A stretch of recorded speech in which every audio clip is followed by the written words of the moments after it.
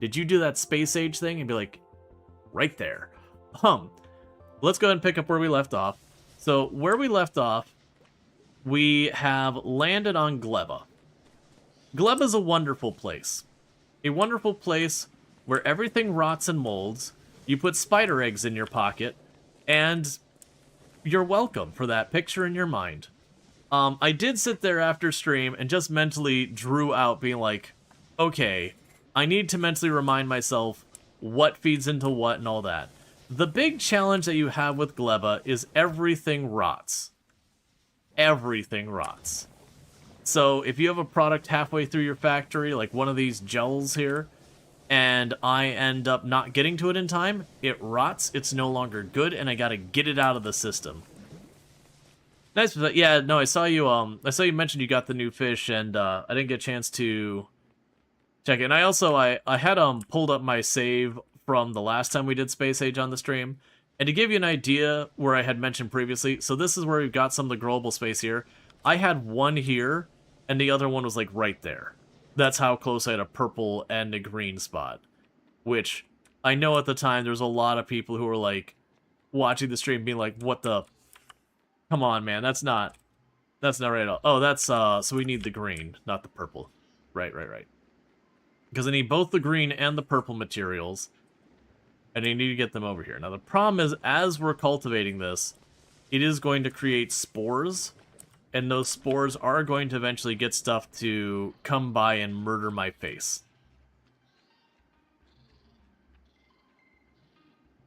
So we're probably looking at that as my next location. I'm not loving that. That's actually a pretty good distance. I don't think I could do much with this middle area. But that should be workable. So let's try and get another one of these agricultural towers and just start wiring the two of them together. That's going to be rough because, again, everything rots. And I believe, because, let's see here. Yeah, because I need bioflux to be able to, wait, technology artificial soil?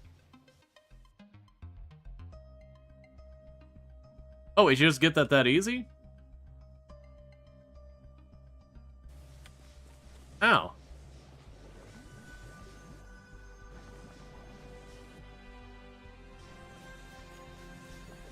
Okay.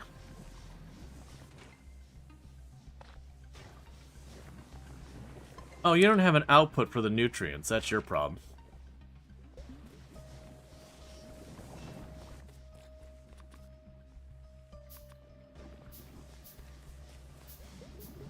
I'm going to try really quickly here.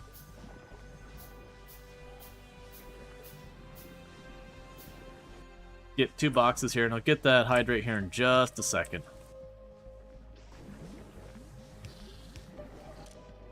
We want to filter this. This is the thing you're going to do with everything. Is you're going to, like, almost always...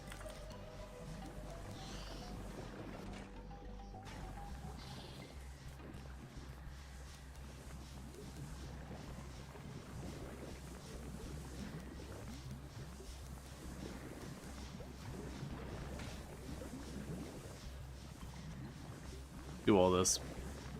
So let's try and clear out this buffer for a minute. Because, can I pocket craft that? That's an important detail, I guess.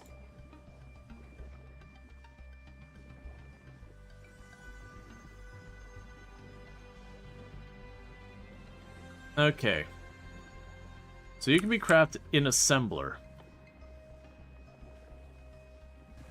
We need slightly more steel.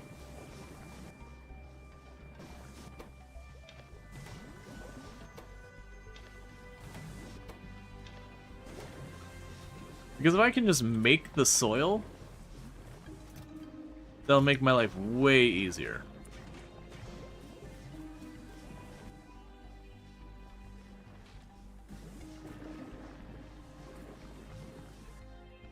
But the catch is, we can get that working. Because then I should be able to go down here and make myself a spot of one and a spot of the other. If that's the case, then I can just find a place where I've got... I can't remember if I can put it anywhere, or if I think it has to be on the, like, just regular old purple. Because then if I can just find anywhere where the purple and green are right next to each other, like here, I can plunk it down there and over there, and make myself my own little artificial biomes down there. And I have this weird thing where I've got that way over here and this over here, and it's not really usable. It looks like it requires a lot of nutrients.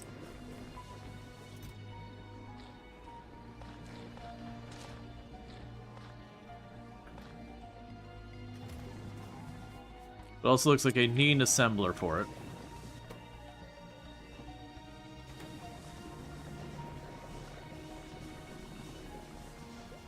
Alright.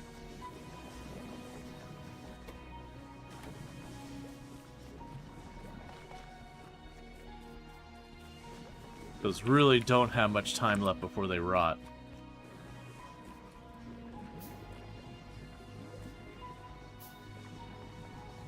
Okay.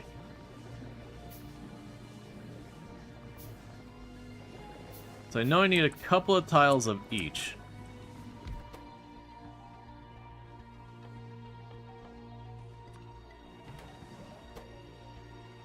Oh, I misread that. So I also need the Yamako seeds.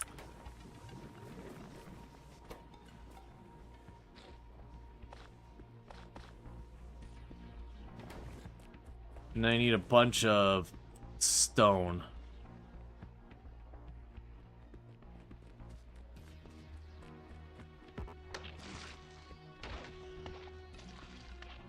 Alright.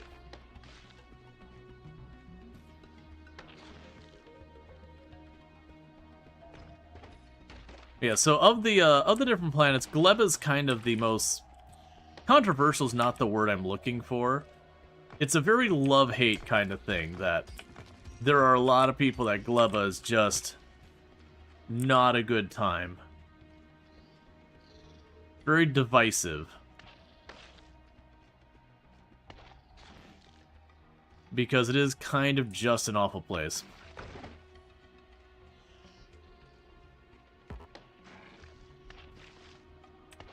Well, I figured what I'd probably do is just try and get the minimum set up to, just be able to grow, like, one plant. Then we get one plant, I'd keep feeding it back into the building and just let it slowly burn up until I start getting a little bit extra. And I could just put the logic being like, hey, when this has 10 seeds in here, you're allowed to divert seeds over here.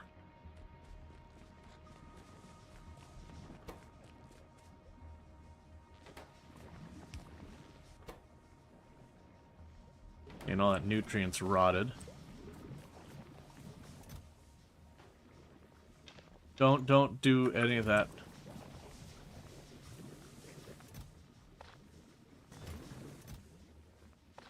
Do that.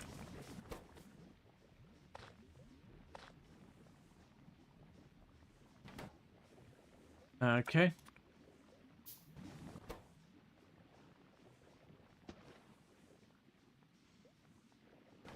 How much do I need per one? Is it 4 or what? 5. Okay, I'm nowhere near ready for any of that.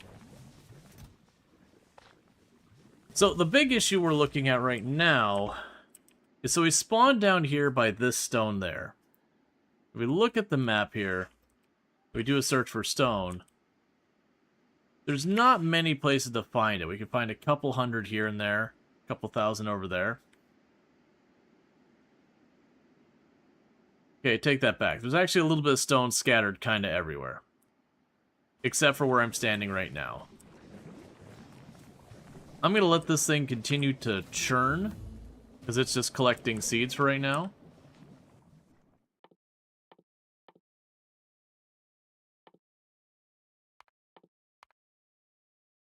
There's nothing else I'm worried about right here.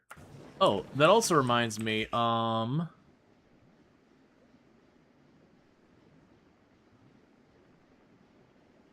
Tana Force hanging here. Traveler 2.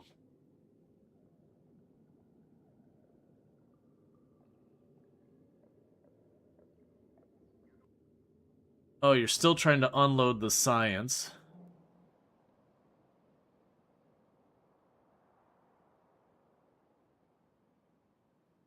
Where are you at?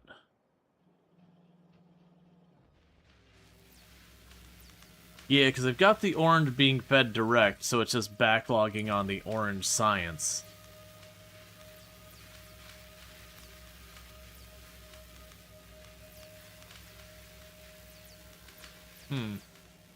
In hindsight, it probably should have made buffers there. We'll probably fix that later, but right now I'm not going to worry about it. Meanwhile, you're churning away just fine.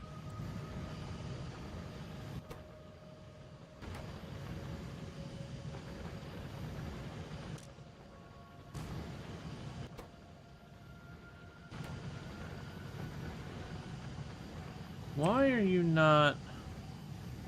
Oh, I see. I've got a mistake.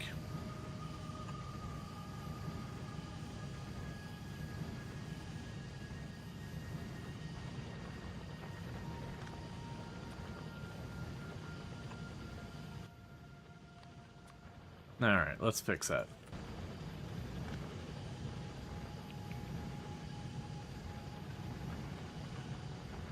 Because, yeah, that'll get that sorted out so you can keep the reaction as going. Will you keep this belted or switch to bots once you get them there? Gleba, usually I end up keeping it belted. Just because with Gleba, the amount of all this you end up dealing with, you just tend to have a need for, being able to get, reliably feed stuff out as fast as you can. Like, I'll probably end up setting bots for stuff like making the mull kind of thing, the inserters and that kind of stuff. But as far as the actual process of, like, making this or that into each other kind of thing, those I'll end up keeping belted because when anything goes wrong, I need to be able to just shovel away all the extra crap.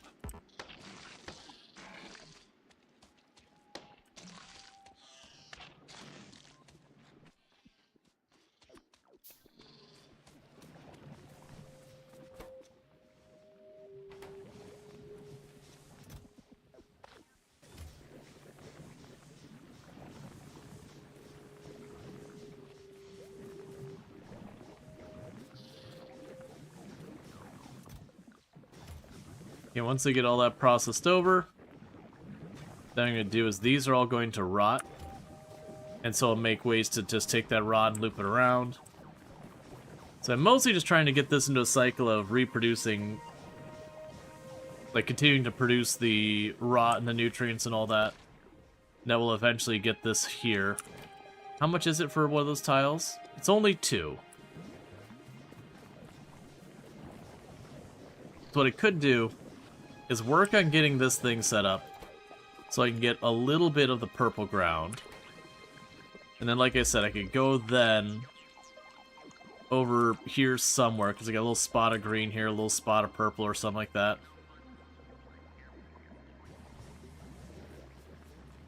Oh, we're on a new planet, yeah.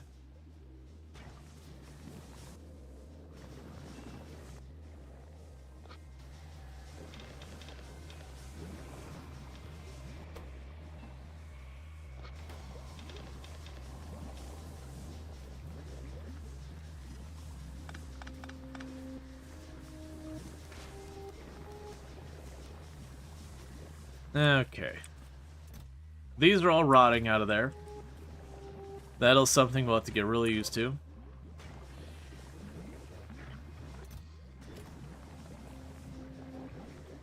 In the meantime, I'll need more conveyors.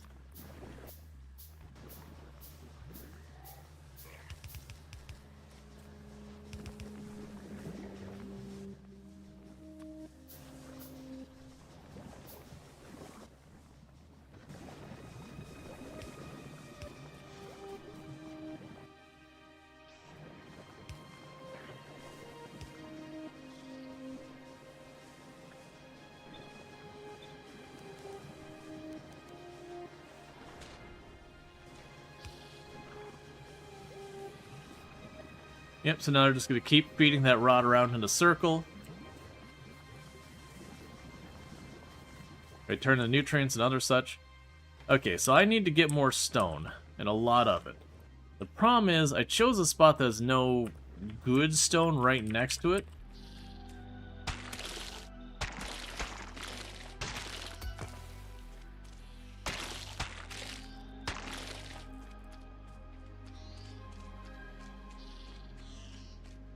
I'm gonna find, like, the tall coral-looking things they give stone. I'm trying to avoid ripping up all of the stuff that gives me the bacteria.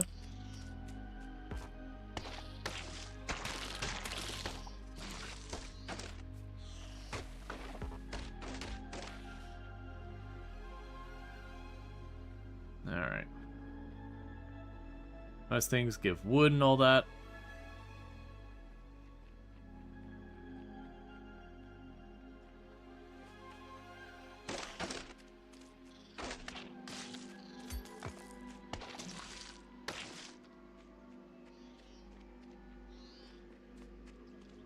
Alright.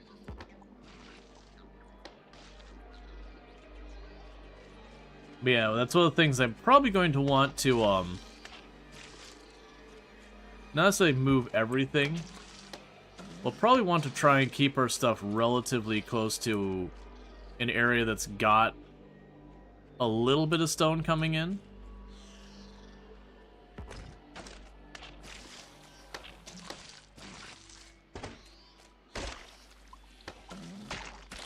Okay.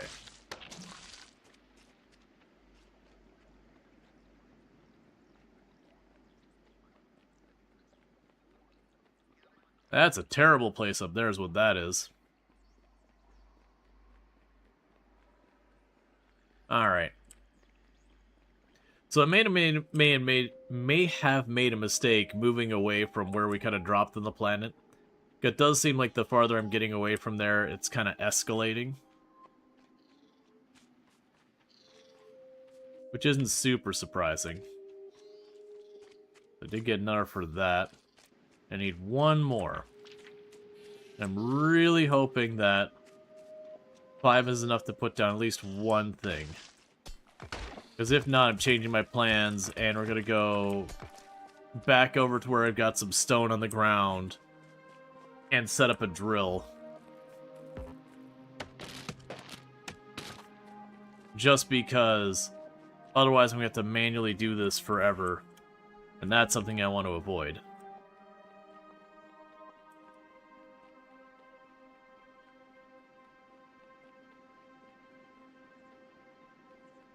Yeah, because we spawned in down here, I believe. Yes, I think right in this area down here. Yeah, it's all green over there.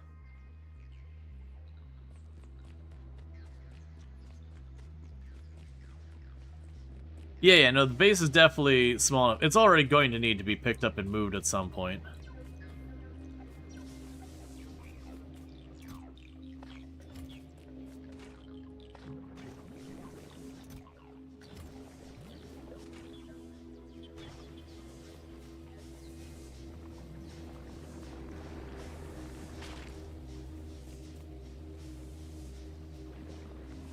Yeah, and we're already running into the situation where,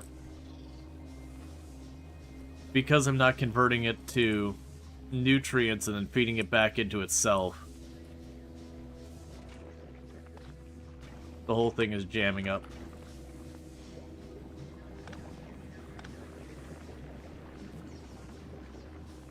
Just keep doing that for right now.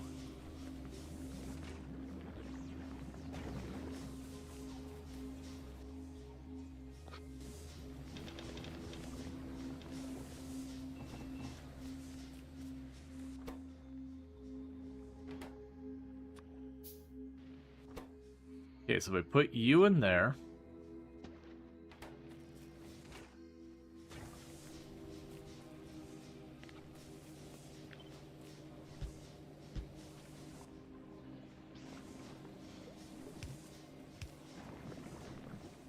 And check you down here for a minute.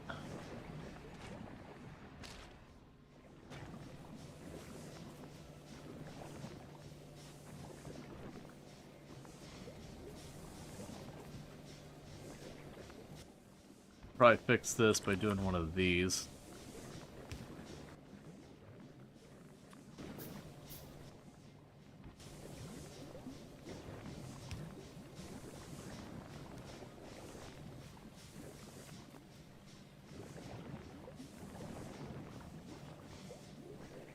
Okay.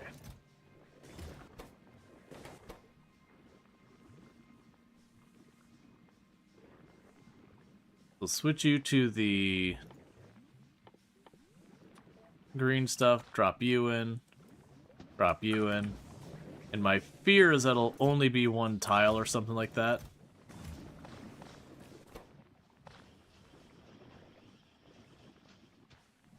Okay, so it gives me 10 tiles, which is solid. Cool. So what we'll do here is we'll switch you to the other one.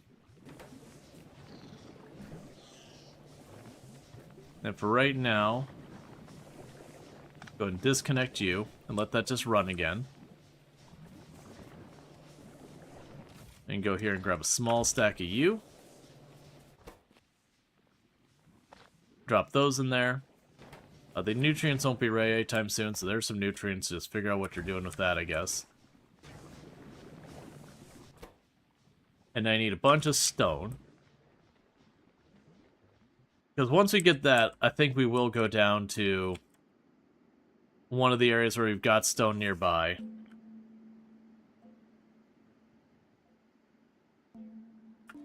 I'll just run over here and start banging on rocks.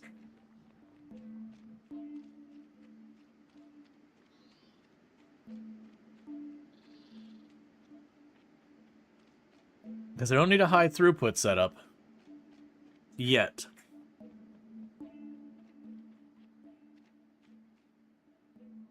Where's that stone? It's around here somewhere. Down there. I don't need a high throughput setup. I just need a setup. But yeah, so I could find a place that's got a bit of stone.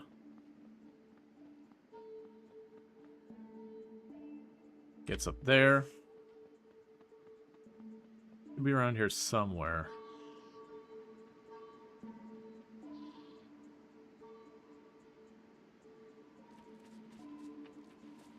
It's only like 3 tiles of stone.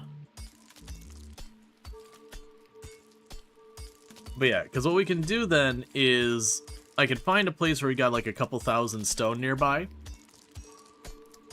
We can make our tiny little artificial biomes.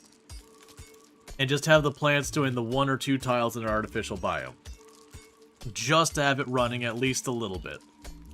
And then once I've got that figured out, I can turn around from there and we can start expanding and all that kind of stuff. But that's going to be the first step, is just getting someplace set up where I can get stone to be able to make those pieces of ground, and then have both the stuff nearby. Because this is one of the plants you actually do care about having your resources close by to you. Because most other plants, who cares? If the uranium's 100 miles away, you just chuck it on a train, it'll get here, it's fine. But in this planet, if your blue stuff or your purple stuff's, you know, really, really far away, and you gotta, you know, transport it by a conveyor belt, it's already like 30% rotten by the time it gets to you. And it just makes everything in your whole factory have to go that much faster. Gleba is the one big counter to the normal playstyle of the game, just because you can't infinitely scale without consideration of timing. Like having some boxes get just full of junk so that you can later use it is totally fine on the other planets. But in this one, that just results in lots of rot. So there's a lot of interest that goes into that. Now I know just hand mining this is not the greatest. I'm just trying to get enough to make 5 of the platform, because then that's the minimum I need to get both the red and the green stuff. I might have to grab like just a little bit more just for the actual like arm thing. But then once we have that, I should be able to make a sustainable system. Because what I need is, to ultimately set things up, I need 2 planters, and I'll need the biolabs to convert their output into the jelly and the mash, to then have it convert into the bioflux. And once I've got that kind of going on, once I have bioflux in the system, that kind of opens up everything, because I can use bioflux with the bacteria to make more bacteria, I can use bioflux with rot to make sulfur, I can use bioflux with the it was with the eggs to make science. So it's kind of getting that whole initial operation of just that. Now the catch with this as well is I always need an output. That no matter any building I have, I need a little bit of space so that I can get any rot that shows up because timing gets off or things get backed up, that I can extract the rot, bring it around, and dump it. On top of that, almost all these buildings need nutrients going into them too. Which becomes a whole thing.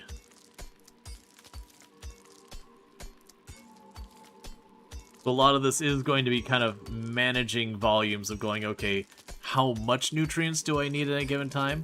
Well, I want my nutrients production to be kind of in tune with that, so that I keep the machines roughly running without creating tons of extra nutrients that just rots on the line. Like, rot in itself is something useful. It's just you can cause yourself a huge backup with that. Let's also check the arm real fast. So you need another 50? Yeah, so grab 50 more. And then that should be enough that I can make both the arm and the other artificial ground. And that should be enough between the two of them for me to make it where I can grow one of each of the things I need for the bioflux, process those into their subparts and the jelly. Then we can process those parts into the bioflux. And then you get the idea. We'll start scaling up the factory. The big... I've already... No, I need 300. That's right. And then we'll be good.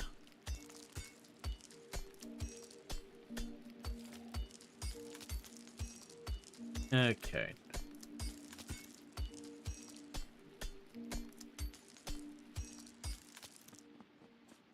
Alright, so let's run over here. So yeah, so for the arm, I would need some steel. Yeah, so once we get a little bit of steel for the arm, then we can have the two arms going and all that good stuff. And as well as ones you can scale up to the moon, but it's also as ones just like on Novice, that as you scale up, the natives get nasty. And the natives on this one are very different. The biters never really change much. You've got spitters, and you've got biters. They just kind of run at you and do a little mild ranged attack, or they just tank hits and then try and slam their face into you until you die.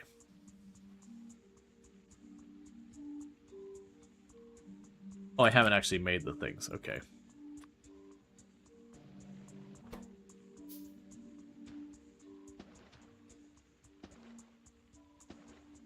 So we've got that. We've got the seeds. Okay, so with that, I'm going to do this whole thing again where I start outputting this.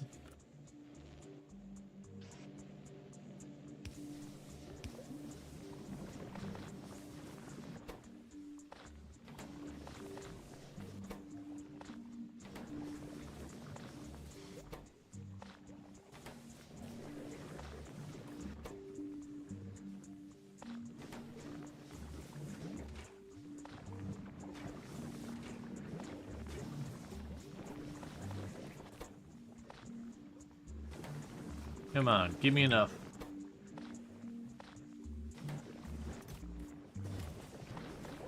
We can just get enough here.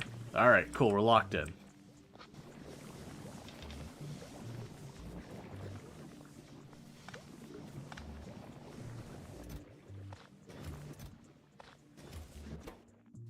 Let's yoink you up for now, yoink you up.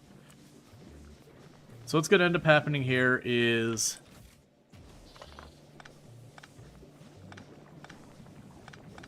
I am going to be moving this whole factory. The one thing I want to do real fast is get a little bit of steel going there. And like I said, we're going to yoink this up. And I think, let's see where we've got stone on here.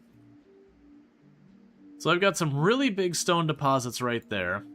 There's a couple of big ones over here. There's a big one over there. There's a couple big ones up there too. Hey, Blind. Thank you so much for the raid. I do appreciate that. We're playing in mold and putting spider eggs in our pocket. I hope that brings you joy. But welcome in raiders and all that stuff. And I hope you had a good time with Blind playing some Dwarf Fortress. Really good time with our fellow member of the Halcyon Frequency stream team, the team that I'm on. But plays a lot of stuff like Dwarf Fortress and Caves of Cud and all those kind of games. So if any of that sounds good to you, you can find that over there. But yeah, so we're just living our best nightmare life real quick. But yeah, so we're playing Factorio when we just started Gleba, which is a planet where everything rots. You put spider eggs in your pocket, which hatch, and it's bad. And thank you you, know, Eric for subscribing for it's 1 fine. month. And thank you, Eric for the Prime Gaming sub. I really do appreciate that. You only get once a month to use it here, so thank you so much for that. I really do appreciate it. It means a heck of a lot. But yeah, no, I hope you had yourself a good stream. I also understand if you got a raid and run, like, you know, got to do your self-care, do your thing. Obviously, you're welcome to stay and all that. I'm mostly waiting to just get a little bit more steel out of that, and then we're moving. Because my intent is I made a little bit of artificial ground. I'm just going to try and find a place where I can put this all nearby. Because on this planet, everything rots, you kind of do need to consolidate stuff. So... Hype.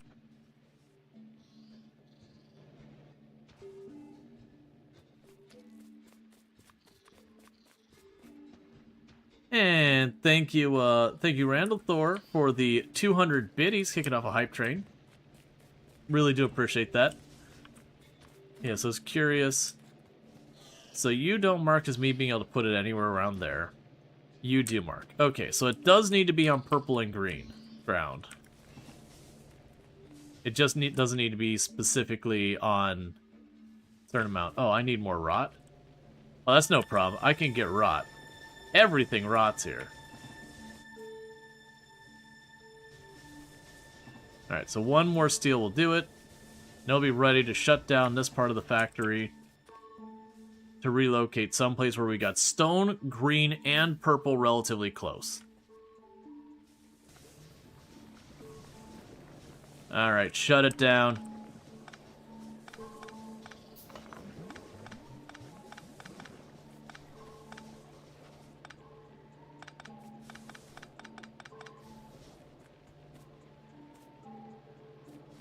Okay. So I'm just trying to pick it all up. There's a chance there'll be more rot than I can carry on my person in here. That's okay if that does happen.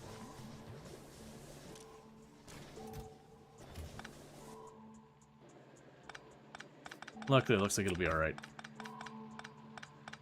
Yeah, so I want to grab everything out of here.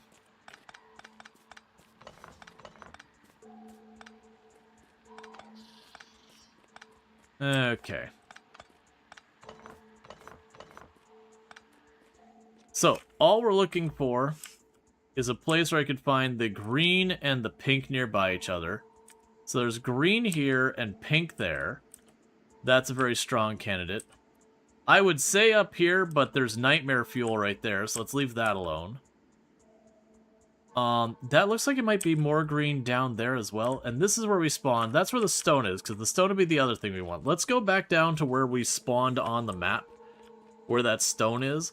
If that's green just southwest from where we spawned, that might be a good spot. Now I've got a couple of tiles of, you know, the artificial soil. I should be able to kind of choose anywhere we see the green or pink and then just start plopping it down.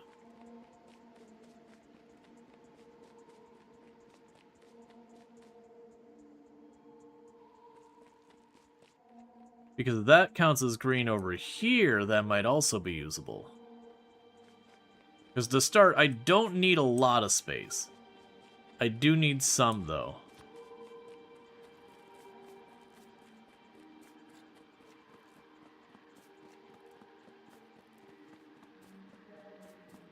Okay, this is not counting as green.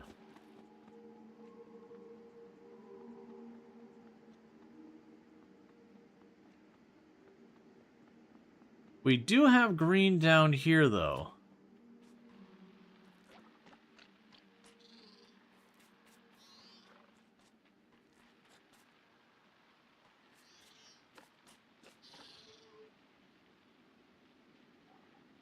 Where's green marsh?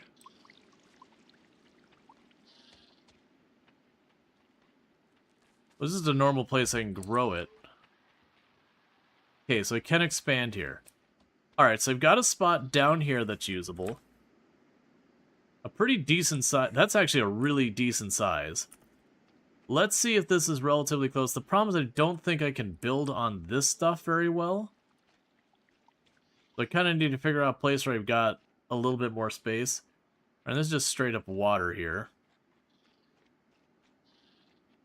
Because that's kind of what we're looking for, is I'm looking for an area. It doesn't need to be on top of each other, but just broadly in the same area. Thank you for the, oh no, hype train's still going, my apologies. I thought, the graphic update I thought had just ended. Yeah, so we got the purple, we got the green, but in this particular area it's all water between. There's stone up there, so that's what I'm trying to find, is a place where I can get access to the stone and the green and the purple. Because the stone I'm going to need to make a bunch of stuff. And all this is going to get tacked. I'm honestly probably still going to need to be building up on this berm. It's a shame a lot of this didn't count for our green. Thank you so much for that hype train at level 1, 44% with one gifty sub, or one sub gift, whatever. And 200 bits. I do appreciate that support. It means a whole heck of a lot, so thank you. We're just doing a little bit of scouting before we commit to a spot. The other thing I'm going to do really fast is while we're waiting that, let's go look at Fulgora. Did you ever finish my armor? No, you're waiting on super capacitors. And my super capacitors are made over here, which is waiting on green circuit boards. And is completely and utterly stalled out because I've been consuming absolutely all of the green circuit boards. Did you?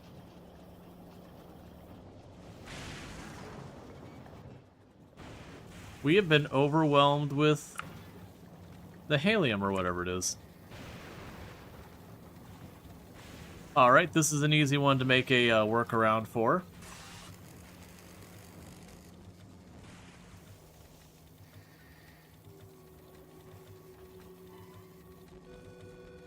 I was thinking in my head I could just pass it over, but there's not a box there. That is a very weird thing to have backed up. So, the helium thing is this over here. What's going on? So you are full. I am not used to that being backed up. And you're full. Just keep going, man. Just keep filling. The best problem to have too much helium? That's the thing. It's like, look, it's like, wait, really? This is what's backed up? I was expecting it to be like, when I didn't see the green circuit boards, I thought I was still cannibalizing too much of my blue circuit boards. And as a result, they weren't getting ground up to get those materials.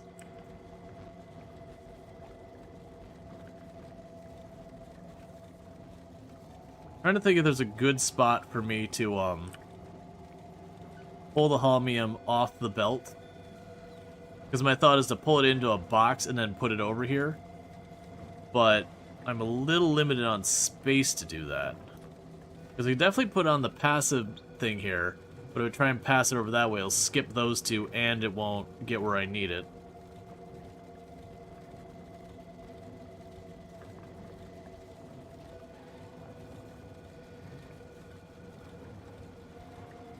Huh.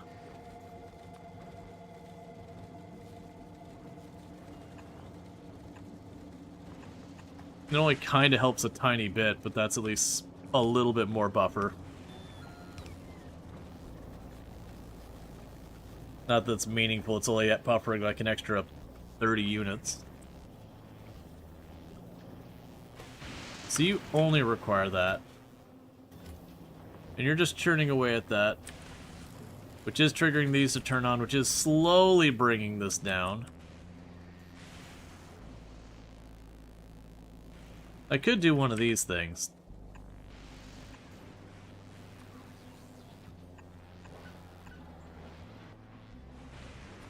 Use filter.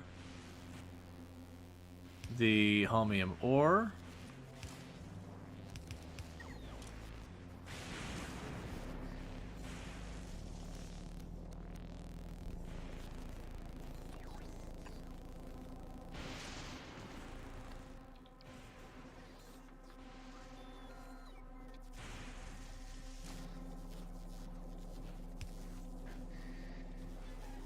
You know the meme, but getting close to needing setup quality?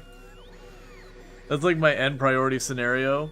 The one thing I will allow to block everything else. Yeah, it's like the holmium was like, okay, if you're gonna be the thing that backs it up, that's at least a decent thing to have to be contending with.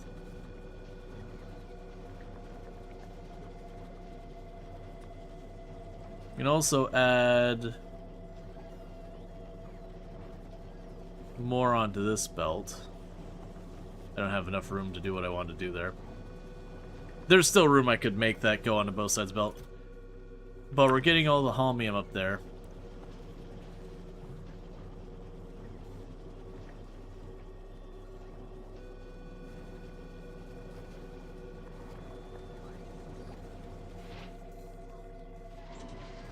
Okay. So that should start unsticking things. And you're full as well. What else do I use holmium for? Is there something I can get a lot of this holmium out of here?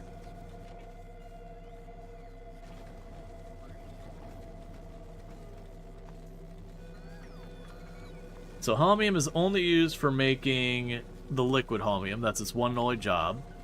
And the liquid stuff is only be used for making electrolyte and the plate.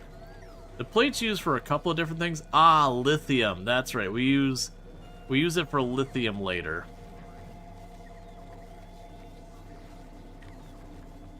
And the electrolyte is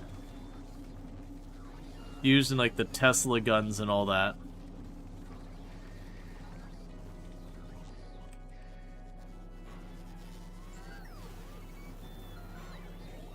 And little by little it is unjamming.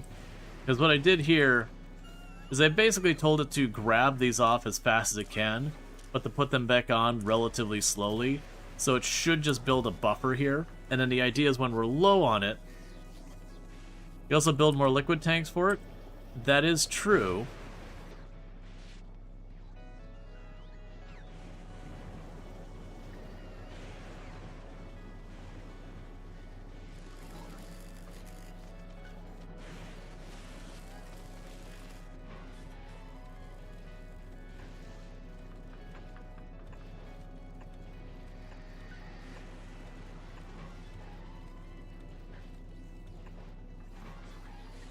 Alright.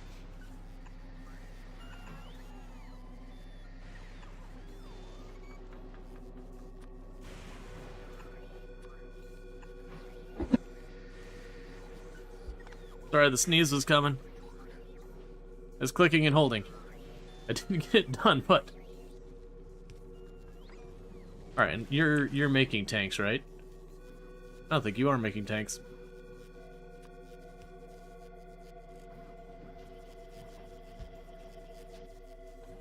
Okay, so...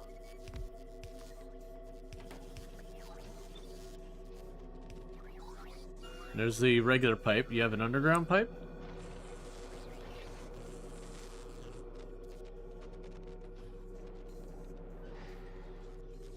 I don't think you're making underground pipe either.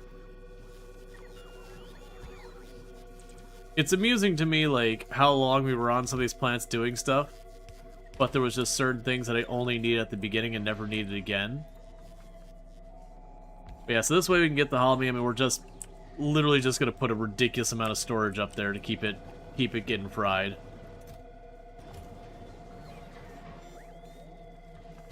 And so eventually they should get those built. Maybe. How goes the pink science? We're using it as fast as it gets there.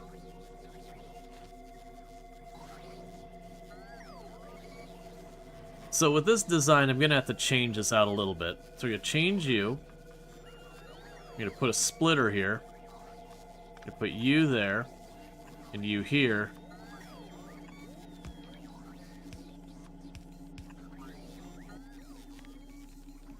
And then do that. Otherwise, I'll never get the capacitors over there. Alright, so anyways, back to what we're doing here, which is we were scouting for a place.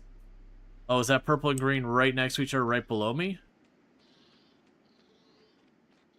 We're trying to find a place where we can get at least both of these relatively close. I got really spoiled with my very first time doing Space Age that I found two like right on top of each other, because that's a really good green area. That's a pretty good purple area. But this lake makes it pretty useless, and there's no ground anywhere nearby.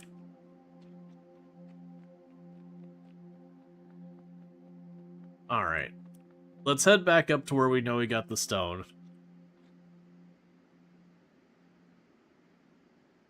And you being there ruins that spot pretty good, because, well, I mean, even then, that's all water I can't build on. Like, there's so little buildable space over there. Oh, you know I'm betting? We can landfill a lot of this, can't we?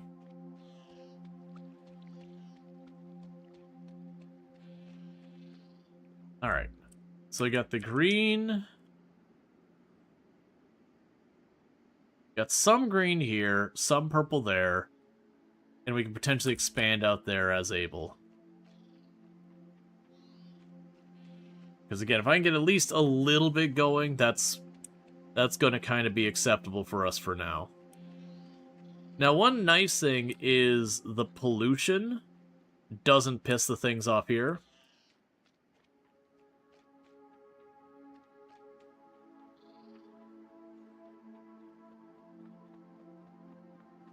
Yeah.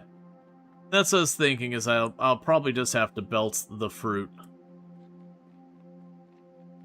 Because I want to say it's when you turn the nutrients that its shelf life dramatically falls off.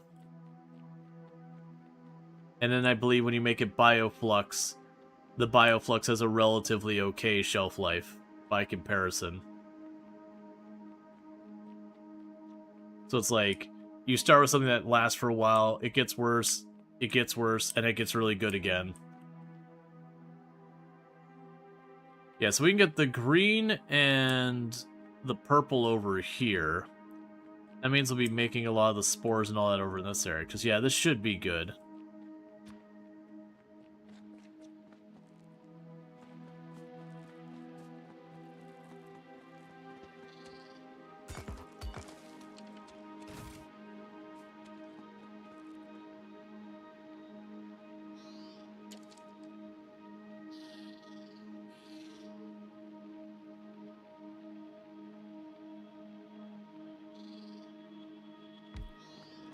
We can start with this.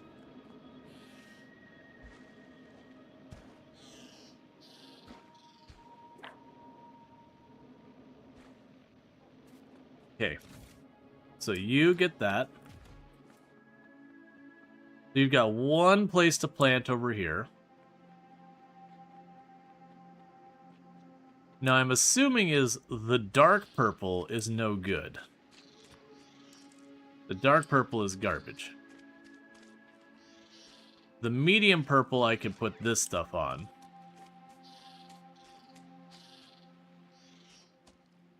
And then the bright purple is where we could just do stuff.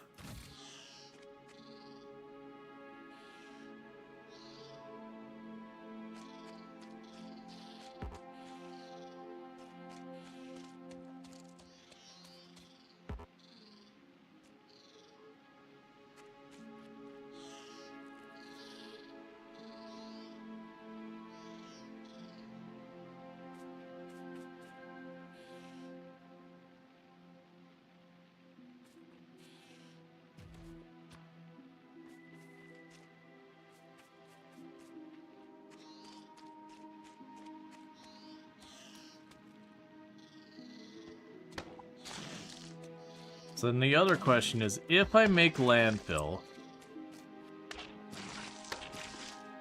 can I just landfill the water? Because I'm assuming we can.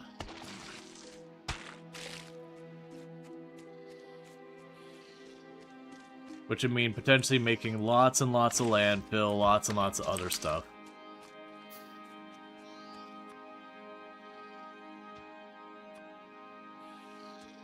Yeah, so I can landfill all of that. Alright, so...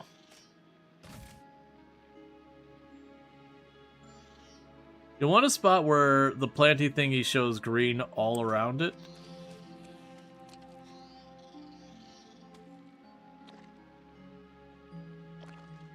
And then landfill the middle of it, I guess, and then make a path out?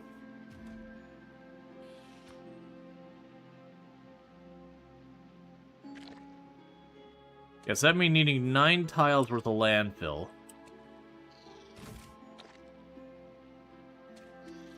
But for the moment, I'll just start ripping this up while I look around.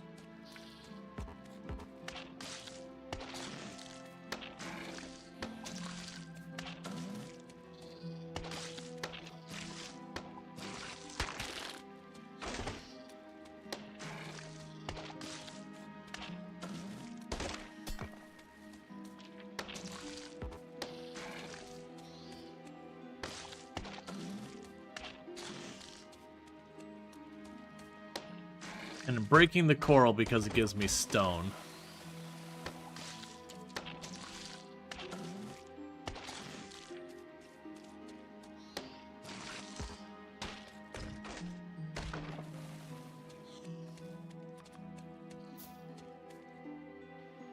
Yeah, so getting 9 of these like that is going to be a whole thing. I kind of feel like for right now... yes, you can make that green. All of this is usable, that water is not.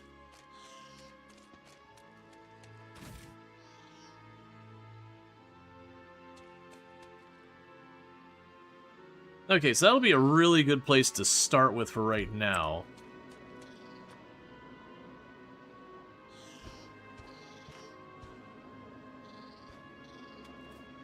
Yeah, so work on... right now, I'll have that one. It'll have the one up here. So ultimately what needs to happen here is I need to start getting these figured out on both ends. We just got to get conveyor belts bringing them all together. That does mean we'll be over here probably for our actual setup. Because this ground I know I can build on versus the rest of this I don't think we can do much. Say, okay, so I can build on this blue ground here.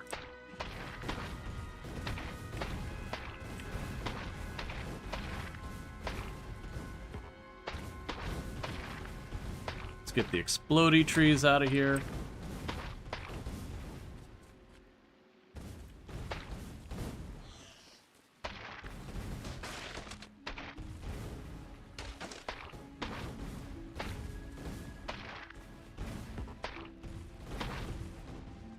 Okay, so what we'll end up doing is that'll be where the Yamako gets in here, and that'll be where we get the brain, whatever the heck they're called, in here. Let's make them at least lined up so I don't... cool. And somewhere in the middle here, after I get rid of you...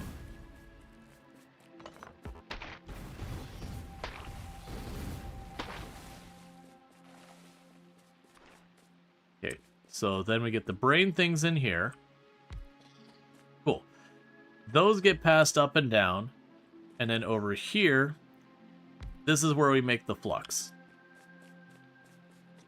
In addition to this, though, we're going to have to deal with rot and nutrients. So I suspect we're going to need to do a decent amount of stuff with the rot and the nutrients. So we'll plan for that to be processing rot into nutrients back there. Once we have the flux, we can start doing stuff with that. So, like, somewhere over here, we would start figuring out our bacteria reactions and all that. So, the next thing we're going to have to do here is I will end up needing to get power on the system, which I think I'll just shove over here for right now. Actually, yeah, we can just shove over here for right now. And let's see here. You can go ahead and put your thing there. Grab a couple of steam engines. I can't put them quite there, so I'll put them up here.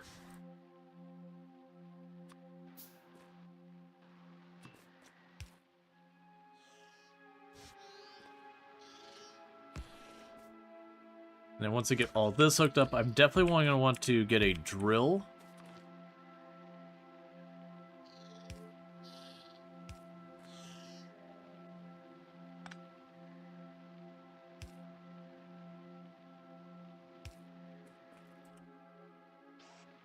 Okay, and you'll be where the rot and all that goes in there.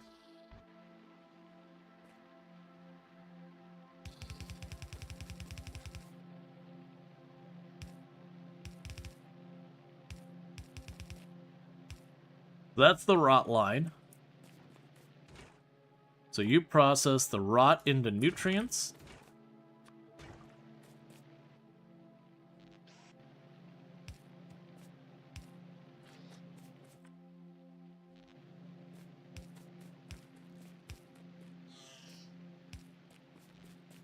Okay, so you'll turn the rot into nutrients. You turn Yamako and the Yamako mash. You turn the brain into jelly. You turn the two of those into... Where are you at? You're here somewhere. Into bioflux.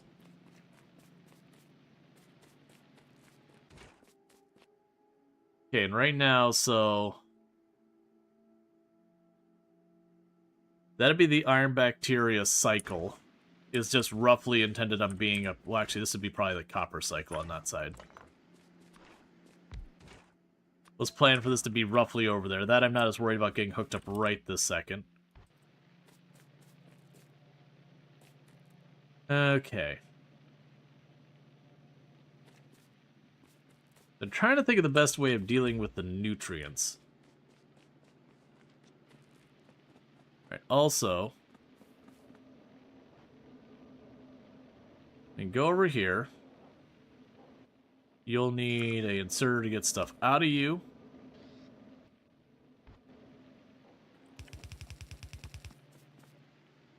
Have to bring that over here.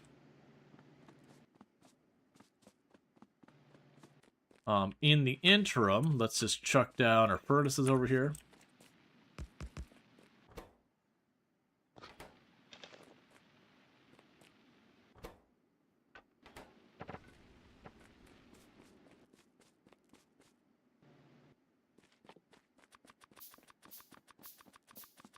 Alright.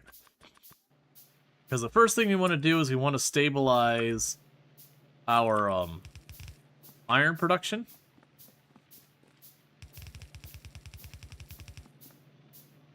Because once we get our iron production all sorted out...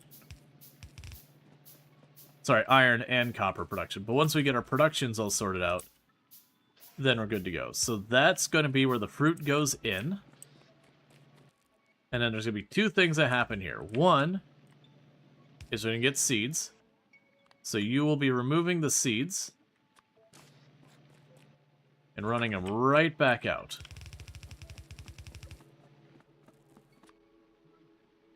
I don't actually want to make the faster belts yet. The faster belts are definitely a luxury I'd love to have.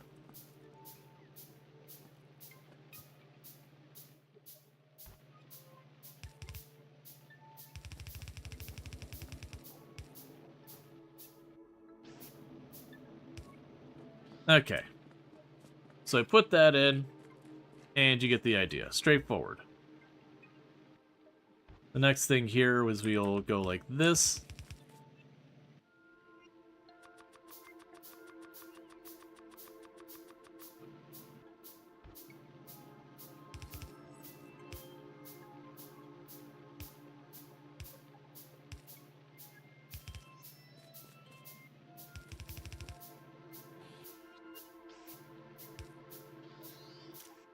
Okay, so you'll do the jelly out.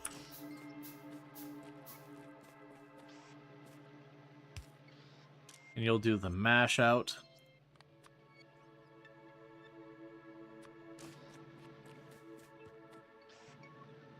And then that'll get put in there.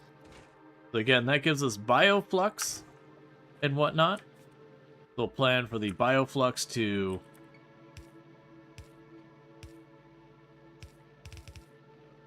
Honestly, for right now, I'll move it up there.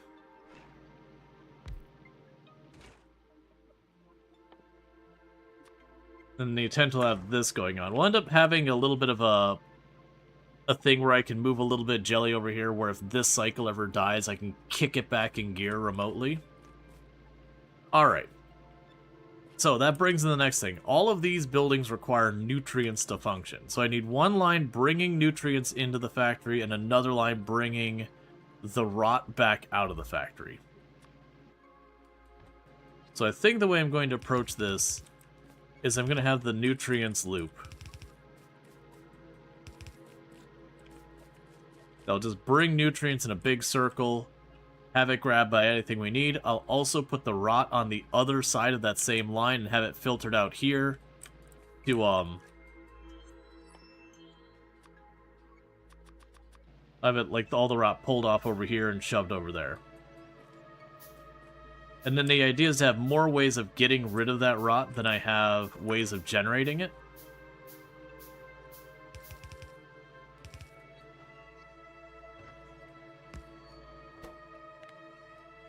Alright, so you will filter rot.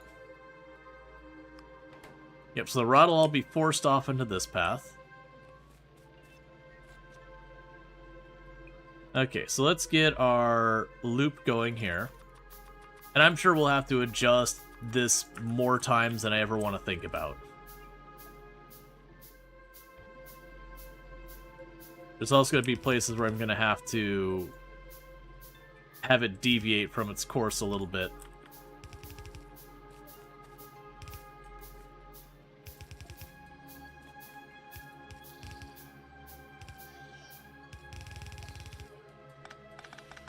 Because one of the other challenges here with this loop is, if it gets too long and the belts aren't fast enough, then the nutrients will just rot on the loop.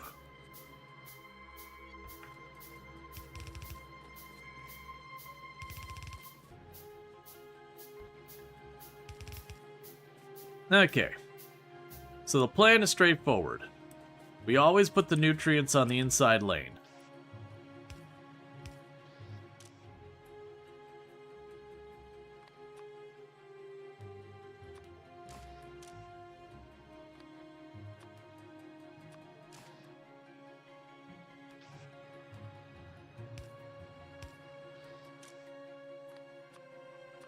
And just like before, I'm giving them kind of a primary, hey, make sure you feed each other, so it doesn't have to go the whole way around for this one to get fuel, or for that one to get fuel. Okay, we'll need some undergrounds in here.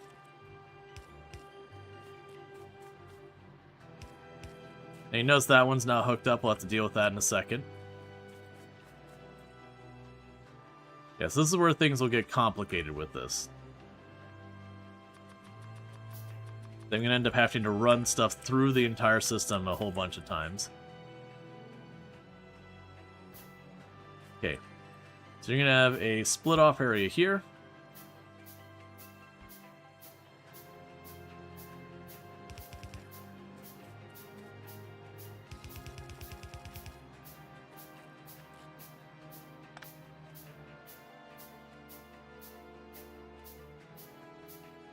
Make an underground there.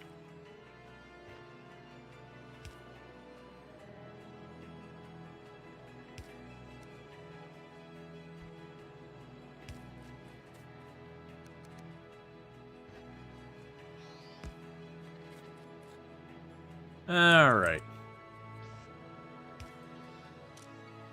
So you'll put the flux out there.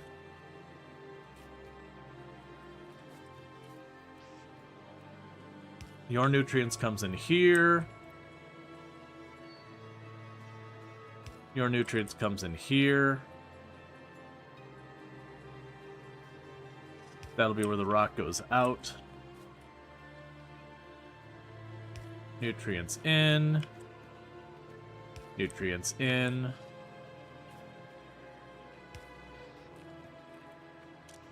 So rock goes out here.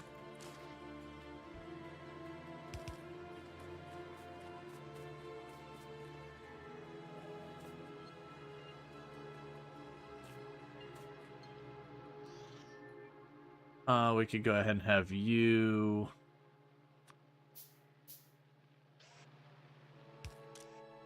use this for rock goes there. So rock gets passed out here. So that should handle that whole bit. We'll also need places where we could take the rot off of this line.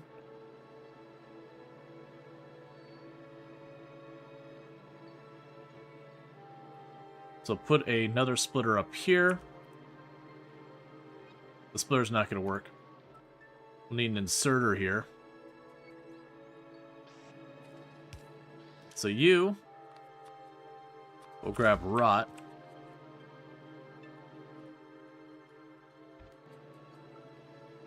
So the nutrients is on the inside line still. So I actually need to get it over here. I'm trying to think of the best way to do that.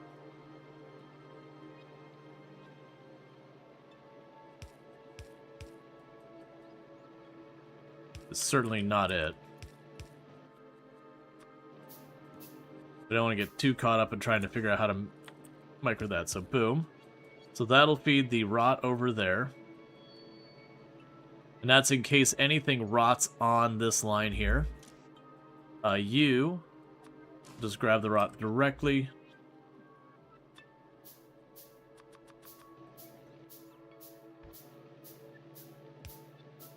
And feed it there. So you got your nutrients coming in. You got another one where I need the rot on the outside lane, so let's go ahead and do that.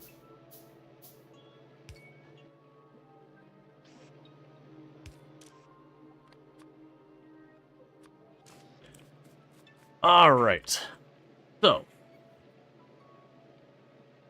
I think we've got our in and outs on all of these. Oh, nope, you don't have a rot out.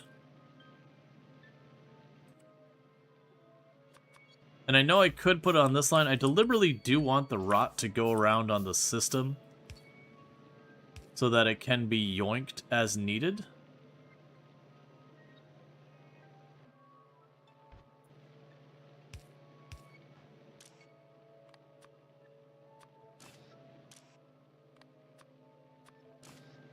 Alright, and this will need a place to remove rot.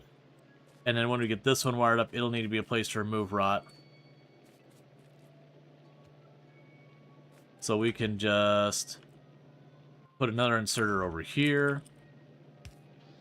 And if it sees rot, grab it. Do another underground. That takes care of your rot. And then you can potentially have rot.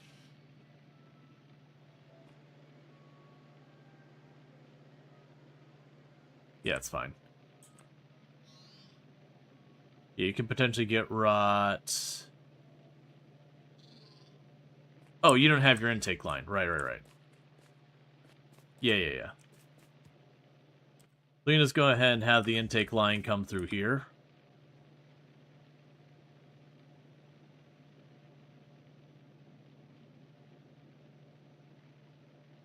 A couple different ways we can do the intake line. Let's go ahead and we'll make an underground here. We'll have the intake line come through here.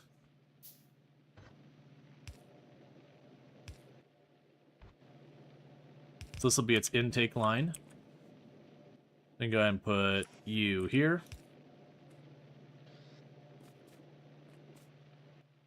And then you'll need probably 2 long inserters.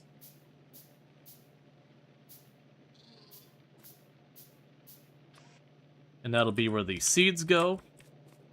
And that'll be where the rock goes.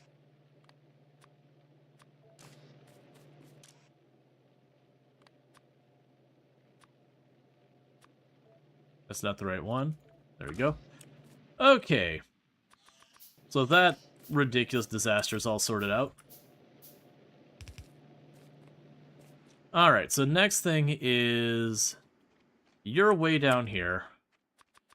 Which is very unfortunate for me.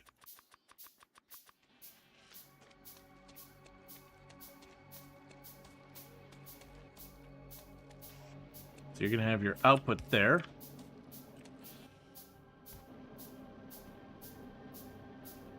It's all water. I can't build on any of this.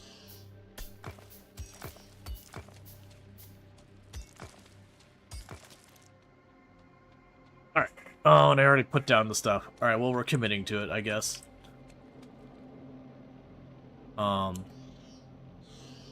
This is minus.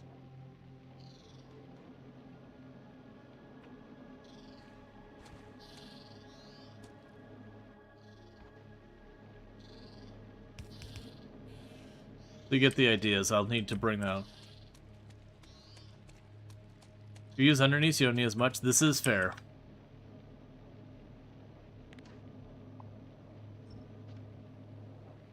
I know there's a way to pick that up without the drones.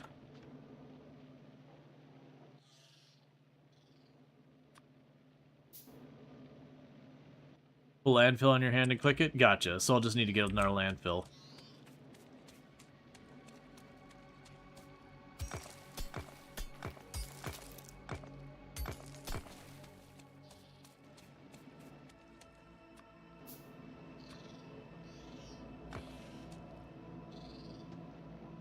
Alright. Then go here. Probably worth jumping up to the red one, because I believe you'll let me go farther. You cost way more material.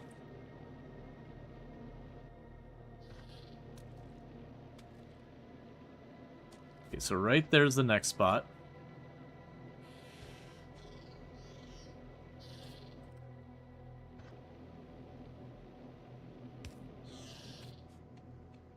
Okay, so we got stuff to do there. Now, the next thing we can do is grab my smelters. And I'm going to move my smelters over here for right now to be on the rot line. To draw in rot and all that.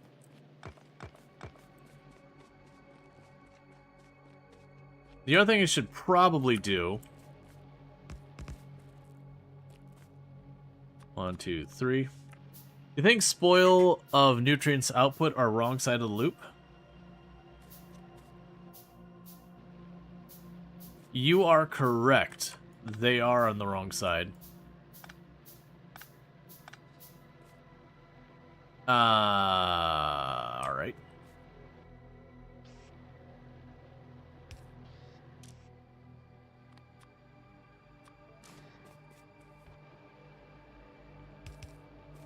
Okay, they'll take care of you.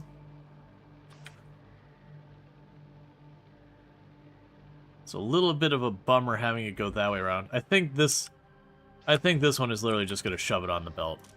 I kind of wanted to do it differently than that, but I don't think it's worth being stubborn about. And these will end up becoming electric furnaces later, where I won't need to worry about any of this nonsense.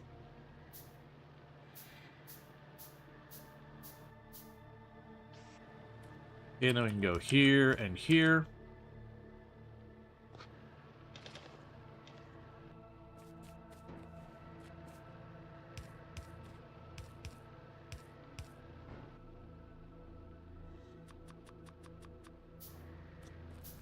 That's not all how I should be doing this.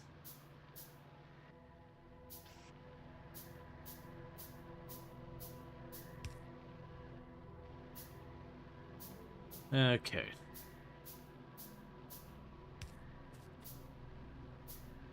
That's what make it so I don't have to babysit these.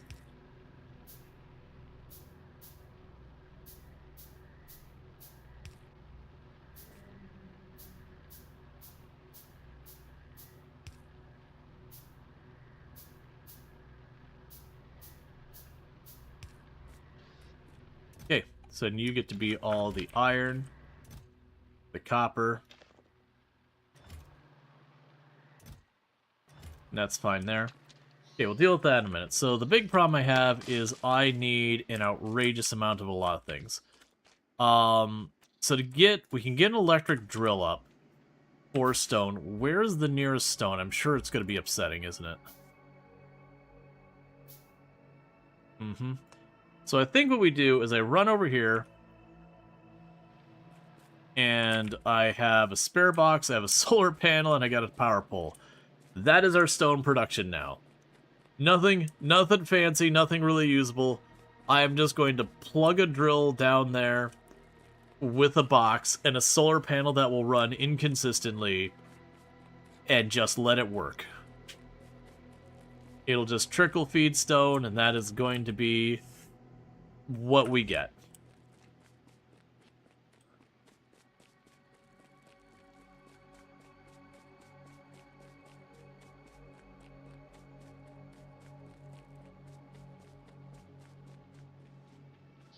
So it's somewhere around here? Yeah, right down there. There you are.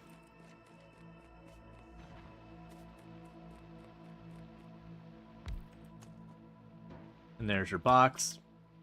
There's the, like, even though I'm putting a solar panel right there, there's your required pole. Have a lovely day.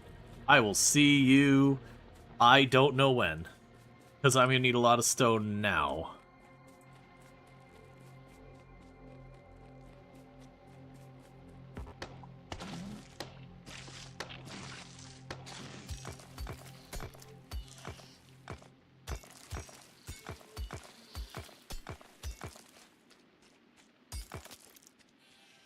Give me your stone.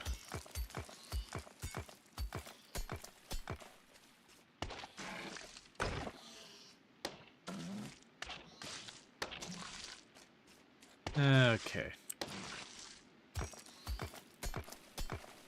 It's also giving me iron for the time being.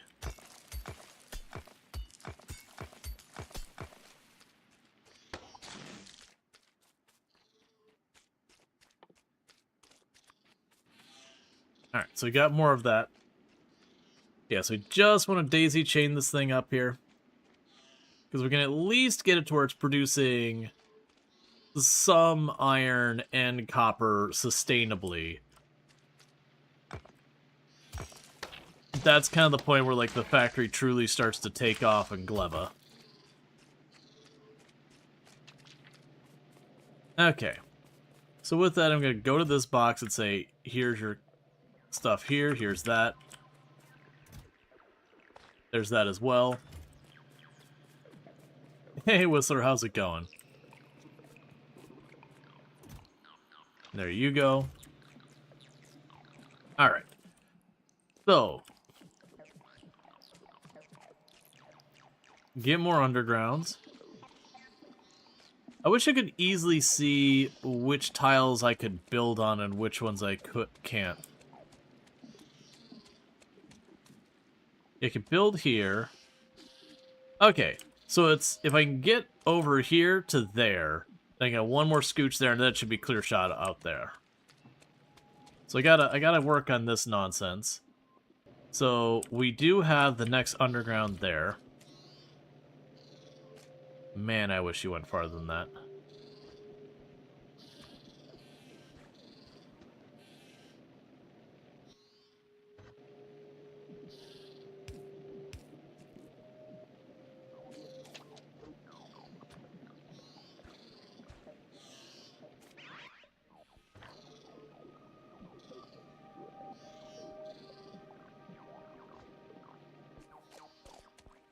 Oh, I had enough for one more.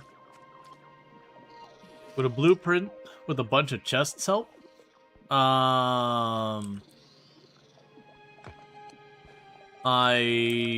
don't know how that would help. I don't see how a bunch of chests would be relevant. Oh, you mean for those boxes over there?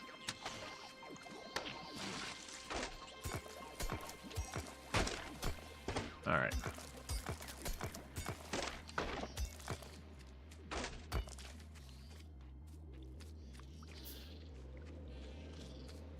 Alright, we're making it over there. Oh, I see what you're saying. Yeah. Yeah, no, that'd be a thing. Isn't the regular Factorio it is? This is Space Age, the DLC. This is the DLC content for Factorio. So when you played Factorio, the original, everything was just here on Novice. With the DLC, they add 4 additional planets that you work from, and you use these flying platforms to go between them that you build. Which, in their right, is a space factory. We got a couple different ones and all that kind of floating around here. Yeah, so we got like a lava planet. We got a zappy planet. Which, of course, the only time I visit here where it's not zapping. Ooh. They're finally making my mech armor. Fingers crossed we have a 5% chance of it being better than the base required quality for the minimum quality. Good thing I had the DLC, but you never left the first planet. Yeah, so the way to think about the different planets is mechanically the game works the same. Inserter still insert, assembler still build, all that kind of stuff. So like functionally, mechanically, the game works the same. But each and every planet kind of flips how you approach things on its head. So like this one, Fulgora, you don't have ore on the ground, like you don't have copper, you don't have iron. Instead, you've got scrap. So it's literal garbage. And then you process that into all this stuff. It just spits it out with random stuff. And so, yeah, no, the tier 3 would have a higher chance. But I don't have the tier 3 yet. Oh, I mean, we do have the tier 3 now, never mind. We recently got it. And we got our, you know, just the base one. That's okay. What I'm going to do is I'm going to tell this to not do more yet.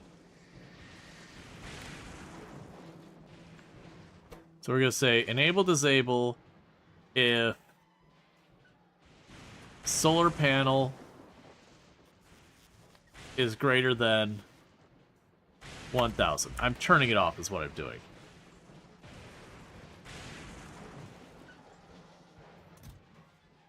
Alright. So with that, what we're going to go ahead and do is I want that delivered to me right now. So we're going to go ahead and grab the Tantive 4, which is floating above head. And we're going to tell the Tantive 4 that you need to go to Fulgora. When you get there, I need you to go ahead and request me my mech suit.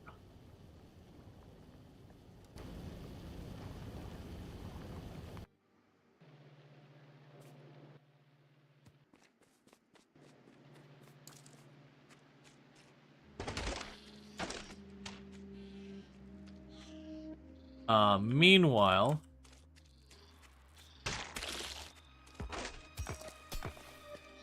and grab all these.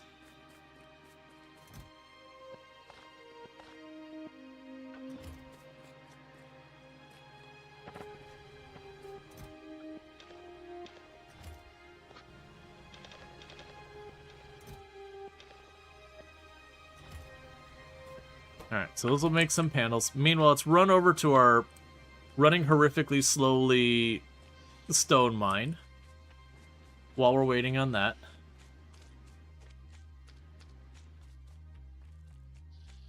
So that way it can have a little bit of time to cook some iron for us. But yeah, once we can get like the looping bacteria where we have effectively infinite iron, then that'll help us expand a lot faster. I don't want to run back and forth to do everything myself manually.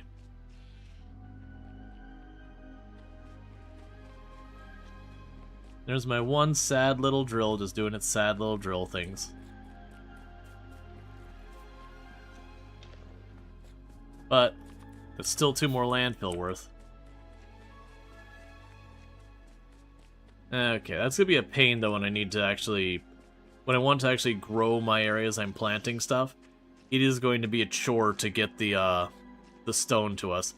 The big thing is the enemies on this place suck. They can get real tanky.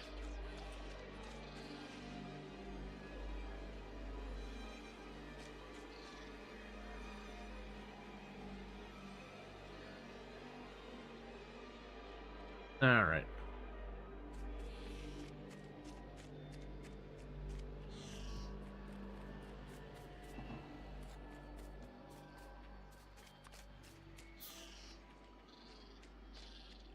And then once I get that, I gotta bring power down here.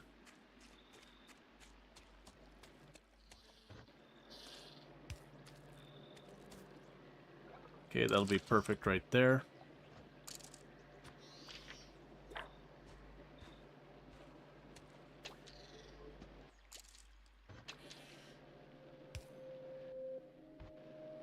Then we turn.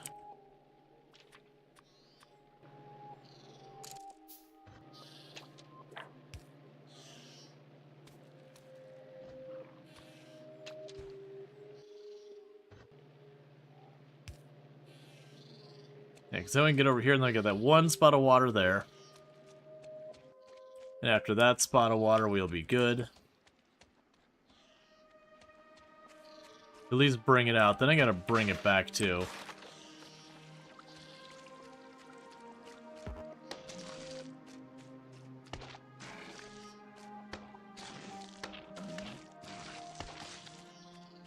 Alright.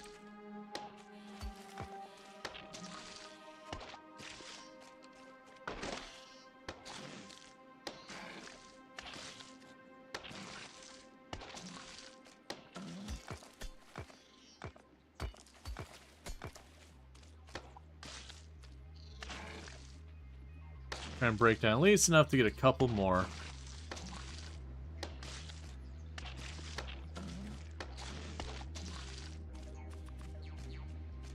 Alright.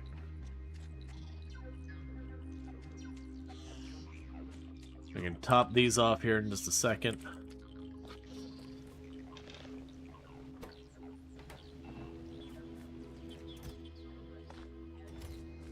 Okay. We got 3 more tiles of this, a couple more undergrounds.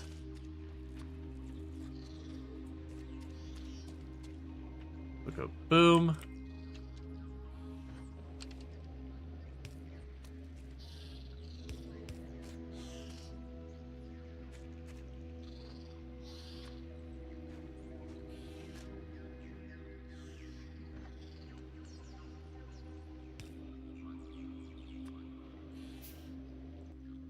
Come on, you're like right here. Just 2 more tiles, and then we're home free.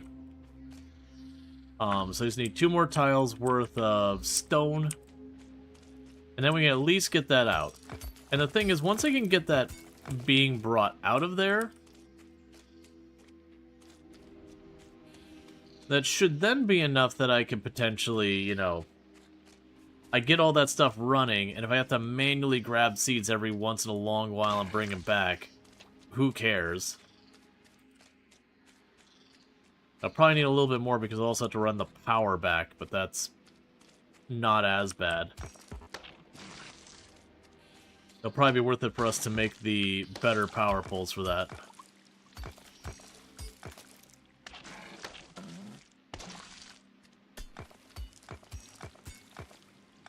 But yeah, no, I really like Space Age a great deal. It does just a very good job. Like if you like the idea of what's going on in Factorio to begin with, it very much does stay true to like kind of doing more stuff there.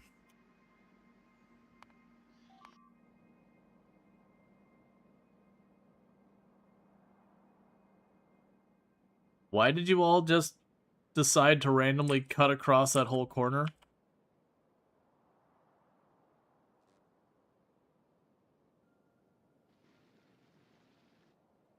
Ah. So you got attacked over here and got damaged, so you brought repair kits and got murdered along the way. That's fine, we got plenty of resources keeping all that running. So other things we want to get going is we've got the orange tech on here. So that's where we get a lot of really cool stuff. We can destroy cliffs, asteroid processing.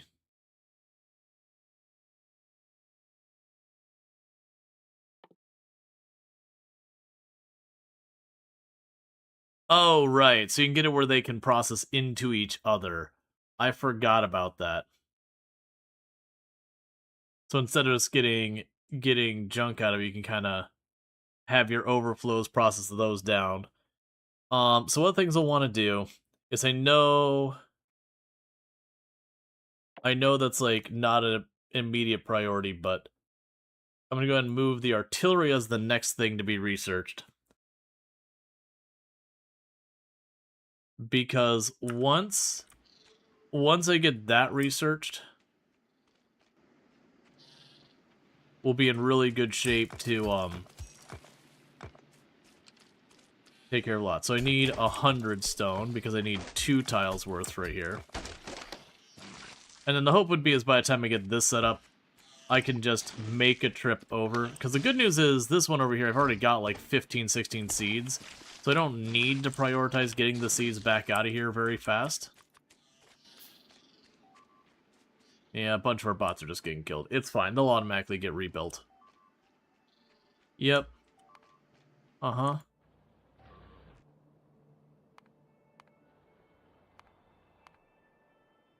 Did you stop? Yeah, because I want to get this set up, because then what I can do is I can put an artillery gun, like, over here and start clearing that out. And slowly start enclosing our base so there's not these big cut-ins like this that our bots can get themselves killed across. That's actually the first time we've had a meaningful amount of bots getting killed that way.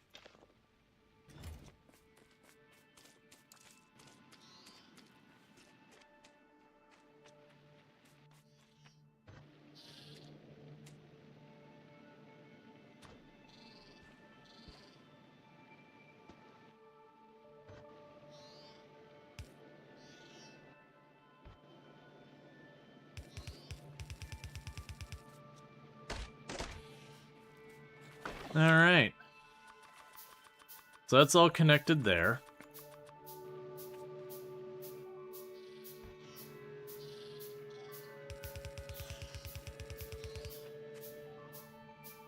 Could you go literally any other way, please? Like, literally go any other way. We make our repair kits up here. I don't know why you're going way down here to get yourself murdered.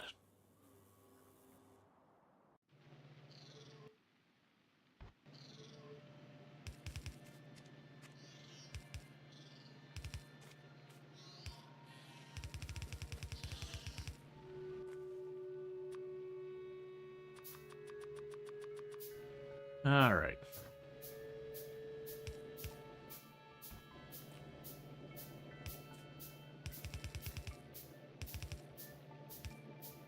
Okay.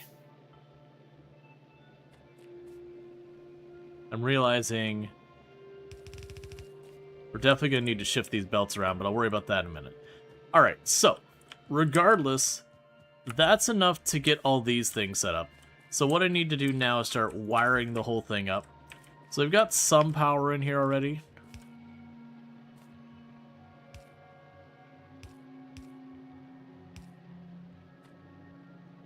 That should cover a bunch of you.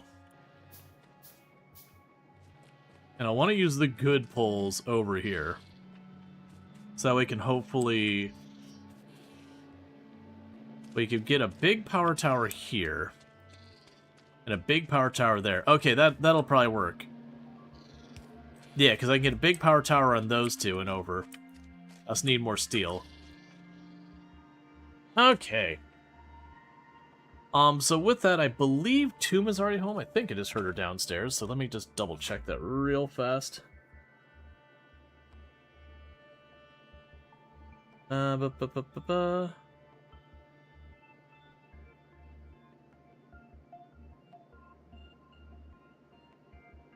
I'm pretty sure she's downstairs already.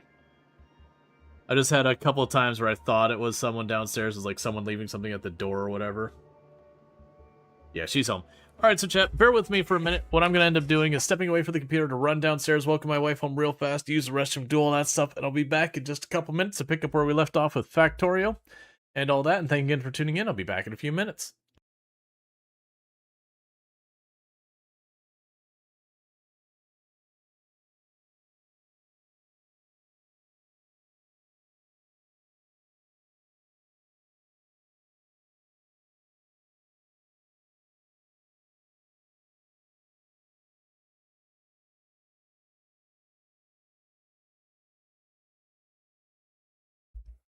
Clip thing? Are you gonna do your thing?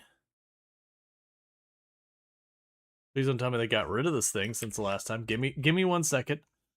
Because I definitely don't want to step away with utter silence for 5 minutes. You're good, right?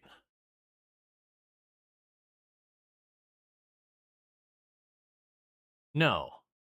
No, it does not appear to be working. Well, that's not helpful.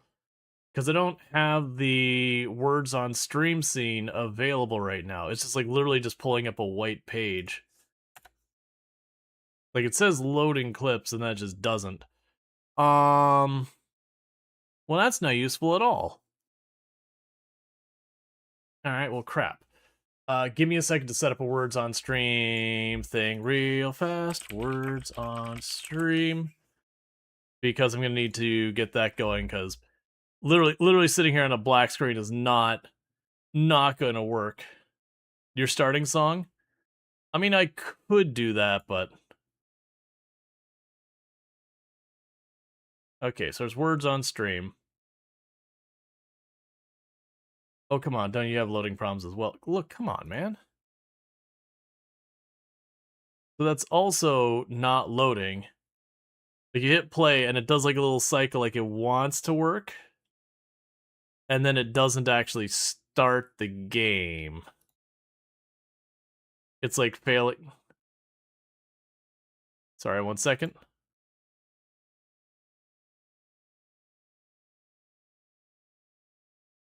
Alright. Game will require you to take actions. Okay, copy the link, do this. Bear with me, because what we'll do right now is I will add a new scene, or new browser scene. Words on stream. Okay. Do this.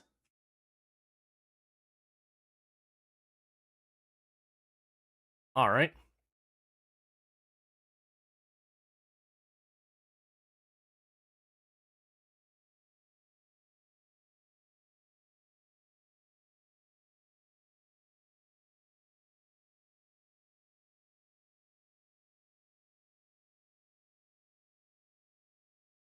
Alright. So let's see if that works. The channel, so I'm concerned. So I'm gonna go ahead and hit start. Alright. And we just need to guess a word. Cool. Okay, so with that, that's what we're gonna go with for the break, because my clip thing broke. Alright, so enjoy some words on stream, and I'll be back. All you gotta do is type in chat the words you want to guess. Can I make you a little quieter? It's literally volume 1. It's fine. Alright, well, I'll be back in a couple minutes, and here, I'll just lower it using the bar there. Alright, I'll be back in just a couple minutes. Thank you again for tuning in. I'll be right back.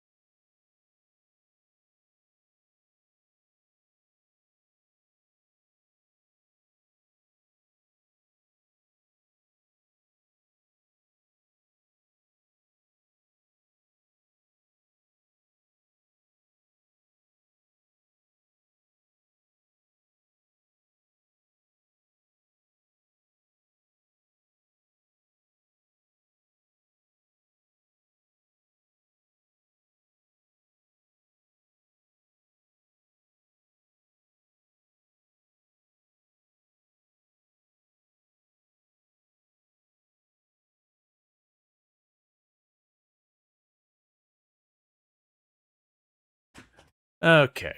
And I'll let that go until you take a loss. I am way behind on what's been going on. That caught me. Oh, let me grab a drink while we're going.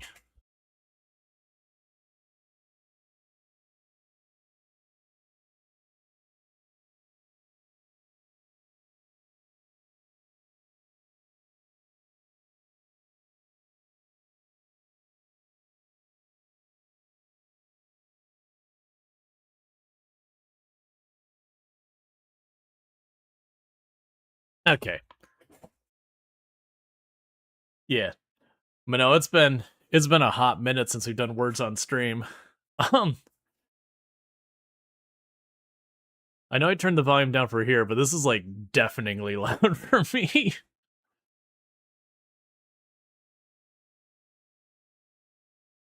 But yeah, level 9. What was the record we had? It was something like level 27 or something like that. All right. So with that said, we're going to be done with words on stream for the time being. I'm going to try and remember how I can make sure this thing pauses and all that stuff. So let's turn you back to manual. But yeah, it looks like Dragon Repairman got first 49. Luxray got tied for that with 49. Scrapco got 24. Luriel got 22. Illispid with 16. Beset with 16. They Leon with 14. And Elder Druid with 14. So we'll go ahead and get that out of the way. Oh, thank goodness. Because I turned the volume down like 50% or so for all of you. But for me, it was just like, like the whole time max volume. Right, so we were wiring up power here.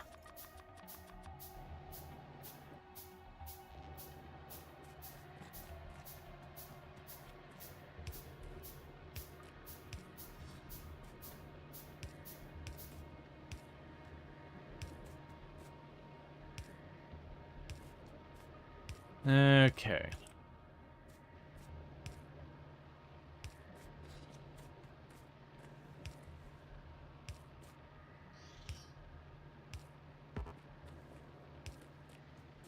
So that's all that. That's all you. That's all you. I think that's all there.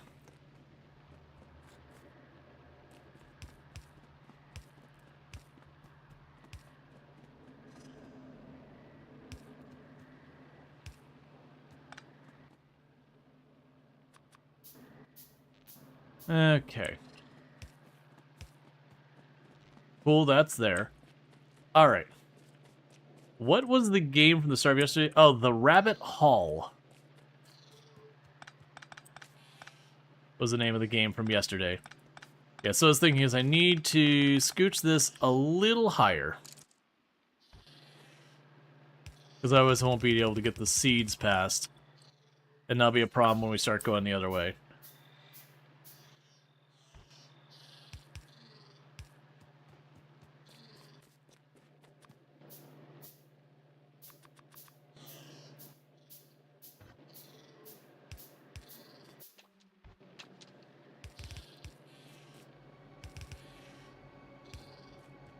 Okay, so more importantly for here, I do need to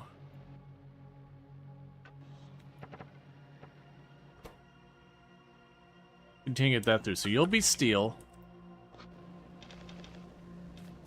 And you'll be that stuff. How do you get good at this game? The way you get good at anything. You start out really bad, and then you do it anyways until you stop being bad at it. It's just... I know that's a meme and all that, but the reality kind of does boil down to that you just do it. It's pretty much what it is. You just do it, and eventually you stop, you start being really good at the game.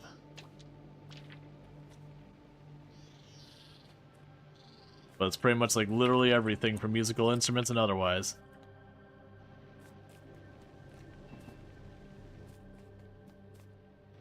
Okay, so just want to get these big power towers set up. And once we do that...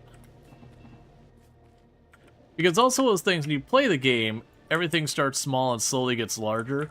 So you'll do a setup and you'll be like, you know, in hindsight, you'll look at your previous setup you made and you'll be like, wow, that was really terrible. But it's kind of one of those things, that's where we all start. We all start with designs that work really terrible and then go, okay, well, I got this bad design. If I change this about it, I think it'll work a little bit better. And you might be right or not. And then you go, okay, well, I did that, and it seems to work a little bit better. Well, if I change this about the design, I think it'll work a little bit better. Until eventually you realize you actually have a good design.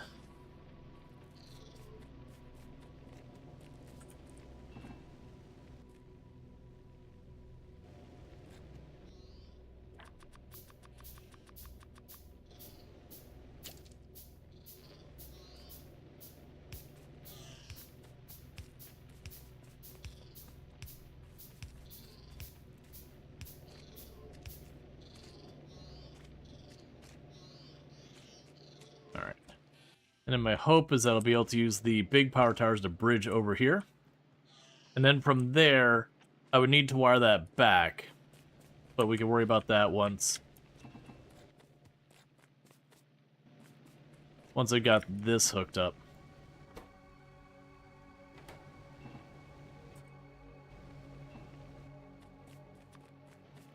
Okay.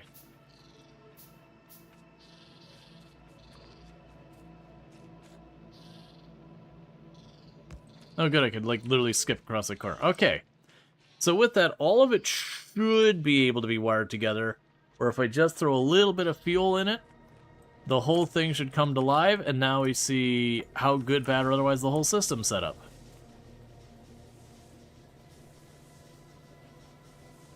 The second one, Darth.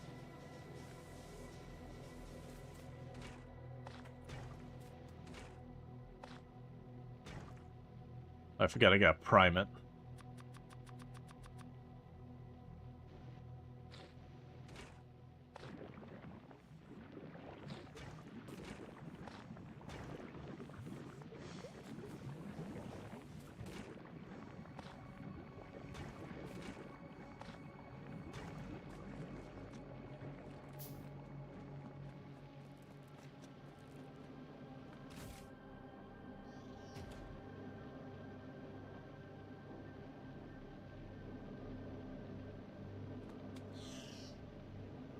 Alright, so you do have it set up. It's just going to take time. I don't know why there's wood. Oh, there's wood here because they tear down all the trees in the area first. Surprisingly, you already have a bunch of that material coming in.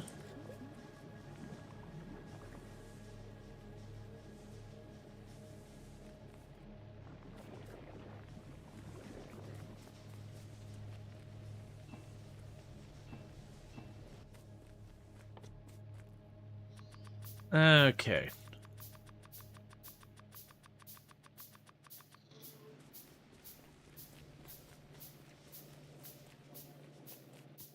I also just realized you don't have an inserter here.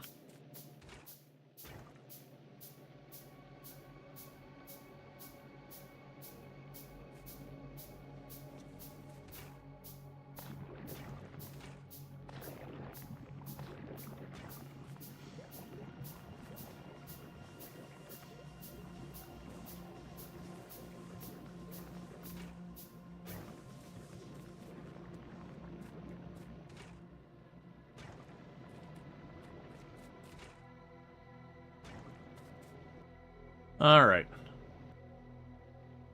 The other things we'll end up needing to do here.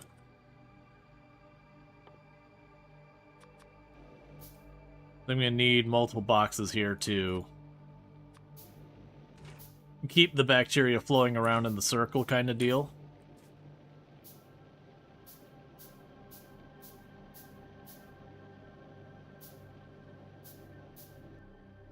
So I can go here and here. Drop a power tower there.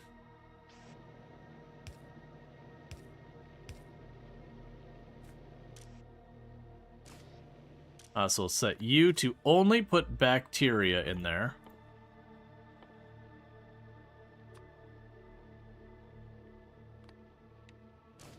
Put fresh bacteria in there to get the highest chances of making it.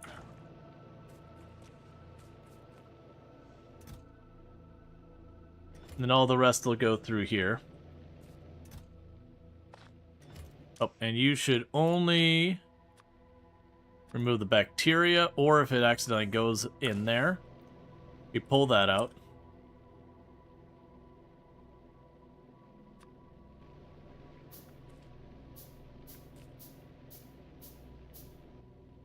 Then go here, and you'll remove any iron. And for right now, that could just go into a box. They'll want to bring that around over here, but that's fine. There's no point in me messing with any of this until the bioflux comes online. Just waiting for you to grow.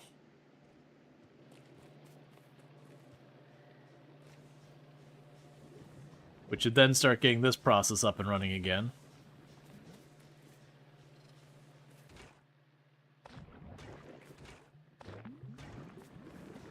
And thank you for the follow. Welcome to the stream.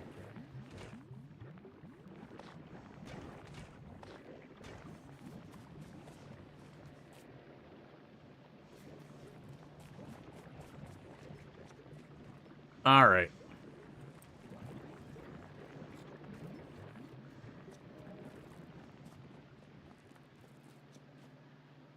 That's right about to be fully grown, and you'll do that. So we'll definitely need to expand that a lot. Especially since right now, the balance of this whole setup is just not where it needs to be.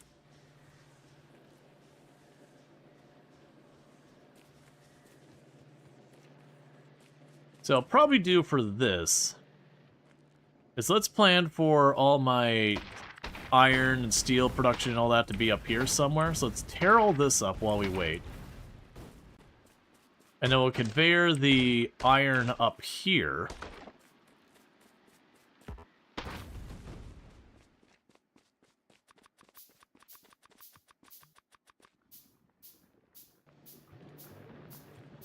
With the intent of then being able to move that all over here. So this would be the iron line. And the iron can go over there somewhere.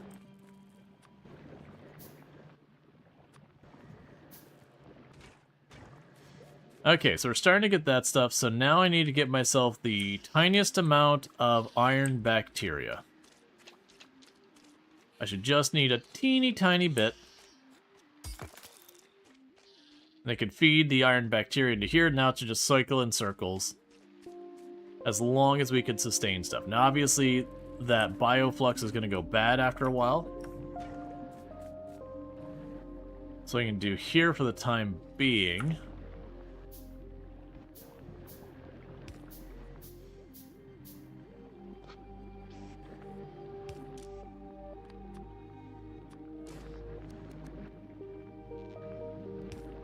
As it goes bad, we chuck it over the fence.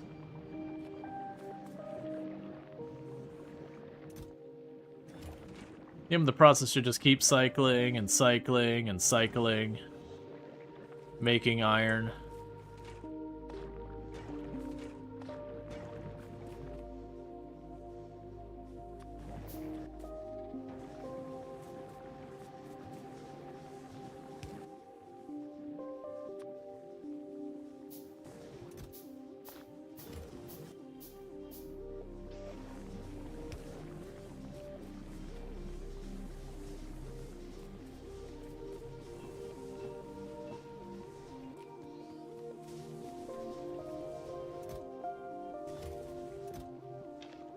Okay. So you keep doing your thing. We're getting our iron plate.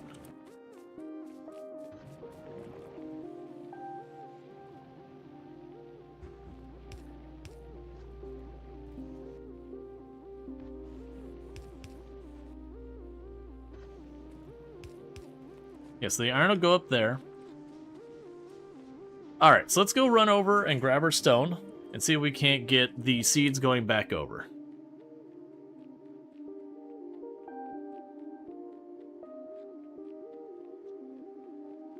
Because now we have the basic setup. I do expect that to stall out and break on me a good number of times. And then the next thing we'll want to do is get the copper online. But as long as we can have it where we keep producing stuff and then running that through and all that, I believe the issue I'll run into is if my agriculture things don't have enough stuff on them, that occasionally we'll run out of rot and the system will shut down not to go get more rot.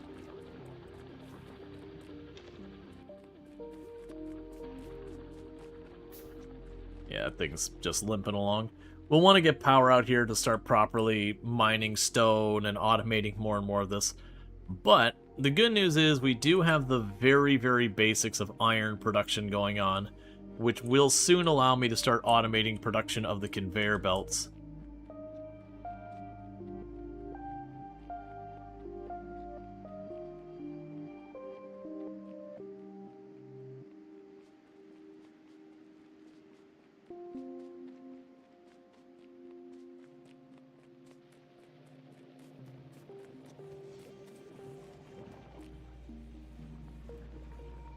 Oh, here. Just a precaution, we'll put a extra insert on both of those.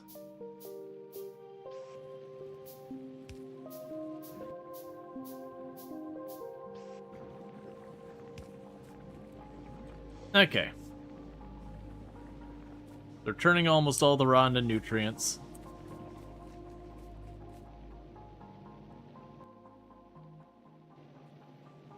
Okay.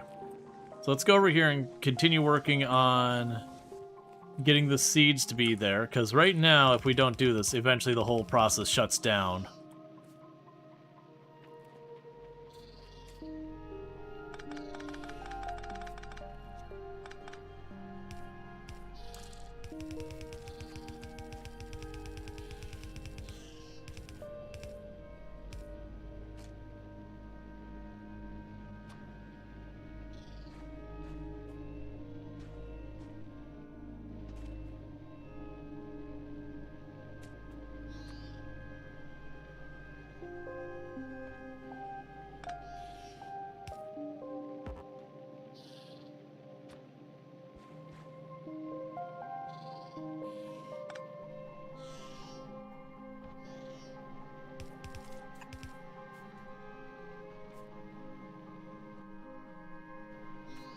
I wasn't expecting that to be considered unusable terrain, but that's alright.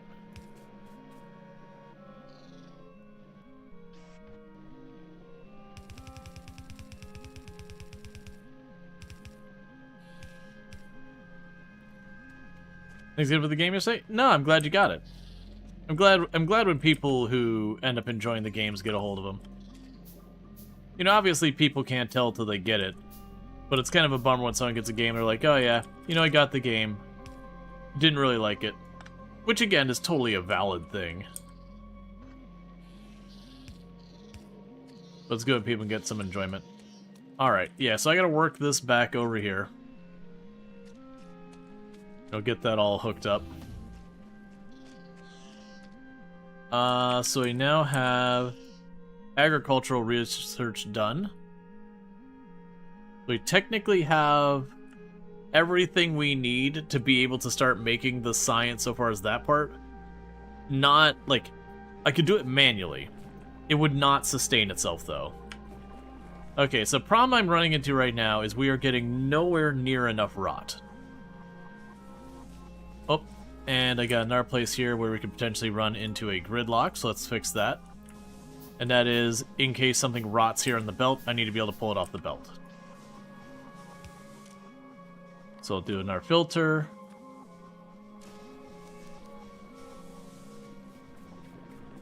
Because sooner or later, all these things rot. Again, there's yours. Okay.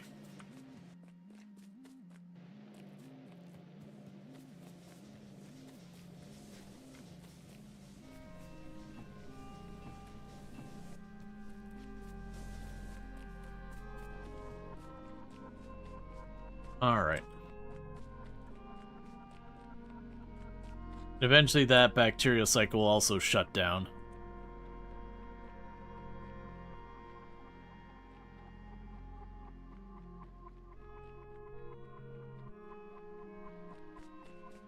But over time, we will do a lot of expansion on this. It's weird. You need the rot for fuel. Now I always gotta remember, because there's some of these things...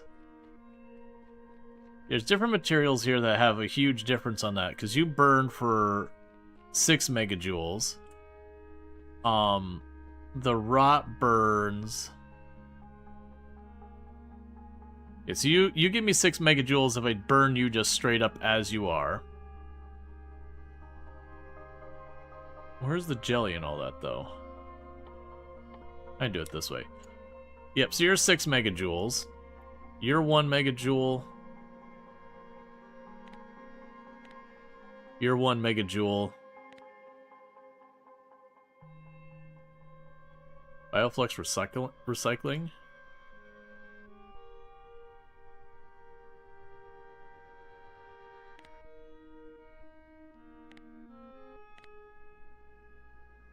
And then the bioflux is a couple kilojoules. Yeah, so it sounds like what I should probably be doing is once I get any spare bioflux, just pipe it on over into the power grid. So like anytime I have extra bioflux, it just gets fed in just like everything else right into the furnace. Because you end up doing that with a lot of things. It's like, oh, I've got extra spider eggs. Into the furnace. I've got extra rot. Into the furnace. What is the nutrients worth up? So, like, the nutrients is 2 megajoules, whereas the spoilage is a couple of kilojoules. Yes, that'd be 10. Okay, so...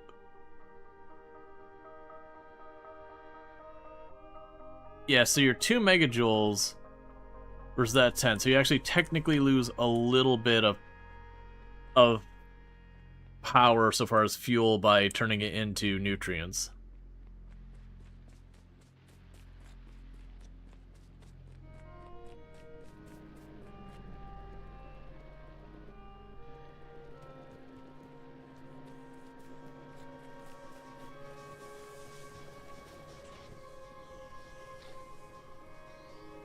You're still running on the wood. Oh yeah, the reaction... Something already happened that interrupted it.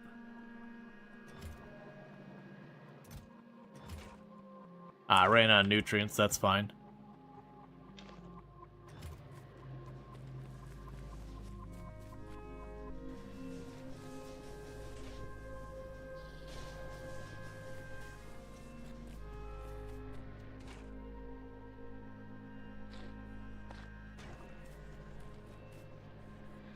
Okay, so how do I want to separate out surplus?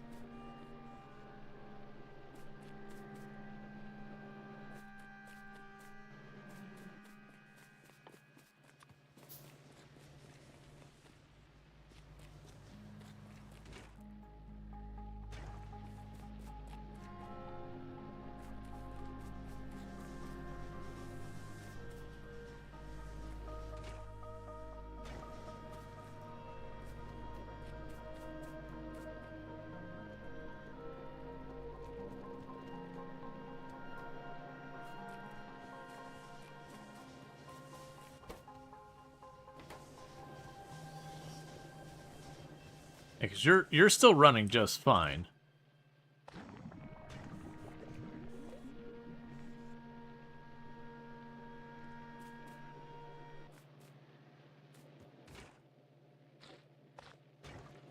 I'll just let it rot on the line. We'll have to increase our yield of our fields and all that to get more input to allow it to rot faster.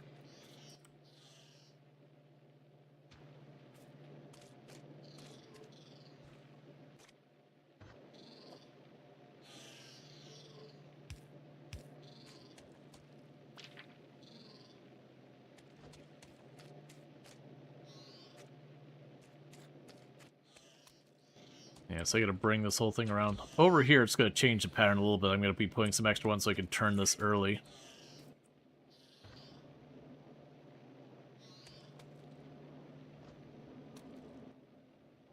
Then I'd end up having one going this way down here.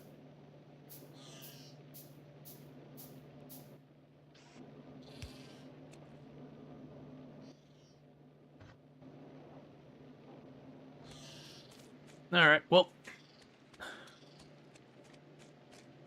So with that solar panel not producing stone very fast, let's get that going.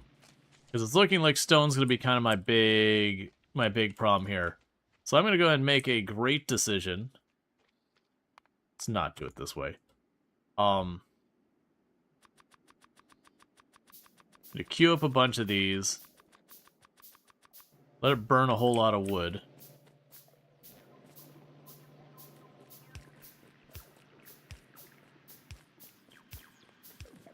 Start running this over to the stone. So it's on our same power grid. So it runs all day, because I should have spare power.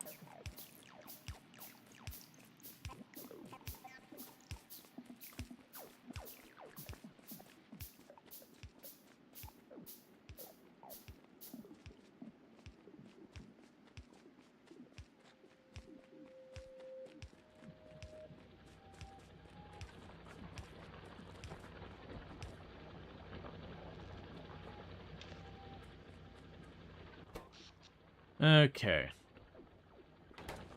We are not making remotely enough power. That's another problem. Alright, Bassett, you have a good one. Thank you for tuning in. Okay. Yeah, so we're hurting on stone over there. I'm going to need to increase our power infrastructure, which shouldn't be a surprise.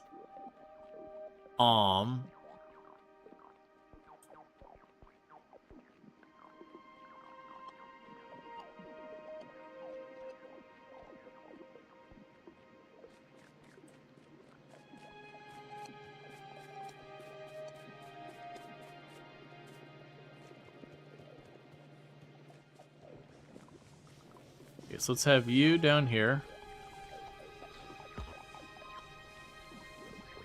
Boiler cannot be fueled with bioflux. I see.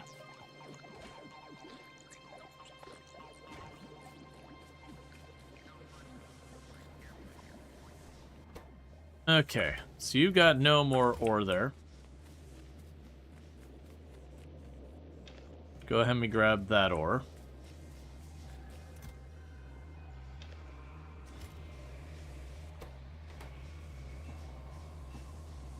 You're continuing to get that, which... that should give us more and more rot. We are starting to see the rot coming around here. Which has managed to kick the operation back over.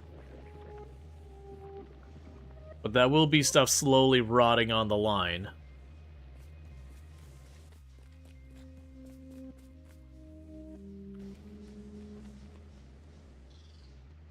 But once we can stabilize all that, where it just keeps cycling and cycling and cycling, we'll be in really good shape.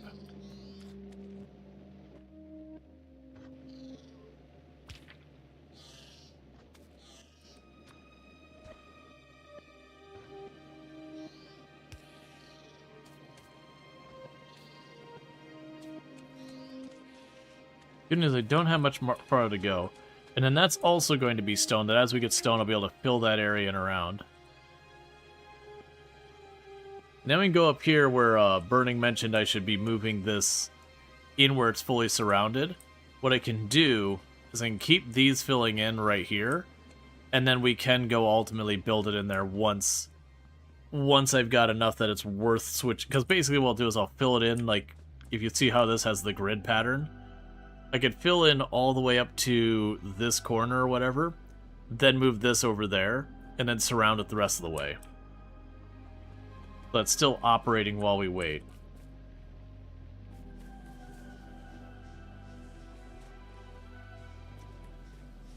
Now, the only challenge here is if these sit here and start rotting before this point, I could potentially run myself slowly out of seeds.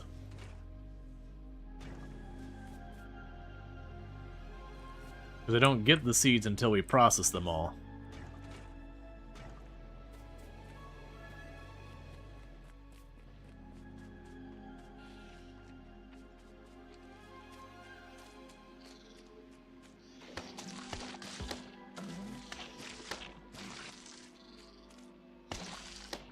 Alright.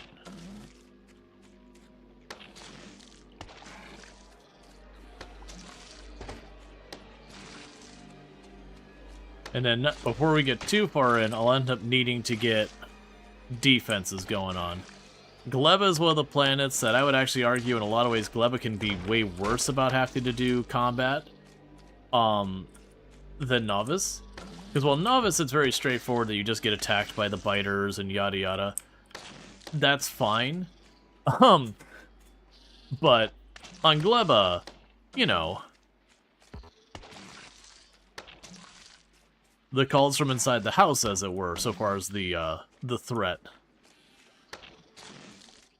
Where if one of your processes jams up and suddenly you got giant insect things bursting from outside, you know, inside your factories and whatever.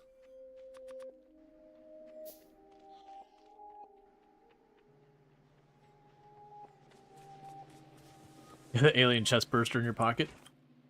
Yep.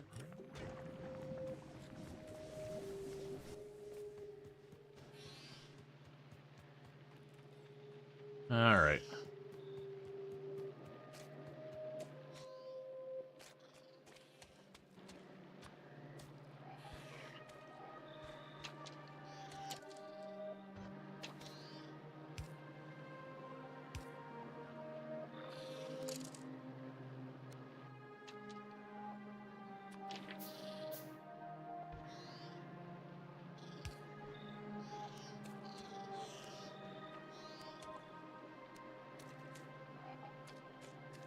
Cool. And with this,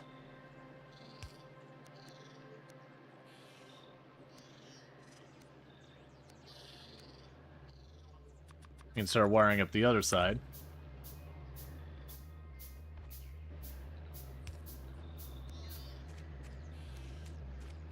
It gets funny when you start transporting biter eggs, especially if they get out on the space platform. Oh, yeah. And just, like, weirdly have to be like, no, no, no, I need to be ready for when the awful things explode in my space platform.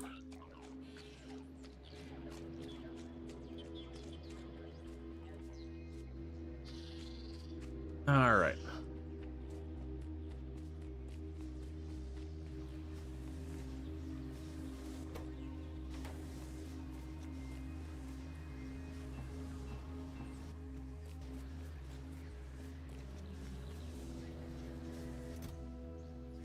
Once one of these starts getting properly low, we'll switch one of them over to make steel for a while.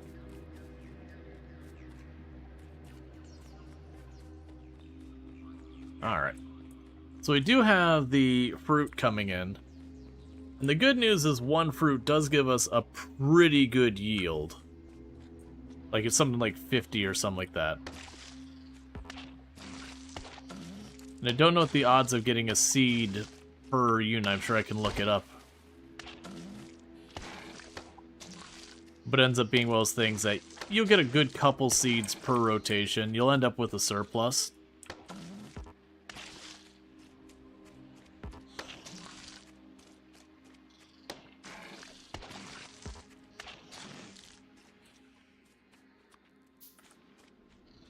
Alright. Yeah, that one stone drill being so far away sucks. We'll definitely eventually have to conveyor that over.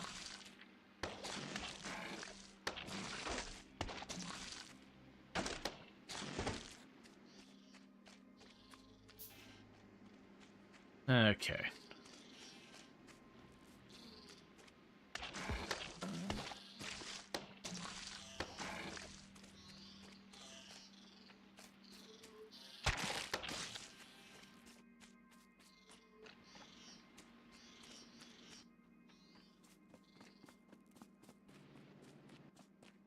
Need just a little bit more stone for another one.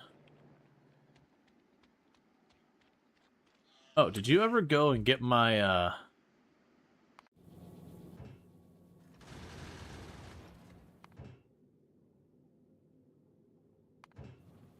Yes, you're there. Oh, I see the issue.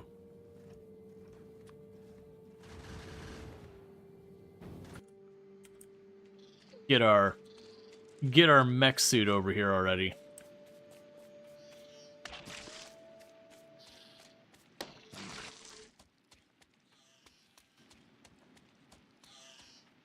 So I can fly over cliffs and all that stuff.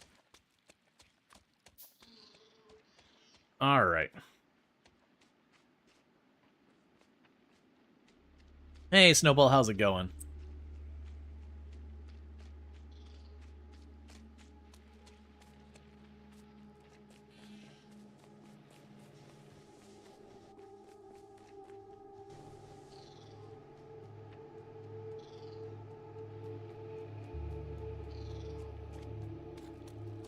How's the factory making? It's going good. Still need a tile here and here.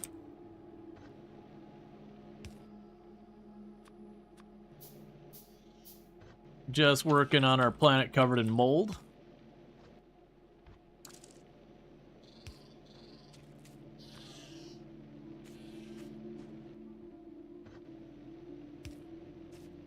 Alright, not too much farther and we'll have that hooked up.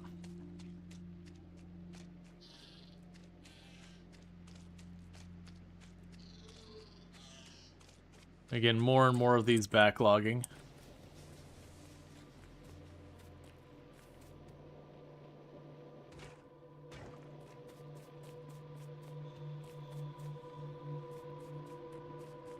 And they're all working on rotten, going the whole way around. Let's go check out our sad little drill. It's probably got one or two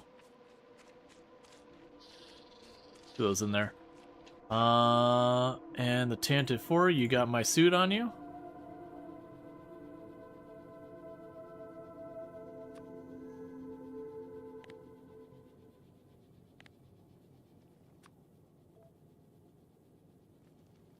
Okay. It's finally actually getting launched up there. Alright. Our mech suit's on the way.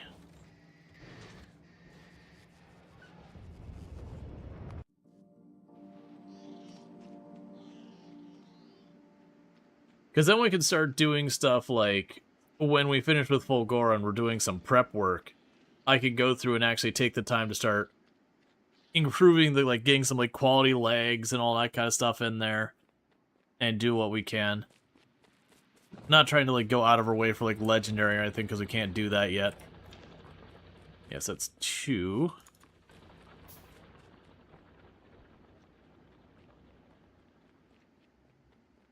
You'll need to up the power a lot.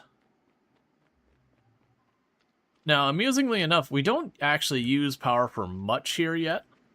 It's mostly the inserters and then that one drill. A lot of the other stuff we have going on, even if they run at like half speed, doesn't really matter. It's not like your home factory where all your drills slowing down suddenly brings everything to a grinding halt and all that.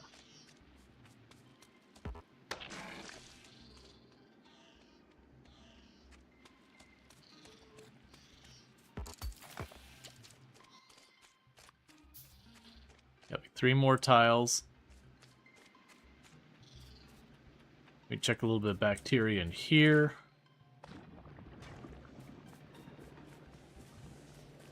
Let that run for a minute.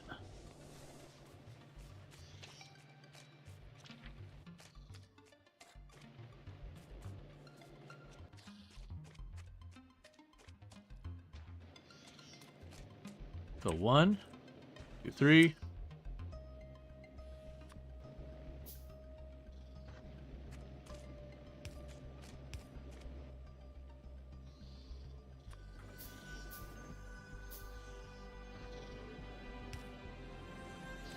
Alright. It's looking like 3 more pieces of, 3 more pieces of that'll get it done.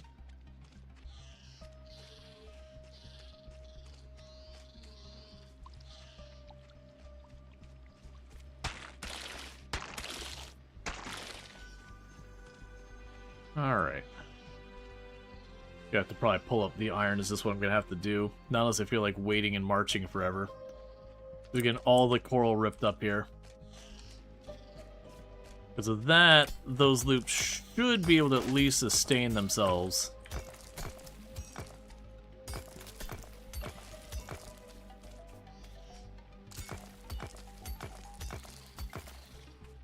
Now, if I were to run out all of the iron bacteria remotely in the area, that's still not that big of a problem.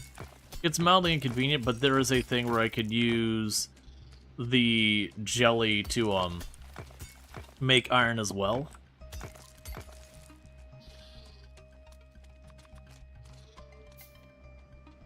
Okay.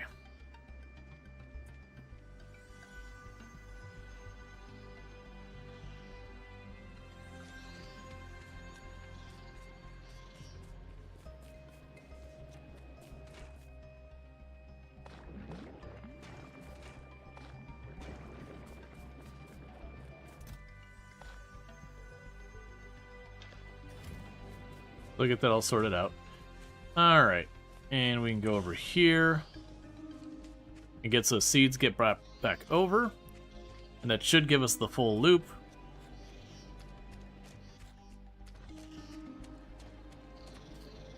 Be 1, 2.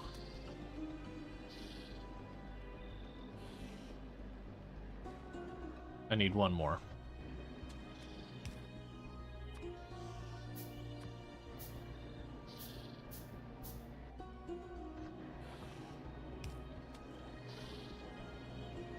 Yep, I need one more.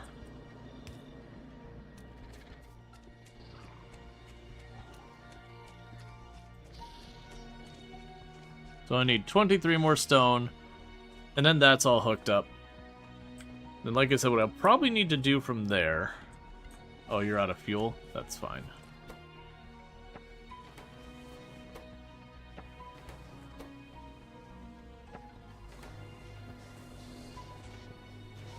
And you're struggling on fuel as well.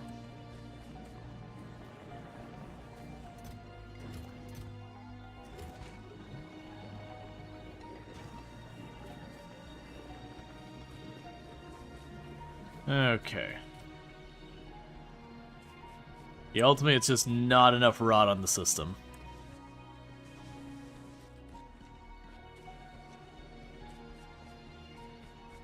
Break a little bit more iron to get ourselves a little bit more going on here.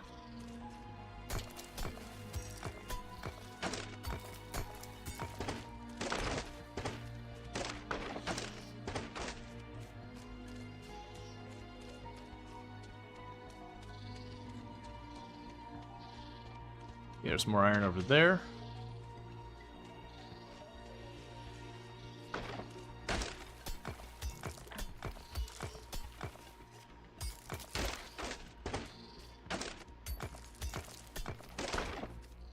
Okay. But yeah, so one of the big things we'll end up needing to do is where I've got that drill over there, I'll need it to get enough stone that every once in a while I can separate things out enough to make more land, to make more agriculture. Because then we can go and, like, right now where this is all backed up, I could do that on the other end too and have it going. Because right now they're all struggling on nutrients, which should resolve itself as we get more and more throughput. We'll get more and more rot. And more rot can then keep the nutrients coming and all that good stuff.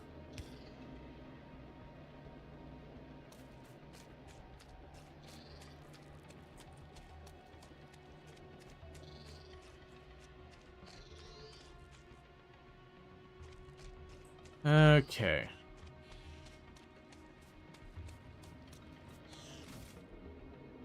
Yep, so you got all the seeds you need. And that should be all hooked up now.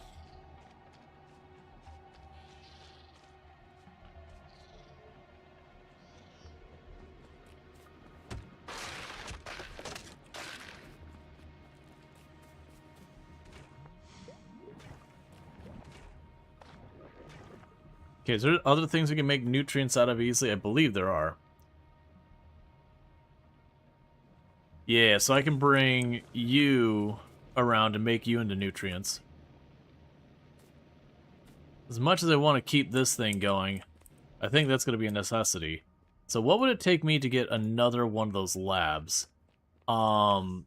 Nutrients. So it's mostly just some eggs and a landfill.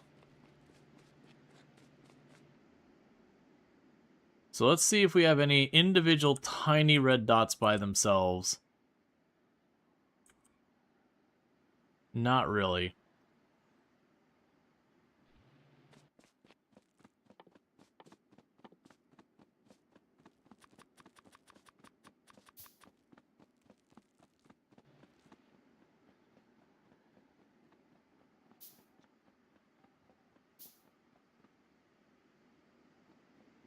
So which one are you? So you're the not as big Stompy. Right. So you don't have any real resistances that we care about. We want to run up here and just hit him with everything we got.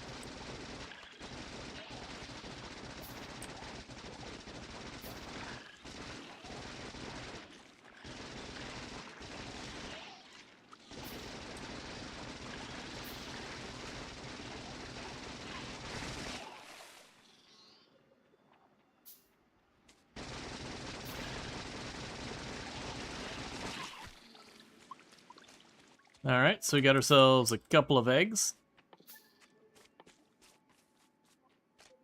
So I just need to scoop up a handful of nutrients and get ourselves in our biolab.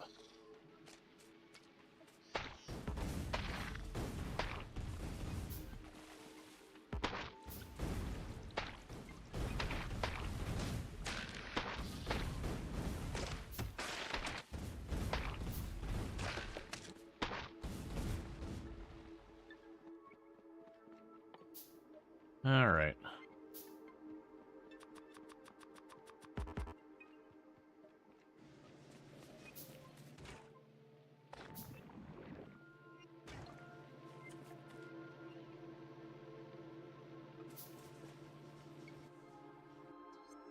So how much were you?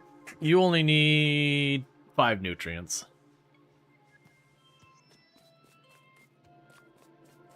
So that'll be 1 biolab. Need a couple more nutrients and a little bit more stone.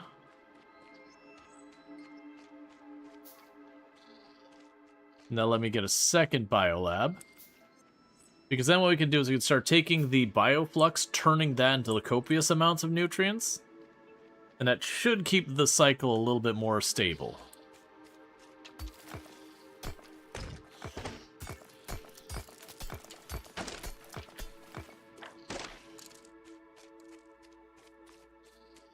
There we go.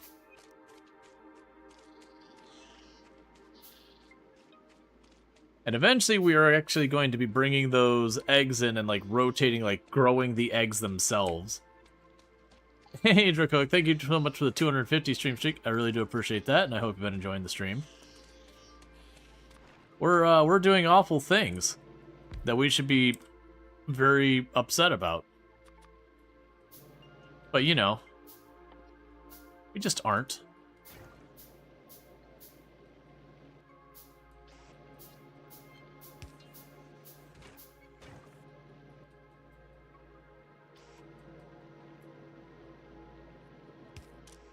Okay, so you'll be for nutrients output.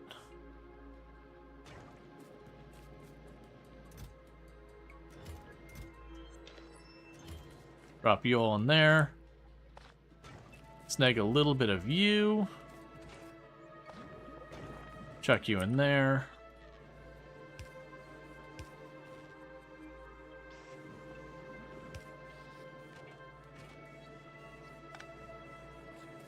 Then we can go over here. I would normally say it's nothing wrong with the little war crimes. Anyway, sounds fun. Yeah, it's just, you know, sometimes you put a bunch of little spider eggs in your pocket and you just go around with your day-to-day life. Sometimes they hatch and they start mauling your face in the face of anyone else in the area. Okay, so that should now be stable. Where what'll end up happening is it'll bring that nutrients around. That'll eventually become rot. This'll take any rot and attempt to reprocess it. And then any bioflux we get through will be made into tons of nutrients. Which will then have it consuming these goods more. which means they'll have more of them being processed, which means more seeds going back. You get the idea here. So we've got our first stable loop. That should run fine. Because we do have means of getting the rot off everything. Now, this isn't ready yet. This is not where it needs to be. But we will ultimately want it where we can get the iron production online. What I might even do here is where I've got this set up. I already know I'm going to need the bioflux in a lot of places, so let's forget this underground belt. And I'm going to move where I'm actually producing the stuff up there somewhere. You can just keep doing your thing there. Have more of this, I guess.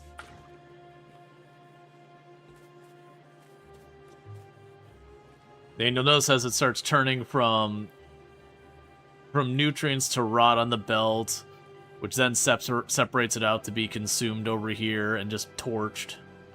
You hate this planet? It is a very divisive place. Pretty much everyone has feelings about this planet. It is not a planet that people go to and have mild anything about. Alright, so we've got ourselves set up where we have the whole loop set up for at least the basic nutrients. Oh, you're not pulling the nutrients back off the line. That's a big problem, actually.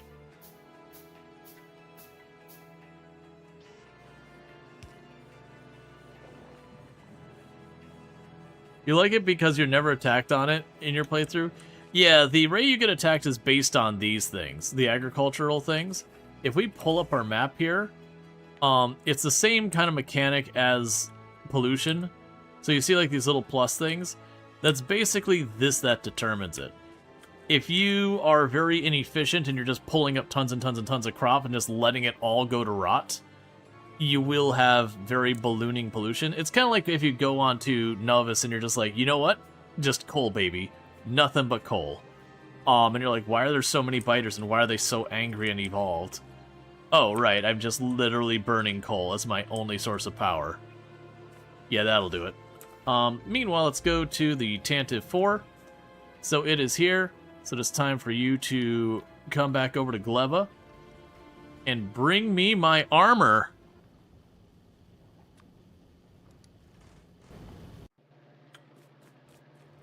Okay.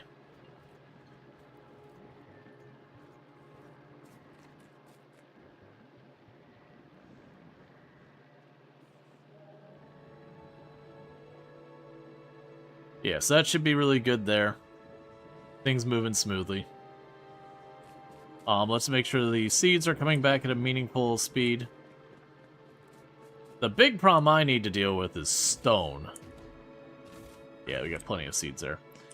The big thing I need to do is get lots and lots of stone so I can start land filling areas and all that. Alright, so with that process, you know, balanced, the next move is going to actually be getting all this crap working. Now, if we put the effort in, I could potentially get ourselves a couple of electric furnaces up here soon. It just takes some plastic, which is a whole process, so never mind. Alright, so these are going to end up moving in not too long.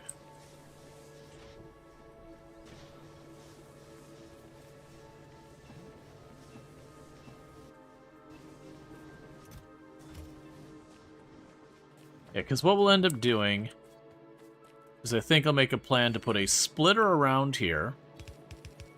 And that splitter will take you off of there.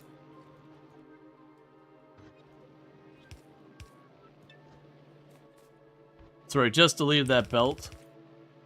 I do need it back, I just need something else on it. So instead of doing this cycle here, I'm going to do that cycle up here.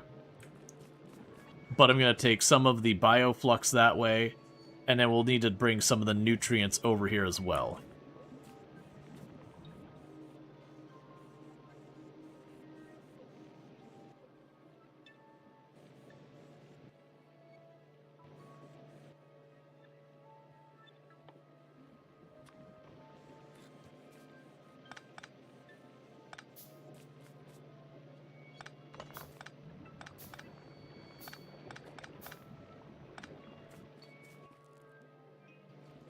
So much iron. It's the pro and the con.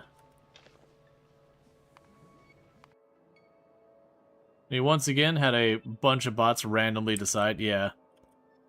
It's for some reason I have the bots leave from down here and decide to cut right through the middle here. We do have research for artillery queued up soon.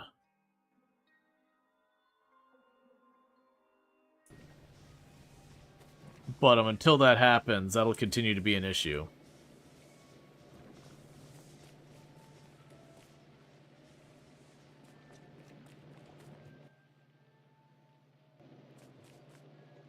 Alright, so we've got you. So let's go ahead and I want to get the 2 labs going here. So, you're going to be our iron. You're going to be our copper. Yep. So from here, you'll be pulling the bioflux off of there, and the nutrients is also going to come along this line. I will want to make this line a bit longer so that we can yoink rot off of it.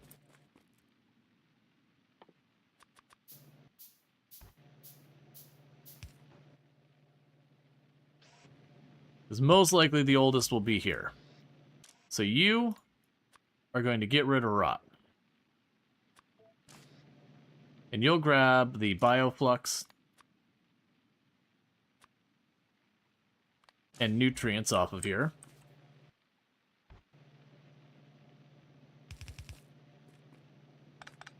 I'll probably make you 1 more tile.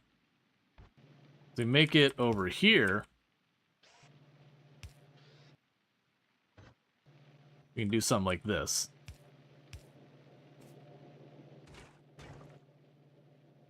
Because we need a way for every single one of these to be able to get rot out of their system.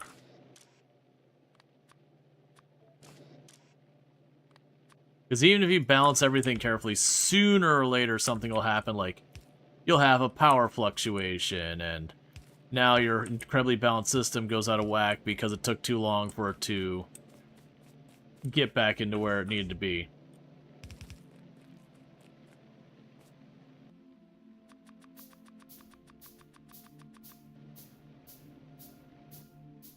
Alright.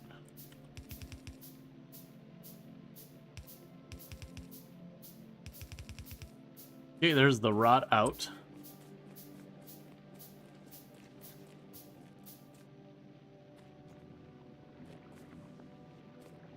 So, there's already another problem. I'm going to need a rot buffer.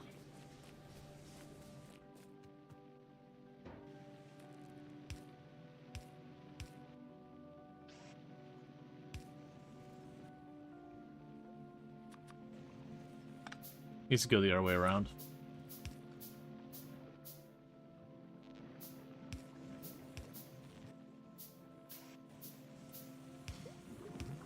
Ultimately, the goal here will be to have it so we can burn more rot than we can use to effectively make this a way of just deleting out rot.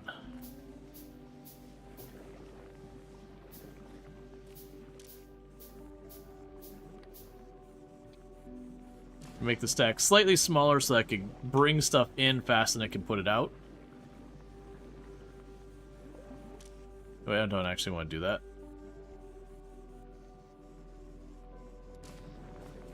It's fine. That'll just be fine for right now to keep it cycling. Alright, so with those 2 up there, the things I'm going to need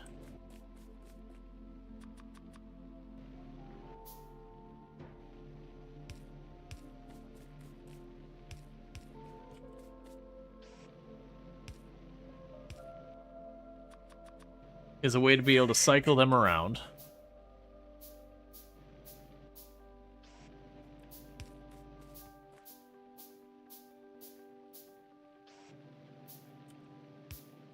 Because remember, balancing these so they don't get stuck was an incredible pain in the butt the last time I played.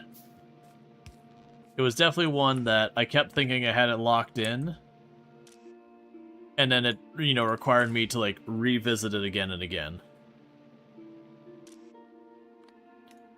So prefer the fresh stuff first. To bringing that out. Then for the time being...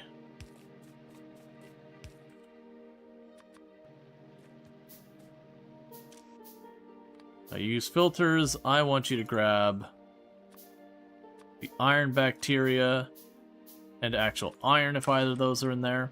You get the rod out.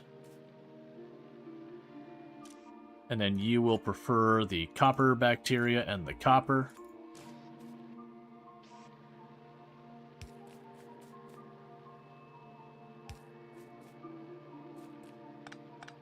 You should be on the other part of this.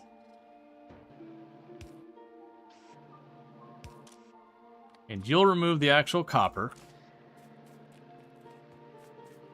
And you'll remove the actual iron. Because those can gum up the works. Alright, so with that, I should have the basics of what I need to make this all work.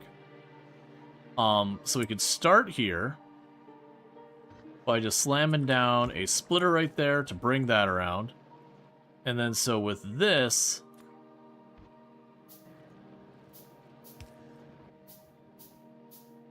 what I want to do on this end...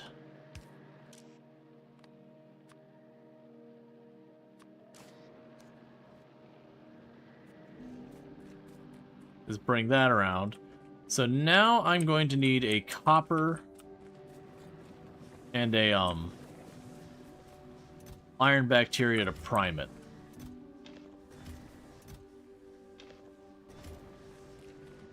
I'm not a super big rush to do that. It could take its sweet time.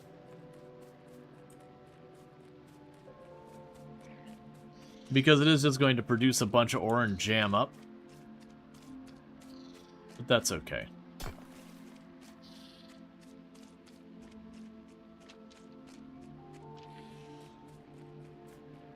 Then go to you. That should be able to run for a bit.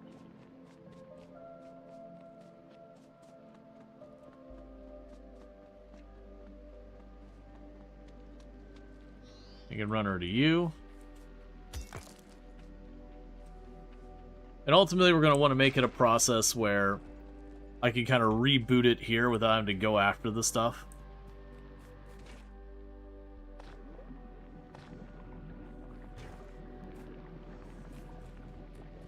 Okay, so that's all going. That'll rot along on the line here and there. As you can see here, it'll happen where it jams it up from time to time.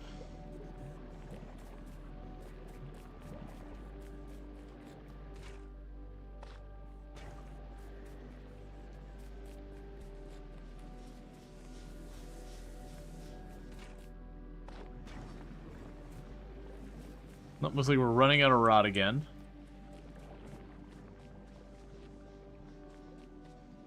Okay.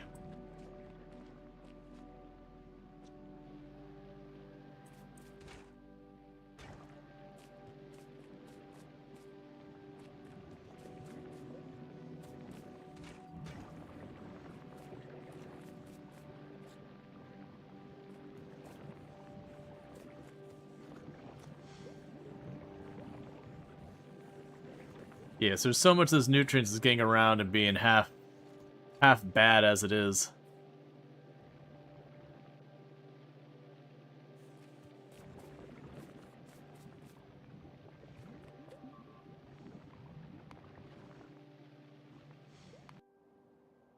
Another drone. Meanwhile, let's go check, because you should be here now. Alright.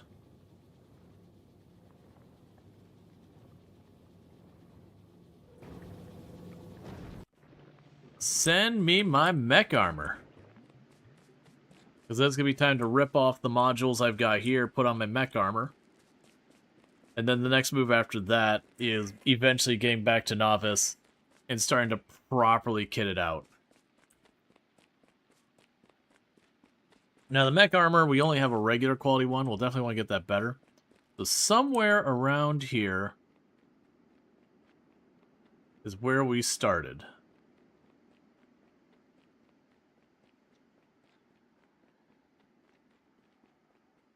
And I don't actually know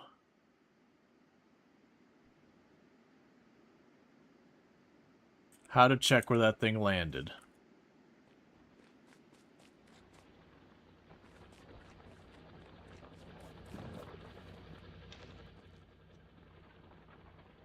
There you are.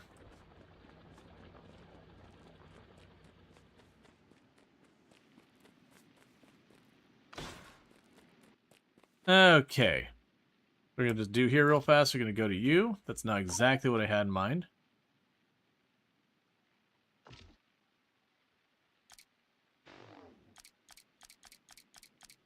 Take all of our modules off. Put our mech armor on.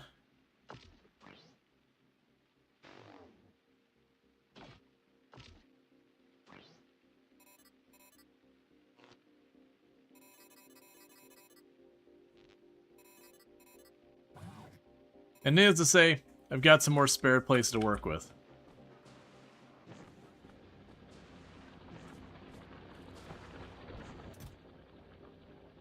Alright.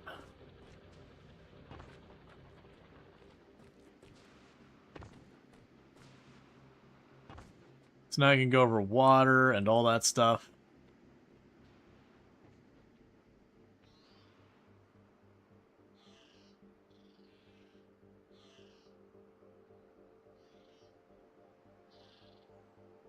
But yeah, like I said, this is only a normal quality. You can get like a really, really high quality one as well.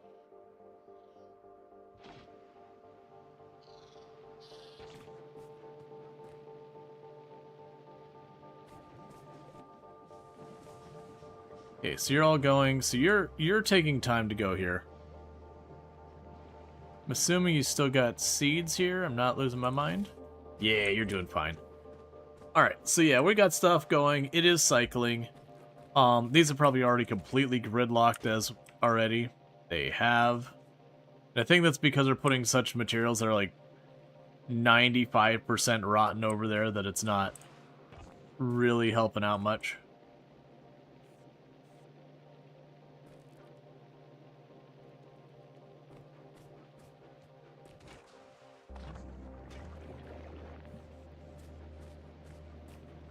Okay, for right now, disconnect that.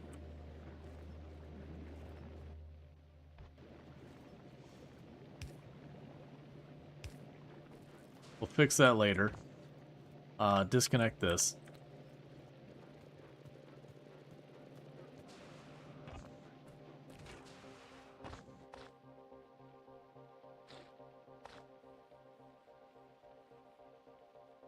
Okay. As much as I'd like to get this up and running, the reality is I'm going to need to get this processing faster. Because most of this nutrients going around is on the edge of rotting at any given moment. And when that happens, the things they make are on the edge of rotting too. Which creates a real problem.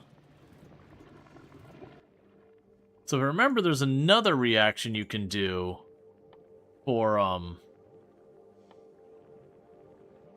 getting the iron. So in that one, instead, what I can do is I can feed jelly into it. And that ultimately gives us, you know, a little bit of iron bacteria sometimes in spoilage.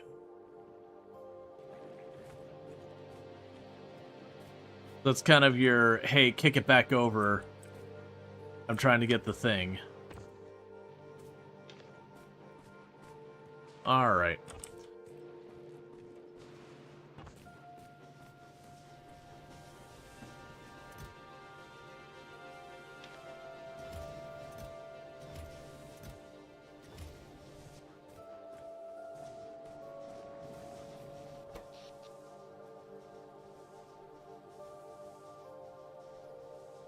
Okay, so we're barely using any of our power right now because I just don't have much going on with that.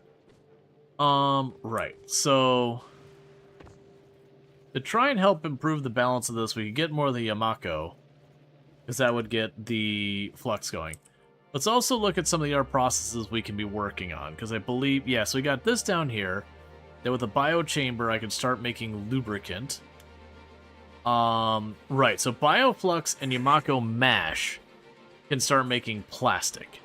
So we're going to want that for a lot of different things. So we got the Yamako Mash going along this line, and the Bioflux over here.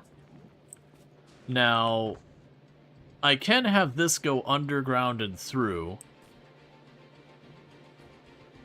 and potentially bring stuff over here for making both the plastic and the lubricant, which is what I think I am going to do, because I do have nutrients on both sides here. That is unfortunately going to require me to pick yet another fight.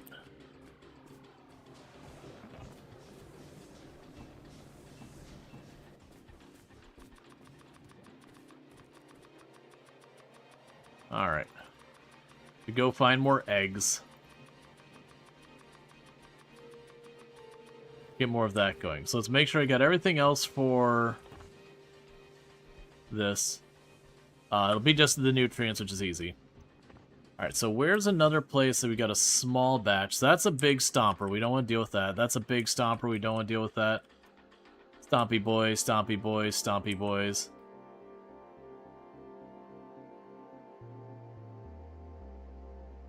Not seeing a lot of great opportunities here.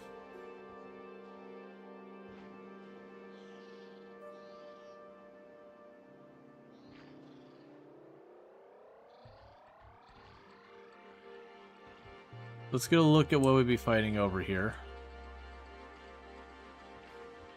Yeah, small stomper. So we've got really high resistance to a lot of the damages.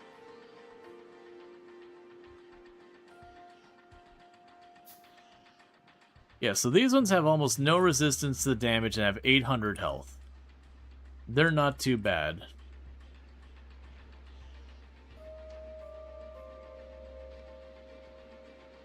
I just do it this way.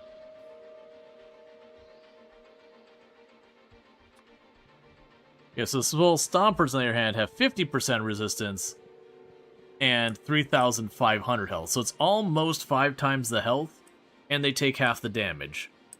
So the stompers are going to be ones that are going to need to have some proper firepower to go and knock them down.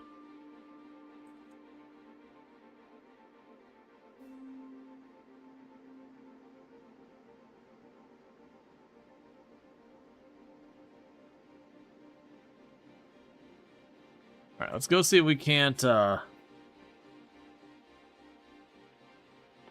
make a friend. Now, if we put some effort in, we could probably get ourselves a different weapon going on here. So unfortunately, we're not ready to make explosives yet. The poison capsules do damage per second, but a lot of these enemies move around a lot, which makes them way trickier to keep in a lot of that stuff. So what are you? So that's a pair, that's a trio of Striders. Alright, hang on.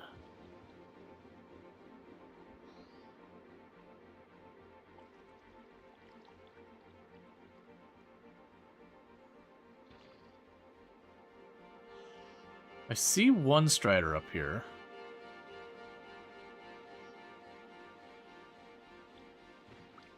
This has got a pretty big egg raft.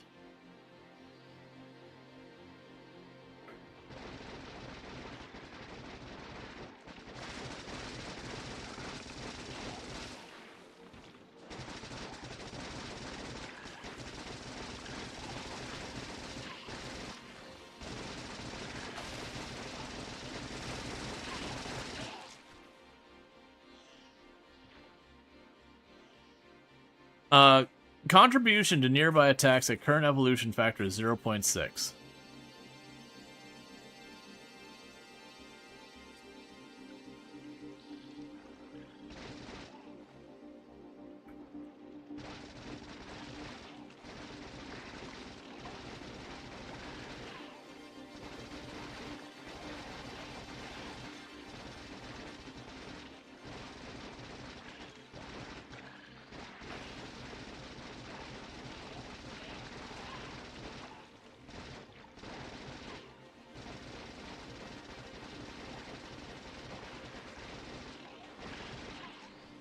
Okay, we need to back off. They're just spawning too fast from this.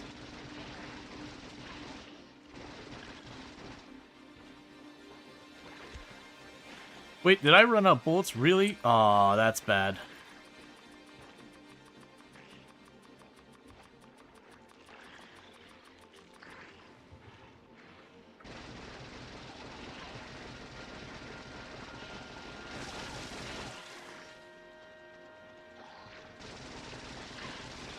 So problem is once they start getting ahead of you like that,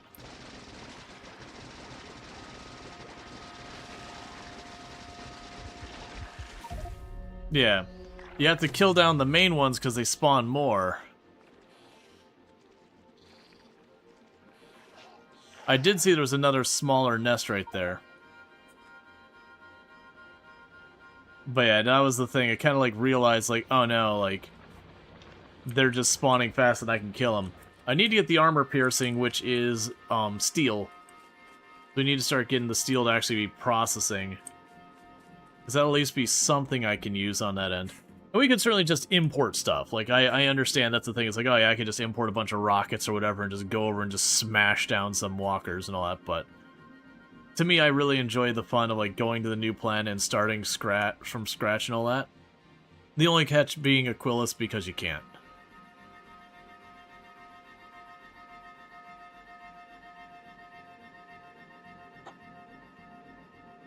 Imagine for these ones, rolling in with, like, the Tesla weapon would be pretty strong.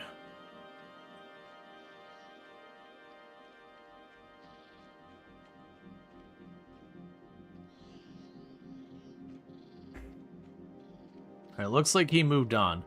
I've had a number of times you kill these things and they just body camp you.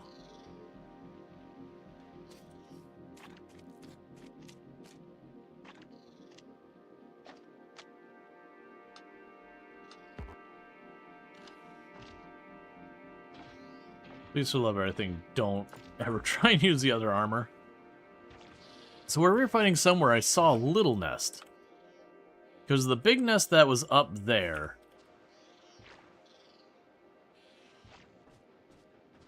I saw a little nest... Yeah.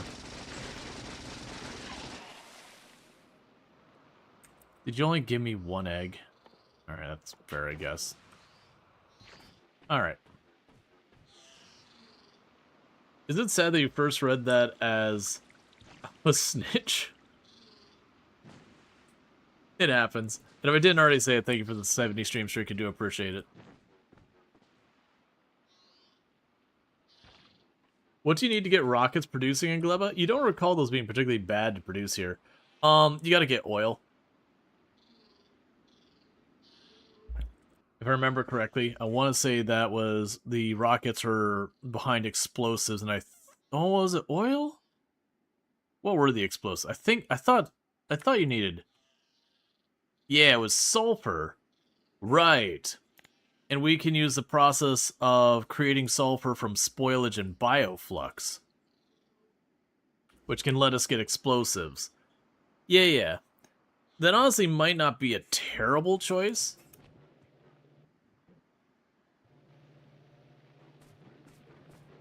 Because we are producing bioflux. And that's kind of thing with almost everything here.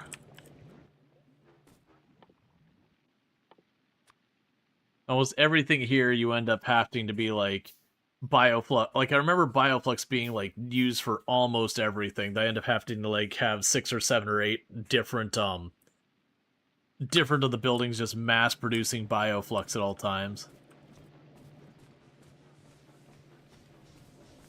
So you have run out of fuel. There you go, buddy.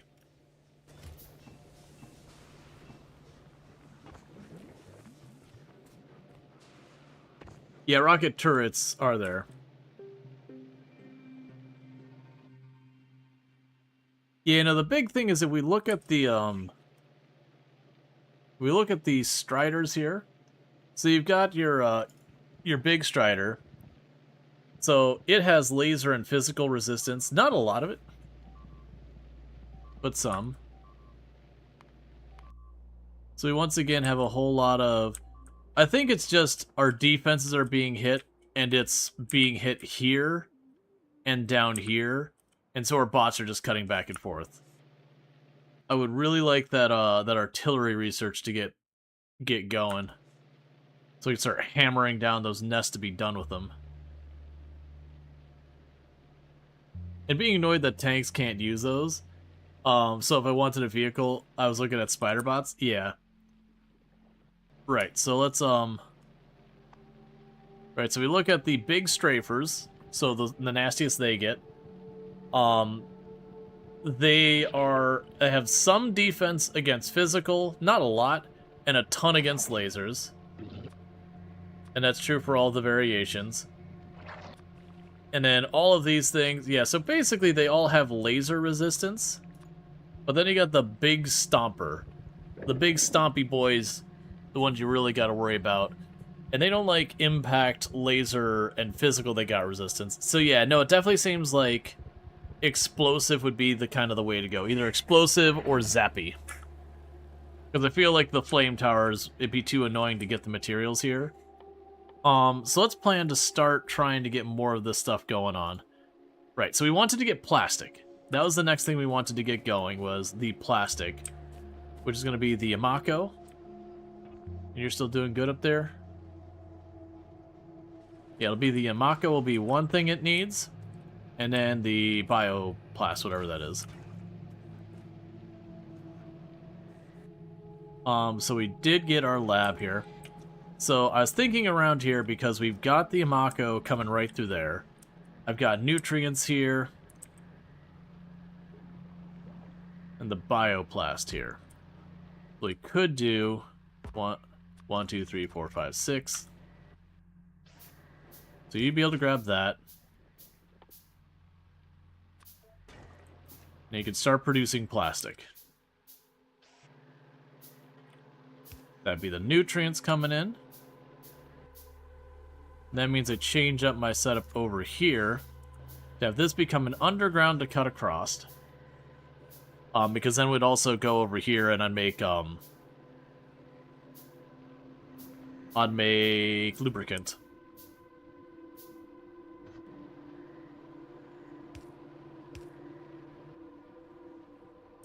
But for the moment, I only got one egg killing that nest, which didn't help our cause much.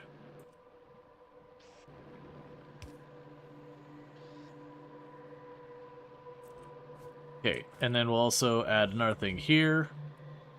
In the event that there's rot.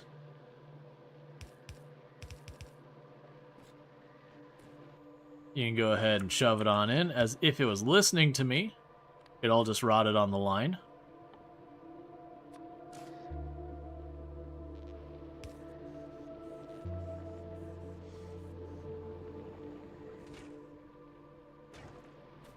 Okay, for the time being, I don't have where I'm going to be using the plastic, but I'll need that for our advanced circuit boards and all that, so you take the plastic out. And then we also need to go here. And in case stuff rots inside the machine. And would you look at that, we are starting to get plastic online. Love to see it. Alright, so if I want to do more, I'm going to need to murder some more little guys. So the next thing I could do is if I can get this stuff to use, then I can make lubricant. I don't particularly need lubricant, but I'm mostly looking at it as, okay, well, if I've already grabbed the material from this side, let's grab the material from the other side as well. So that there looks like it might be just 2 little nests, so I might be able to take advantage of that.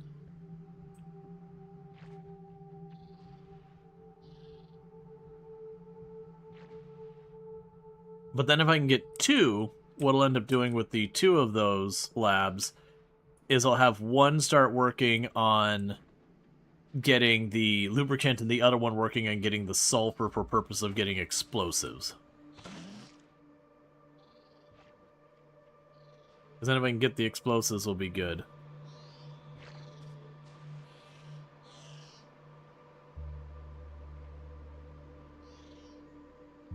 Gotcha, so flying over the water does slowly drain my power. I'm okay with this.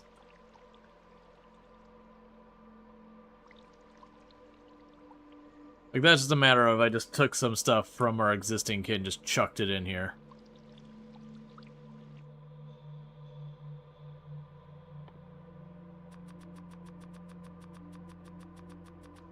Honestly, just go.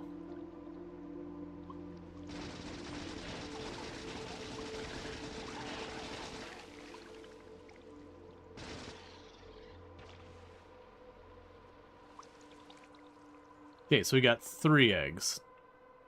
So I just need to get some nutrients, some iron. Change the plan. Some nutrients, and some... yeah, just nutrients, basically.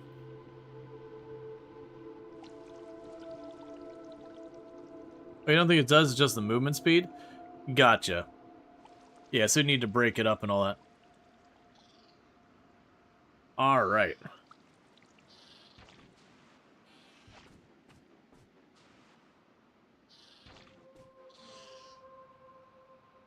Yeah, once we stabilize a bunch of these, like, loops that we were getting set up, that's when we start going and going, alright, well, here's the iron, here's the copper.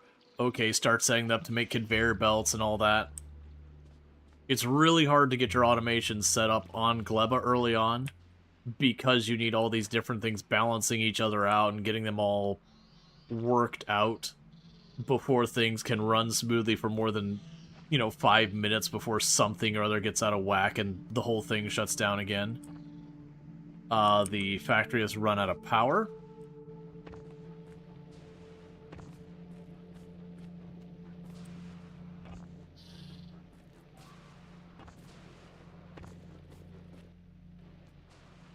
Why have you run out of power?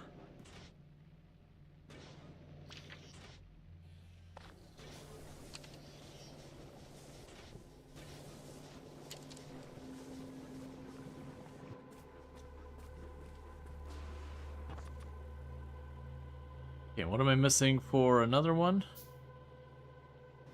Just more nutrients.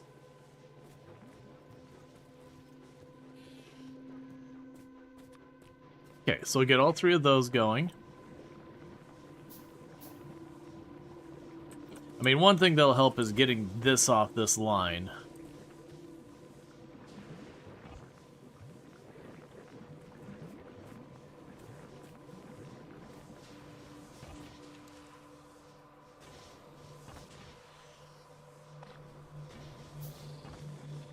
Yeah, so rot does not a whole lot for power. Which we already knew. It's only like 250 kilojoules versus, like, these are in the, like, 4 or 5 megajoules.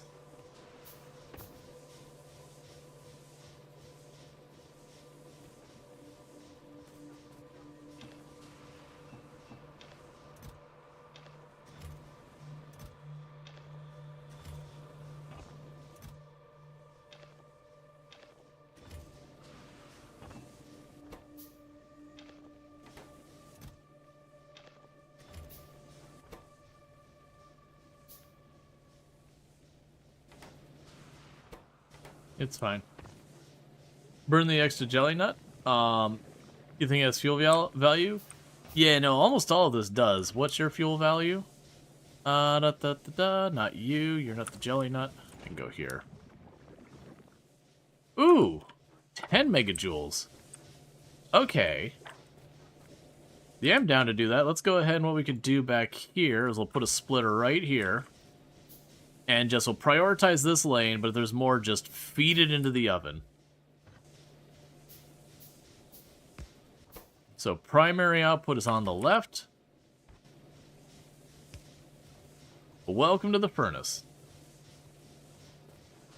What's the fuel value of the jelly? I want to say it was a couple of megajoules. 1 megajoule.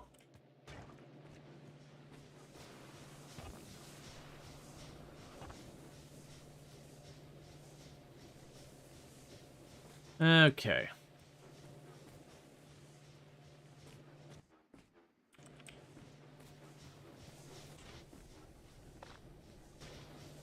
Yeah, it's fine. If it turns to rot, that's whatever, too. Now these aren't going to stay here long term, so I'm not super friend that. So we got our 3 new labs. And what we want to do is I want to put a lab around here. I was really hoping there would be enough space to belt weave it, but it's not looking encouraging. But I could probably put it around here. Yeah, because then I can pull the jelly off the line.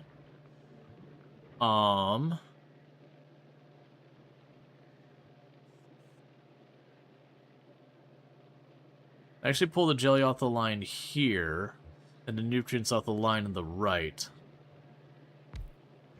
Using long inserters.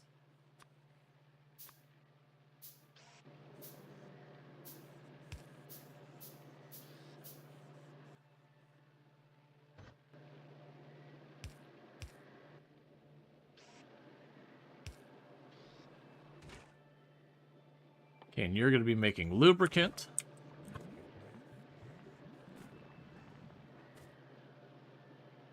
And then you will need to also have a place to get the rod out.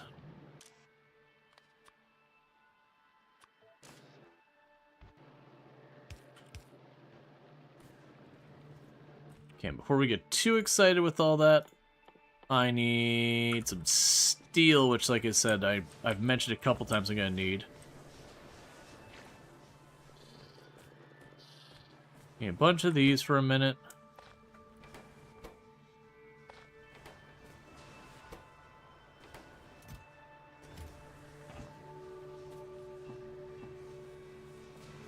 So things gonna happen here.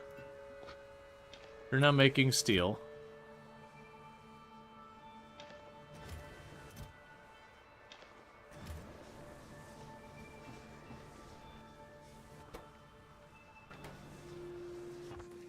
Alright, so we'll let that process for a bit there. Because I need at least enough to put a couple of containers down here. I'm gonna put the containers like over here somewhere. I don't want them like right there in the loop.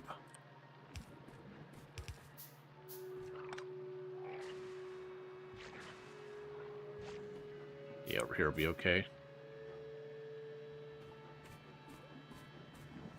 Now we'll turn that on and I'll consume some of the jelly.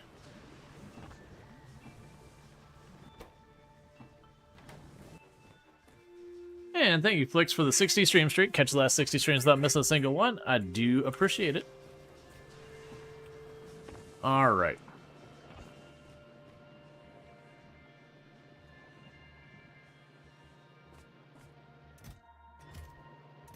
Right now, let's keep you capped at just 1 stack so we make sure stuff does get through the whole process. You can kind of see that the nutrients is really falling off.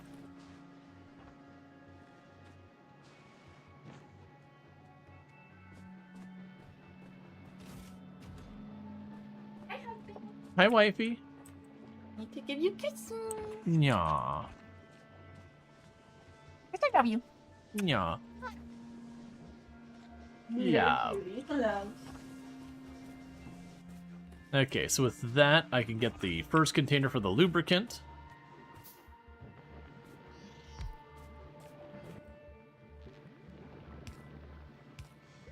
Alright.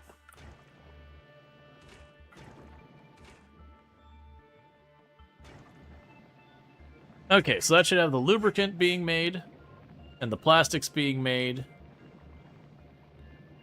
So that's all good news. We got the bioflux being made. Okay, so what's the next contestant on our list? We can get the biosulfur. There is also rocket fuel. So we're almost to the point of having rocket fuel already. Okay, so we got the next research done finally. So that's some good news. Not worried about the faster speed modules or any of that kind of stuff yet. Collect tree seeds and plant them on grass or dirt. Efficiency module. We've got captivity and all that stuff. That's going to be a big thing later.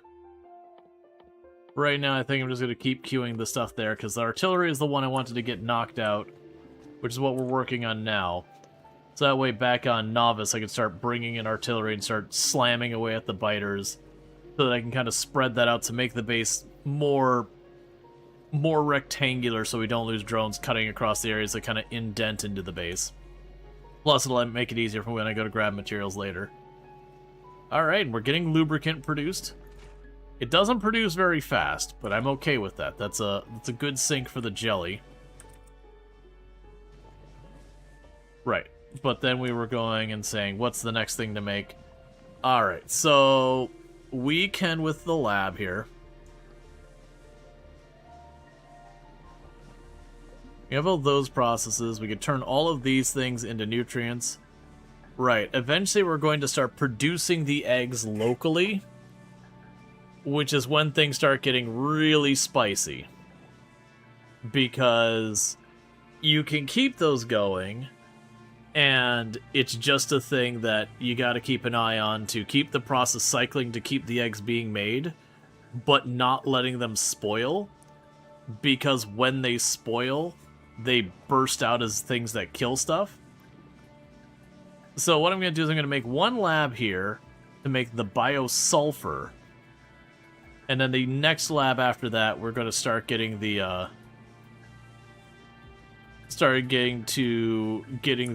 egg nonsense going on. Because I got 2 of those. So biosulfur is going to be nice and easy.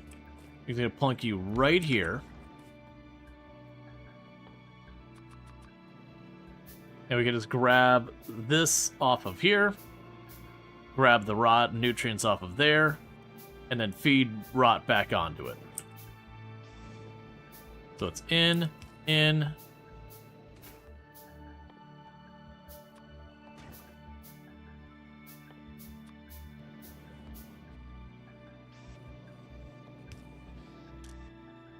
tell you to remove rot in case it gets backed up.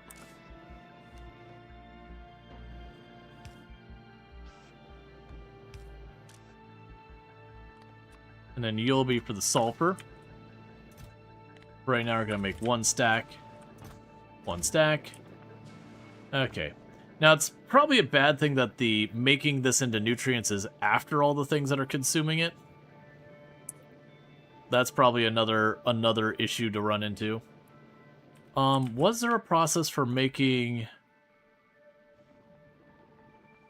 So I can make the Yamako mash into nutrients, but I can't make the jelly and that into nutrients. So if this backs up, we can make into nutrients, but not the other way around. Alright, so I've got 1 of these left.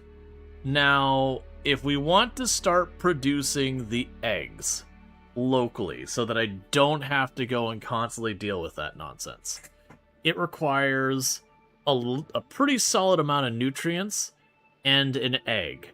And then it produces a couple of eggs to then do it again. So basically you turn 1 egg into 2 eggs, and you just keep cycling it. And it has to cycle once per 15 minutes to refresh, or basically once the things get over a certain amount rotten, you just need to torch them. They just gotta go. What we could do here, if it's just the water and the nutrients, I could put it here. And then we could potentially have it kind of do a check. Because I think you can have logic that checks how spoiled something is. And once it hits a certain threshold, you just go, nope, you just go right into the furnace. You know, we'll put it on this side so it can go right on down. And then have this have, like... We'll have to, like, it doesn't even matter. Like, I might just make one of these that doesn't connect to anything, that literally just burns eggs.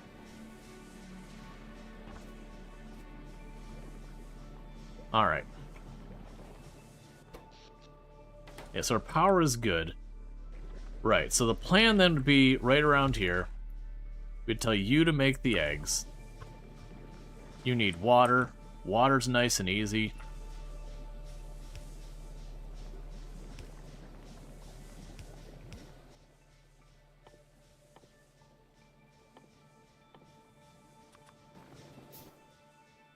Because this is one of the things that the more you attack their nests...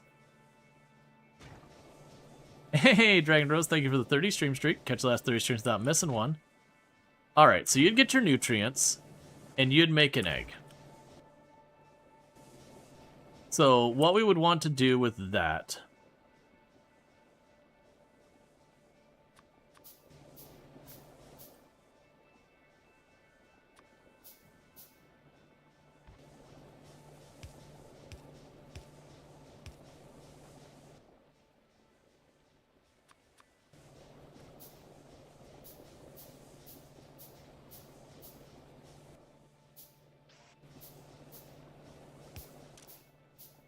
is you would take the eggs out.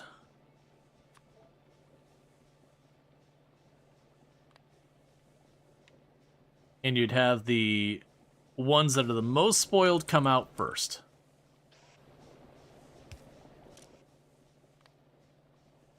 And the most spoiled go back in.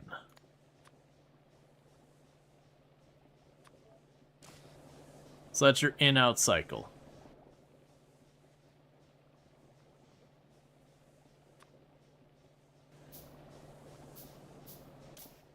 Actually, maybe the other way around. The fresh ones go back in.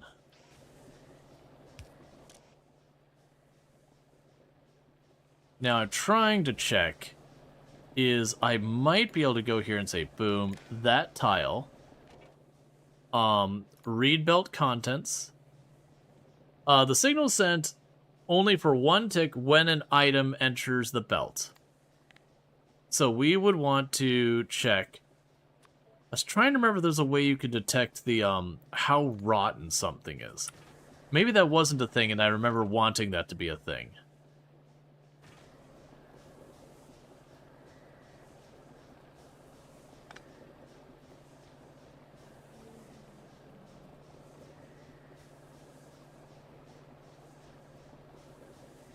The other way I could potentially do it, to keep it just sustained, is something entirely different than this setup. So this would kick out... We don't require the priority. We'd kick it out here, which would feed it into a box. It's actually set up here because then I can line it up better. We would take the eggs out of here. This is the one I want to take the time to make sure we get right. So, takes the eggs out of here. No problem. Goes in the box. We only let the box go one stack deep for the love of everything. Now, what happens from here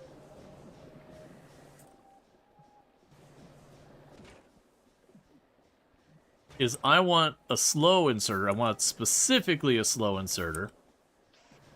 Go right there. Override stack size 1. Use filter, grab egg, grab the freshest one you can first. And what I'm going to want to do here is, just because we have to use a conveyor belt,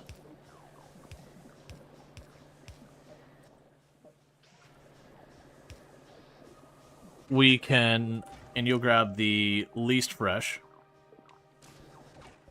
We're going to check this to see how many eggs are in there.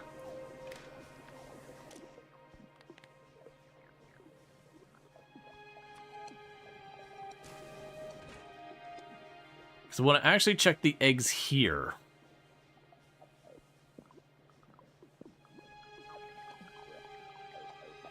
Ingredients that are part of the in-craft recipe. Alright. So in the event the eggs equals 0, you will pass a you'll turn on just for a second or two. Pass 3 or 4 eggs, they go in there. This thing runs its process, spits the eggs out. Once it runs out, it'll grab a couple and do all that. Now we do on the other end of this is we have a filter here. That'll be eggs. I don't think rot should be able to get in here, but we'll do that. We'll grab the most spoiled first. We will check this box.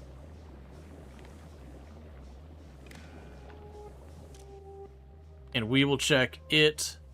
And if at any point when we look at these eggs, there is ever more than 5. If we ever get more than 5, you just chuck some out.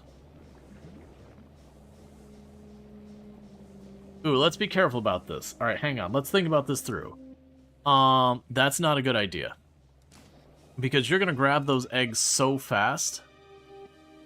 No, you know, that's fine. We'll go here, override your stack 1, and we're gonna replace it again with a slow inserter.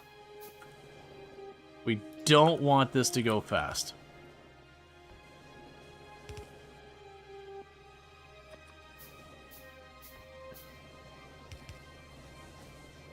Alright.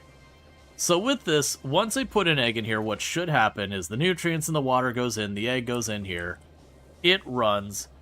Any and all eggs that get done, they get chucked out into the box. They sit in the box where they can only stack up once. In the event that this runs out of eggs, this turns on briefly until the eggs get around there, so that should be like 4 or 5 eggs or whatever get over here. They start the process over, and they keep that cycle going, as long as there's nutrients over here and it's not backed up on rot. Now, in the event, we can actually switch you over to use rot as chuck the rot out the other side as well. Oh no, that'll jam up. Don't do that. That's terrible. Now, in the event, just in case you get a rot in there, in the event it ever gets to have more than 5 eggs, immediately chuck an egg out. Just get it out of there. Don't even worry about anything else. I'd rather the process stop than to have a whole bunch of spiders erupt inside my base. Because if I can stabilize this real quick, then that makes my life easy. Alright, so I think that'll work. Everything seems to be fine. We have a nice steady amount of nutrients working its way around here, so that's all good news. That's going to need to be more, but that's fine. So I think what we end up doing here is I need to find an egg. And I'll probably go and set this up, realize it's all wrong and everything is terrible and we need to try again. That's going to happen. So that's a big spot there. Okay, there's a spot right to our north that shouldn't be a problem.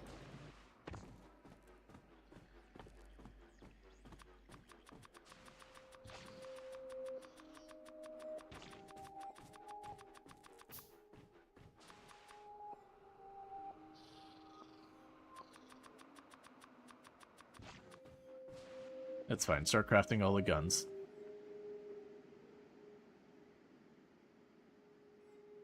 Okay, you're still up there. Because we can get all that, then we can just, like, again, have it keep cycling around again and again.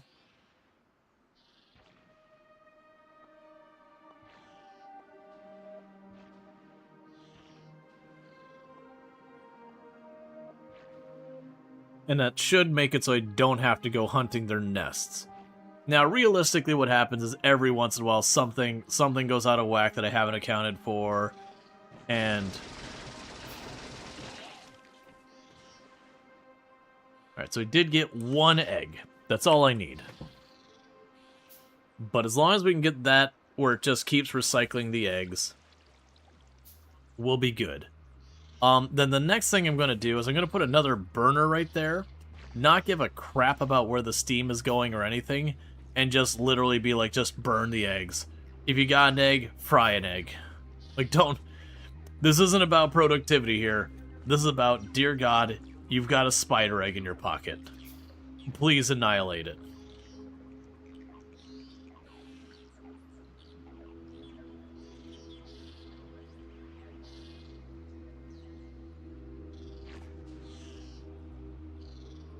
Okay.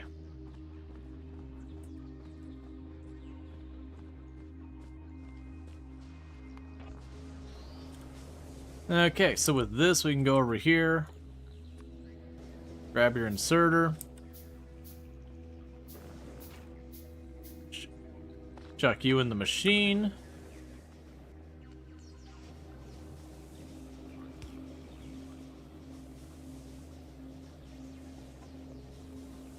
Yeah, and these last for 15 minutes each.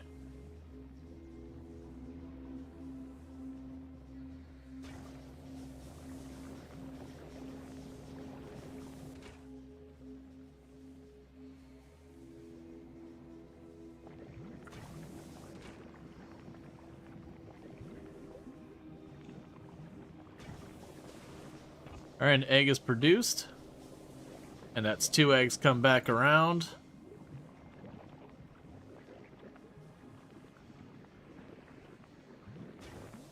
Egg is produced.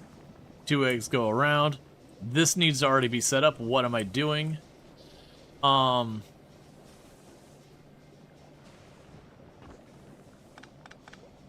can make this work even faster. So grab you, grab you, grab you.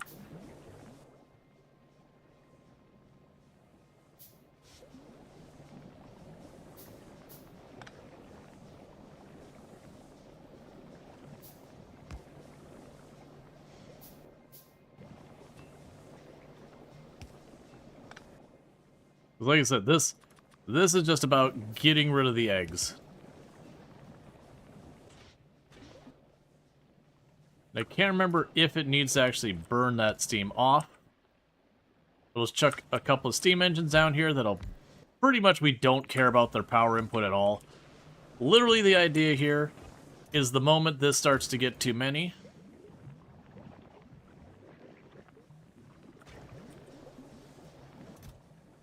you shouldn't be doing that.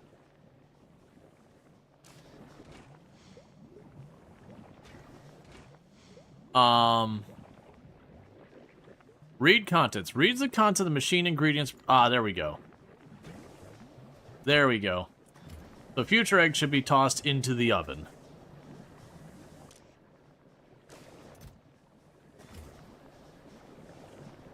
So I just want to make sure that works. Cool. Yeah, so immediately feed it in there and just roast the egg. Now, even then, as an additional precaution,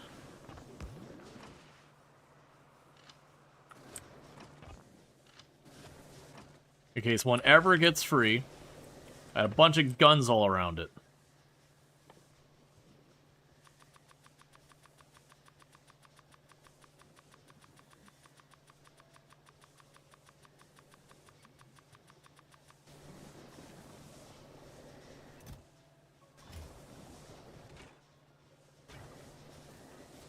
Why have you stopped all nutrients? I'm not drawing that much nutrients off the line, I don't think.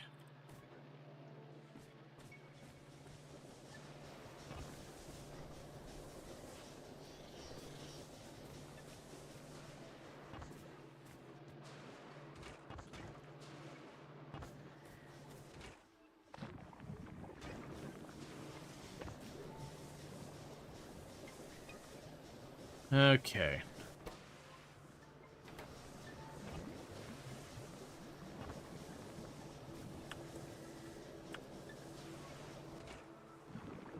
Yeah, so you got 3 in there. Because I'm paranoid, go in the fire.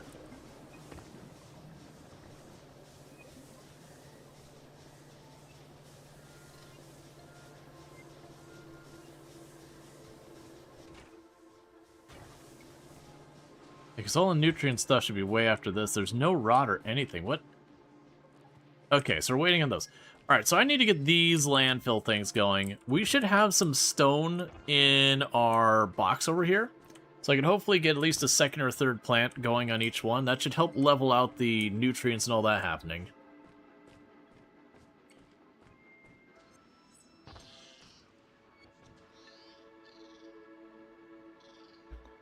Okay. And our artillery is getting well researched back at home on Novus. And little by little, Gleba's coming together.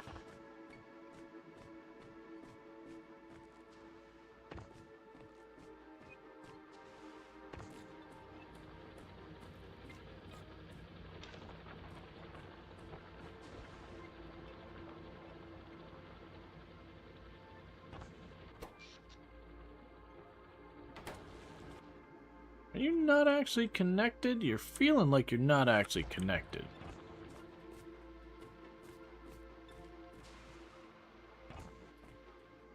We can change it to do this. You're not.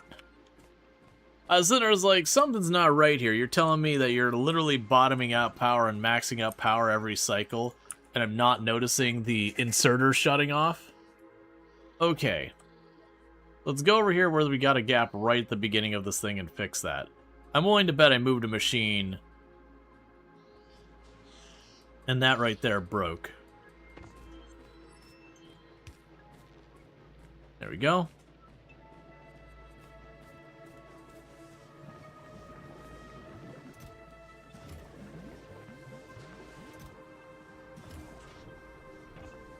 Oh, you take way longer to burn than I thought you did.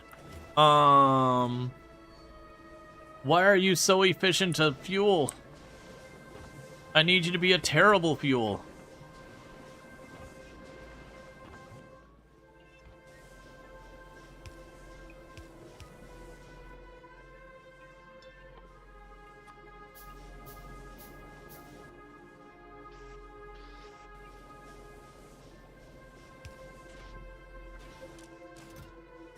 Okay, I can make this work.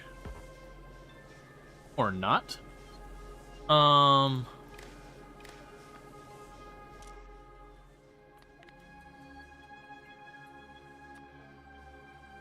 use filters. Egg. If that is greater than 6. Feed him through. I don't care what burns him. Feed him through. Oh, don't do that, don't do that, don't do that. Okay. Burn the eggs. Burn all the eggs.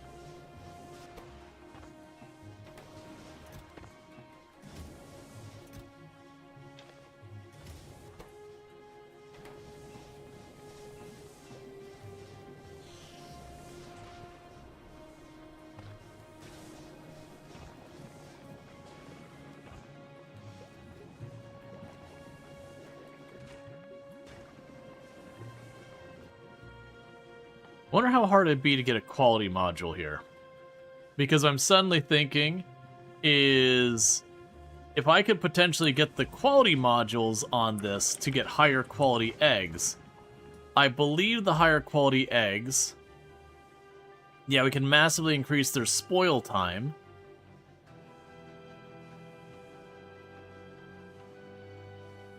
Oh, I can throw the eggs at things? Wait, what? I mean, that's probably to me.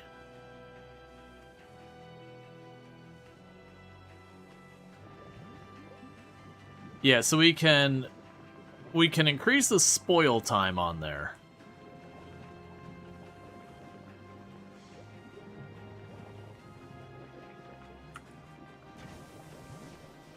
That might make it more of a hassle to try and make the science, though.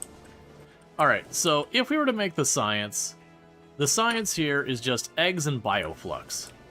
So we're bringing the bioflux over here, not the other way around. Because if some bioflux rots, who cares? Just put it on the network again, it's fine.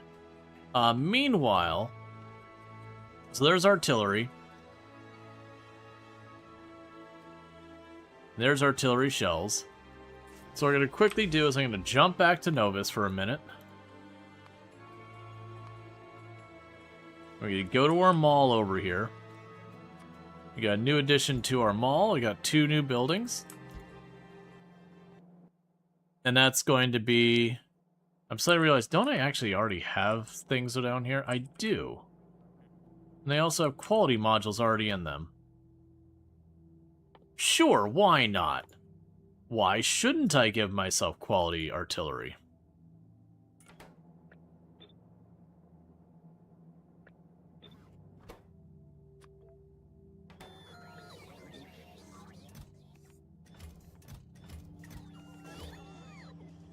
Alright, we'll see how they do on making those. Do I have refined concrete on the grid somewhere? I've got concrete over there. I know we've made refined concrete at different points. But do I have it just sitting around wired up is the question I have. Got the tungsten plate should be...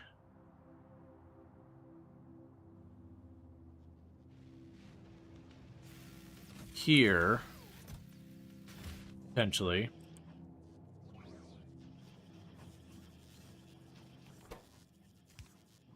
Yes, I'm not seeing the refined concrete. I'm not 100% sure we've got refined concrete just sitting in a box somewhere. Because that's steel, bars, and water. So I would need a water line.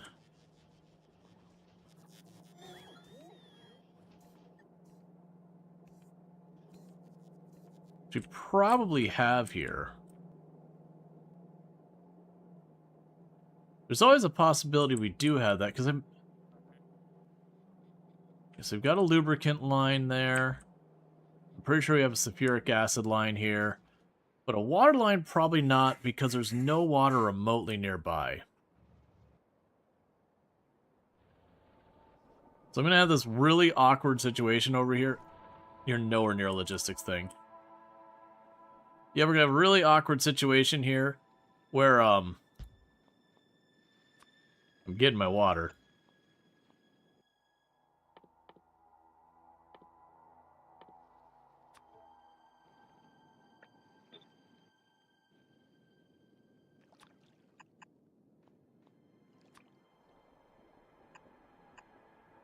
There. So that'll get that done. Meanwhile, let's check on Volcanus' stuff. Because I just realized... So you're sitting here. Right. You stopped going back and forth because you couldn't finish your mission on dropping off the metallurgic science. And I said I needed to fix that because it's going to back up everything. I want to make sure I'm not about to be eaten by a spider.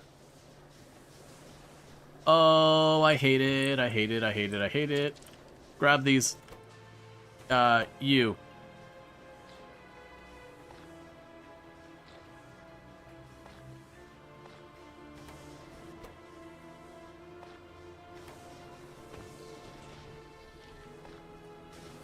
Keep burning them. Burn them all. Burn them faster.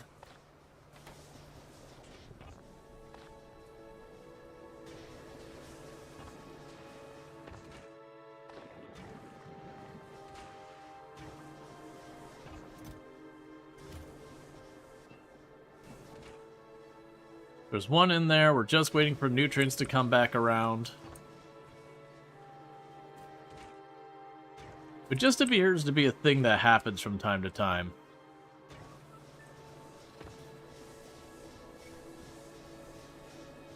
Oh, that's right. That's right. The chest size here, or the artillery, is very limited.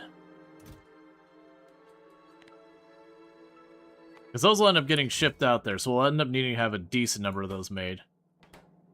Alright, so back to... Right, so the issue I had here was we're feeding those directly in there. So, like, all these different sciences, unfortunately, the problem is I didn't put a buffer chest on any of the space sciences. So I'm going to want to do that.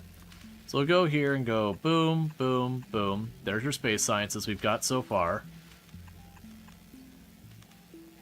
And you'll be actual space.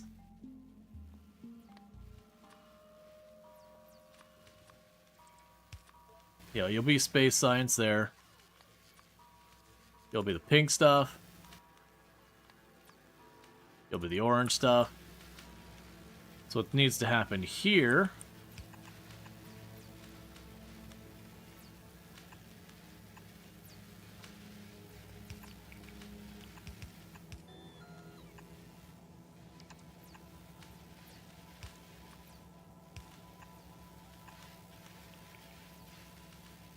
We'll yoink you now.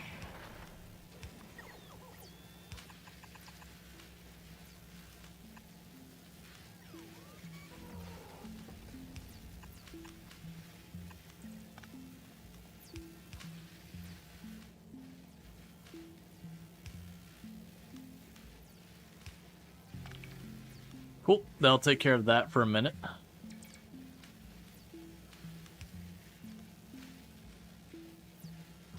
And I need to get that down here, which I could probably do reasonably well by just moving that power pole there and there.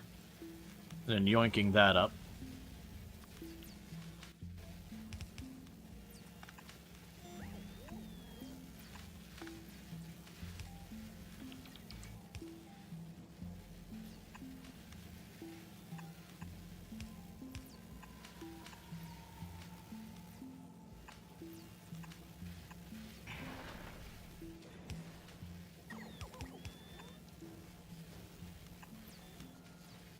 And even though we don't have it ready yet, there's the Gleba Science.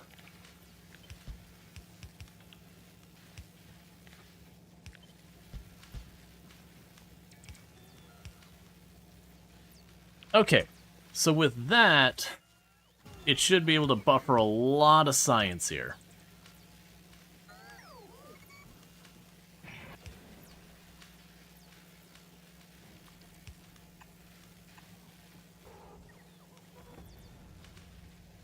And that should get the one going for Volcanus going back over there. We'll want to turn that group on now. So I'll try and bring all these materials back with it. And go to Novice. And you are now going to request stack of foundries, stack of big drills,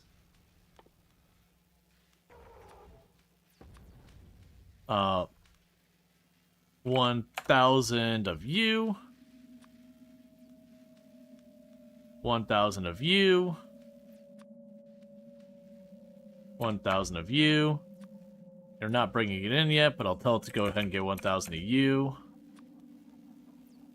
Basically, all the different things. We'll see about this, about getting the Gleba Science stuff over.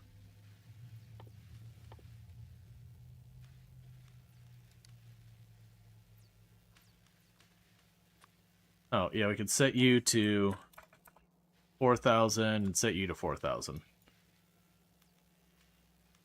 Okay. So basically, if it's here, just chuck it over there. You serve no purpose anymore, so you can get out of there. Okay, so you got all that fixed for now. That way this goes back and forth and grabs the plate and everything it needs on Volcanus. And at Volcanus, you've got all this wired up. And it's only going to really care about, did I get the science, and did I get, you know, have I been here long enough?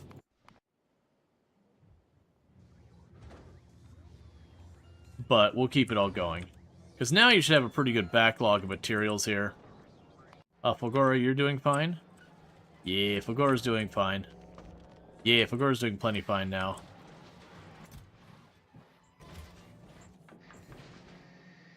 Cool. And we can go back over here. That way we can look at this and realize that we're at, like, the last cusp before all this explodes in my face and death happens. Oh, good. Grab me these. Chuck half of those in there. And half in there. Keep burning them. Burn them all. You still need more nutrients on the line.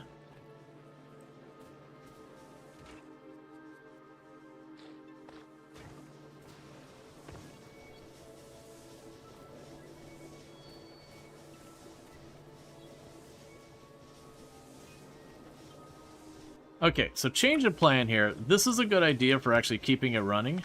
But in my case, I really want the bandwidth to burn eggs. I think that's the more important thing right now. But what I do need is I do need at least a little bit of stuff to kick the process back over. Because those eggs are proving to be a bit more hungry.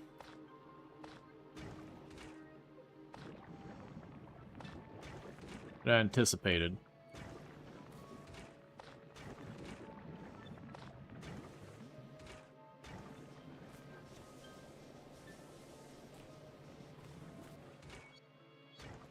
And you're out of rot.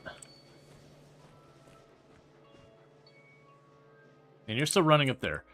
Okay, what do I need to get this going? So you need a couple of seeds and nutrients. Alright, I understand. Everything requires nutrients. As you wish. Grab a stack of those.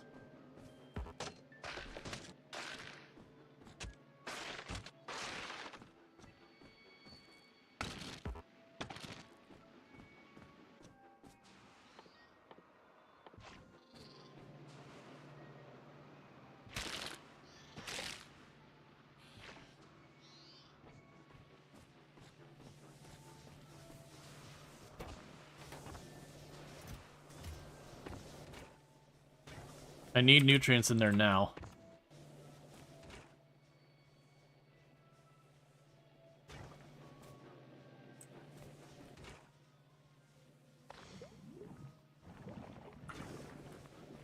So I'll start making the flux. I'll start making large quantities of nutrients. That'll hopefully get this done because it's got about 2 minutes left before a spider emerges in the middle of my base.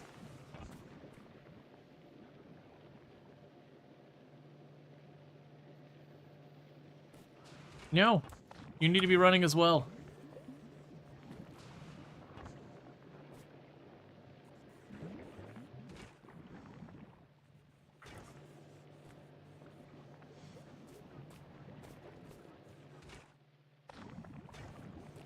Okay, so that should get that process going.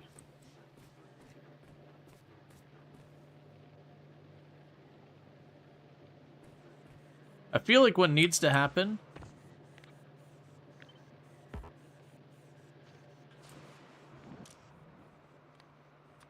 is you need to be the output.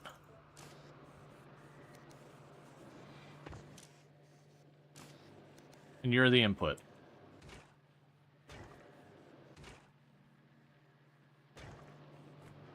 That way it grabs it, like it cycles its own stuff first.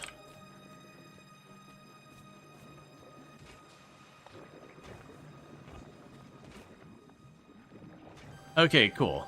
We did manage to unstick that. And each cycle is going to bring this up because the game does take, when you combine stacks of stuff that are rotting, it does kind of balance it out, but it does so ever so slightly in the player's favor. Which is really good.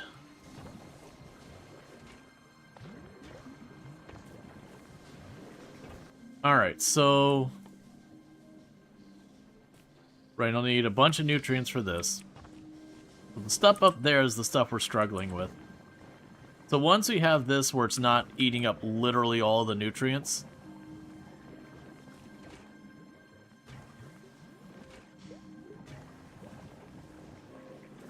which appears to be just what it's doing. As much nutrients as I can feed it goes right on in.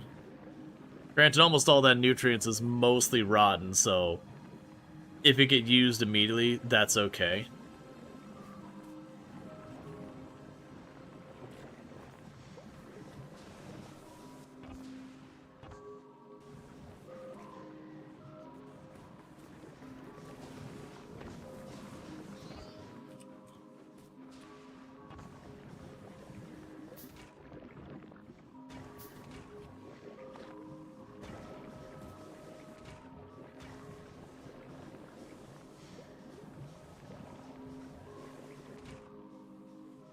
Alright.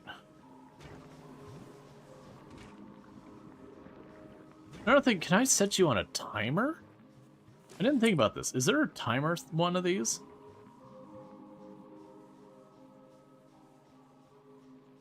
Because I'm just thinking, you could make the arm activate once every long while. Or have this activate once every long while. To just kind of have it go fast. You have to build a timer yourself? Yeah, no, I'm not doing that.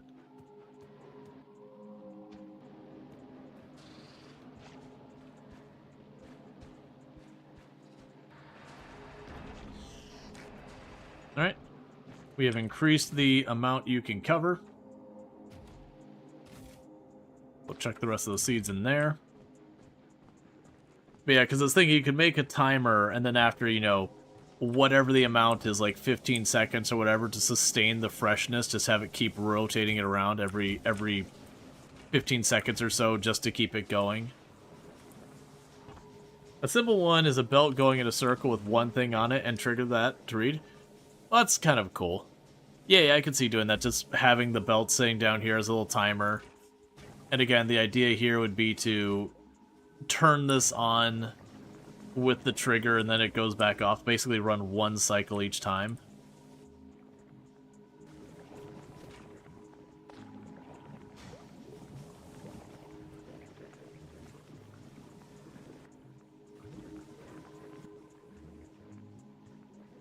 So need more stone. Let's go grab that again.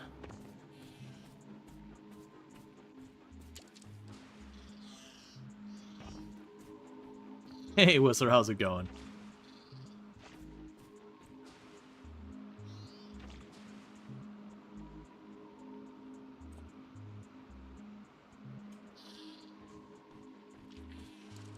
Alright. As I mentioned, the downside is as we expand the agricultural stuff over there, that will eventually cause the enemy units to start attacking us and escalate their evolution and all that. Alright, love to see that. Now we got that on the power grid properly. That's enough for a good couple of expansions. Yeah, good, like, 4 or 5 additional tiles worth of, growing area, which should increase the yield of stuff coming in.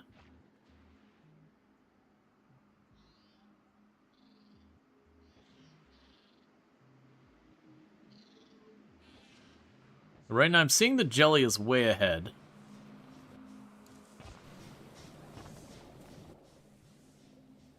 Alright. So need more nutrients again. Let's put another one of these up here, and then we'll put one on the other side. So we'll ever so slightly favor this one. When it comes to doing our stuff.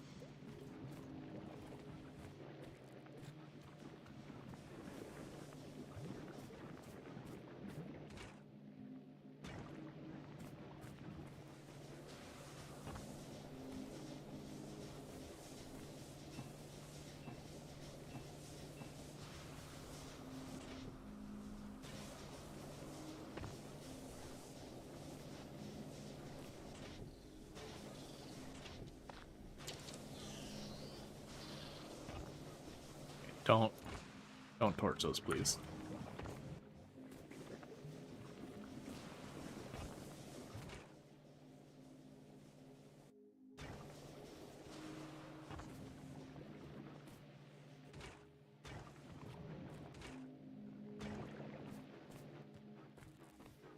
I just need more crop coming in. They're just using it all.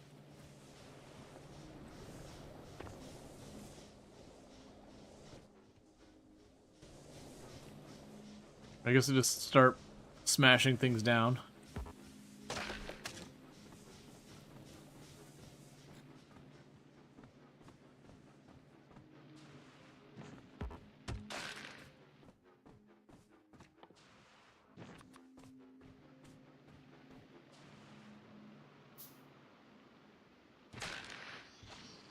So we can get enough spoilage going here. And get more of the crops, because, like, eventually we'll hit the point that we just completely overwhelm the belts. And then your biggest concern is running out of seeds, but that's kind of one of those things you can do, is make a deliberate choice to limit the, limit things so you don't end up wasting all those seeds.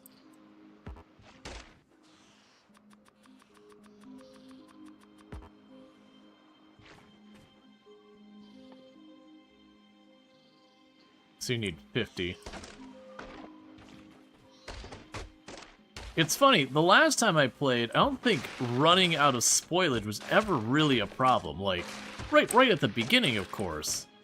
But the moment I started getting stuff set up, it was going, what do I do with all the spoilage? It's everywhere, I can't seem to get rid of it. But I had a very different setup the last time I played, in that I had the green and purple, like, right on top of each other, like, literally the fields practically overlapped, they were so close. Like, there was just barely enough space between them to get stuff going there. Alright, so let's go grab some jelly nut seeds.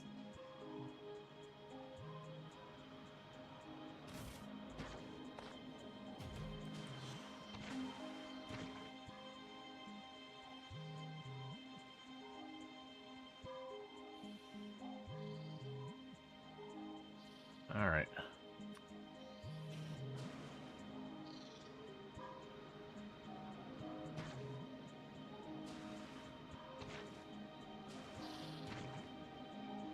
Because we'll slowly get this all built out.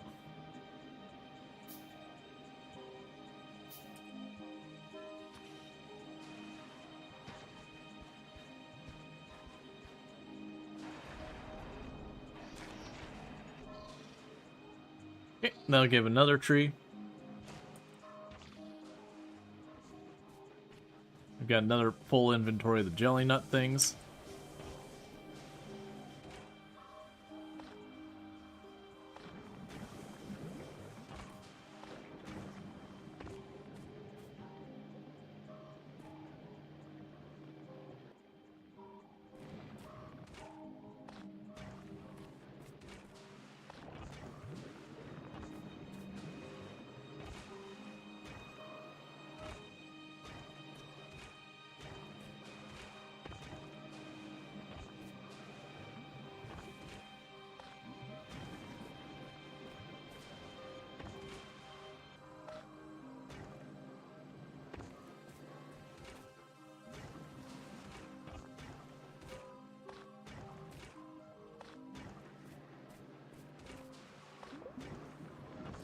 Alright.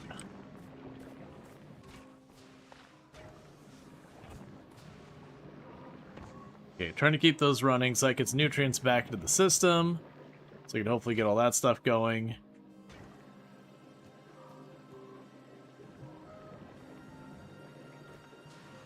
Just to keep it all running, I'm going to grab up a whole bunch of you. Okay. So hopefully that'll get that primed. Because, yeah, I think it's just we're having too long in between kind of harvests, as it were. That it runs around and runs around and runs around. It starts getting low on the nutrients, and because there isn't more stuff coming in to keep this running, it effectively exhausts itself on nutrients. That I just need this stuff to continue to come in.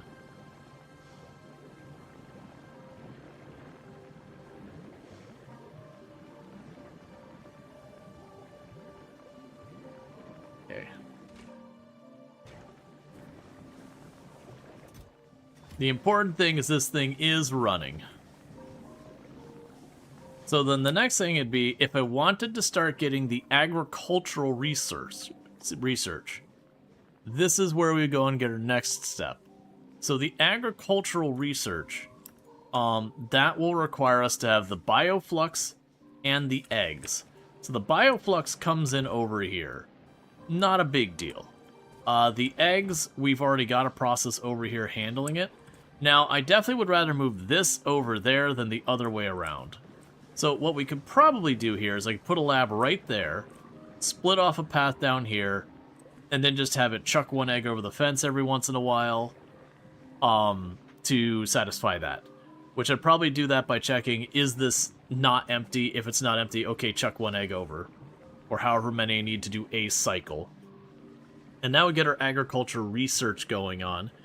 And then once they've got that, we really do need to get these processes stabilized. The fact that I'm still running around here and we're not technically producing copper or iron is certainly a thing. But I think I need to increase our production here, which means I need to increase our production over here. Right, so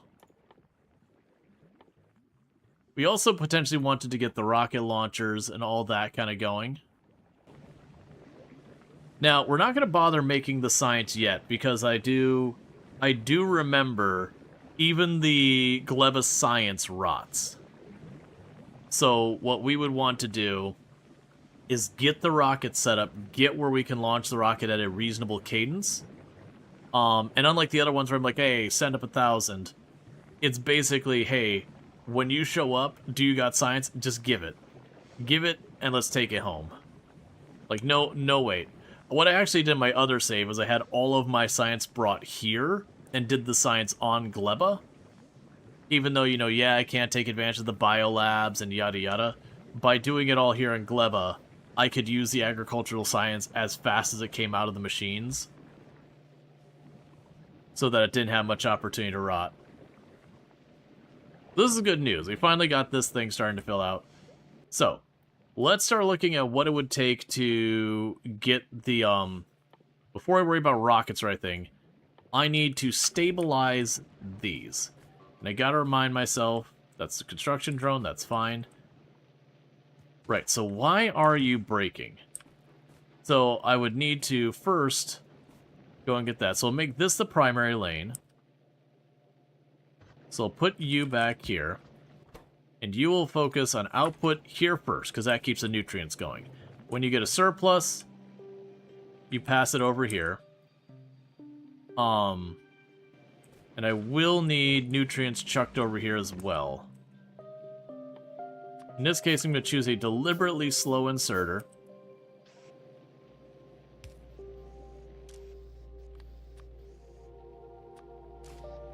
So you get slowly tossed over here.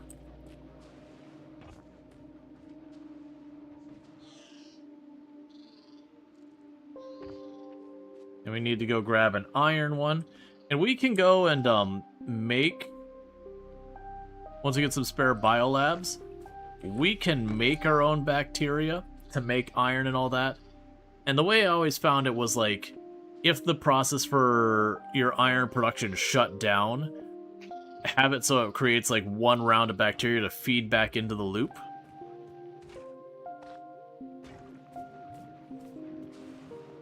And then you're waiting for another round of nutrients.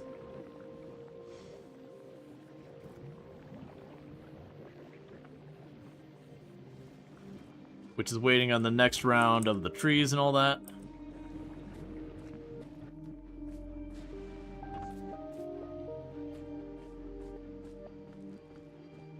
Let's go grab ourselves a little bit of copper ore over here somewhere.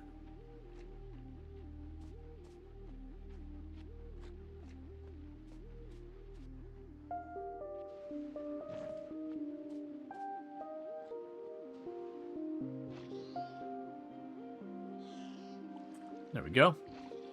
Yeah, because then what I'll probably want to do is set it up so I can kind of auto-reboot my copper and iron production. Because now the thing we can start considering is getting electric smelters going on up here. And then with that I can start expanding. It'll just get like a little area for iron and whatnot. So you're doing that. We do have a rot line, which is fine. So I could drop you in here. Let me guess, you've already rotted out because you're not getting that. So that's what's happening. So we're not getting the bioflux at the same rate. And it's not that this isn't working fine, it's I don't have enough plants coming in that they're not sustaining it. Okay, so if I want to get more of these, simple enough, I need more nutrients. Shocker, I know.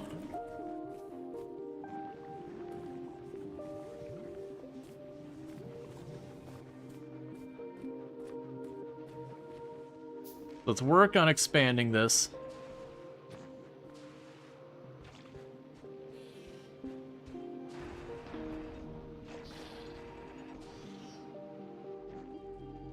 Okay.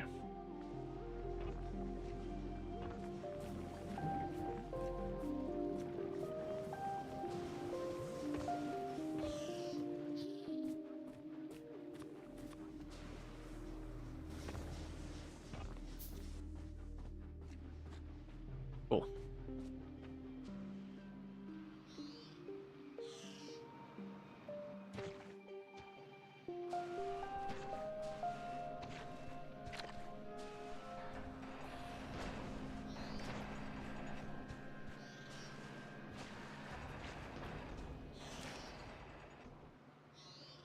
Yeah, so I'll end up wanting to increase/move this one. Because this one over here doesn't have a lot of usable space.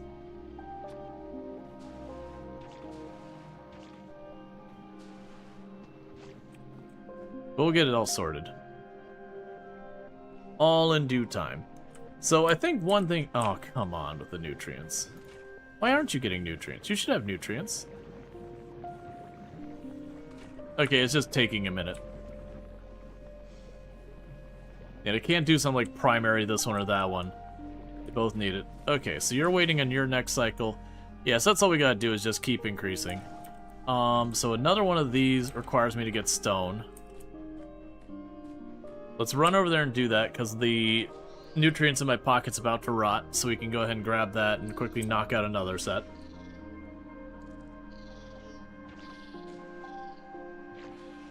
Now, danger there is we're going to start putting out some major spores soon. We don't have much in the way of weaponry, and that needs to change. Because I do remember the bigger enemies on Gleba really suck.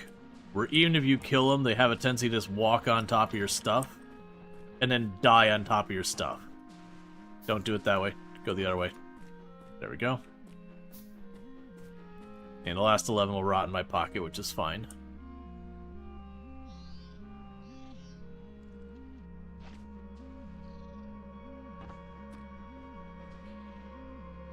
Okay.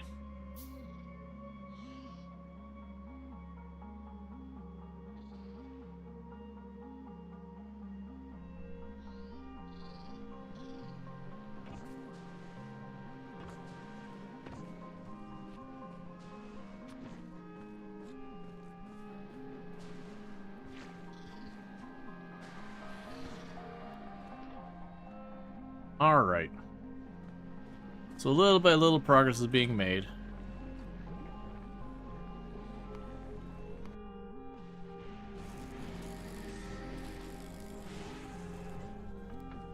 Oh, you know what? I don't think we're making long inserters here. There's the blue ones. There's the yellow ones, but I don't think we're making the red ones. Well, that's just another thing to add on to the list.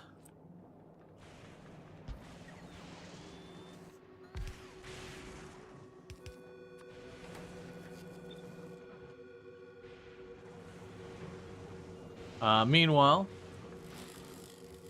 it does appear we are continuing to buffer that up. That's another thing. Go over to you. We got a new request. Alright, so you're going to start, if you can get a hold of them, requesting the materials you can make there.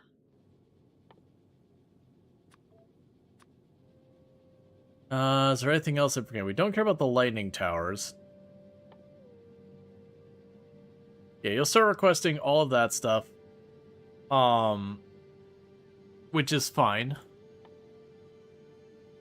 Because then while you're sitting here waiting for science or whatever to get its stuff done, if you got a rocket to spare, send her on up. And then we can go over to Novus and say, hey, you know what? Go ahead and start, ask for the superconductors, ask for that, ask for the... Oh, we already have those filtered. Okay, that's fine. So grab for those. We'll go and ask for you. And basically all the materials that I can't get on this planet, just request them, bring them into the system so that they're available if I want them. Oh, recyclers. You are correct. Recyclers are one of the ones we can make here. So we'll go to you. There. Recyclers are here. So basically I'm just telling him, like, literally everything. Just start shipping it on over. While you're waiting on stuff like science and all that. Because then we can go ahead and expand Novus as needed. Have you gotten... One second. Have you gotten the artillery in production? Okay, so the artillery's waiting on the tungsten and the concrete. The tungsten still needs to be shipped. And the concrete is waiting on the iron sticks. And the iron sticks, I know I make... So there's iron sticks there, but they're not on the network, and they're also there, not on the network. Right. So I'm going to go ahead and just tell you to make this.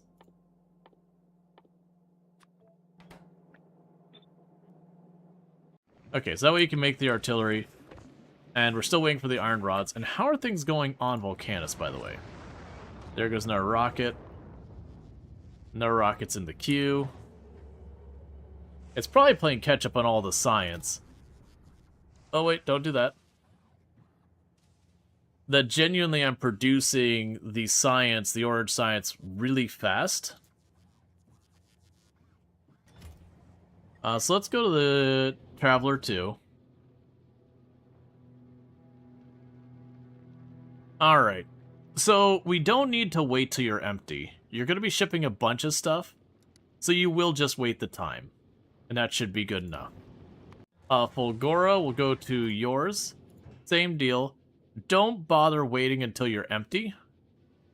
Just if 10 minutes have gone by, go back over and wait for more science.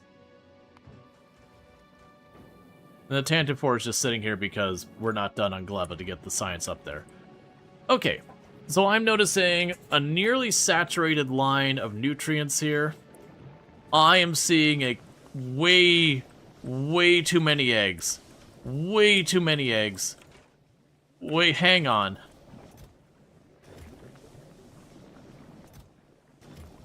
Okay, hang on.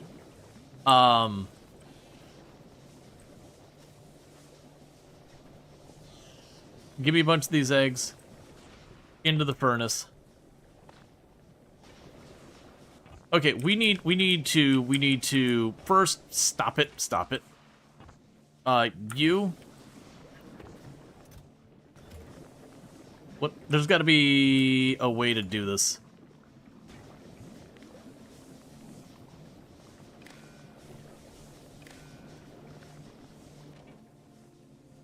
Read belt contents. Hold all belts. You, if enable. Where's the eggs?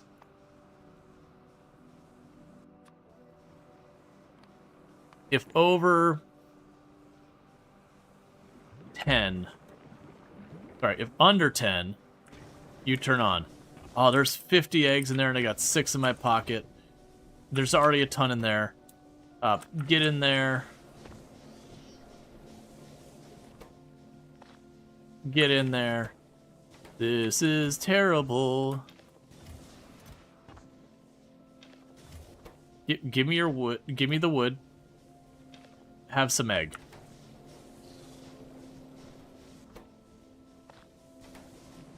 Let's go grab the ore. Okay, so basically we're going to tell the egg-making thing to just chill the heck out.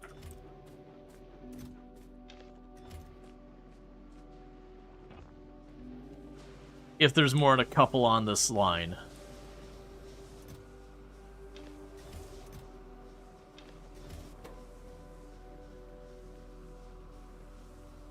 Okay, you can have the wood back.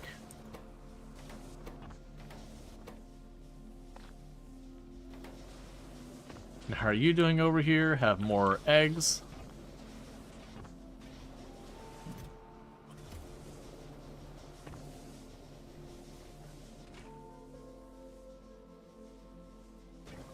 We still have 22 on this line. Is it really 22? It doesn't feel like it's that much. Maybe.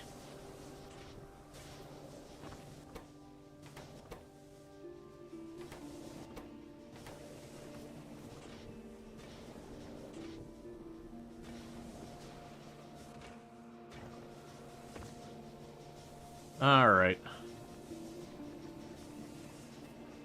You got the bioflux going on here. Okay, so.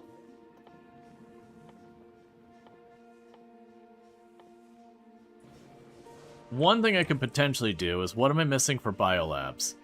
I don't see Polyshore, so that's one thing we're missing for a proper biolab. So I can go over here.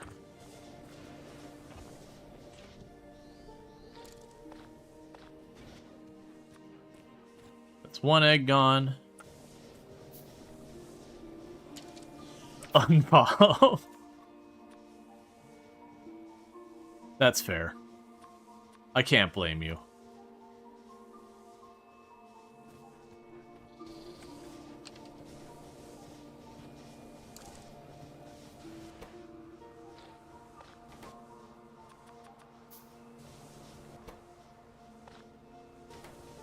Okay, so we made a bunch of the biochambers just as a way of consuming a bunch of the eggs real fast. So I think our new logic here will help, where this only turns on when the number of eggs on here is relatively low.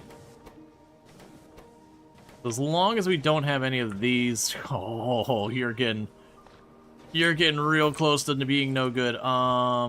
Hey, you go in that machine. And I hope that'll freshen you up a little.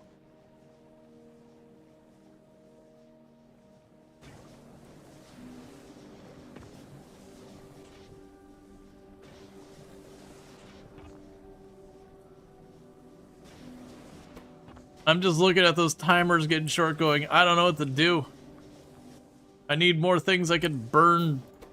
Oh wait, you know what? There's something we can do. Take you out. Chuck you in, grab you. Hey, burner. I'm just gonna take all of them. You're fuel now. You're fuel. Burn the eggs. Heating towers. Yeah, it's cool and all, but... Oh, actually, we do have heating towers we've unlocked. I need to get concrete going, which I don't have ready. But yeah, no, that's, I think that's the way we solved it last time, is I'd have down, like, here at this end. Right after that, I just had a heating tower just toast them constantly. And then we eventually had that running my turbines, as opposed to these. It's getting so low.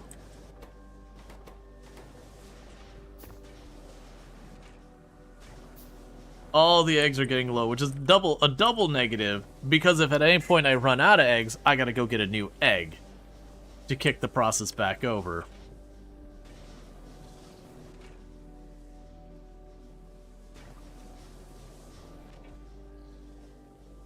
A signal sent constantly as long as the items are in the belt, directly connected to the front, side-loading splitters and all that.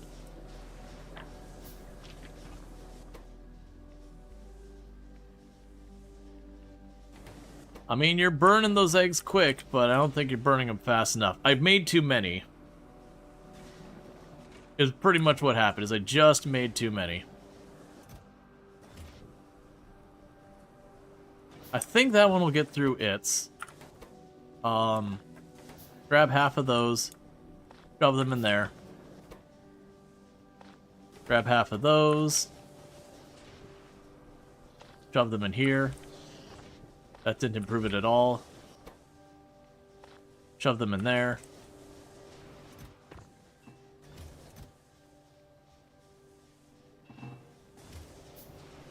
Just trying to stabilize the eggs before we have a whole lot of awful things happen at once.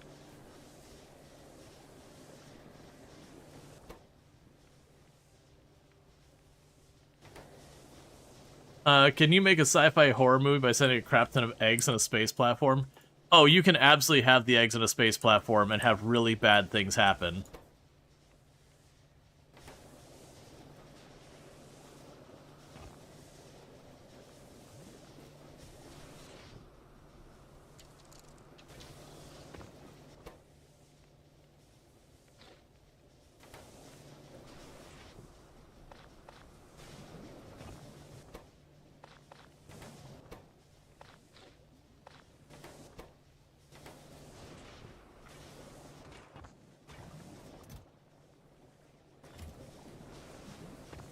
We're getting them down to the last couple, but,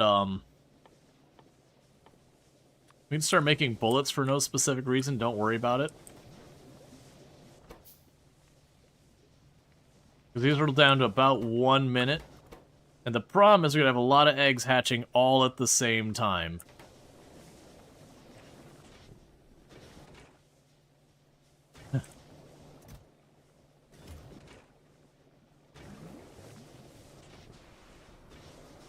It's going to be a lot of things hatching at the same time. And I do have a couple of guns sitting in the middle here with me. Do spiders survive in space? I believe they do.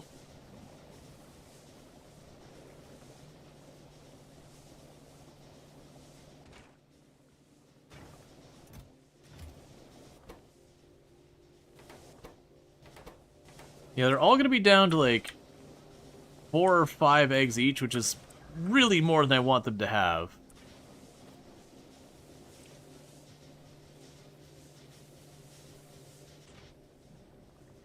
One minute. 30 seconds. 1 minute. 1 minute, 15 seconds. 30 seconds. Alright. So, it's not going to be all at once, but they're going to be not very spaced out. Spaced out between them. Any second now, we're going to have bad times. I'm holding spacebar, waiting for friends.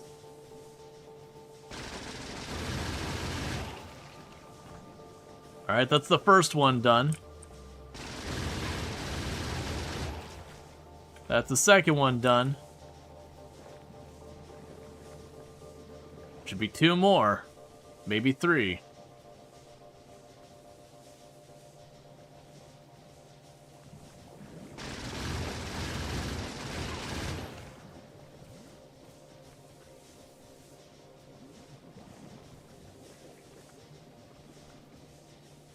Okay. Yeah, the big thing with your space platform is most of the time you've got guns all over it, so they do thing.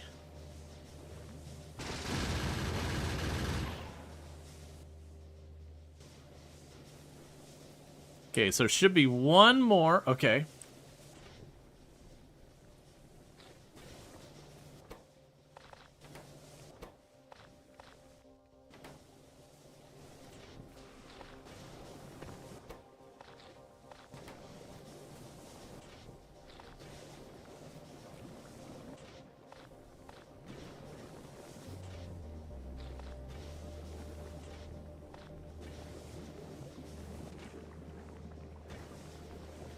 Alright.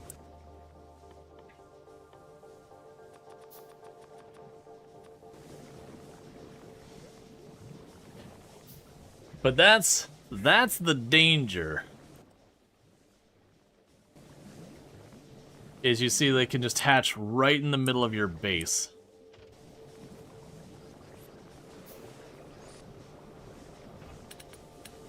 And it can absolutely exacerbate itself because you have them hatch in your base, they manage to take out like a power pole or something.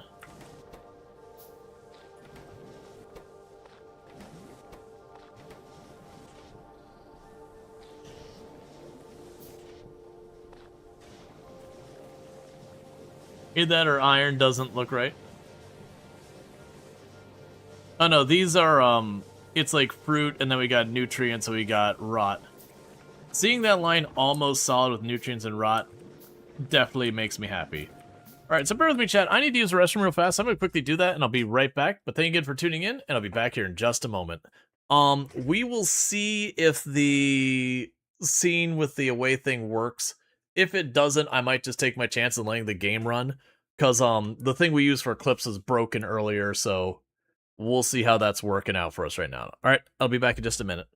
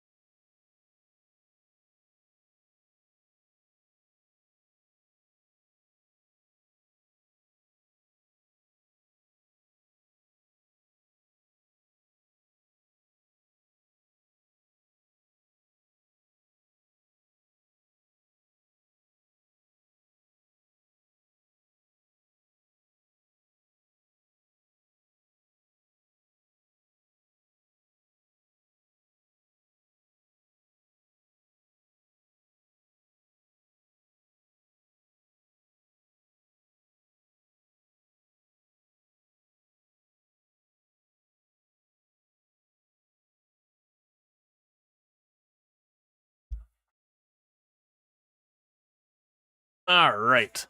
Let's get back to Nightmare. Okay. So I think we've got the spider nonsense balanced. Because what'll end up happening is if we ever get more than 5, we feed it out to the various things to consume it. That's fine. We've also got this thing where it's been designed to check to see if there's a bunch of spider eggs down here. And if so, to basically cut off production. So, this should... I see a problem with this. Because you are going to be bringing the rot over as able, once we saturate this thing with rot, it's going to struggle again. The rot burns quickly, though. So we'll probably be okay. Alright, either way, that's fine for now. Why are you running out of bullets? Because you're all messed up again. So we'll go ahead and just do this. Start chucking stuff off the side. It's fine. Alright, anyways. We've got our labs. I don't remember what on earth we were doing. Because all that nonsense just really kicked things off. Alright, so for stuff we can make here, we can actually do heavy oil. We can do the liquid processing there. We can make the rocket fuel here. So we can actually do all our rocketry stuff in the lab using nutrients. Are the spiders laser resistance? If not, you think a good way to balance spider spawning, but not draw power? Yeah. Okay, I mean, so we would definitely want to get that online. I'm not doing that yet, until we have a rocket thing that's no good. We can make rocket fuel from jelly and bioflux. As far as the processes here, all this is relatively fine. We're getting pretty close to the point where I need you actually functioning. Let's try... Let's actually... That's what we can do. So, we have here where we can initially make this. So, from jelly, I can produce spoilage and bacteria. And then from Yamako, I can make bacteria and all that. So what we can do is we got those 2 lines here. And what the intent here, and it was what? Was it bioflux that they need? It probably was, wasn't it? No, it's literally just jelly now. Okay, so what we can do here is if that reaction stops, we can start snagging stuff off the line to kick things over. So you'll be the thing to try and initiate this. Oh, I'll need to scoot you over one more.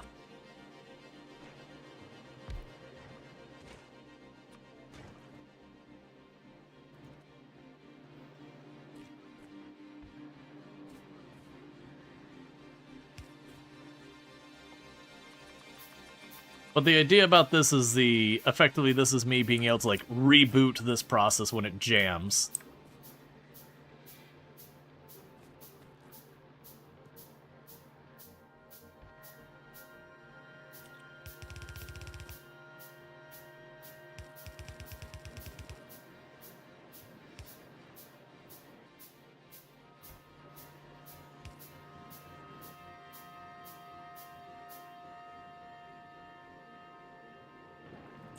You need copper plate.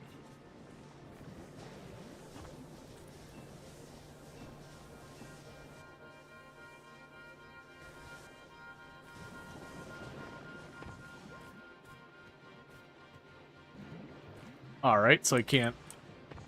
I actually need copper plate to kick things over.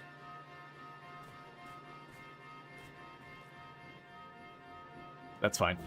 Okay, we got our research done.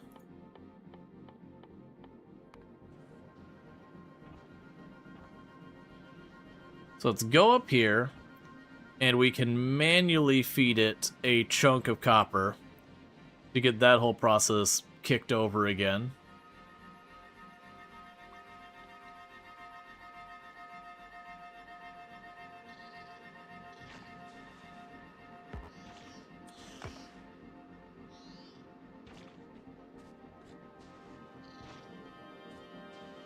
Yeah, because then we can do is we can check all of the different things and be like, do any of these have copper bacteria? If any of them have any copper bacteria, this doesn't turn on. Same with the belt. We'll check it all. Let's see. So with that, we need to chuck the bacteria in there. It starts doing its thing. So one other thing I need to do is we will need to get stone.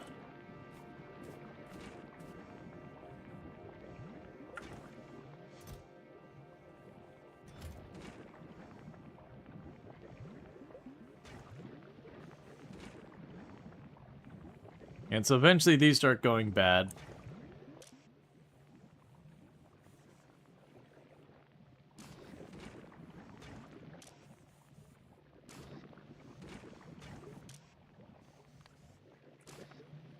Okay, that should help so that stays fresher. Alright.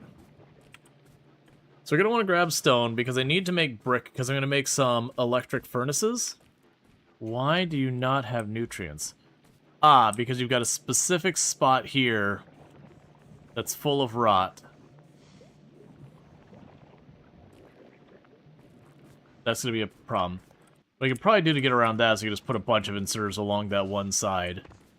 But if we go and we get ourselves a electric furnace where I don't need to worry about feeding it in coal and all that kind of stuff on the top, we can just then take any of the copper that comes off the line, immediately feed it through the system, to start getting copper plates made and all that stuff. Now, for all the stuff that's just your regular, you're putting in your iron, your plate, and all that, I'll probably start bot networking that nonsense. But all this stuff that was related to the Gleba normal stuff, that stuff we're going to go ahead and keep going there.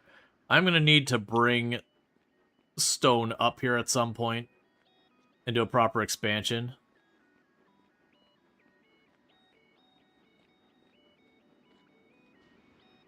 We'll have to figure out how we're going to deal with the spores and all that.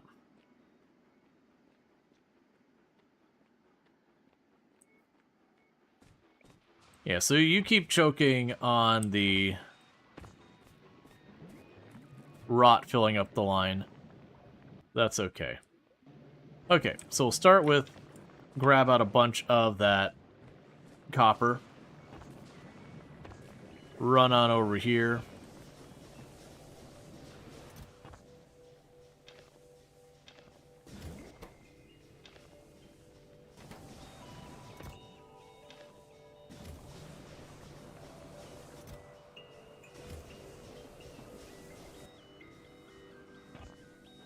Okay, so I still need more copper.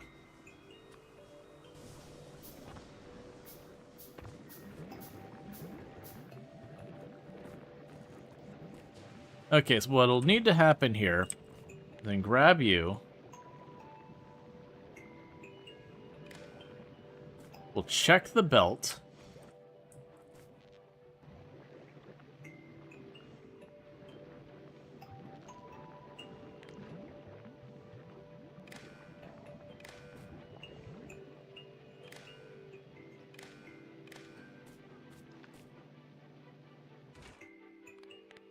Alright, so we'll check for copper bacteria itself.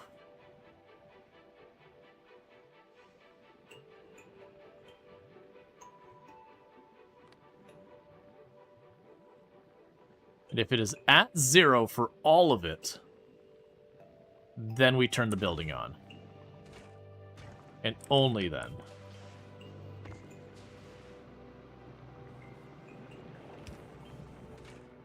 Same here. Let's go ahead and run this.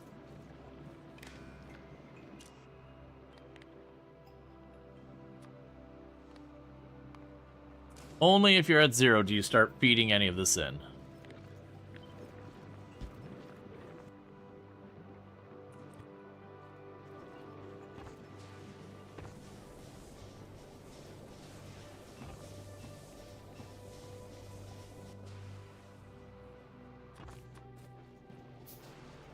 And then that'll have the copper where it's set up to keep renewing now, or I don't have to babysit it.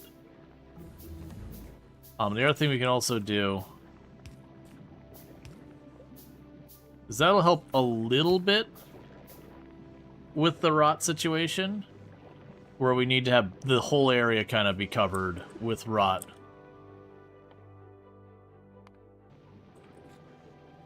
Okay, so you've got all your stuff going.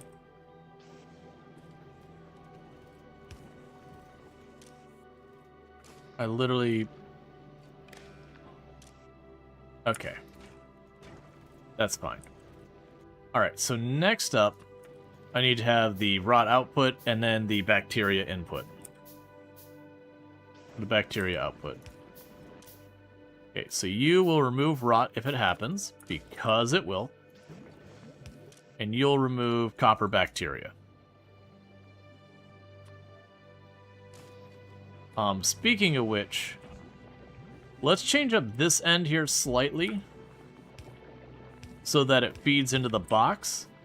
And the reason I want to do that, because I'll also put copper on here, is if this has a problem where during its process, you know, it turns into copper before it gets into the machine, I want it to be able to recover.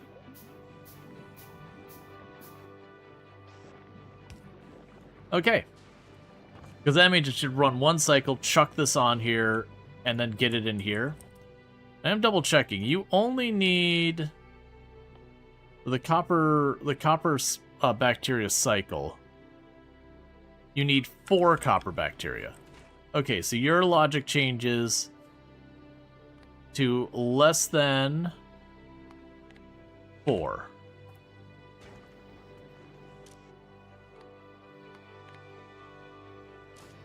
So if any point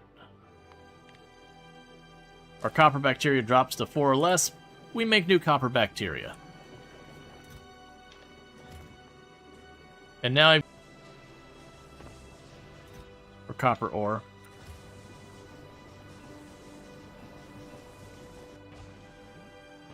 Okay. So the next thing I'm going to want to do... How's our steel doing? Pretty terribly, actually.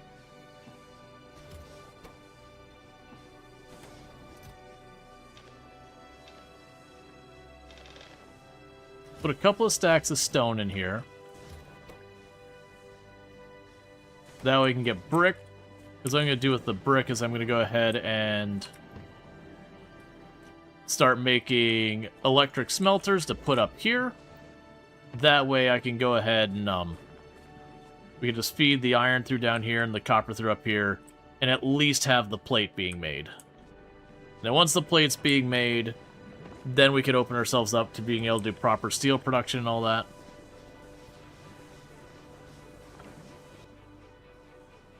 Yeah, so you need 10 of those.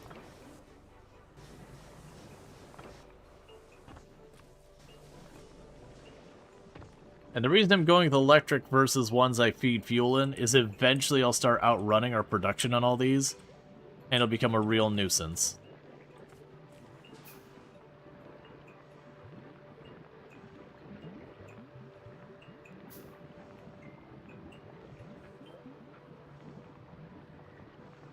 You know what, honestly...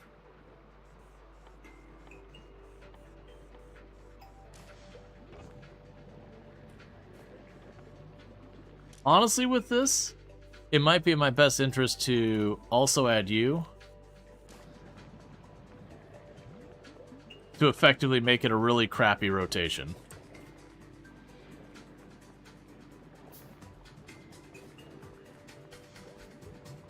Just so it doesn't jam up.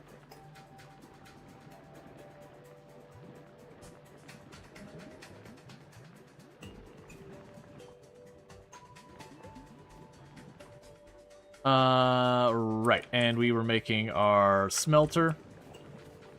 I think we put the smelter over here.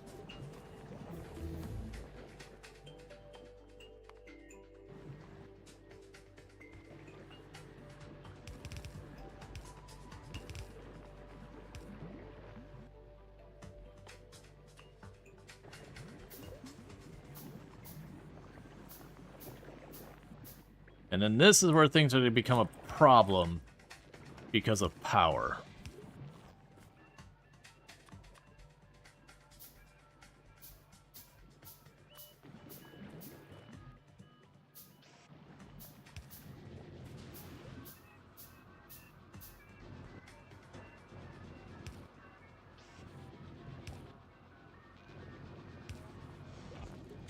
Okay, so we have our copper, a whole copper setup ready. So the next move is going to be to go over here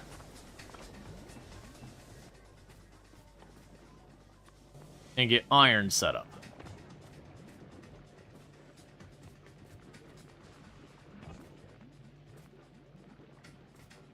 So for the iron setup, we'll get that built. But what I want to do is this thing up here, I want to get that same idea, but over here where the jelly is. So one way I could do this is let's grab ourselves another underground. So build an underground here. We can put the thing for making the iron bacteria over here. Funnel it on through up to this area.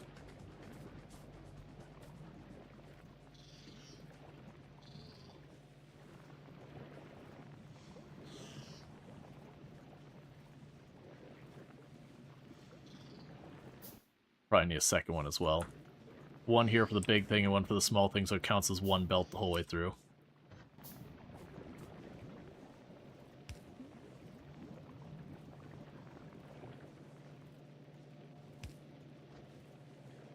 Okay, so you can put the biolab there. And you'll be doing the regular bacteria production.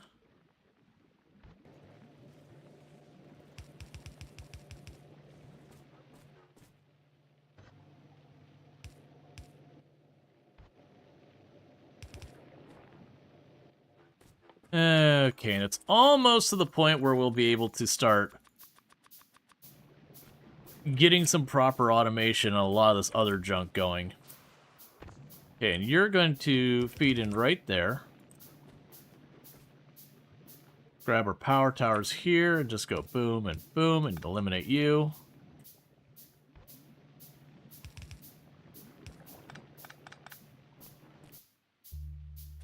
Make another underground here because I want this to be considered one long belt, so when we check the whole thing for the bacteria,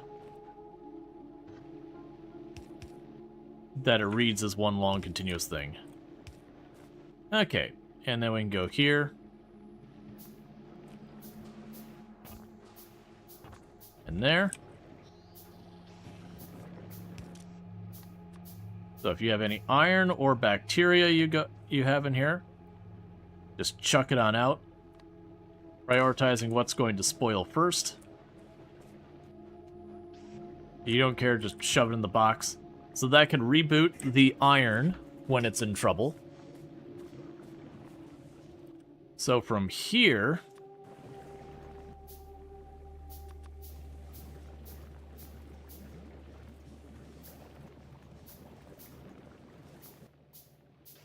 we can tell you to pull nutrients from this side. You'll have your output down there for rot.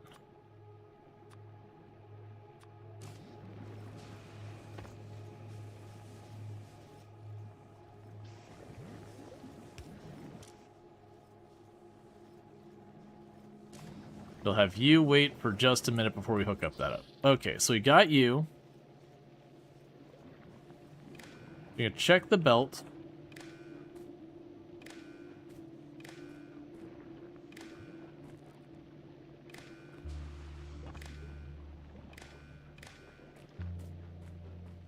And you're gonna check the entire belt. Okay. So, with you... Oh, you need to be also... Alright, so you... check this for the iron bacteria. It was less than 5. You turn that on. Same thing. Check for the iron bacteria. less than 5. And same thing here. Check for the iron bacteria, less than 5. When that happens, you're going to turn that whole system on and kick it over, which should happen the moment we get a little bit more of the jelly coming through here. It should kick this on until it has 5 bacteria anywhere in that separate part of the system, and then when that happens, it'll shut itself back off.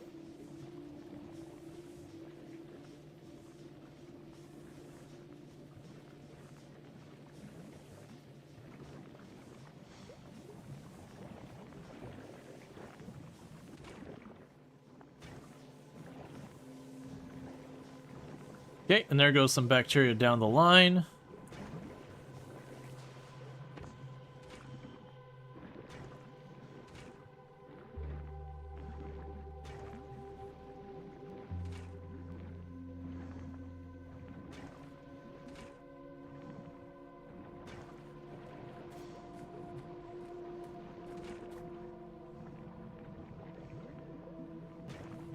Alright, with that, we now have enough iron bacteria for it to be stable, and this thing shut itself back off.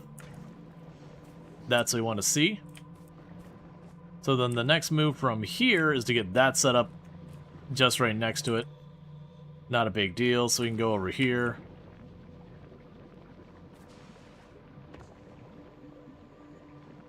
Yeah, I can put it... We'll put it right there.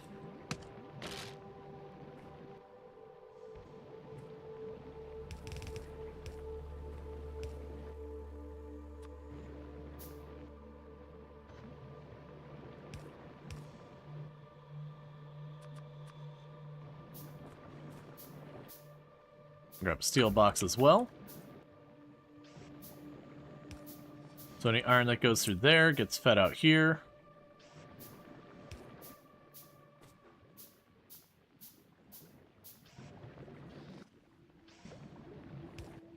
And into the box. Okay, and with that we've got iron and copper production, up and running.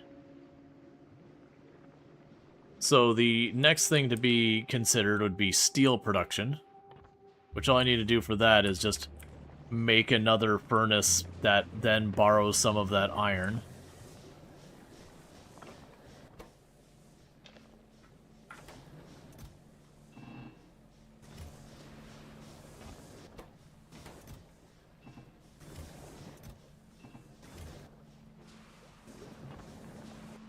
Okay, so let's look here.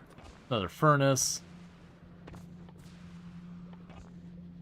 We got destroyer capsules we could potentially do stuff with. Oh, not the fancy one, not yet.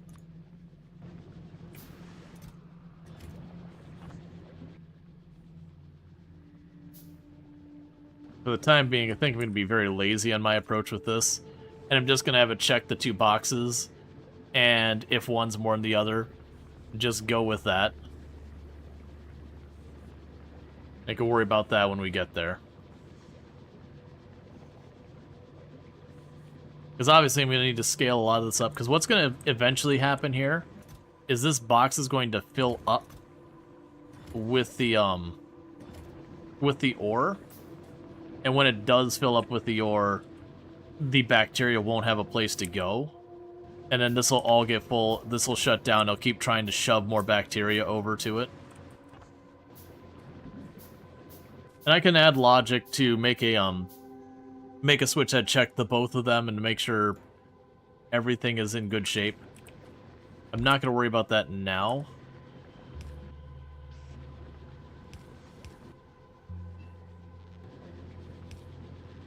Okay, so meanwhile,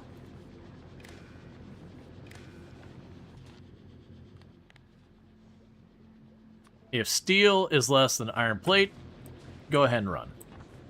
Okay, so we now have steel, we have circuit boards, we got plastic, we got sulfur, we got all this stuff. We're probably going to want to get explosives going here in not too long for defense reasons.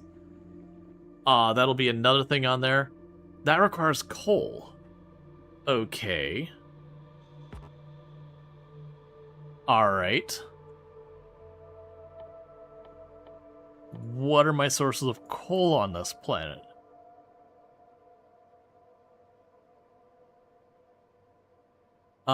So it appears naturally there.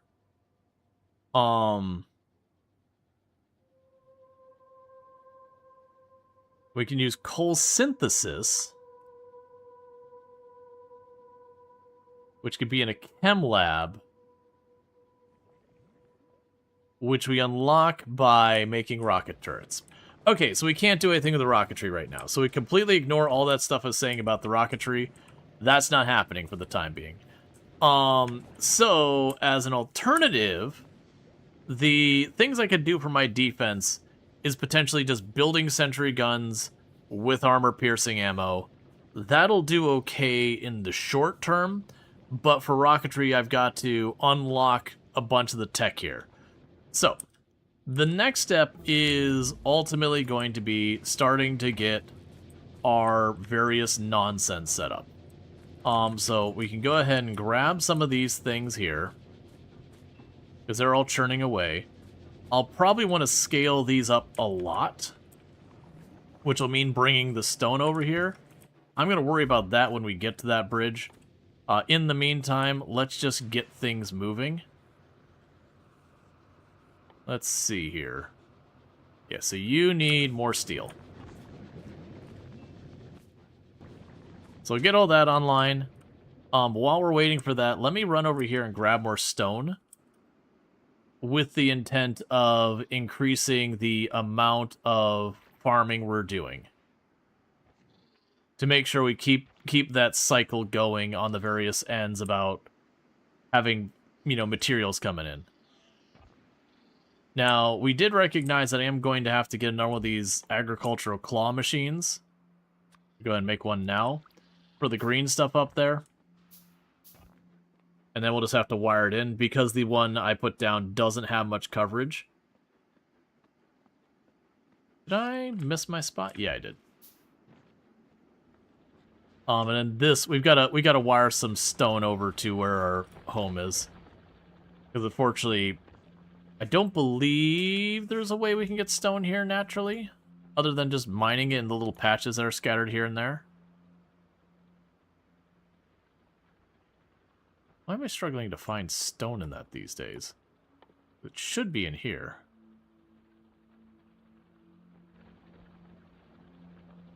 Here, I just go like this. Yeah, so it's gathered from a bunch of these. Oh, interesting. When we start getting the stompers and all that, they become a source of stone. Okay. So we got a whole bunch of stuff we can disassemble for it. But yeah, apparently the natives here themselves are a source of... Oh, I forgot about that. They end up dying and they drop crap on the ground. And so if they get into your factory, it can be a problem where your inserters end up grabbing the wrong things, and you get stone on your belts and all that stuff. I remember that didn't end up being too big of a deal. Just because of killing them, that it's just a matter of they kept destroying my walls is the big pain point. But yeah. Okay, so before we get into too much over there, I do have another one of these built.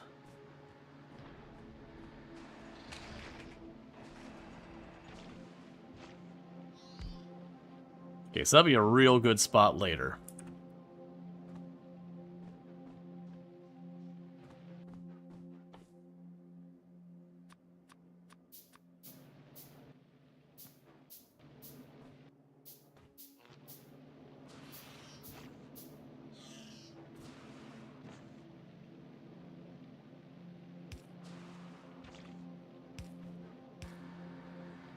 We can worry about ripping up all the stuff there for a minute. But then we can continue to expand. I'll get that wired in on the conveyor belts and yada yada. If they're close enough to drop junk in your belts, you have bigger problems than the junk in your belts. Exactly. Because they end up, like, some of them drop acid, some of them explode and all sorts of stuff. Like, it's a thing that needs to be dealt with. Yeah, so I'm going to start trying to get the whole thing set up where we can manufacture things.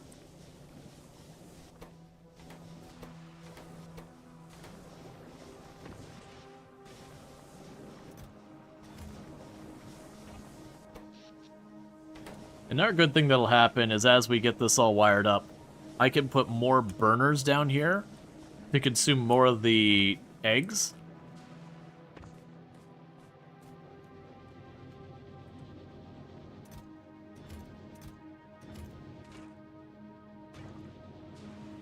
Oh, you're not getting enough of this stuff through. Yeah, that's the thing I've gotta fix. Is I gotta get these where they're producing sustained. So let's go over here.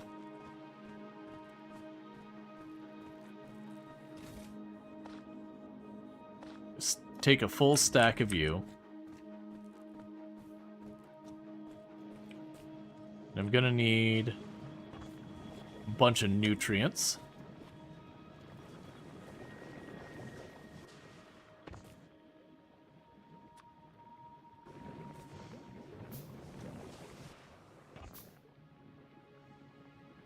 Alright. Now avoid grabbing more so we don't accidentally break the whole thing. So why are you not? So you check to see if there's more than 5. You check to see if there's more than 6. We'll set to have you check to see if there's more than 10. It's a little bit more of a buffer because you're not getting any in there.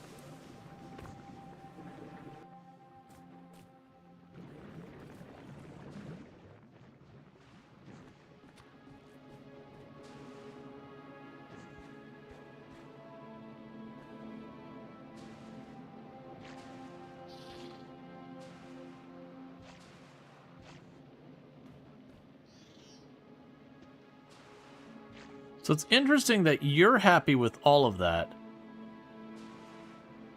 but you're not happy with a bunch of it.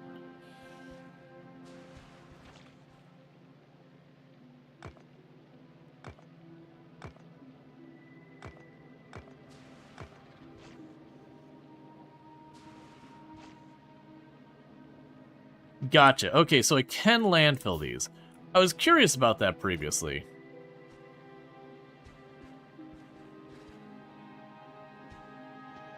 So now let's see.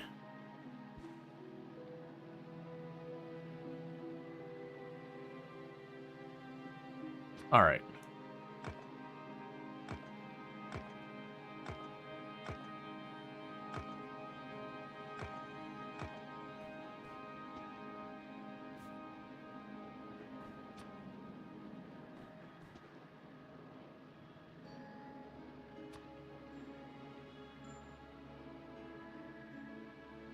Oh.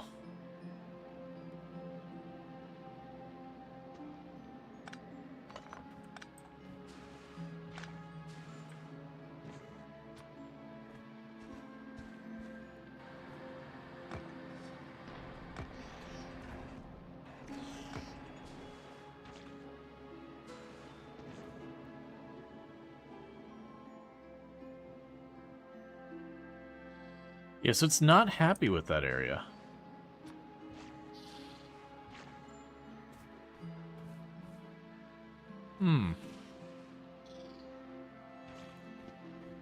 That is pretty annoying, actually. Because this to me, it's like, oh yeah, I got all this usable space over here. But it's not. And a lot of it's because there's just a tiny little gap here and there. But all this is no good for us.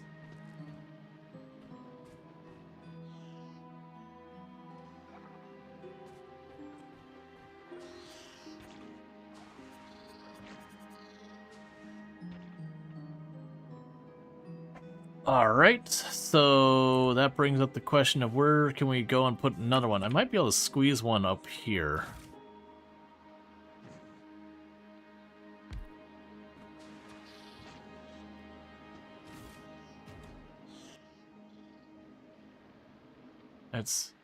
It's so hard for me to tell what I can and can't use. I remember running into that problem the last time too, that what tiles were kind of in play and usable versus not was really dodgy at times. Wifey. Okay, you sleep well. You sleep well. Doubtful. Yeah, I know. It is what it is. It is what it is. But I love you. Love. Okay. So the next places we could build are like way over there and way up here. Both of which I don't really want to go for. It mentions the overgrowth. I want to say that's farther tech. Yeah, overgrowth soil is 2,000 agricultural, and I need biter handling, and I need captivity. Well, that's not happening. Alright, so we're just gonna have to live with the fact that I'm going to have to get more of this going. But like I said, it looks like there's an area right here that I might get a few more tiles out of it.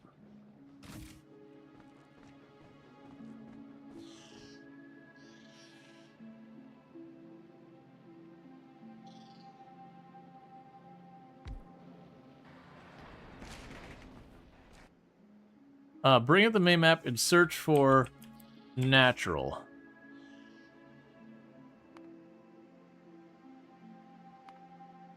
I see.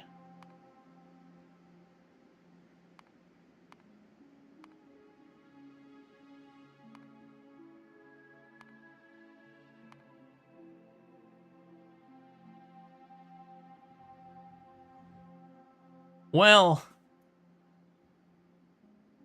that sucks a lot, actually. So there's like 4 tiles there. There's like 2 tiles there.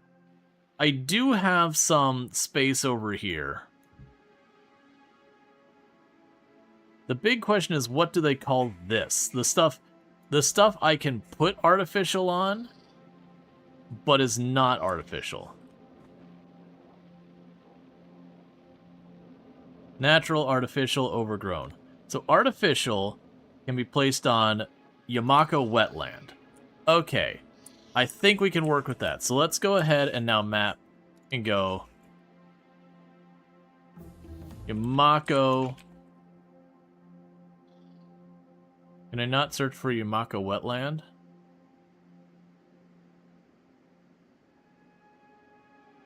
Oh, I'm guessing or just wetland?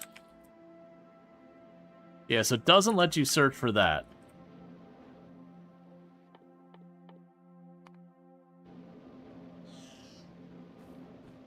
Because it's really hard for me to make this out. So it looks like I can build here.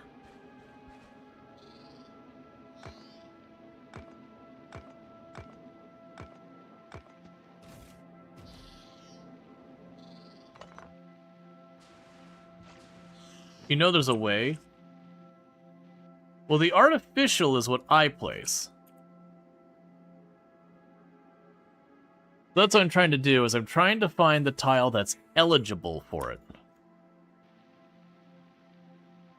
That's the key here. So I can go here to Yamaka Wetland. Yeah, allows placement of artificial, overgrown, and foundation. And that's the only one we can place. But it doesn't have like a subtype or whatever. Try soil.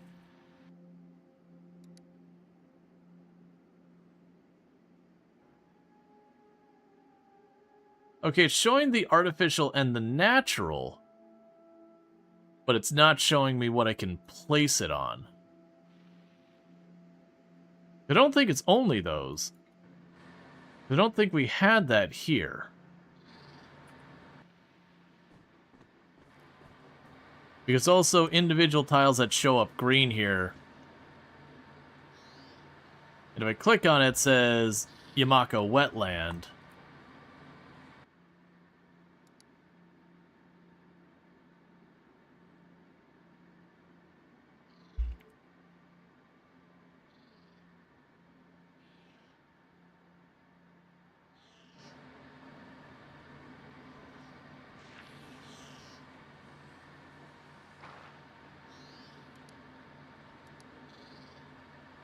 This is the one This is the one thing that is the big frustration with Gleba is like, look, man, I just want to know where it's even eligible. Yeah, so wetland unfortunately doesn't do anything at all. It doesn't seem to like have that as a searchable thing. But that's always been like my one big frustration with trying to deal with Gleba is like, look, man, I'm down for having the restriction on where I can and cannot put it. That's fine. Make it so I can figure out where the hell I'm actually allowed to put it. Like, can I put it up here? So, like, this to me looks like a sweet spot that I'd be able to put it all over the place. But it's not.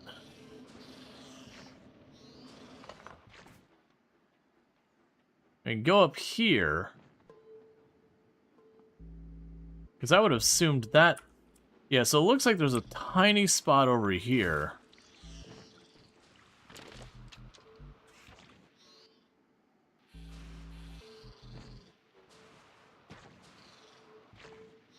I'm not gonna actually put it here. I wanna test something.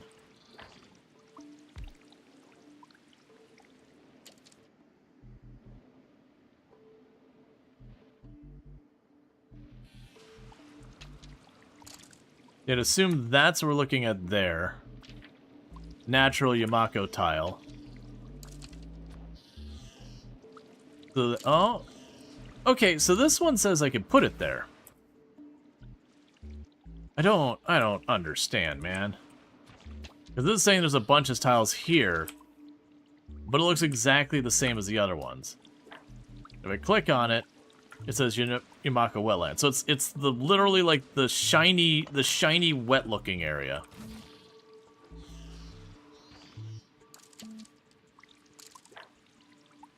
So I believe if I put it somewhere around like here, I think that's the best results I'm gonna get.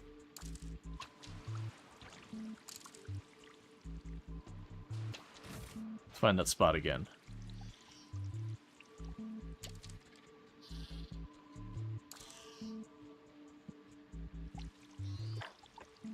Yeah, so it's wetland, this is not searchable. Exactly.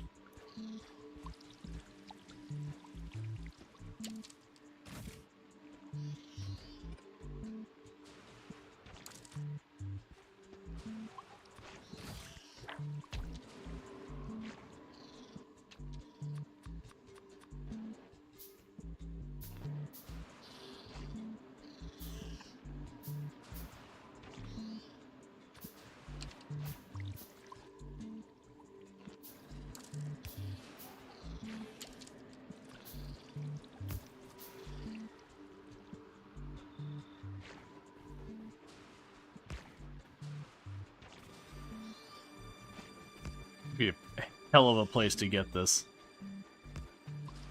I 100% expect the thing to be attacked on a very regular basis.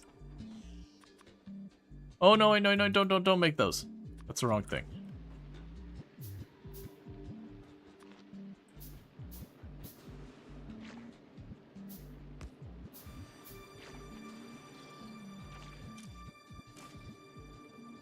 Okay, my entire power grid just went out.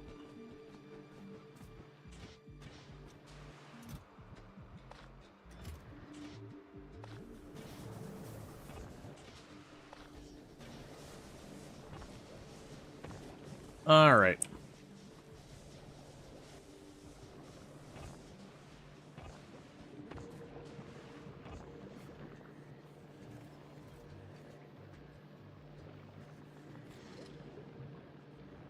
Okay, so it's all coming back online.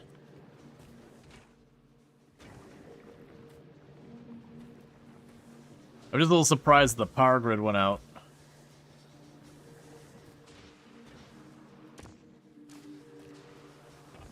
Maybe they didn't annotate the tile terrains on with the info. Strange anyway. This should be easy. Yeah, no, that's the thing. Like, it's very clearly, very likely just an honest mistake kind of thing.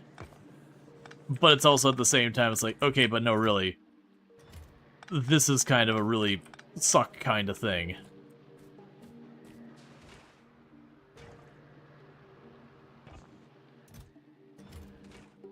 Why are you not grabbing the nutrients? Oh, you're on low power. Here.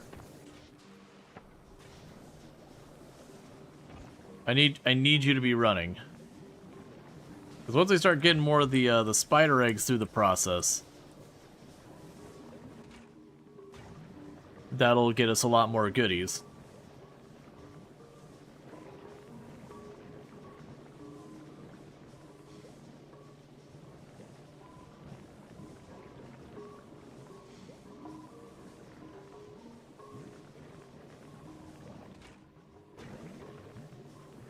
There's a lot of rot going through, that's fine. Most people wouldn't even notice the search function there anyways, let alone the terrain. It probably hasn't been reported much. Yeah, no, I don't disagree. It's just, it's one of the things that makes this planet very annoying, is like, you're like, okay, let me just go ahead and get this all set up. And then you're just trying to go, it's like, man, I'm willing, like, you're giving me the constraint where I have to build these in certain places. I'm down with it. I think it's a great mechanic. But you also have to give me a reasonable way to determine where those places are.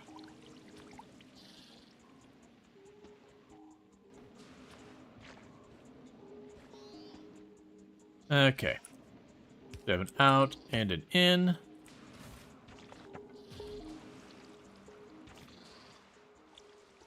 That thing's totally getting destroyed on a regular basis. It's gonna be a pain to put defense on that, because the claw things are where most of your spores get made, if I remember correctly. Yeah, so it's there, and there we've got our spores coming from.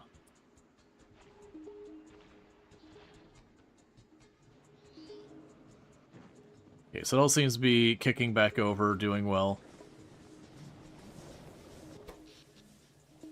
And our power production's stabilized again. Give me the wood back so you can start burning eggs.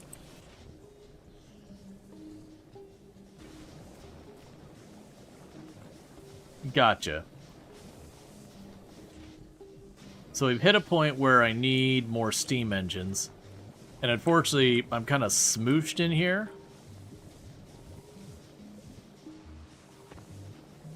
I mean, that's actually a very fixable thing. We start landfilling the crap out of this.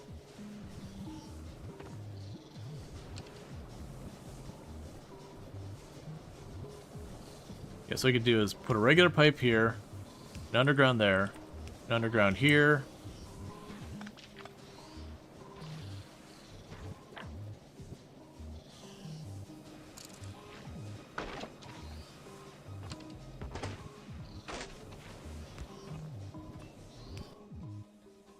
And a couple of pipe over here. Okay. Now we can start landfilling our way down here. And just adding more steam engines down that way and keep running spider eggs through it. Do you really have to put defense on those? Even on Gleba, when the critters are mostly factory spawns, they're so far away. So if you notice this cloud here of green, that cloud of green goes wherever you're pulling the stuff up. When it starts to get to their nests, it will cause them to attack you and evolve and all that. So it's got the same type of mechanics that the biters do. It's just, instead of it being pollution-based where my factory itself is doing it, it's mostly going to be where we're actually harvesting our stuff. And you notice, even that handful of plants is a pretty okay-sized cloud.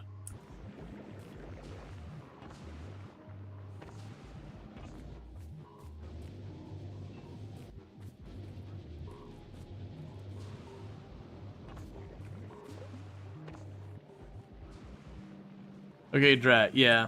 You didn't know that was a mechanic on top of it. Yep. And they suck, because the ones coming, like, walking over, you get, like, the really big walker ones.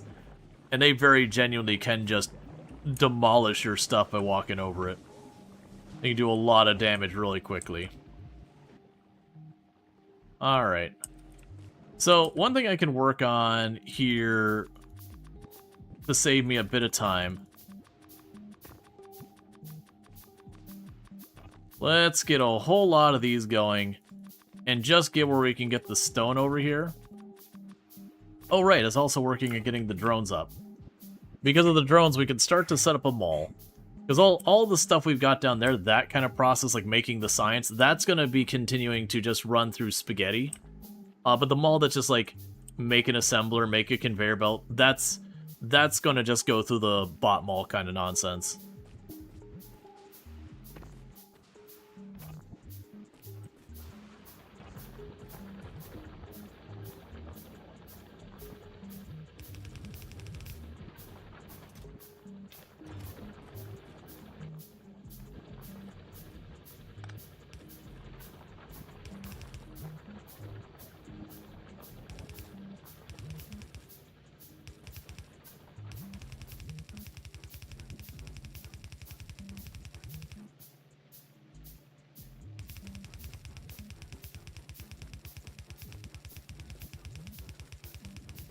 Okay.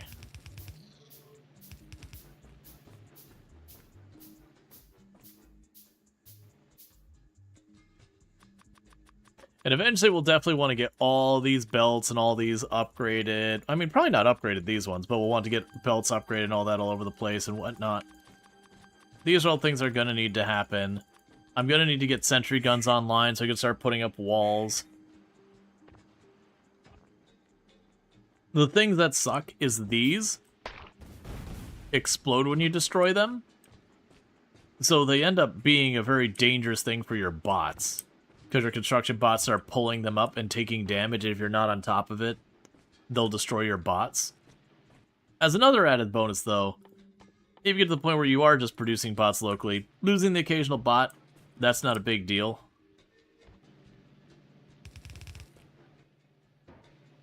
Yeah, but even like this, I got a bunch of these that have gotten damaged over time.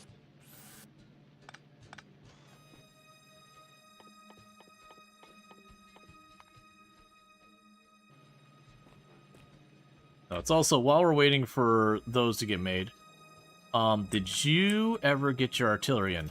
Yeah, you did. Yeah, you did. Still waiting on the calcite for the shells. Did I not tell you to retrieve that? I probably didn't, did I? No, you got to retrieve that. Let's go look at you. And you do have set to claim it. We go to Volcanus. I believe I had a box set aside here somewhere to grab calcite and make it available.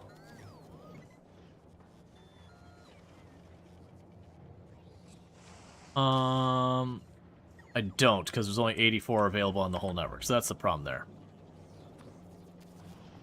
Remember you? Yeah, no, I saw you the other day.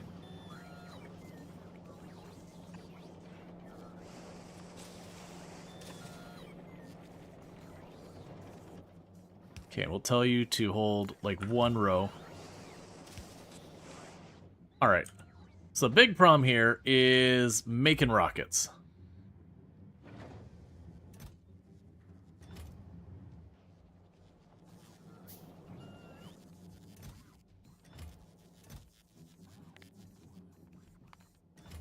We will tell you can go ahead and make even more of those. Alright. Because, yeah, the artillery guns do us no good if we don't have the ability to capitalize on that. So one thing that's going to happen is this is where our first experiment's going to happen with the artillery. Because remember, I usually set up a whole setup around these. But we'll go here and we'll say, okay, I want you to take that uncommon quality artillery. That's going to go here. And we're going to go ahead and tell you to have a requester chest.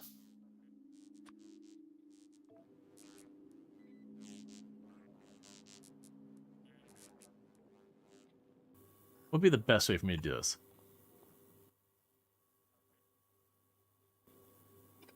Because what I remember I needed to do is like, oh, I think I used 2 chests as the way I did this. I think I did like 1 chest here, the requester chest here. We'd use stack inserters there and there. And you would request artillery shells.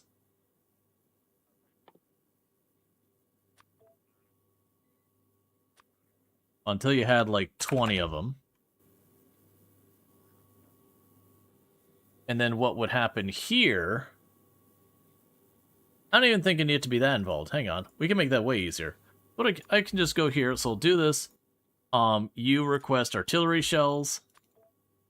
You're going to request like 20 of them. And we're not picky.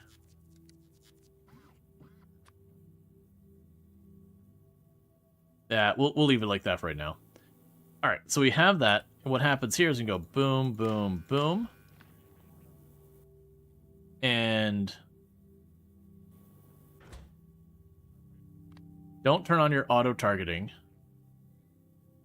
Right, so the issue I ran into with here is I need to wait till there's 20 in this chest. Yeah, this will actually be fine, because what we could do is we can have it so you read the contents of both of these. And we could say enable if artillery shells are greater than or equal to 20, then this inserter turns on, and it goes. So what'll happen is it'll get 20 in this box, the inserter will turn on, start chucking them over there as fast as it can. And that'll turn an aim. I think you can only carry one. So I am going to need an intermediary chest. That's why I had the intermediary chest. But the idea here is that I want to make it so that I don't start firing until I have enough shells to make it worthwhile. Because you don't want to fire one shell and it take a while, get the next one, fire one shell, take a while, get the next one. Yep, so what'll end up happening here is that way if this only can carry one, that's fine. We get the artillery shell, and auto-targeting's fine. We get the artillery shells in this box. When we get 20 in the box, this turns on, starts passing it through here, and then it'll keep passing them through until this gets its first shot off, which usually takes a good couple of seconds. Which would be more than enough to get everything into the other box, and they'll just keep firing until all 20 shells are depleted, and then it does the next one. Alright, meanwhile, we've still got all this going. We're going to be slowly feeding that on the conveyor belt. I'll run over here for right now.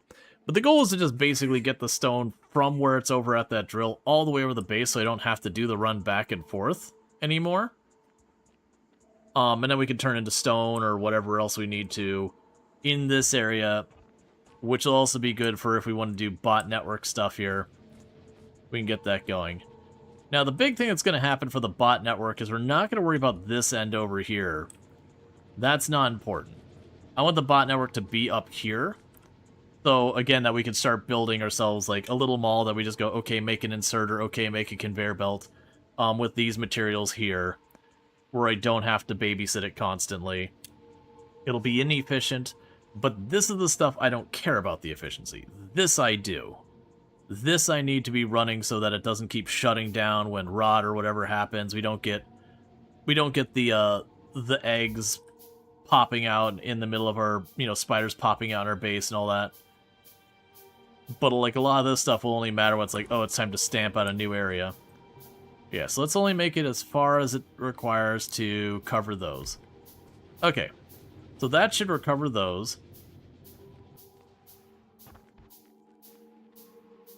And for now, I just want to get this stuff over here. Then I'm going to end up needing to work on making a Logibot to get it bootstrapped.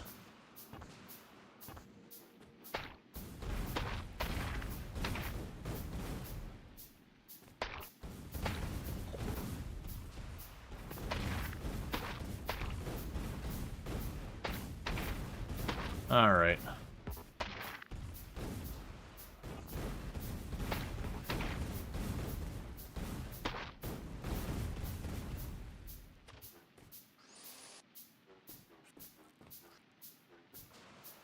Okay.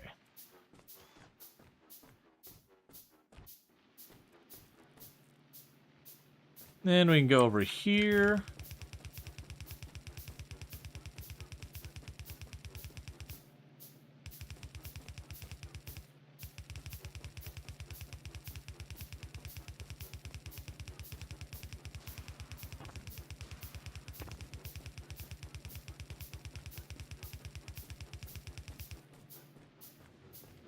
Alright, so I would want another furnace.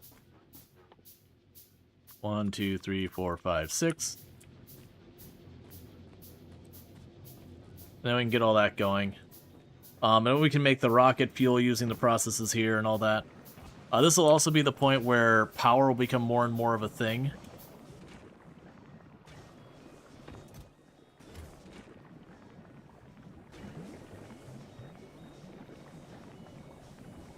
Because eventually we're going to need more of the spider eggs going. The good news is, the spider eggs do burn well. At 5 megajoules, the spider eggs are actually a pretty respectable source of power. As deeply upsetting as that thought is, I'm gonna end up needing to get a second thing making the spider eggs.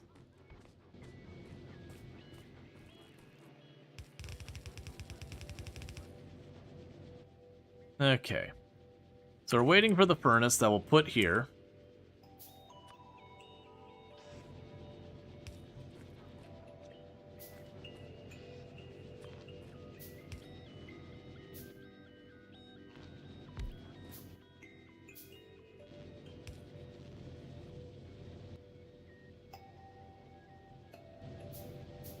Booter egg boilers, wonderful.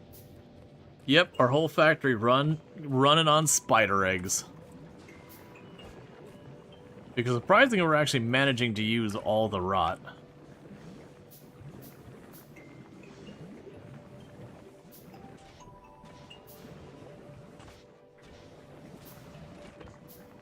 Yeah, because this is not ending up turning off at a point. It's running solid.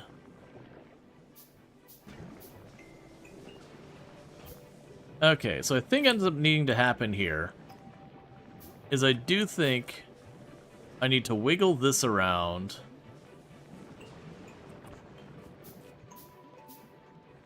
Yes, let's pull that power there, which is apparently redundant at this point. Oh, I won't be able to pull the power there. Or pull these there.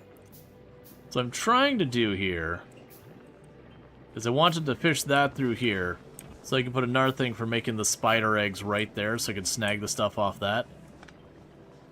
It's not looking too encouraging though.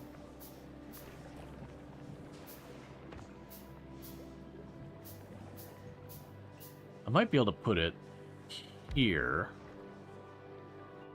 So I can put an underground right there to there.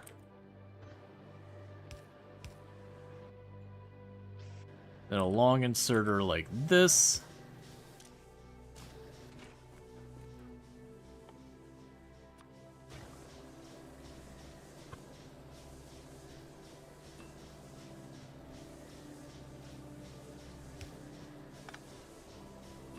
The power just failed.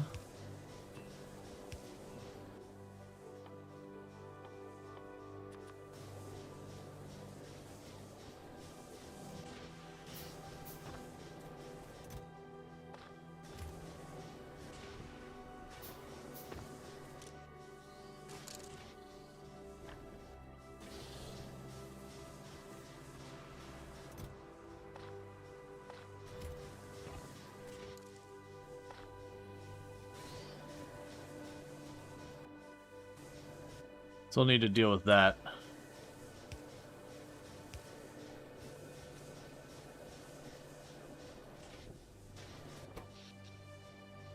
So it's saying there's like no power whatsoever.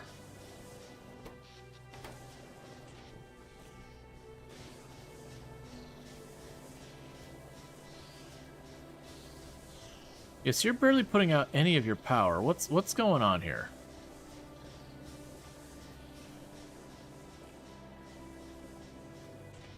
That's weird.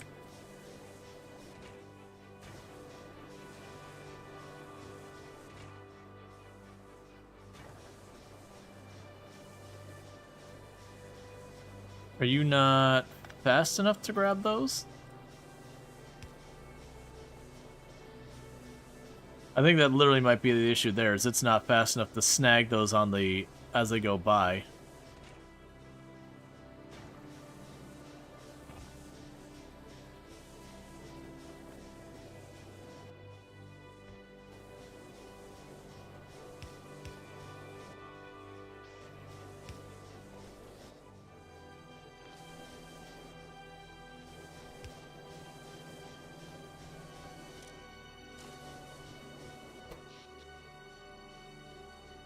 You're showing it like no power production now, and I'm really confused by that. So you've got the water coming in, so the water's fine.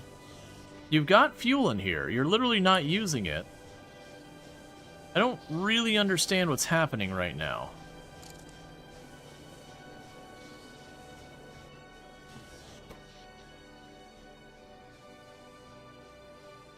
Okay, it's starting to ramp up.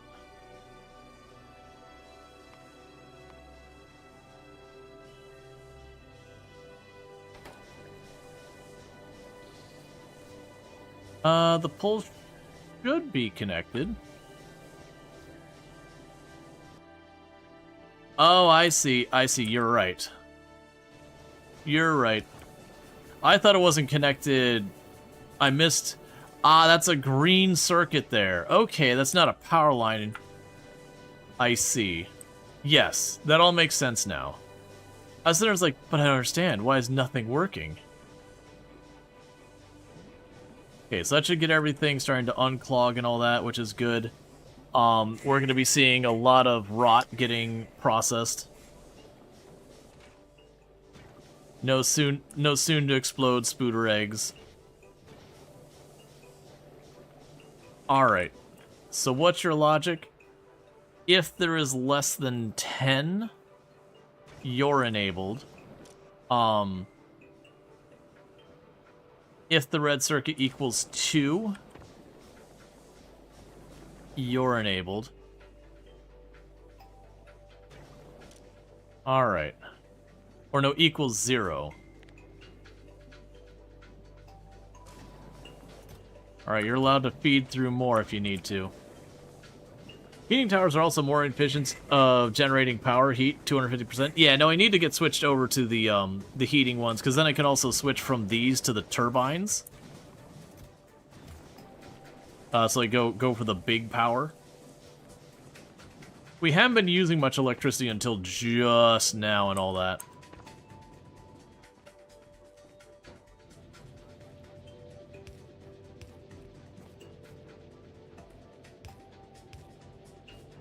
I don't care about the rest of that.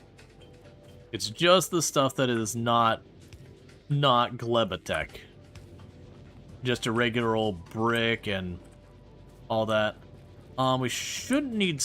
Oh no, we will need stone on this planet for a bunch of stuff, won't we? I want to bring that over to where our labs are, because I will want to make the various types of dirt. Because you'll be... Well, you... Okay, we can have it make the landfill, and I can bot over the landfill. I won't feel bad about that.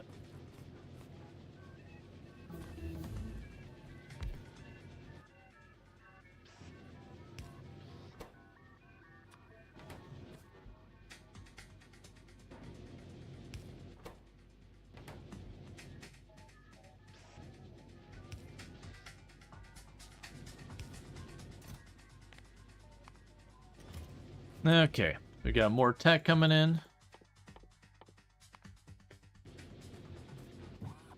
Okay, so we've got all this kind of kicked back over, and luckily we didn't at any point run out of eggs. Oh, you are making eggs and not putting them anywhere.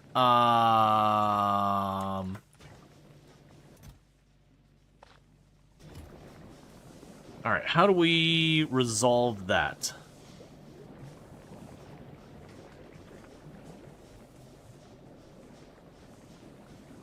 Okay. I didn't think this through the whole way.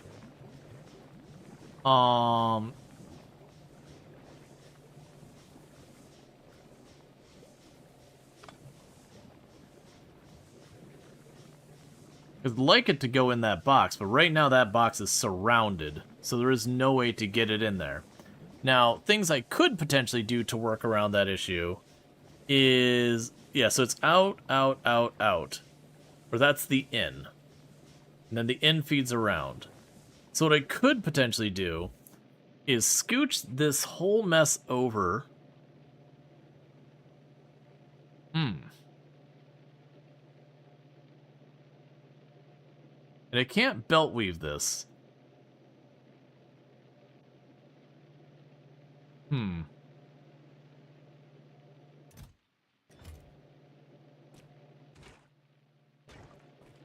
So what's your deal now?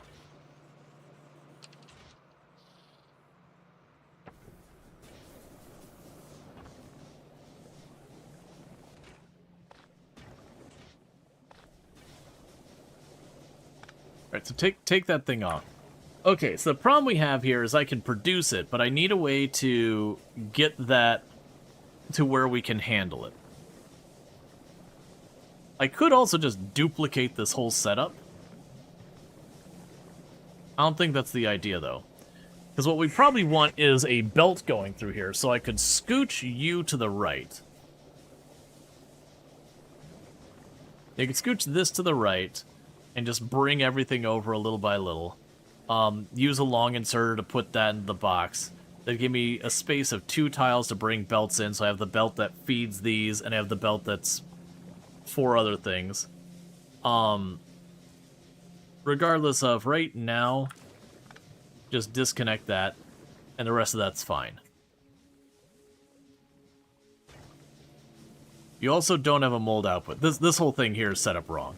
Just forget all that. That thing was just it didn't happen.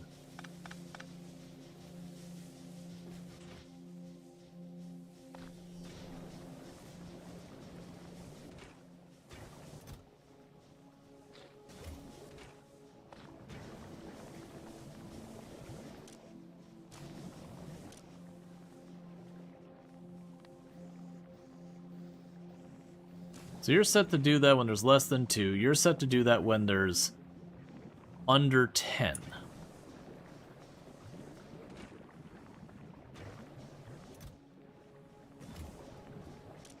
And then you pass these over when there's 5, and you pass these over when there's 10. Okay, so we're going to tell you you can go up to 20 now. Alright, so we're definitely going to want to figure some of this stuff out to make this work better. I don't have a good approach. If I was able to get this here, we might be able to. I've bunched this in too much is what's happened. This is going to end up needing to move.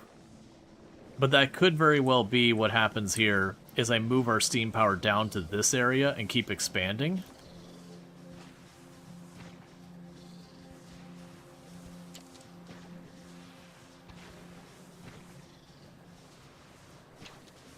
And move the steam down there, and then feed the eggs around, giving me more space to work here. Alright. But that's probably the next kind of project for us. Because, yeah, you're doing your thing. I'm seeing 0 stone coming across this... Oh, there's stone there. It's just because the power is struggling on and off. Okay, well, let's try and start things out however we need to. So as I mentioned before, we're going to go ahead and we're start going to abuse this stuff for like the regular mundane stuff. The not Gleba stuff.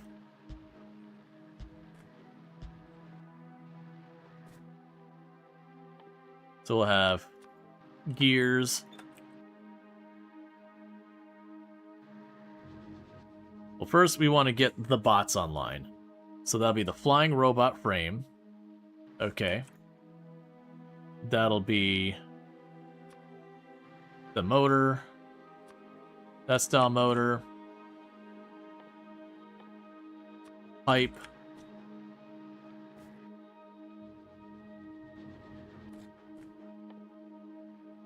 The batteries are chem labs. I'll figure out, before we get into that too far, how can I get... What is your... Okay, so your water, iron plate, and sulfur. I have sulfur, so that's actually not too bad. Then go ahead and we'll get a chem lab or 2 built. Because then we'll need the batteries, and that's everything we'll need there. We're going to need the construction bots and these bots.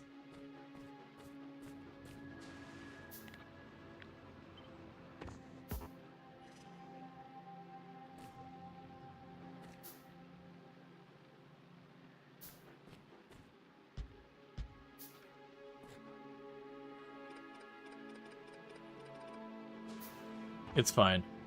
If I put the power towers here and here, you can yoink that and we're just circumventing it.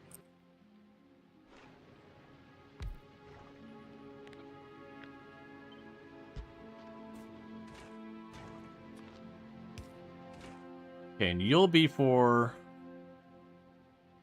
batteries. So those will be our plate and all that. But we'll need sulfuric acid. The sulfuric acid is sulfur, which is down there.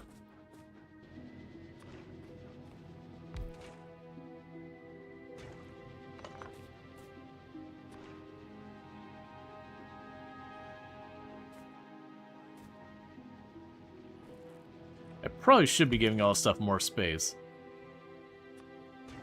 Yeah, so you'll be sulfuric acid here, and then water. Actually, with that being there, we can probably just put the sulfuric acid stuff here. And then just wire that in directly. Because then we can go and do an offshore pump.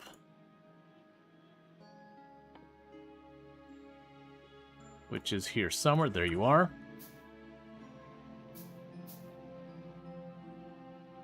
Grab the offshore pump. Oh. I'm used to having, like, water everywhere on this map, so actually not having immediate access to water was a bit surprising. Okay, so you put you like that.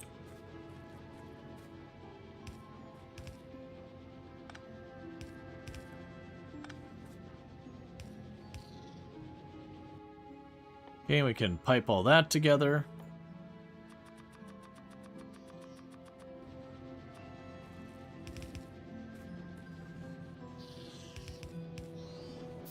Alright, so we got water coming in here. So water's brought in. I'll need the inserter on this side for the sulfur, which is right there. Let's go ahead and get an underground. That's close enough.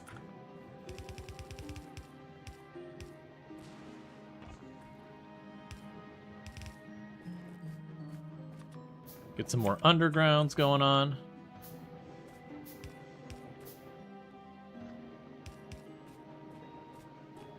Oh.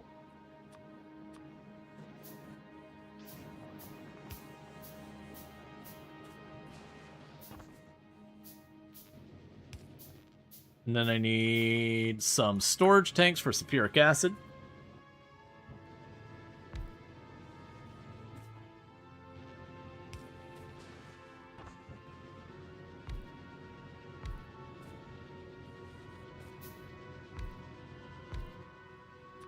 All right.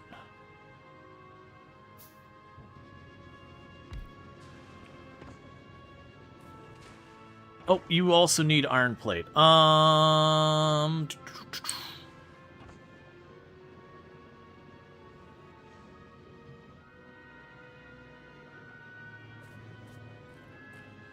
my iron plate's right here. Matter of how I'm getting it there. Thank you for the follow. Welcome to the stream. Actually, I could probably just plug it into the side there, like not even do anything fancy. Just literally ram it onto the same line that we've got the sulfur.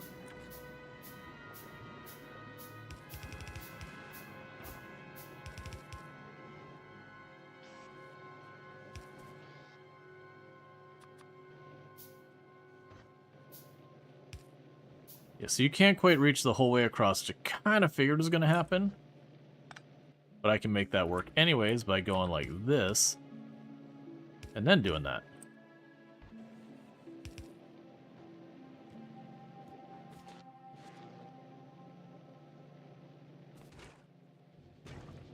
So what's going on here? So you've got... you're waiting on Bioflux, which is waiting on the jelly. I see.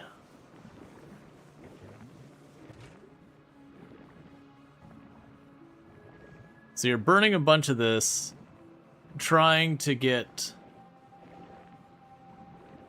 the bacteria.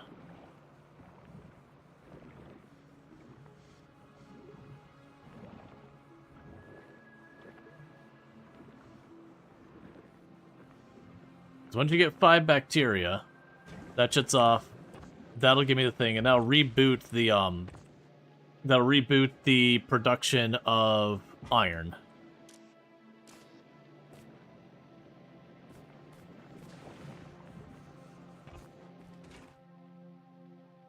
Assuming it arrives in time, which it did not.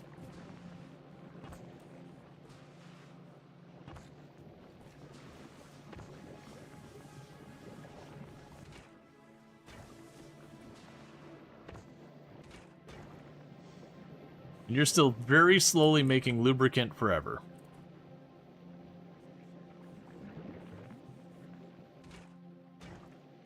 You're now missing your Mako. Okay, so we need to get the Yamako, we need to get the other stuff going on. I have a bunch of ore in my pocket.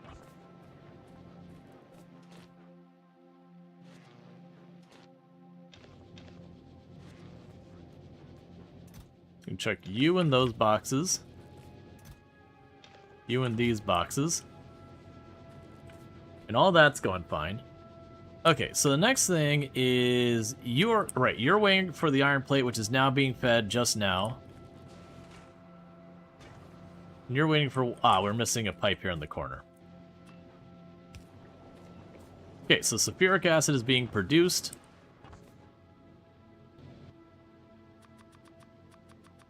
So let's bring that over so we can produce the batteries.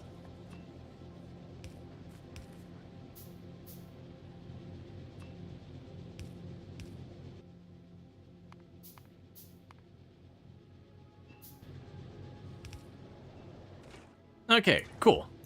So with this, we can start figuring stuff out. So ultimately what we want to do here is we are just trying to get, like, the bots online.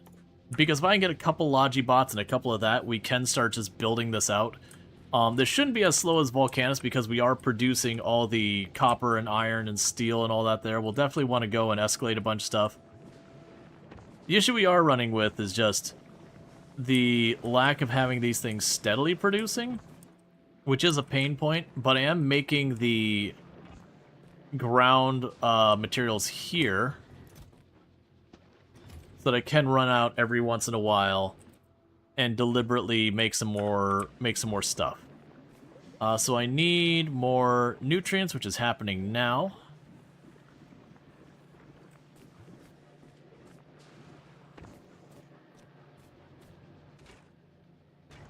Yeah, so the problem is we're not getting the materials in steady enough.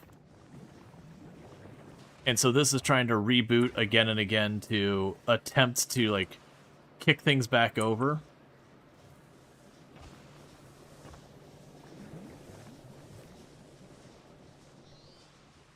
So I'm definitely going to have to get that addressed. That's going to be expanding this area. So I need more nutrients going into the system.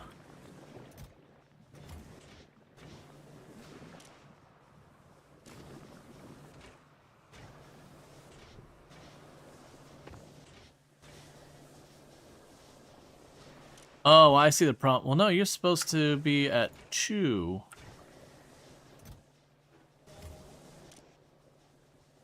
Enable if less than or equal to 2. No, you keep 2 on board. So you'll switch that back to 0. Don't preload those. In the meantime, go ahead and have a handful of eggs, the both of you, to keep that power on.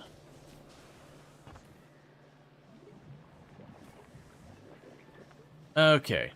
So nutrients should be working their way around here gradually. Because these get made, which makes the nutrients.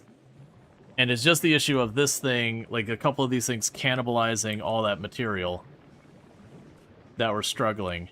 We now have a backlog of both of those. And then these both ran out of nutrients. I'm fine with that for now.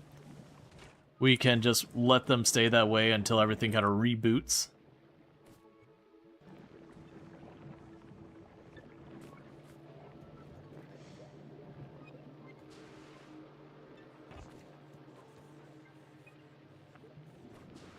I wonder if it'd be worth it to put another one of these here to help keep things moving along.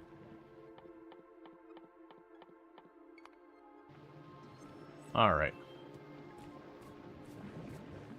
That's a problem there. Let me steal a bunch of this. This has to be powered.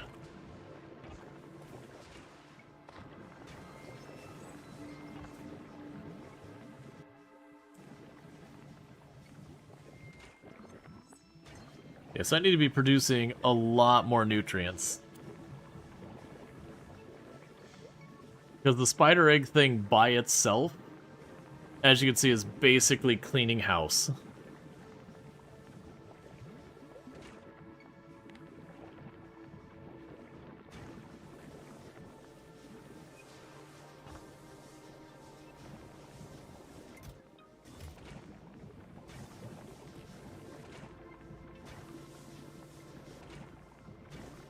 Yeah, a little bit starting to get past it.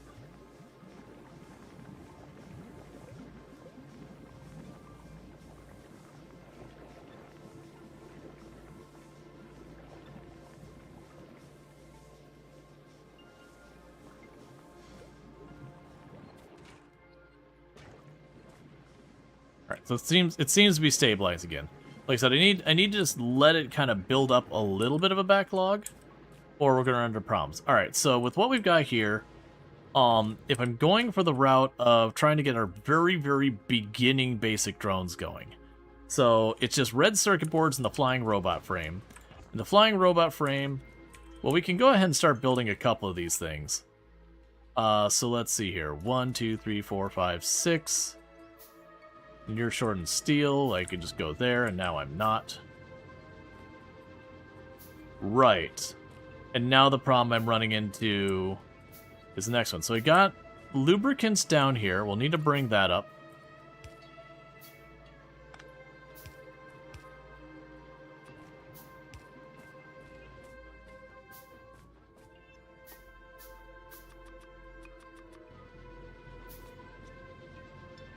Yeah, because you'll need to reboot that.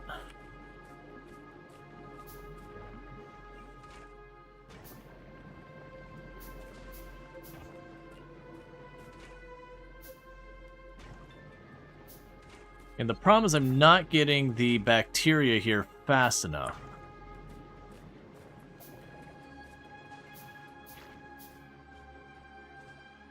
I can manually intervene while we wait to at least kick that over. It's just there's a percent chance each time it does that of getting a bacteria. And I need 5 before it actually works.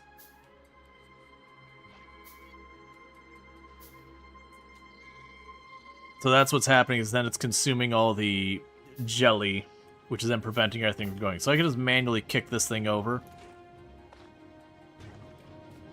No, that'll stop taking any of the gel. So hopefully more gel gets past here. And then we're back to needing more material. Alright, I see how it is.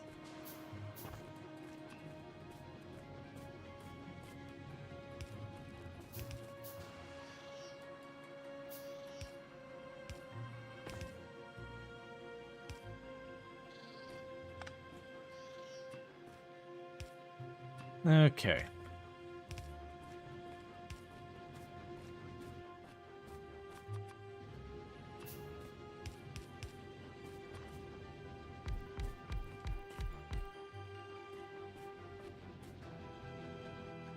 And grab a bunch of power poles.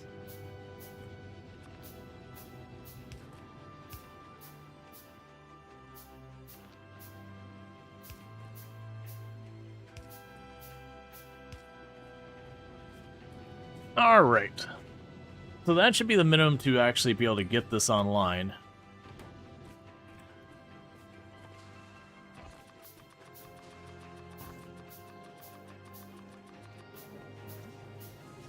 In the meantime, I just need things to churn over long enough.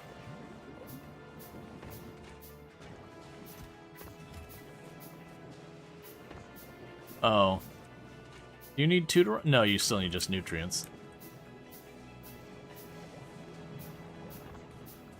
Alright. So we're working on trying to get that all stabilized. And you're prioritized to go down this lane and deal with that.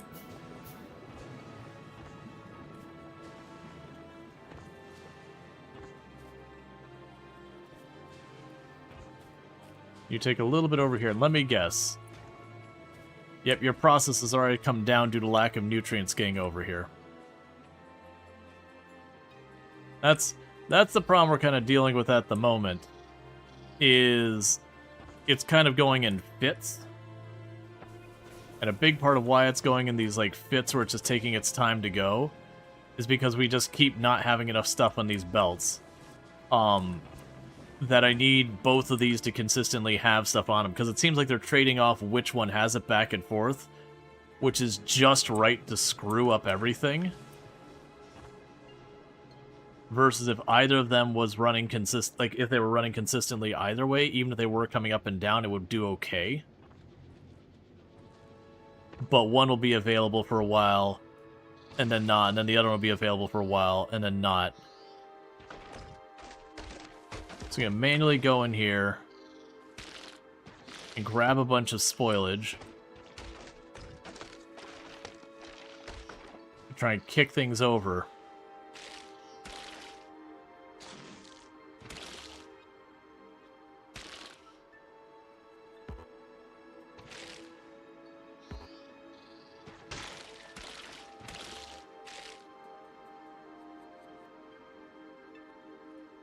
Alright. I'm assuming what I need to do is probably get more bioflux into production. And then have more bioflux converted to nutrients, since that seems to be a really good ratio doing it that way.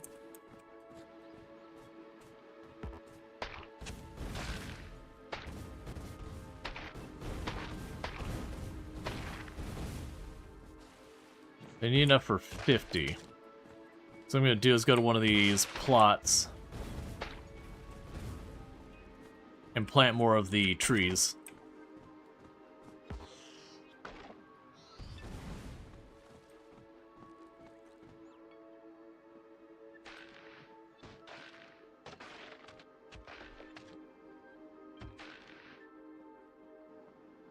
So we can plant a couple of the trees, a couple more trees, then we can potentially increase the overall yield we're getting.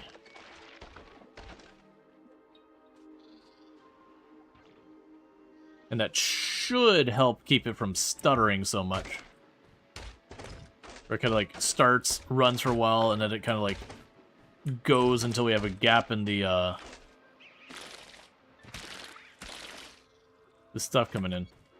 Alright, so we're making that.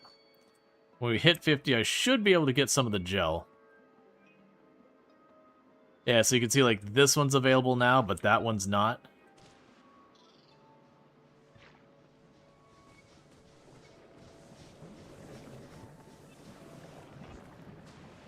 Yeah, we can add more logic here, potentially.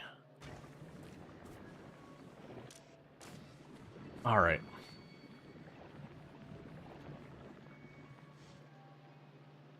So the key is, this already has logic on it, where it's basically checking saying, hey, don't turn on unless you're needed there. But the issue that's happening here... Okay, I can do a really messy way of working on this.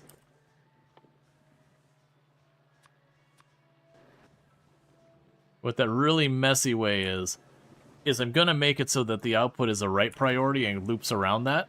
And then when it backs up here, it'll fill in this gap to be pulled in by the bacteria. But I can't do it on this end. I'm just going to leave that alone. It would work,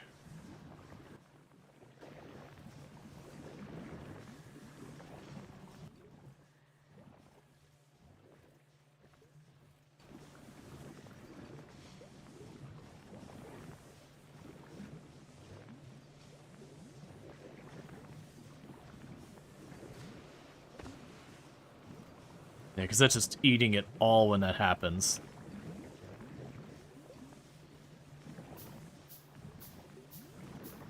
And it's something I wanted to do at some point. Because I want to reboot things. But right now, it's eating all the sources I need to keep the nutrients coming in. So basically, we're bypassing that until this backs up. Then it will fill this in, and that should then try to reboot at that stage. Alright, now let's get back to whatever the heck was going on here. Because I don't believe... Did I not have enough? There you go. Because I don't believe there's anywhere else here I could put to use. But that's all taken. And I got another space way up here that we can use. But getting from up here down there is going to be a time effort. You lower the count in the inserter. This is also something I do, yeah.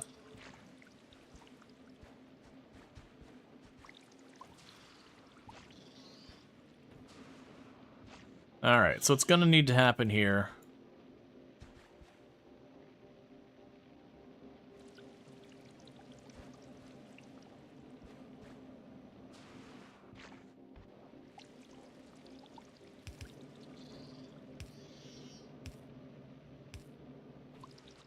This is going to take a lot of work to get that hooked up.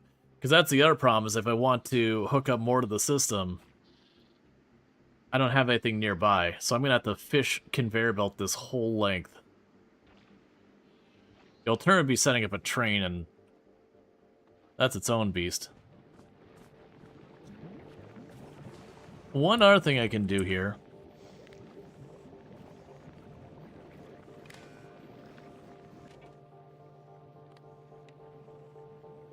Yes, it's only going to read the one section.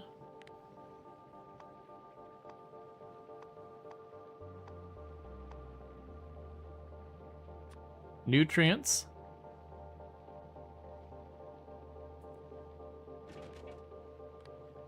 Not that one. You.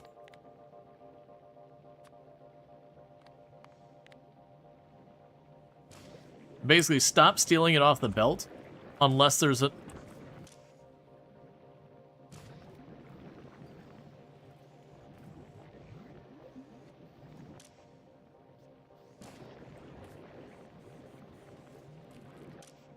Oh, it has looped through. Okay, it's looped through most of that. All right, good. Yeah, so we'll say once you break 100 on the belt, start taking it. But if there's not 100 on the belt, leave it alone.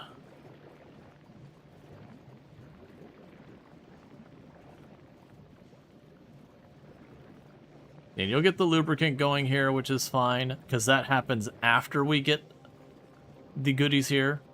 So that should keep the stuff processing here. And you didn't shut down, did you? Cool. So we still have the spooter eggs running around. Alright. So, realistically, we're going to have to do some really annoying work trying to bring the stuff down there. But that's fine. I'll just let that cook. It's going to take forever because I need more drills. Which is, honestly, you know what? That's the thing I could do right now. Let's get more drills so it can cook faster. That way you can start working on bringing over landfill to fill it in so I can get a second place going and bringing me the stone for the landfills.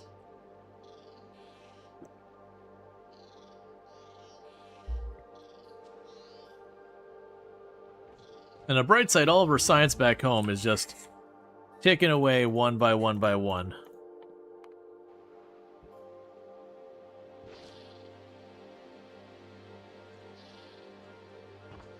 Yes, let's run down here. Make sure I have what I need for my drills. Okay. 1, 2, 3, 4, 5, 6.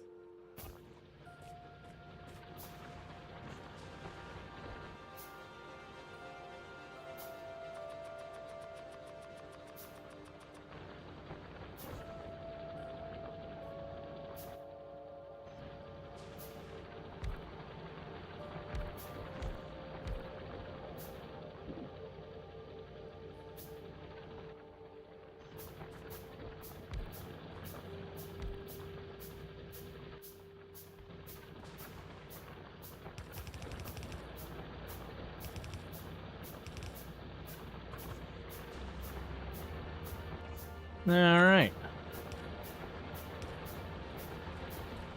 Cool, that should help bring the stone in a lot faster.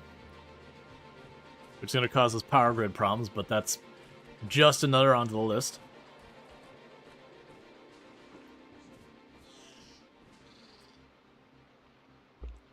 Alright.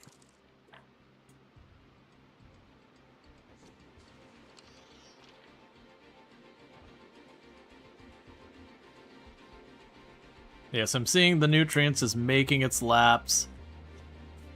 And I'm seeing, like, our overflow nutrients doing its stuff, too. So yeah, that's all going nice and swimmingly now. So that's good news. There's a power pole blocking the belt. Alright, let's go check it out. Yeah, no, I gotcha. Like, so when I was doing the little U, somewhere in the U, the power pole got in the way. Yep, no, I see where the ore stopped. Or stone stopped, I guess. Technically, it's not ore.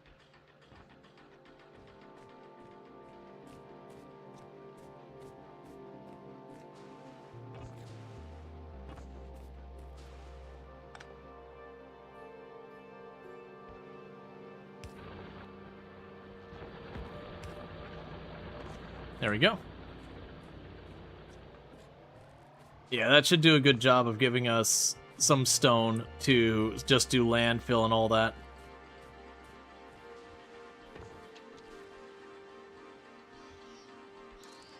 I'm getting really worried that it's only a matter of time before... Yeah, the pollution's getting to the point... Oh, that's the bots. The pollution's getting a bit more. This is the one that's going to be rough, because it's going to be reaching right up to these areas. Yeah, no, exactly. It'll be like 2 hours later, it's like, okay, I should have a nice good stack of landfill. None there, and you're like, what the hell? Which, legitimately, that kind of stuff does happen. Okay, so that'll work on getting all your stuff done. This is all fine. You're continuing to process this around the whole thing. We do have the rock going through, and that's all fine. Alright, so... where are we leaving off? We've got the sulfur. It's making sulfuric acid. The sulfuric acid's working its way over here to where we will be able to make batteries. I was going to start getting these things made. So boom. Boom. Boom.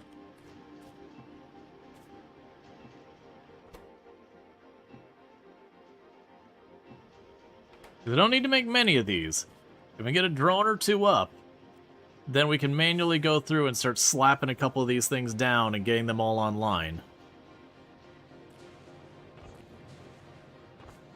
And this stuff, like I said, it seems to be stabilizing.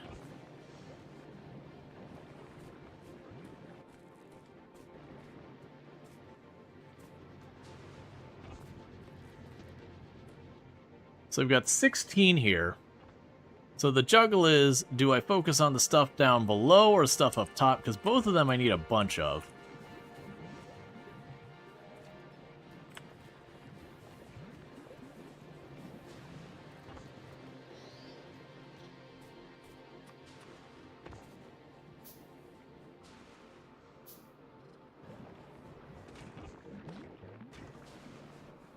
Okay, so we got a little of each. And I think after that, we'll go and work on getting the conveyors sorted out.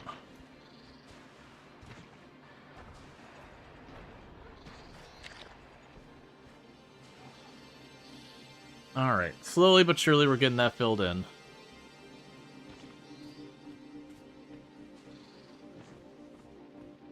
Can't do much with you.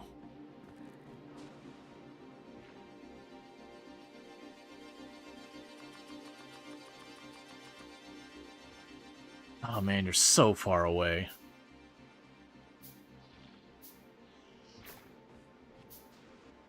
So I could probably do planning-wise. So I'm wondering if this will work the way I'm hoping it will.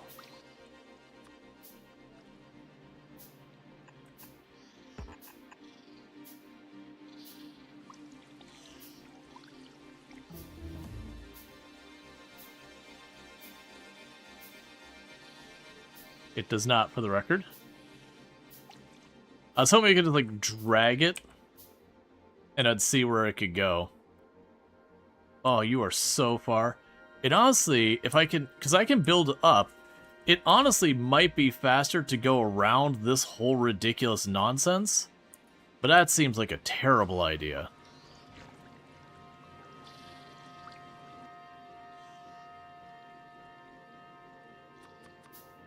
You ghost drag? Well, that's what I was trying to do. Oh, you mean just the regular belt ghost drag?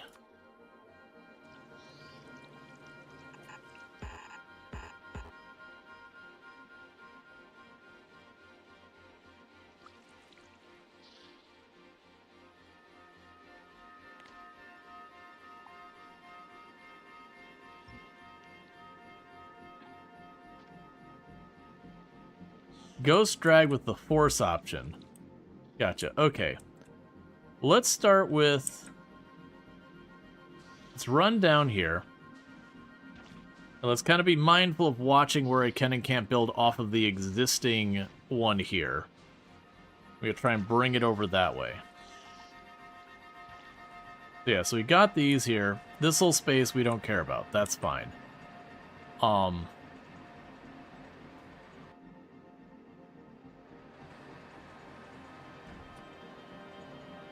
So we'll just plan to go over here.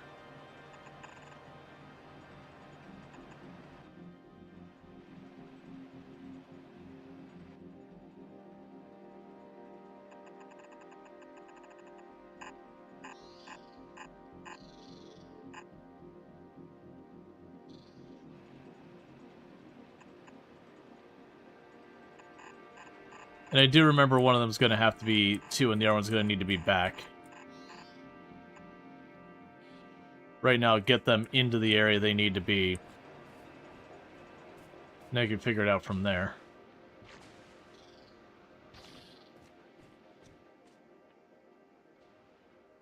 Okay, so now I got that over there. We can plan out from this end.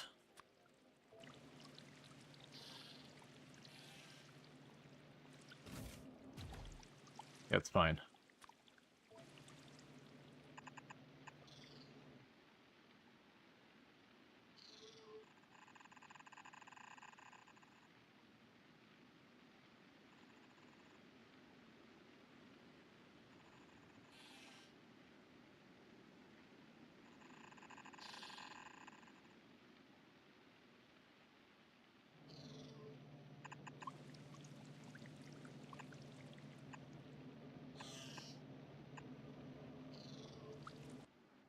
So that's the general path I need to take.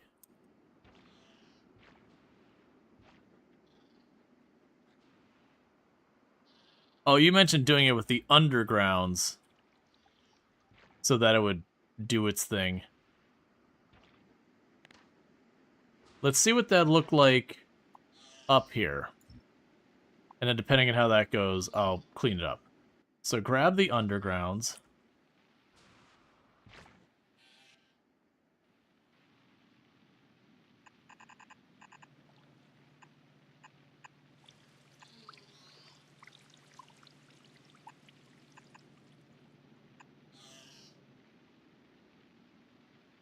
It looks like you can take the west from the tower to avoid the lake altogether. Yeah, no, I'm just trying right now to get, like, a quick idea.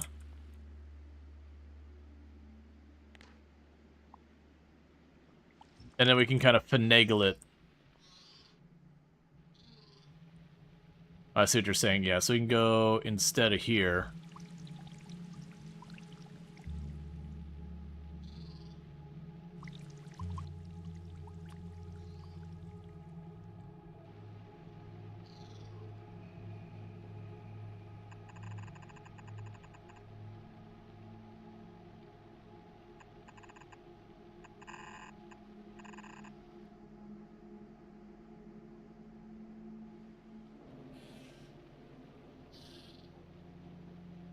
So you're in.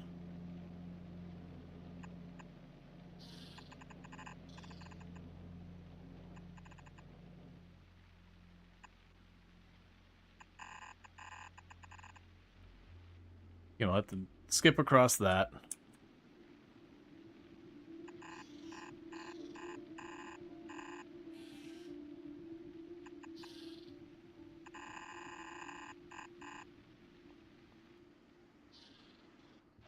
Alright, so you get the idea of what all we gotta do here.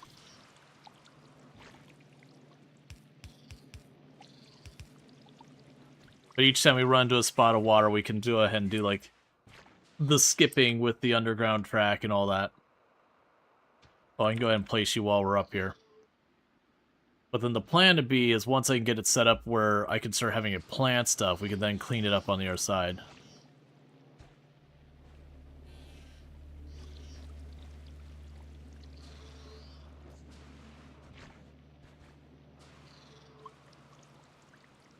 Haven't have any belts in the spaceship?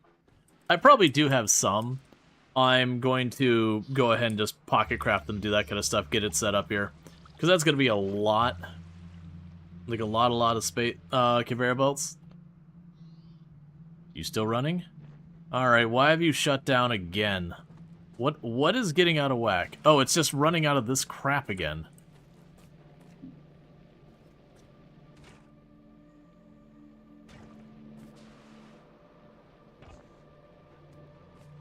Ah, you're out of power.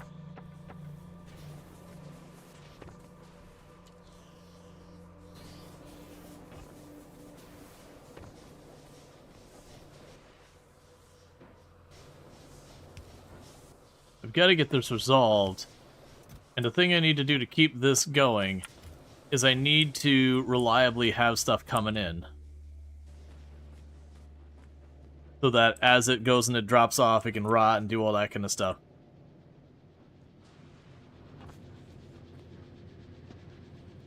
Right, so that's good news. Okay, now what else was I working on?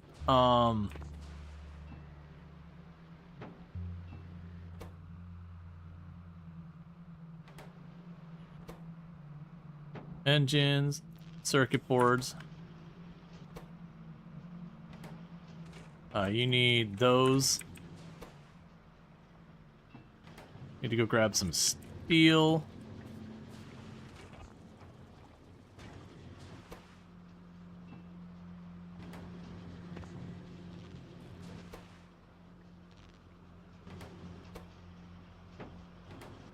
All right.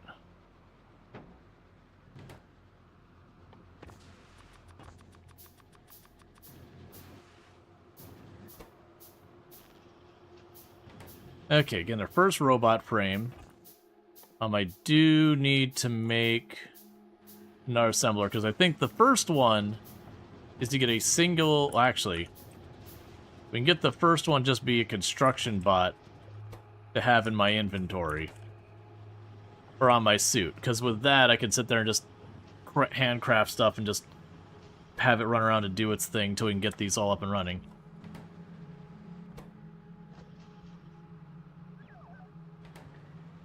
All right.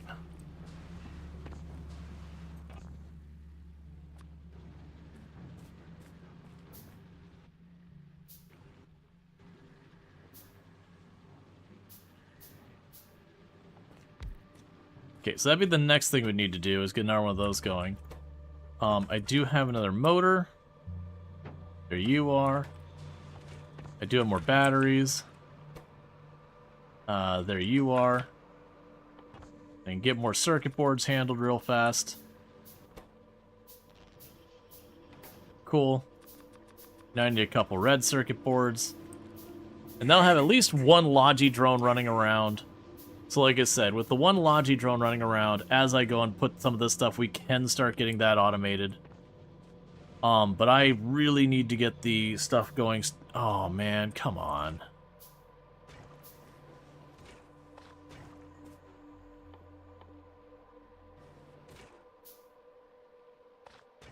It's got to be at least a little bit of nutrients around here we can snag.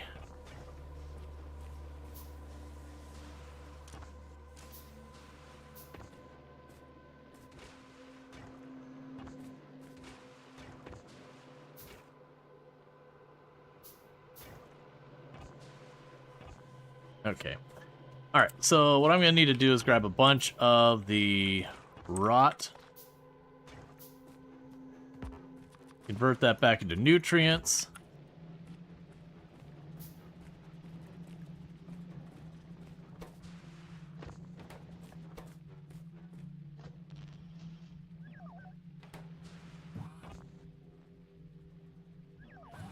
Alright.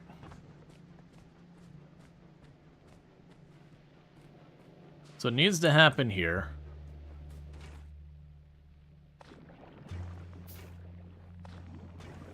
Get you unstuck for a minute. Get you there. And you here.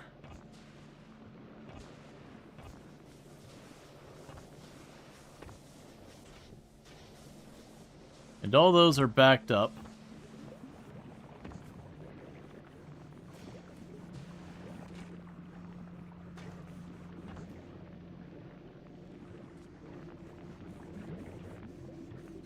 Alright, you are done for right now.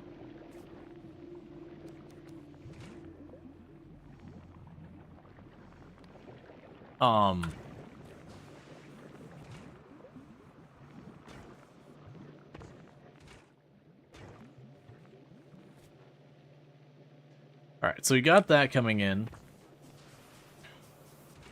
And you need nutrients to kick back over. Get the Yamako. Well, good news, we got a backlog of both those things, so at least once it kicks over will be good.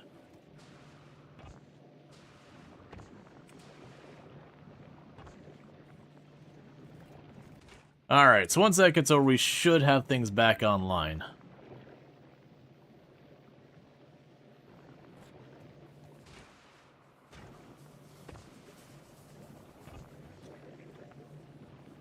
And I'm just assuming it was one of those things that the power sagged for a little bit. Everything backed up. And all that, and that's because I'm not getting enough fuel. Which is because I'm not getting enough reactions to keep going here, to keep this stuff going. Oh man, come on. For right now, all of you, into the fire. I just need you to get enough fuel to kick over before those eggs go.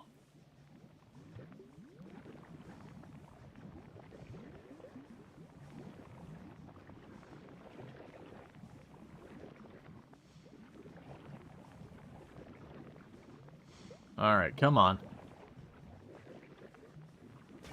Cool. So I consumed all the eggs and now they're all fresh. Alright. So at least that's out of the way.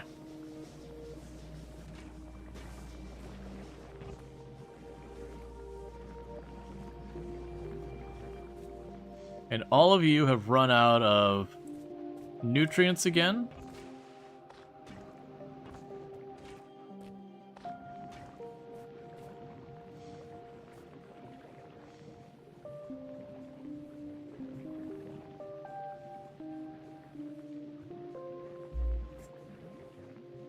And you need nutrients as well.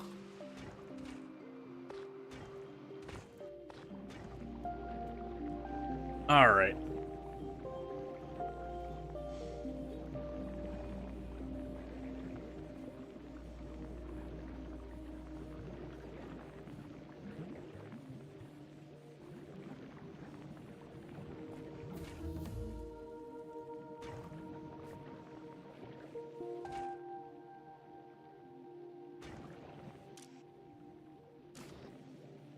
You know what? That's fine. I'm not gonna worry about that. I'm just trying to reboot the place. You keep running out of nutrients so fast.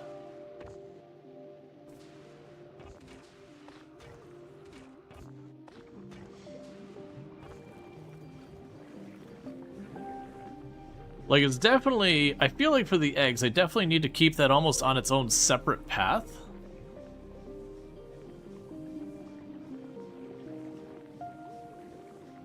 Now, I don't want to fully detach it, because it won't ever get those. I want to separate it out. More nutrient makers? Yeah, I mean, there's that, but it's also the things going into the nutrients are also a problem. Like, ultimately, I keep thinking it's these backing up, but yeah, we can go ahead and try chucking you over here, because this is something I talked about doing a while ago and just never did.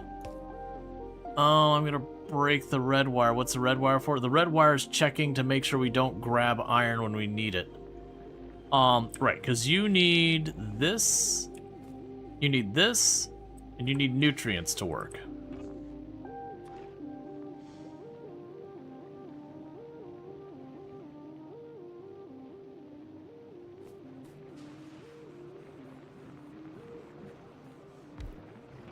This is probably not the way to do this, but I just don't want to break the wires I've already got running. I'll pull you. Grab some conveyor belt.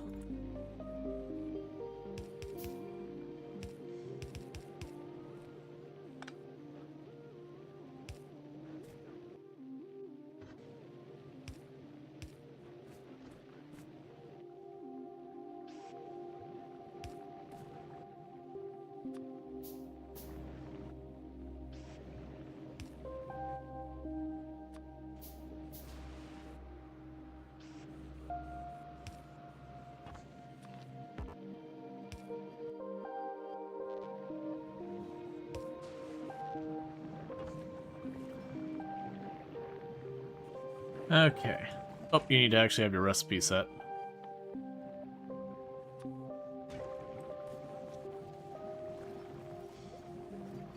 Just double up before removing the tower. Yeah, I can do that. This will also work for our purposes. Assuming we do make enough of this to make it work. Another possibility I also have is when these back up, I can make those into nutrients as well.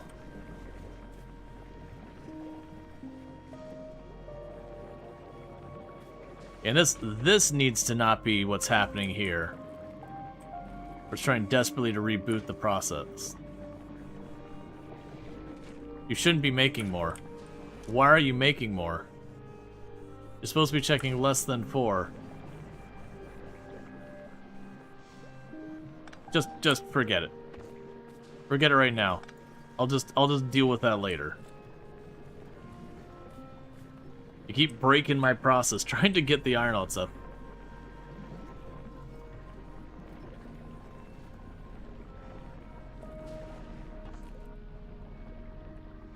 Because you're working fine. But you're checking to make sure if it's less than 4. But why was the other one not? Let's go and grab you again. Do that.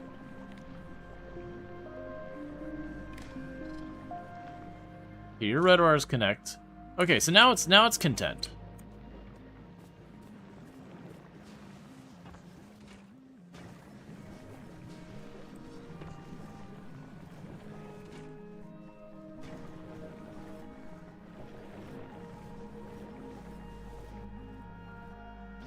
I forgot I'd already resolved that one.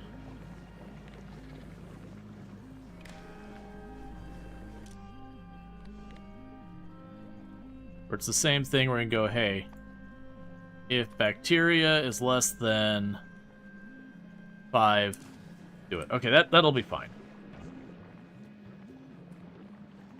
Okay, so it tosses a couple copper over, feeds it into the system. I need that tiny little bit of belt, because I need these producing.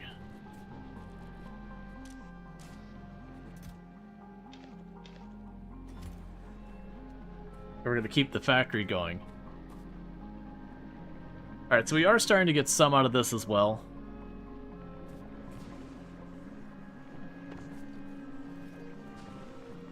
Okay, that's better. We're seeing a constant flow of the nutrients going around. We are working through all the rot that's there. But then on top of that, we do have the extra spider egg things going through. Which the intent is to get more spider eggs happening, because like right now this isn't running. So I probably need to boost that back up.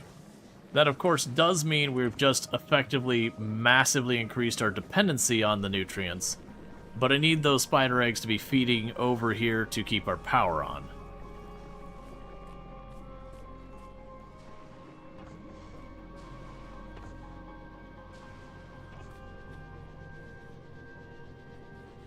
And we still got you bringing in the landfill, which is got tons of landfill now. Oh, I have some of the jelly in my inventory. That's fine. And this thing, once it mostly fills up that lubricant, will at least be one major burden off of it. I should probably add logic to that, but I'm going to worry about that in a minute. Okay, so we do have a logic zone on the network. We do have a bunch of these other things.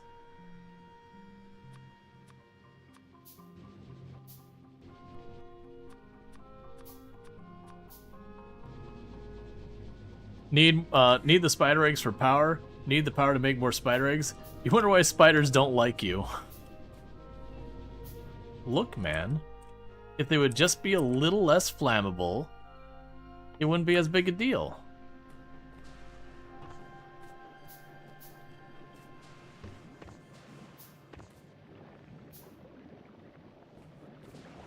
Yeah, now we're struggling because of the Yamako again.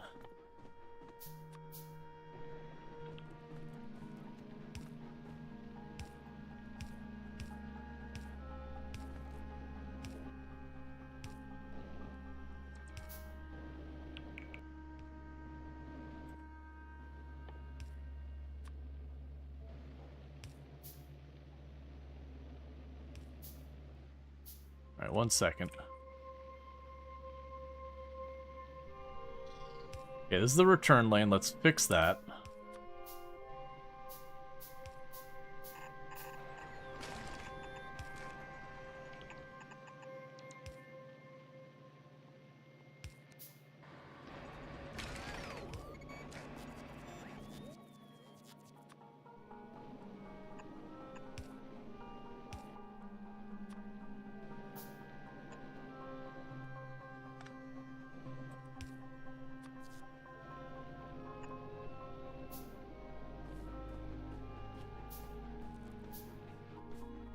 Okay.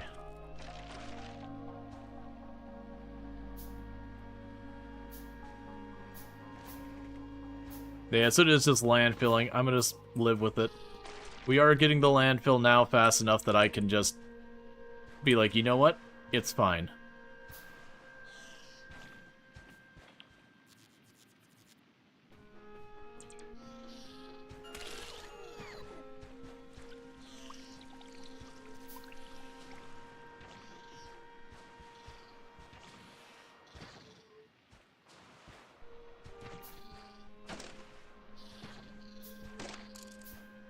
Okay.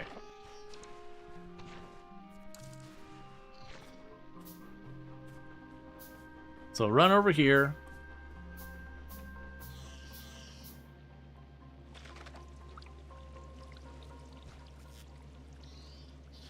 Okay, yeah, so it looks like at this stage I just need belts. I still have landfill left, so that's literally just waiting on belts.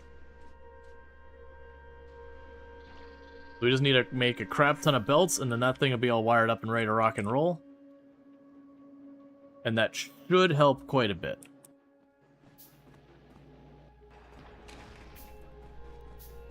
Yeah, Gleba? Yep, no. Gleba's been putting us through it.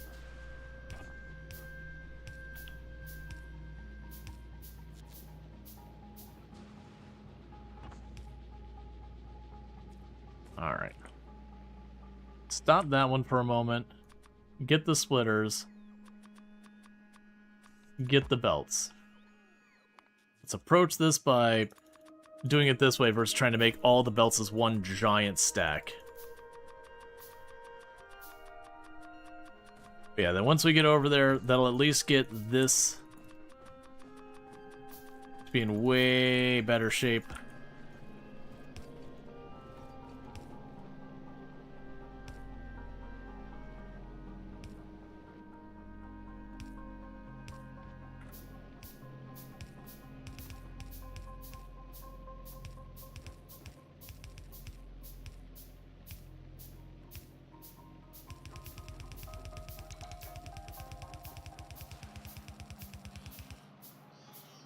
All right.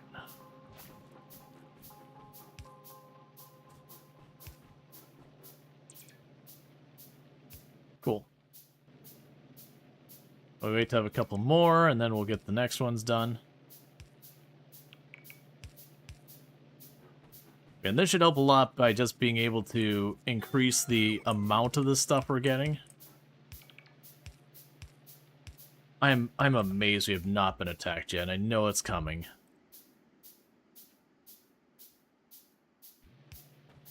And none of our defenses are ready. It's gonna be a whole thing.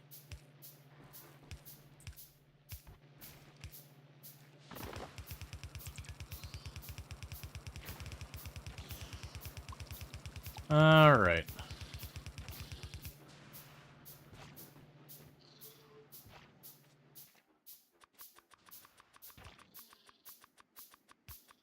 Yep, and we'll get the mall all set up eventually.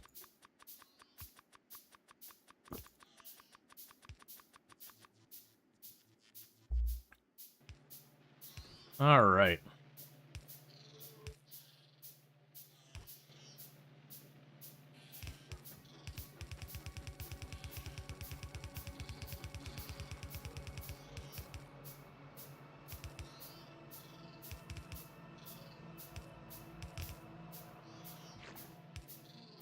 Okay, last little bit here.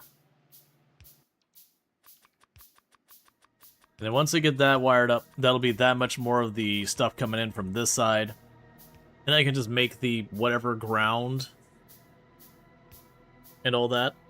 Eventually we'll want to wire up all the drones out here to be able to build the base when I'm not here, because these things are going to eventually get attacked. And there'll be pretty rough attacks on top of that.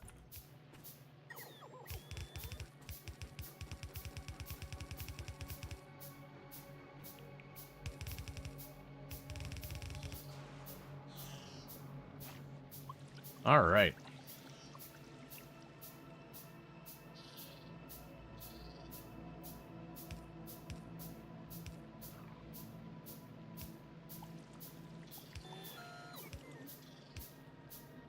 Where are the seeds?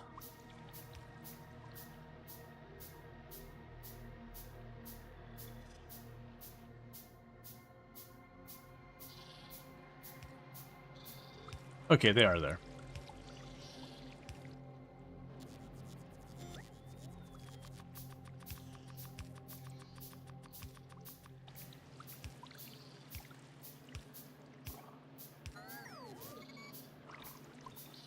Alright, so in theory now that's got everything it needs. It should kick on here in a minute.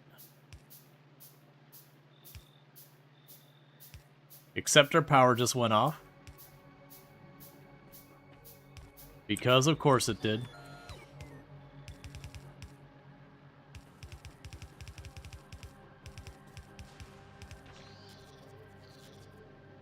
Alright, well that's all set up there. I just need to fix my power, which has been a matter of fuel. And we've been burning the spider eggs as our main fuel source.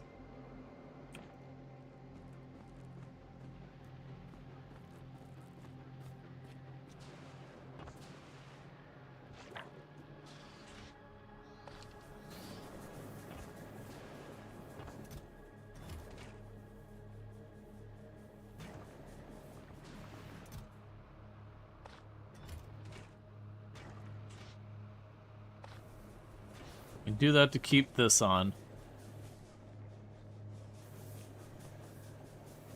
Alright. So the catch is we did route these down here for fuel, because this stuff is good stuff as well. But the issue is I wanted to make sure the spider eggs got prioritized for consumption.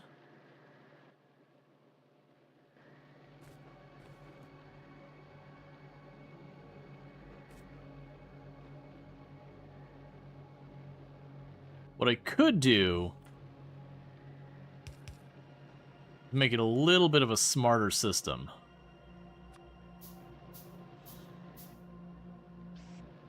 And put you like this. I don't know. Oh, you probably don't have the power.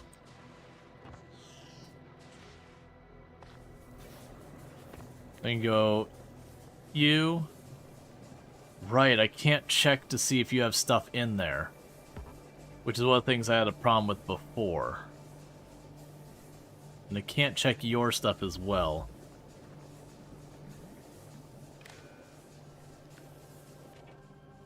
Read belt contents, all of it. Enable, disable. And then we can go here and say if spider eggs is 0, you can run that.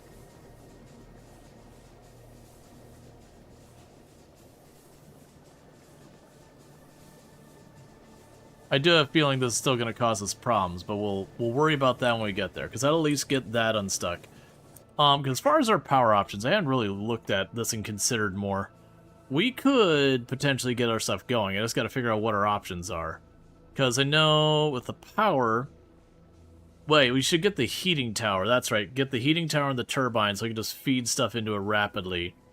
But that's going to be concrete and heat pipe and a whole bunch. Alright, so at least that'll keep that running.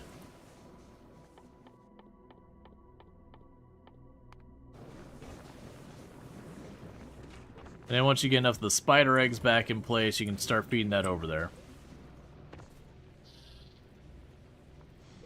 You're trying to reboot things here. You've once again run out of nutrition along here.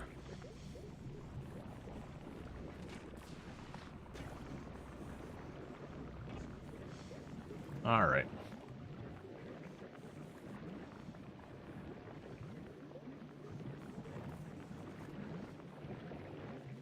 The one thing I could potentially do is put biolabs here, and if I see the nutritionist run out here, start burning this to make nutrition.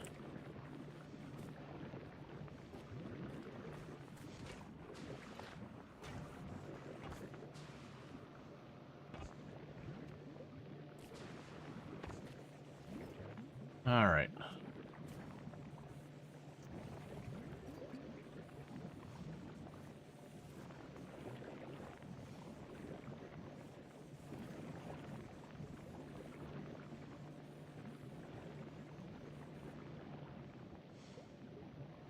Okay, yeah, so we're getting the nutrition on the belt again. I just need you to stop consuming all of it so someone else has a turn. Because I need the reaction to stay running. Yeah, they're getting the belt to full saturation. One thing that would help is a faster belt. Because then more of it would get past this to the other machines to keep things stable. Right, let's run up here and make sure you're working now, because you should be.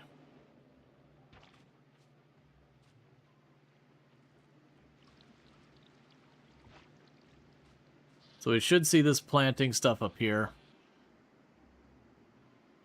Yeah, so it's got 4 plants up there, so that's good news. Alright, so that should help us with the Yamako to get more of that into the system, which should hopefully stabilize things more.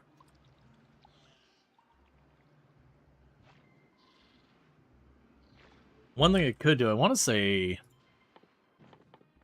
accumulators, if I'm not mistaken... Like, I wouldn't want one, like a bunch, but like a couple of them to help alleviate some of this. Yeah, so you can grab some of these batteries. And be like 2 or, like, just, let's build 4 accumulators. And I'll just tuck them in some corner somewhere. And the entire idea behind that is to just, when the power fluctuates a little bit, it gives me a little bit of a buffer.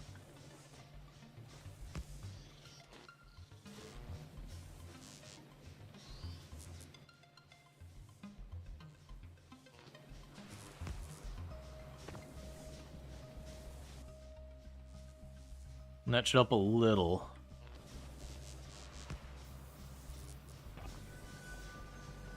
Because if we don't resolve this, we're going to keep having problems.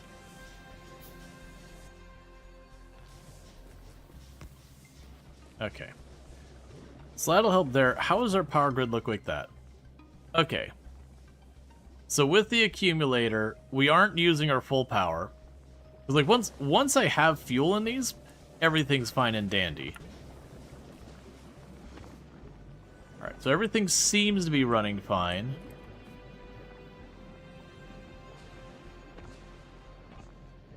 Well, you know what we can do to help?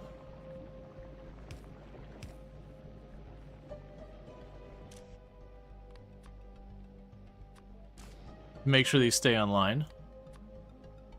They can pass those back and forth. You could also put steam tank on the other end of your turbines to act as a power storage. This is true.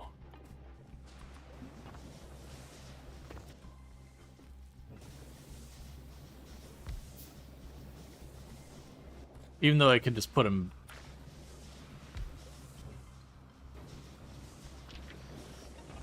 There, that'll also... Yeah, so both of those can help for right now. Alright, so let's get back to this nonsense. The iron production's completely offline, because this one completely offline, and that's completely offline, because now we're consuming literally all of our bioflux. So what I want to do is get another bioflux production up here, and I feel like this could be a good spot for it to just have to low effort this.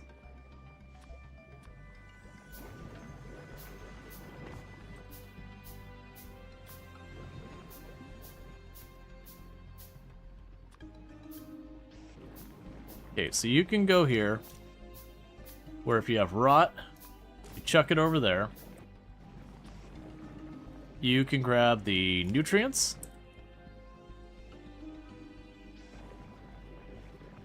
Even though I can get away with just one inserter, I'm going to do two.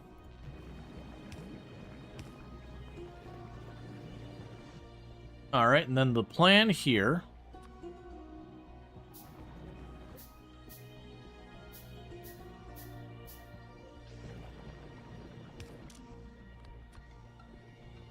We'll need to grab the bioplast here.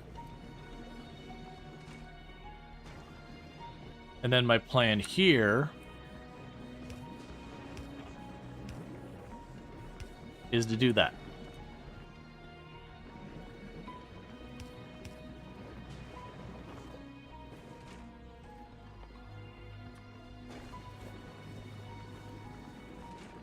All right.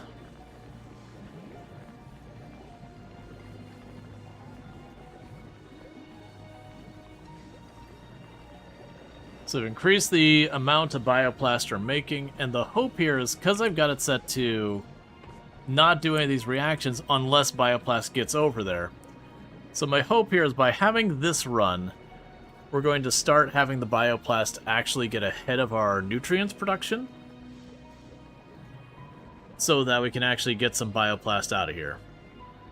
Because I don't want to split it yet, because we're not keeping this running steady. So I want to make sure we've got room for that.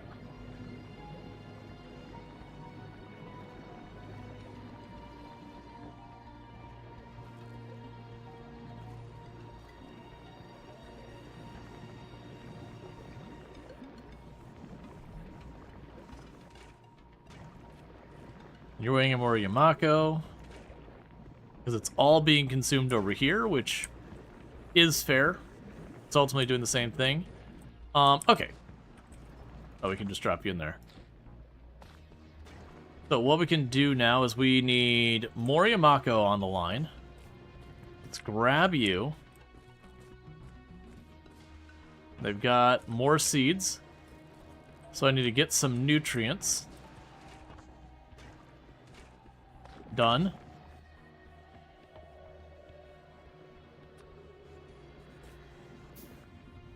And done.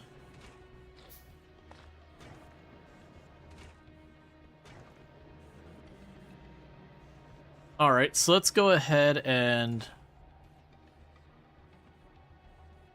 Can I make you read your own inventory?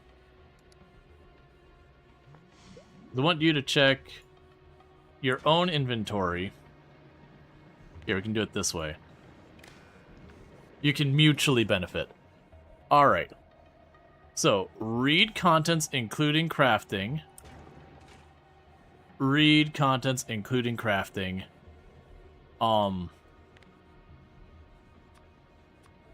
If nutrition is below 100 between the two of you,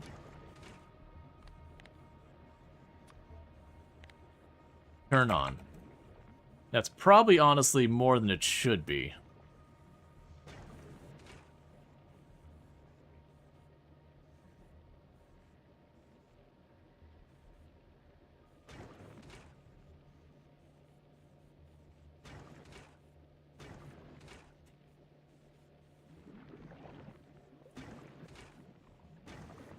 Yeah, so those are...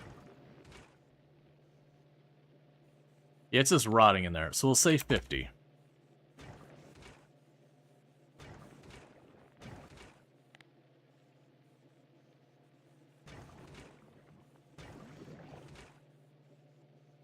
I wish I could just have you read yourself.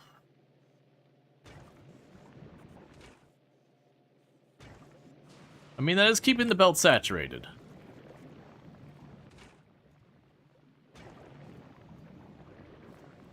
Yeah, because otherwise it's just there.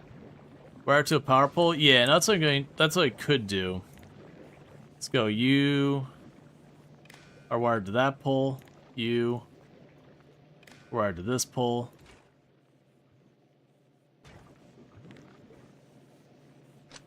And snip your red line.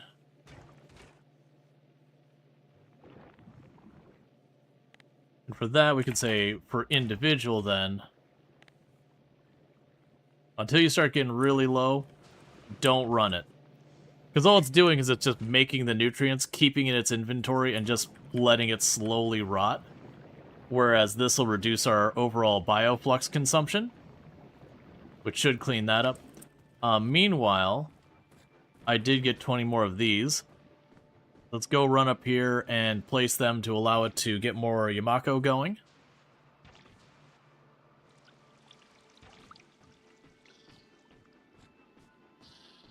It's not that I want this belt to be solid, but I want this belt to have pretty regular traffic on it.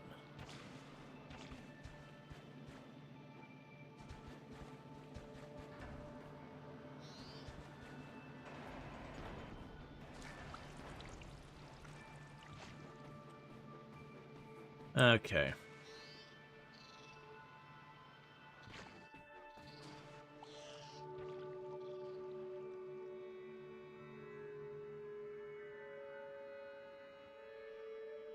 I've got no shortage of landfill. How much did I set you to allow?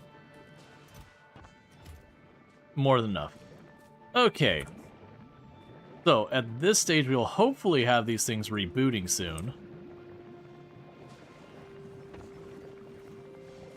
Alright.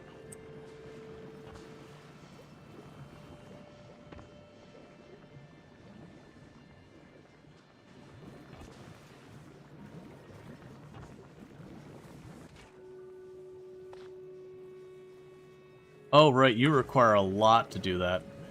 I'm gonna manually do this one. Just bring my own bacteria.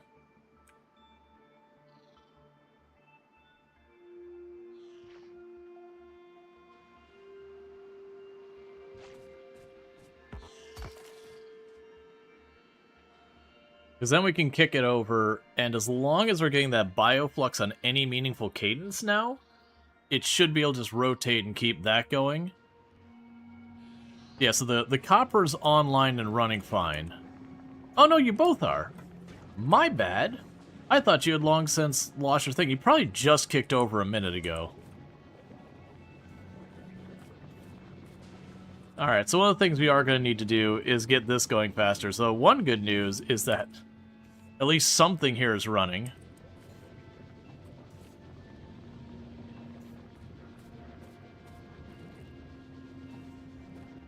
Okay, so copper I'm in great shape. We want to start working and trying to get this all online. I'm going to need to get more smelters going, because that'll help keep it from seizing up as well. Actually, with that in mind, let's go ahead and do that instead. For smelters, I need more steel.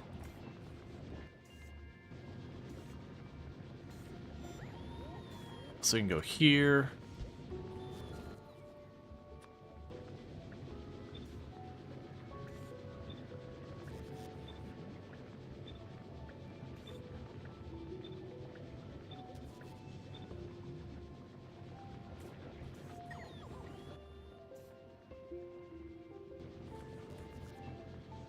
I'm just trying to get to the point that we can go down here.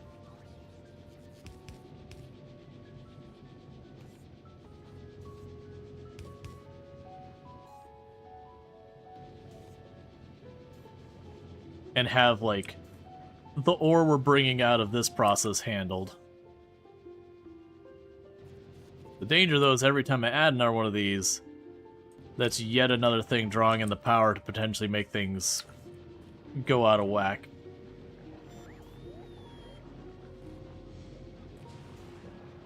Ryan, you're making the sulfuric acid. Alright, let's be reasonable here. I do not need that much sulfuric acid storage. That'll help a bit. We've got just the one container of lubricant that'll be there.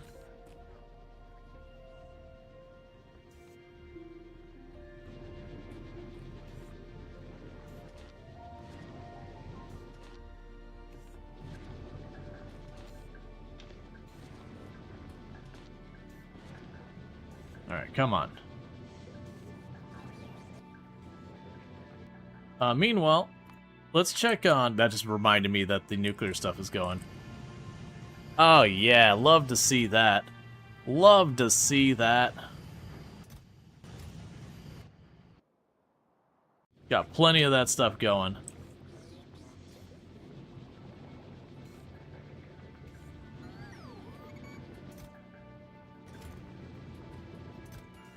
Thank you. Let's go ahead and check you on over there myself.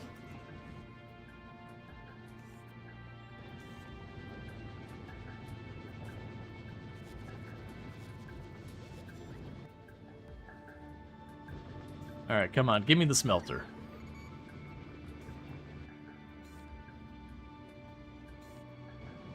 Just one more steel.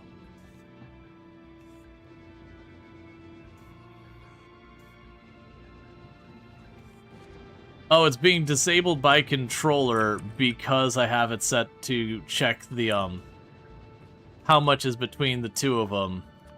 I was like, oh, wait. There's less iron plates than this. That's fine. We're actively working on the problem. So I can place you here. That should double the speed at which I can smelt things, so long as the power grid holds up, which is a big if.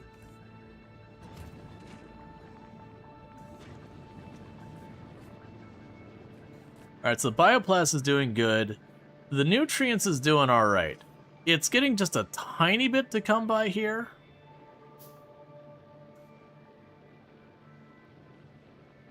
But that's fine.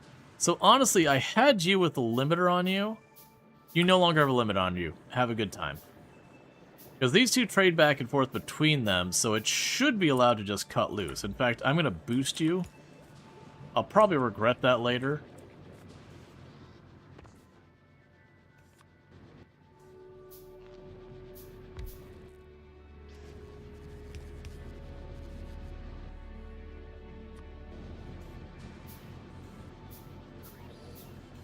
Okay.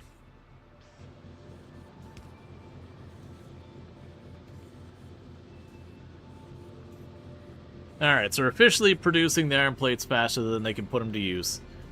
So that's good news. We'll go ahead and make one of those. So you require steel.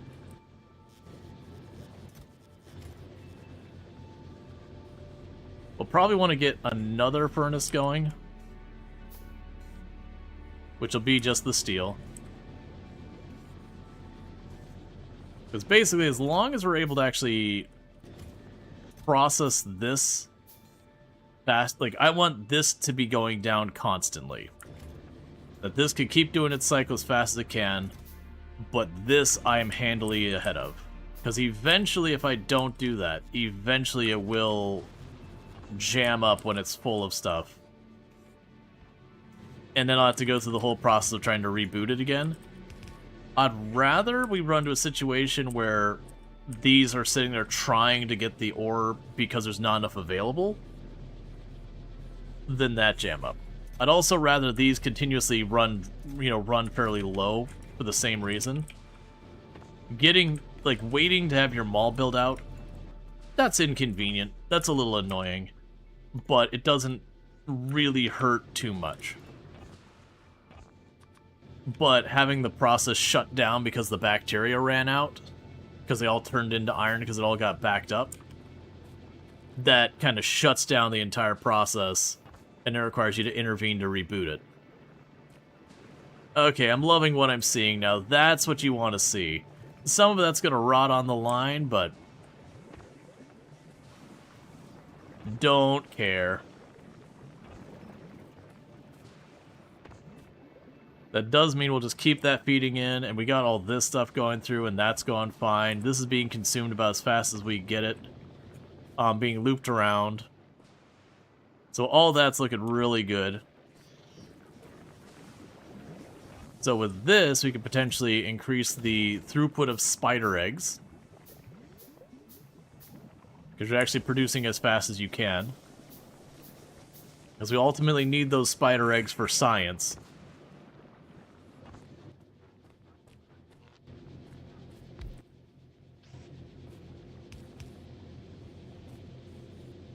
Okay, then there's even more plate happening.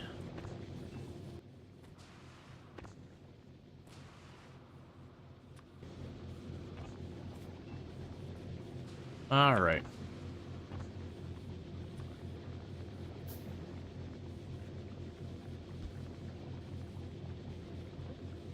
Oh, I see. That's a cliff. I was like, why can't I build on there? There we go.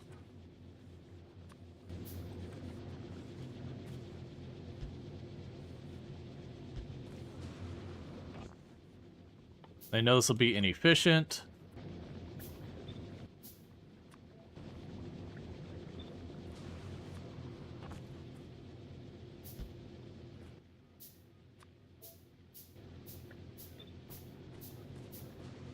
And plastic's way down there.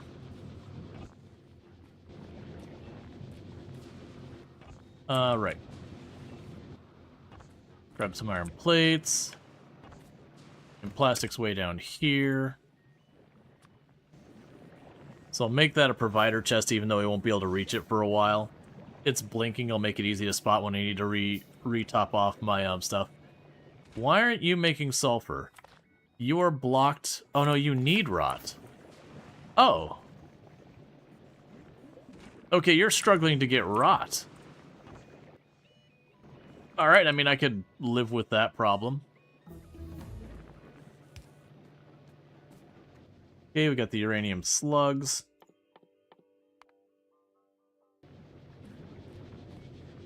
Okay, so you've got all that going. The metal plates that are getting chucked over the fence over here are fully backing up, so that's just more to the box. Alright. So, with this... it's gonna be a matter of continuously grabbing the steel as it pops out. I would like to get more steel production, but I don't think it's gonna happen. How's the box going? How are you doing? We are still getting ahead of it slowly. So let's plan then to get another furnace going.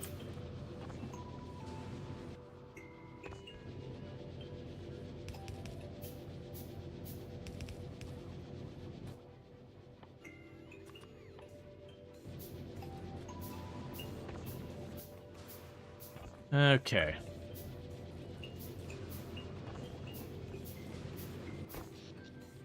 Alright, pretty soon I'm going to need to, expand my power.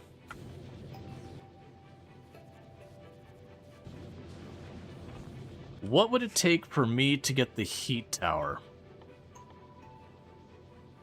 So you need... the concrete's the big one. The boiler's no problem.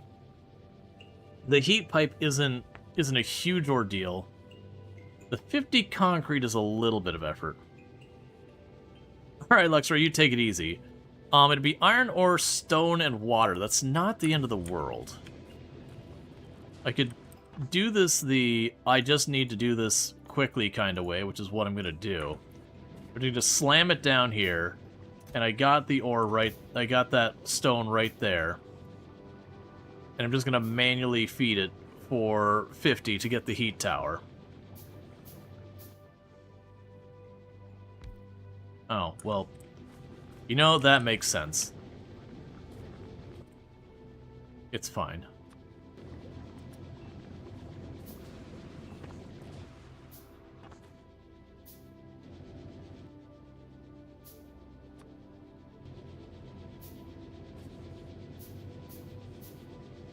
Okay.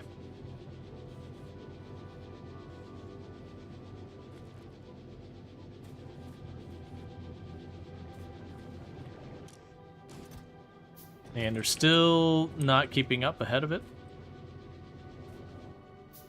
That's what I'm trying to do, is just get this to go faster than that.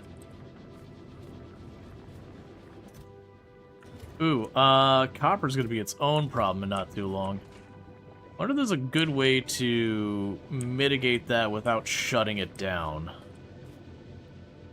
Because if I shut it down, I have to, like, reboot the whole thing. Because once we get the wire and all that, we'll start consuming a lot of copper.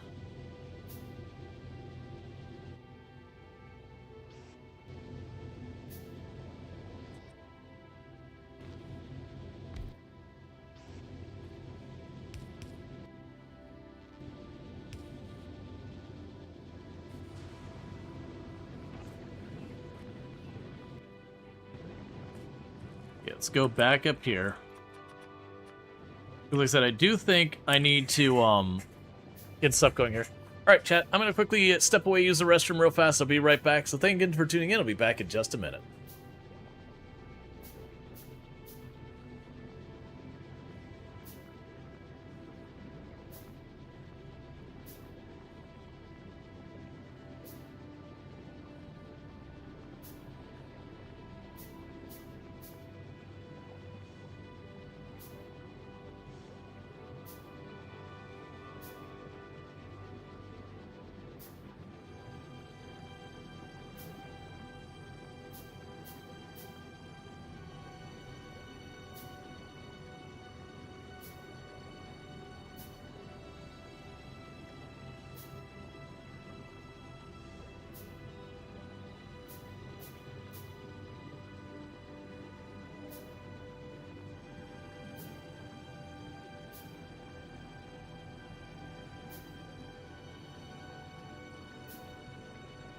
Okay, the next thing to actually consider is what was it for the reaction for making rocket fuel on here?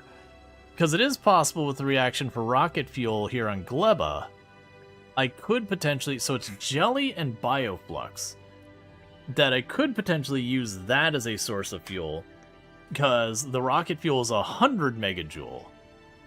So it'd be 30 jelly and 2 bioflux, which would be a substantial uptick in the amount of power consumed. Because then what I could potentially do is have the remainder of it turned into, like, we could switch the switch off of the spider eggs, use that for making science, and then, you know, do that.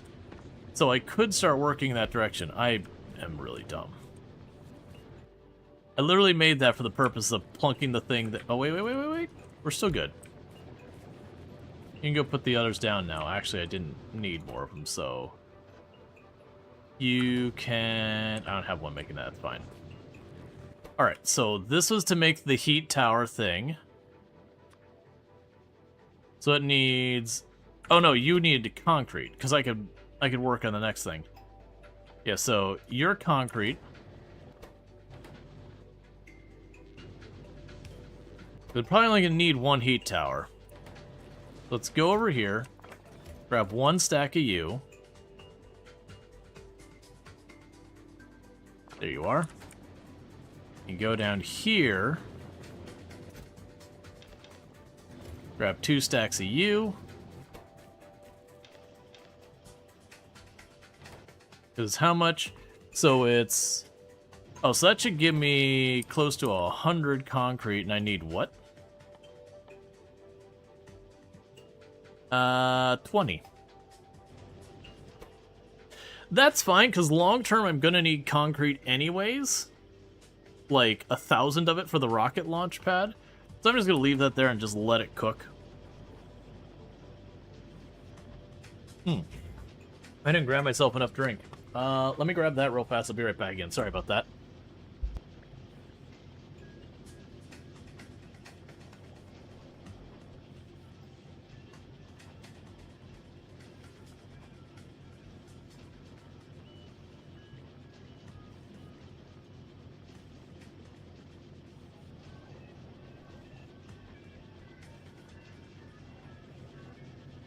Okay.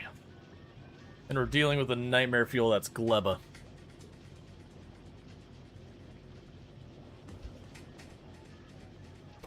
Okay, so we're already up to 50. Oh, you make more than I thought from that. Okay, so with that, for the heat tower, I just need steel.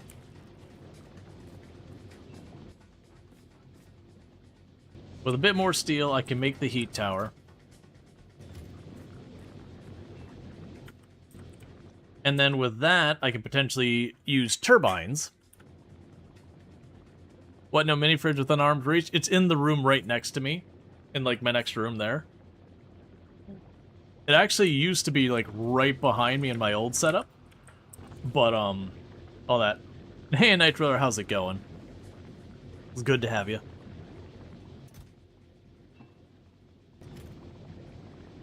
Alright, while we're waiting... I mean, that's also going to take steel. Right, because then the plan is we're going to try and get the heat tower set up. And ultimately, it would be nice to switch to the turbines, because they do way more power. But also, that's going to be a whole thing in its own right.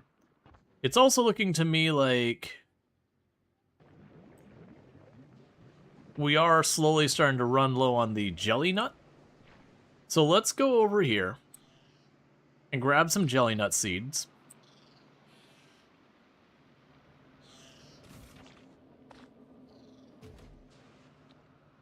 I've got plenty of landfill.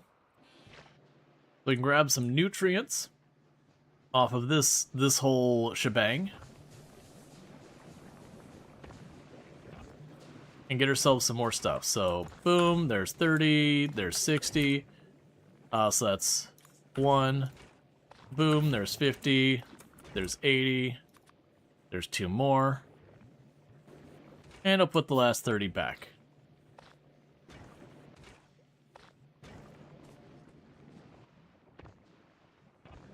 Because that'll be 30 more tiles, so 3 more lots.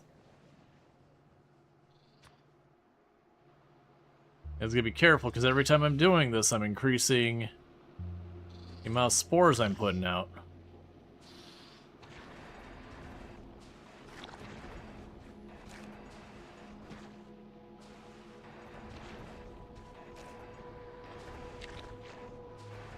There's actually 4 lots, because some of it was still good by itself. Alright, so that should help with that.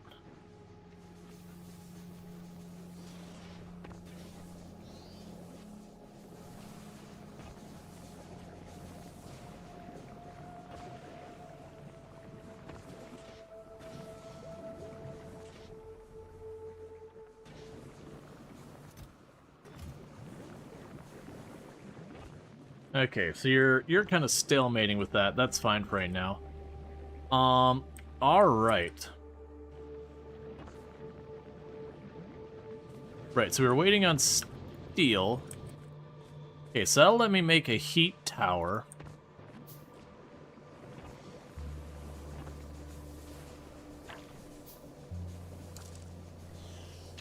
And then the plan from there is just pretty much probably like get the heat tower around here somewhere. Have water coming into it.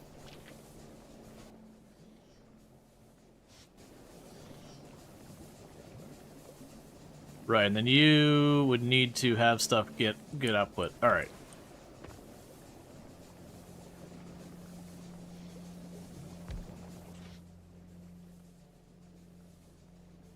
Right, so you just... Okay, you don't... You're not the one that deals with the water. You just create the heat. And then we use the heat to to use the heat exchanger. That's right.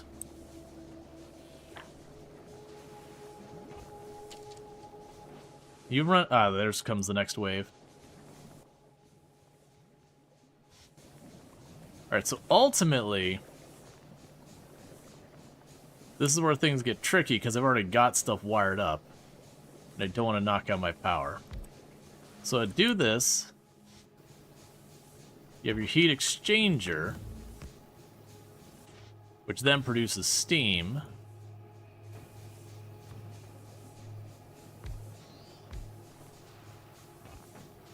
Or it could create a buffer here. And you need water there, which I made sure to line you up.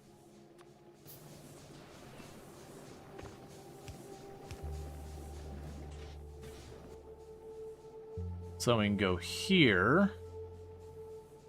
I need more iron.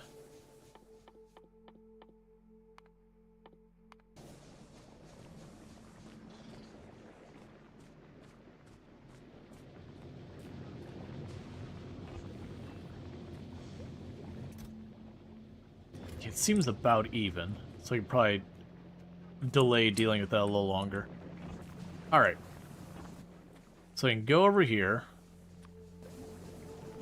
Not a bulk insert, we'll just do a fast insert.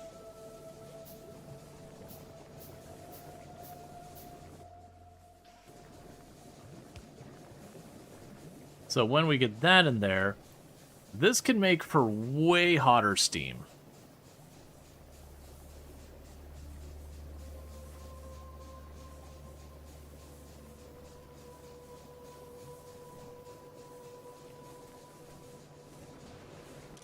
So let's do some science here. I'm gonna go into this box. I'm gonna grab my 5.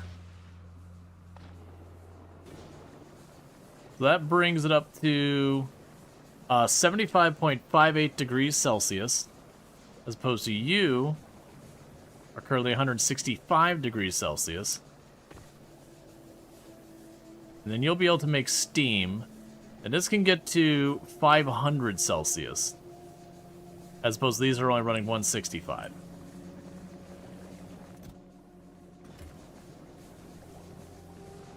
And literally nothing is getting through here to fuel that right now.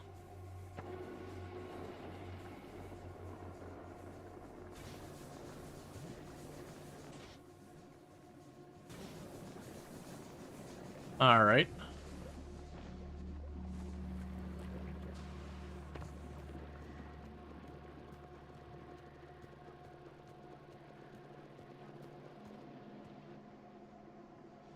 That's what you want to see, a nice backup on that stuff.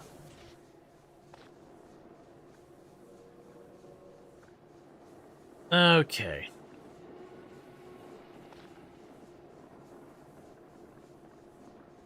But if we can prime it up to 500 degrees Celsius, we can use that to just keep feeding more and more into it.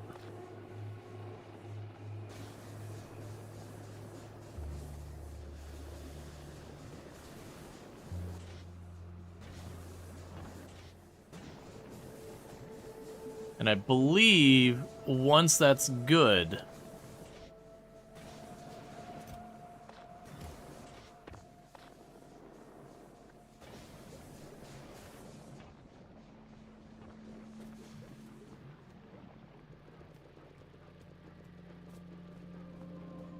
alright, will not take more than that.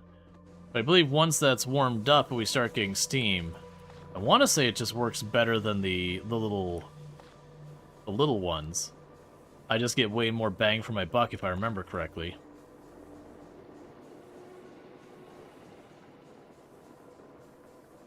Yeah, so you still got about 100 Celsius to go.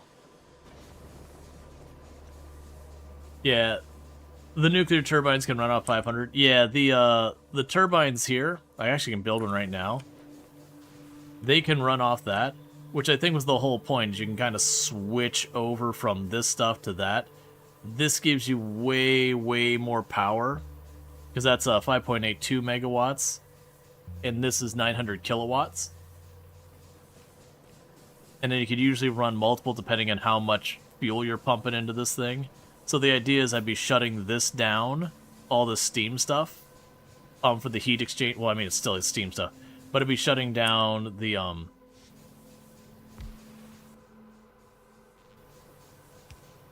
There's stuff for you. Alright.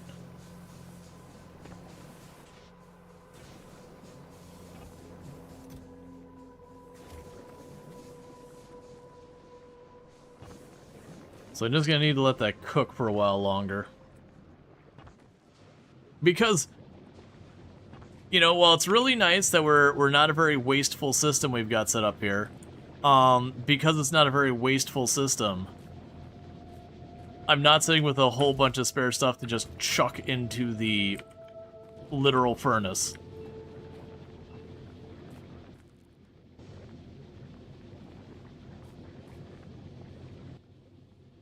Alright, so let's see. Let's get another one of these going.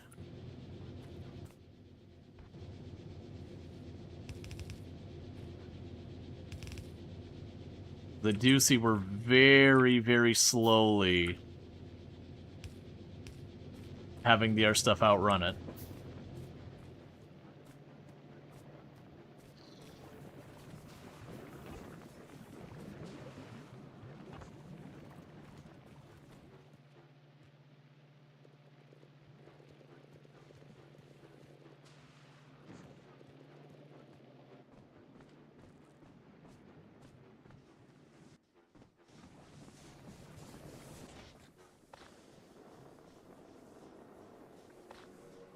Alright.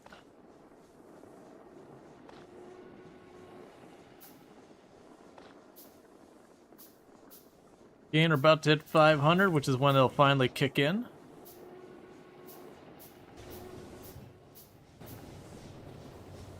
You know, this roars to life. Disconnect that.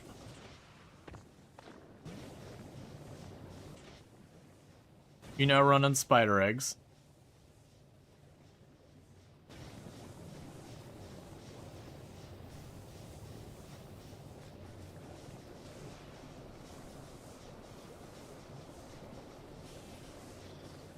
Okay.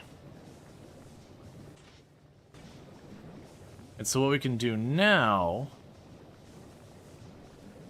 we could change the logic on this.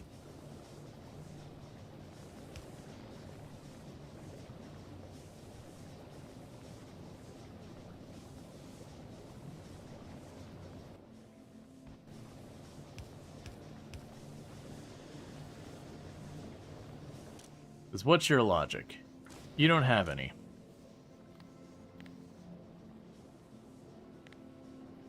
So I'll connect you to that. Read. Let's see, read the temperature. So that's temperature T. If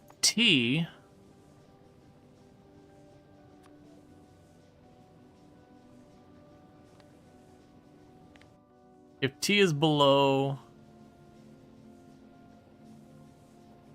say, 510, chucks him over the fence.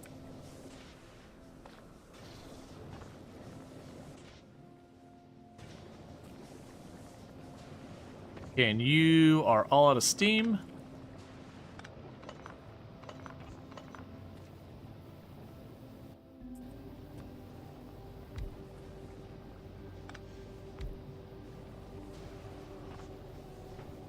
Okay, so we've got a very high capacity here.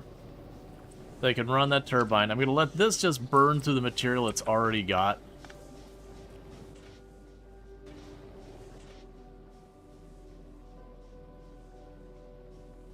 Okay.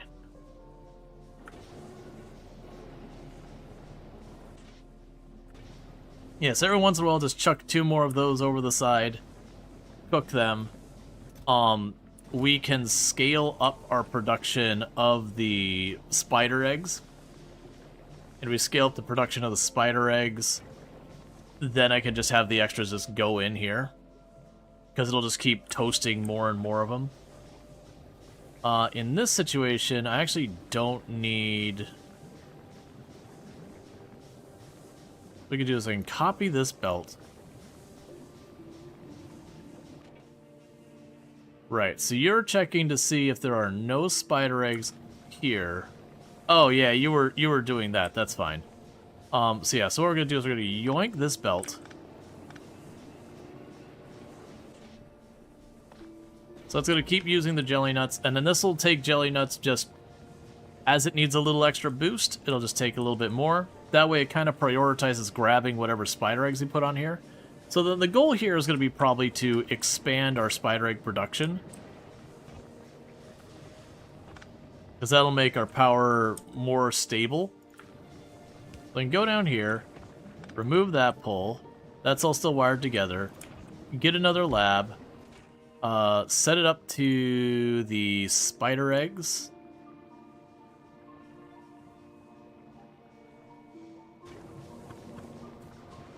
And we'll have that.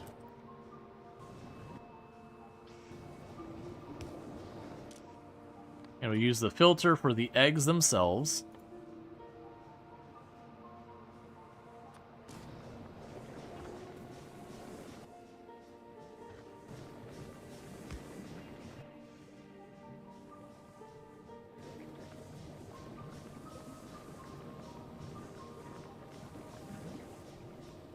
Trying to think of how I want to line that up for the inserters is all.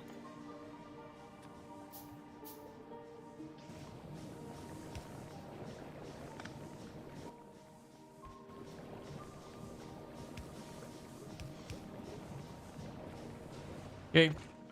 Before you get too excited. Check here there. Okay. So we need to get nutrients over here. Which is a little bit of a problem because I don't have a good path to bring this around and keep it kind of in the loop, as it were. So we're going to have to do some cursed shenanigans. So I'm going to go ahead and put a splitter here. I'm going to wiggle it around to get past there. And I'll just bring it around and loop it back in. So there's our splitter.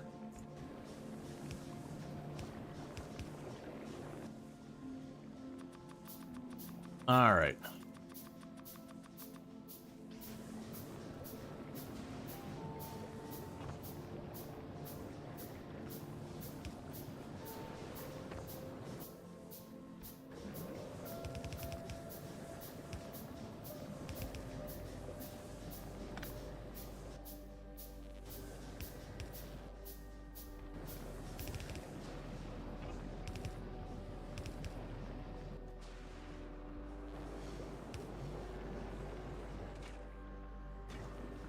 Cool. And now I go for the underground here.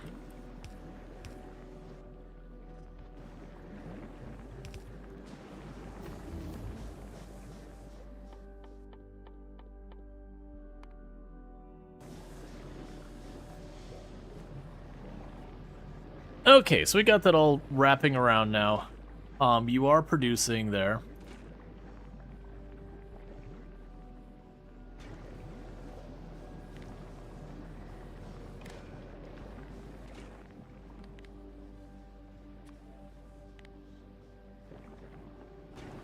So basically, I've got them both set to be like, hey, just keep making those things as long as you're able. So we can increase the spider egg production. And then all the surplus spider eggs get chucked into the oven. So we are going to go ahead and go to this inserter. Yeah, 10 is fine. We can increase it later when I need to.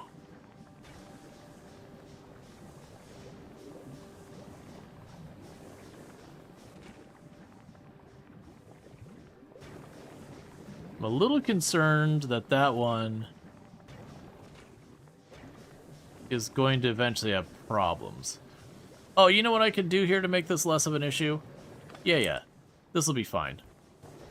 So I'll have you go like this.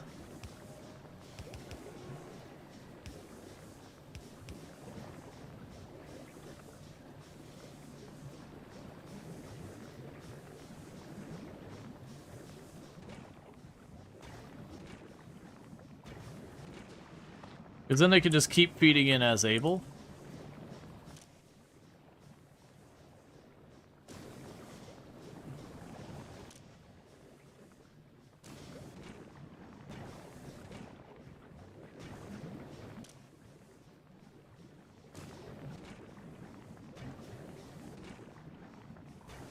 Okay, so you're waiting for them to run out. Okay.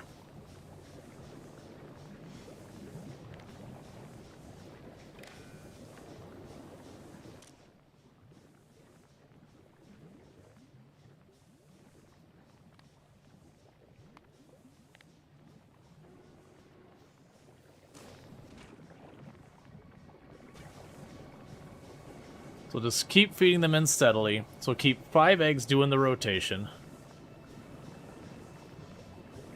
Restock those as soon as they're ready. Alright. Hang on.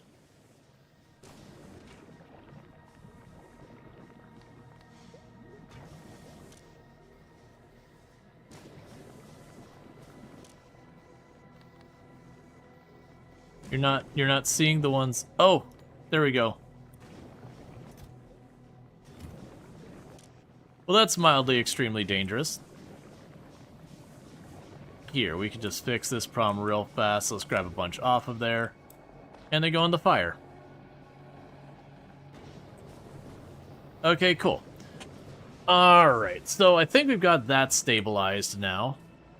Let's get back over to here. We made the smelter here somewhere, right? I'm pretty sure we made the smelter. Alright, we'll just make it again, I guess.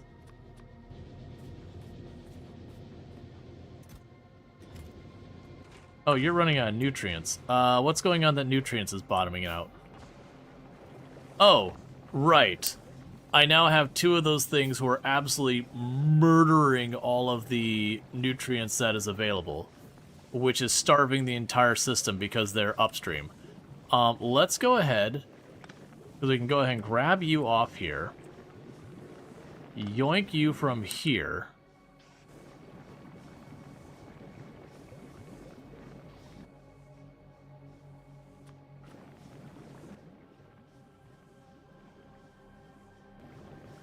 And also, before I forget, you don't have a rot output. Make sure you didn't put any eggs on here real fast while I was looking at that. Okay. I just need to have it where it pulls the nutrients off of this line. Because that'll also be good, because that'll keep stuff circulating at all times.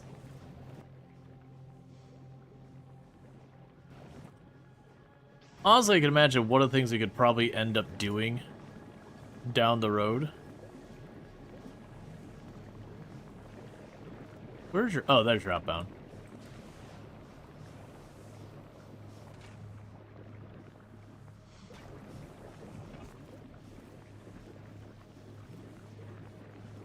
Alright. So I think with the volume we're consuming, it's time to make a change to these.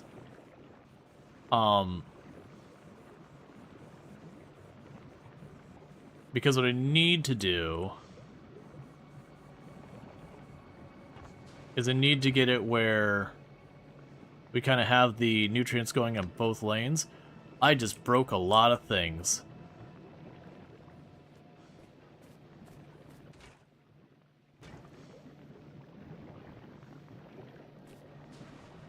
Okay. Hold.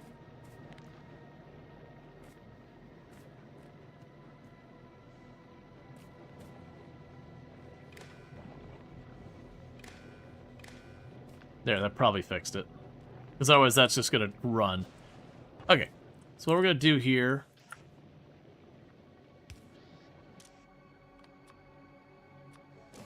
is grab you... and have you fill in this lane. You're no longer going to outport that lane. Okay, so basically we're putting nutrients on both sides of the conveyor belt now to try to increase the overall throughput. So that way we hopefully see these run, like both of these running versus just the one. Alright, meanwhile, let's go back over here. I did make a smelter, it's fine. So you go 1, 2.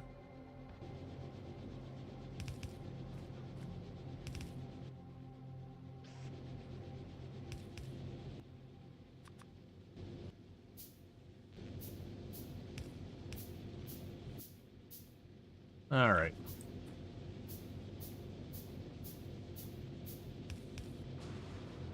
Cool. Is that outrunning it now? Yes. Okay, so that's good. So if we leave it running like that, we shouldn't have to worry about this reaction ever shutting down due to the whole inventory being backed up, because this is burning that faster, until such point that this fills up, which will probably happen sooner or later, but I'm hoping that sooner or later will be very much in the later end of things. Alright, so now back to what I've been not getting done here. So 1, 2, 3, 1, 2, 3, 4, 5, 1, 2, 3, 4, 1, 2, 3, 4, 1, 2, 3, 4. I'm basically just trying to build enough of each of these.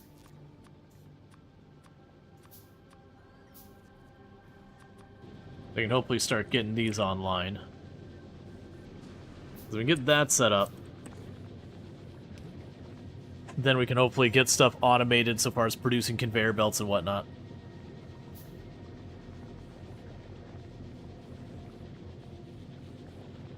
And while we pocket craft, let's do our once around the area, see what's going on. You are running fine and dandy. That is all looking quite lovely. All of this is going fine. The rocket is doing the rocket things. Everything is looking really good here. I probably should have gotten a satellite here so I can actually see what's going on over there, because I'm sure sooner or later it'll run out.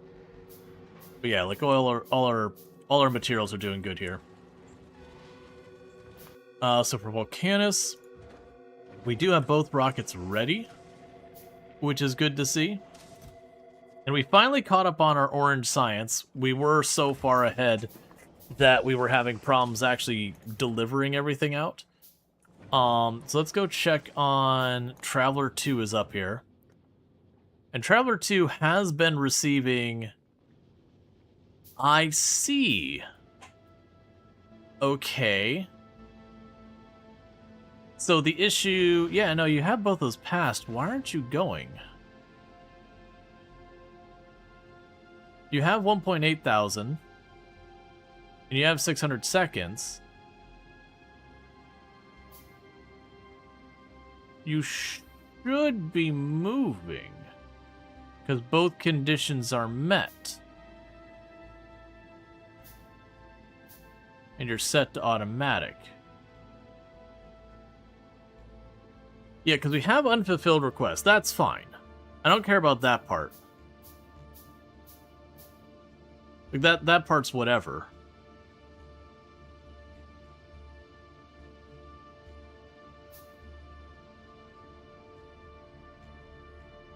Waiting for the final delivery of flasks?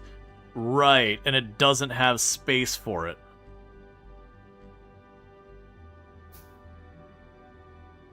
Right.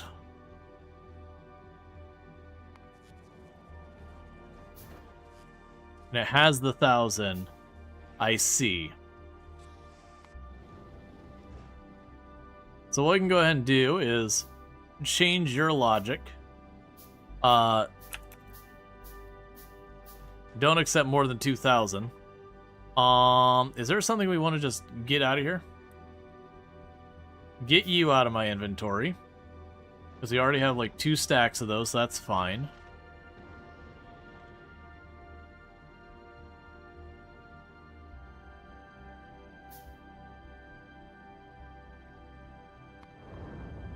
Cool. Now's enough to unseize it.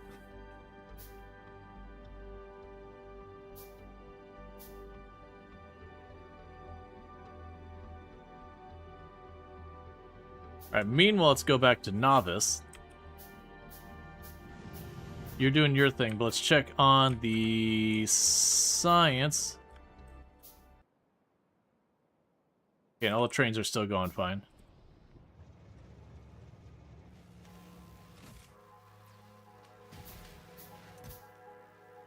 Ah. Okay, so I am seeing a problem. We are getting all these wonderful things that I... Oh, you know what? Hang on. Okay, for a little bit here, don't request those. Don't request those. Don't request these. Don't request these.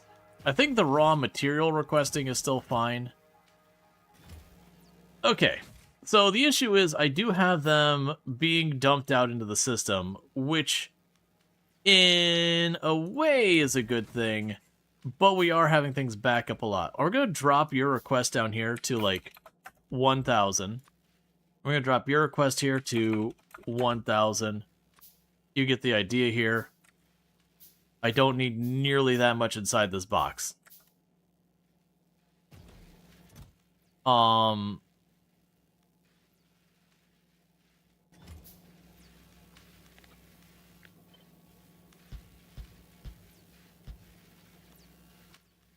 Change you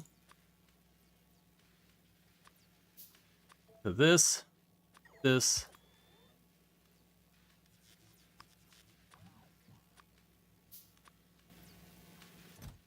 Okay, from what I thought, I like really goofed that up. Okay. So basically, you're going to be the one that holds all of this kind of stuff. You're holding all that nonsense.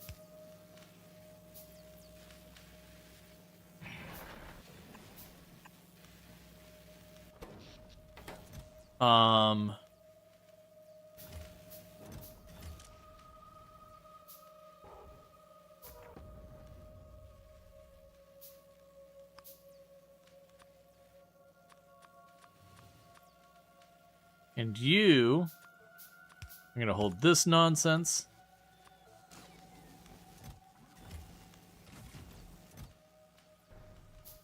And that should be all of those materials.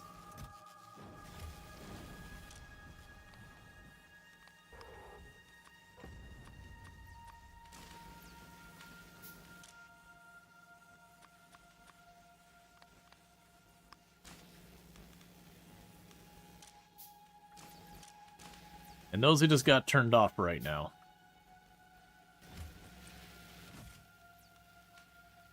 And those will probably just sit in those boxes until such time that I'm there to deal with it. Alright. So yeah, so bring the buildings into this one and the blue circuit boards. I can actually also put the blue circuit boards in here as well, since that's where those are coming from. Yeah, so basically I'm setting a couple of boxes to be like the import boxes. But yeah, where we were importing the buildings, the whole thing jammed up.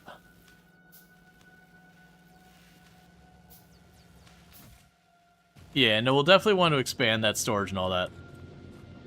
Alright. So you're still crafting away, getting it done.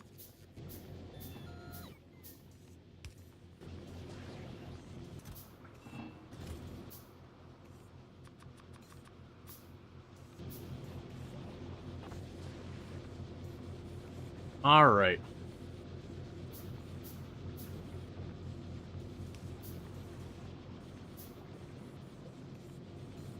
And meanwhile, before I forget...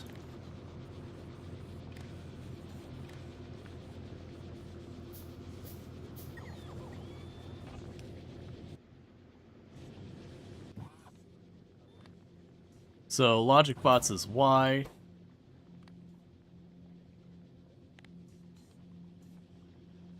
So we'll go say if Y is less than 50, keep your thing going. And then the constructor bots is T. And if T is less than 50, same deal. Because we're going to lose constructor bots here to like having them explode on picking up trees and a whole bunch of other nonsense. Alright.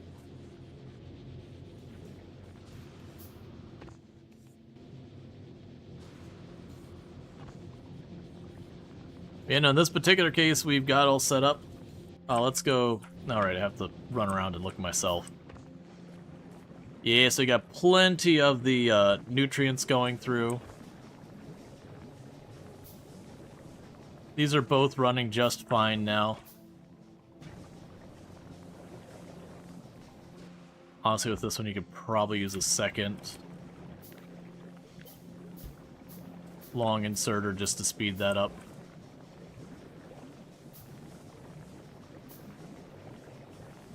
I mean, for that matter now, I could just grab it from here, but I think having the eggs on their own little network over here. Green and purple chest could be good to that landing pad.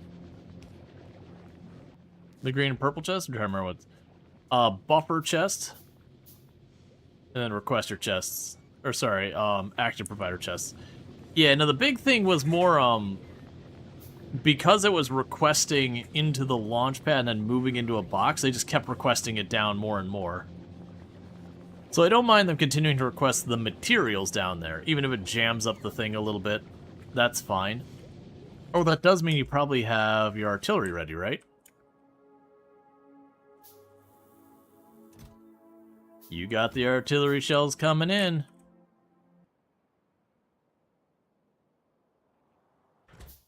Yeah, the first level with the artillery, you see it won't have too much range. That is one of the researches, is you just keep getting more range, more shooting speed, and all that. More damage. And that could just be a thing. Not super worried about that yet. That'll all get sorted.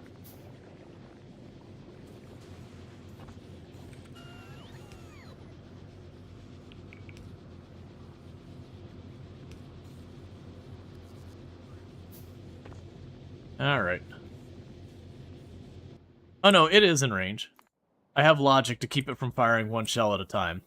So we actually look at this, we've got 3 in there. And I've got this saying, hey, wait until you got 20 shells between these 3 things. When you have 20 shells, load up the box. Then this will just feed them in as fast as it can to fire. That way I don't fire one shell and then, 10 minutes later the next shell happens. We can just make sure we properly knock it down.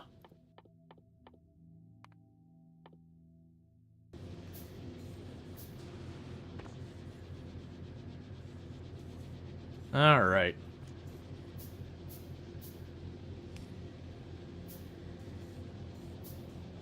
Yeah, so they're working on getting all their circuit boards done and all that.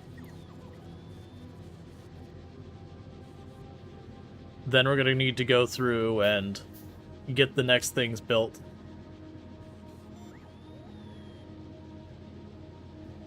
But once we get all this, I'm going to try and be better about it this time, where instead of just plowing out and being like, here's the 10 buildings I need, I'm going to try and be better about being like, we're going to make the one building, then the next one, then the next one, so that the mall comes online a little bit better. I am pocket crafting all things.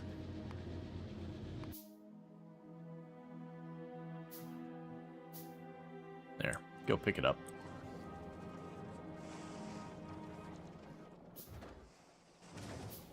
All right.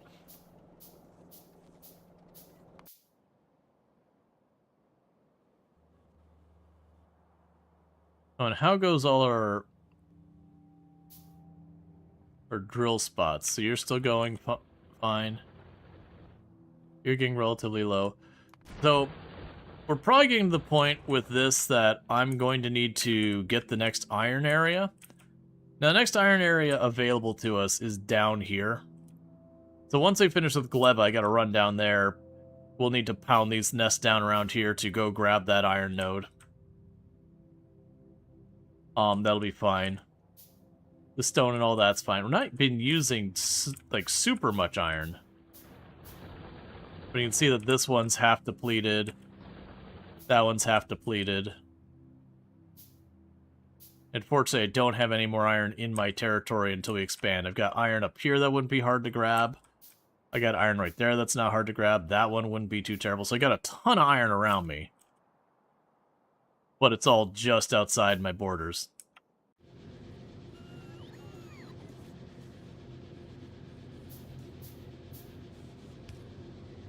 Okay.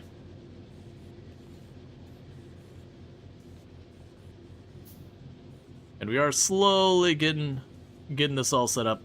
And the big thing I've got set up here that we're looking at is primarily this is being set up to, what's your deal? Oh, you're just out of material. Oh, yeah, we finally caught up with the rate that the iron's being produced. I'm okay with that. But, the first thing I want to do is just basically have it capable of making the bots. And then the next thing we're going to do is make it capable of making the segments of the mall. And then we're going to go and add the conveyor belts and all the other crap in here.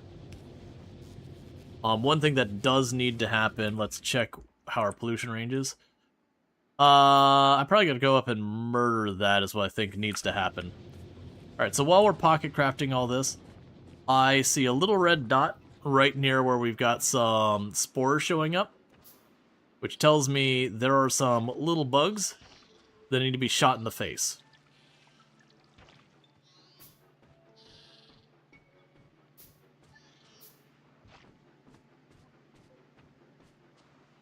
Because they were right up here.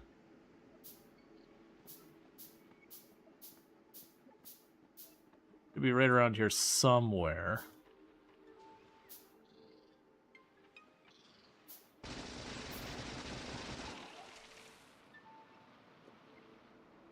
Okay.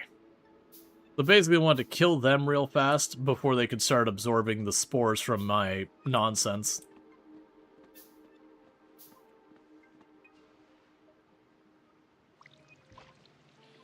Okay, so run this back on down while we continue to pocket craft.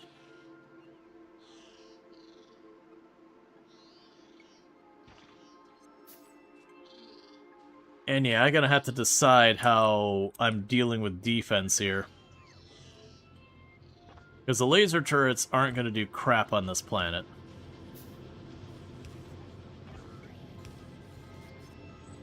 So I got my choice of, like, building a whole lot of the machine guns and then making ammo for the machine guns. Eventually we'll go rockets, which could do a lot. Alright, there's the eggs we just grabbed. Have some rot wire in there. Yep, and that's all running fine.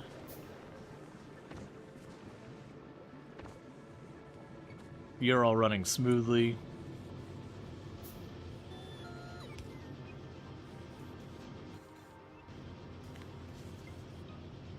They still actually have quite a few of these queued up.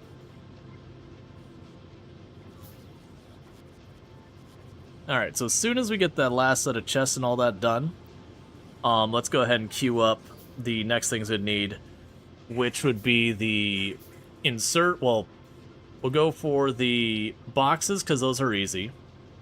Then we'll also want to get the inserters and the assembly buildings. Okay, so that should be the last one required for that. And honestly, in a pinch, you can work for these two.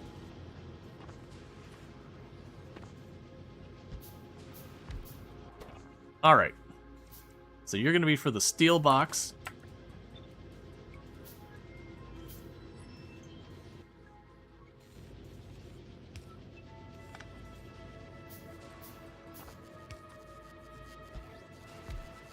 And then you'll be for the passive provider.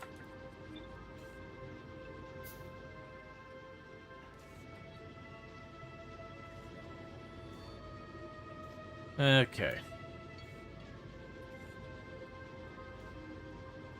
And it's gonna try the one little bot's gonna try their very best to keep up. All by themselves. And I just realized you are already making bots. And we did not wire away for those bots to get here. Oh, one of those bots is my construction bot. There we go. So we can go ahead and we'll put a requester chest.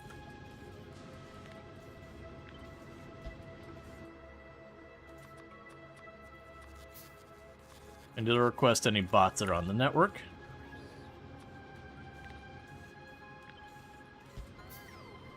Refill that.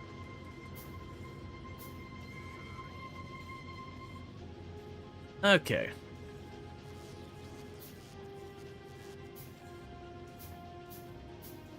But they'll gradually get things built up here.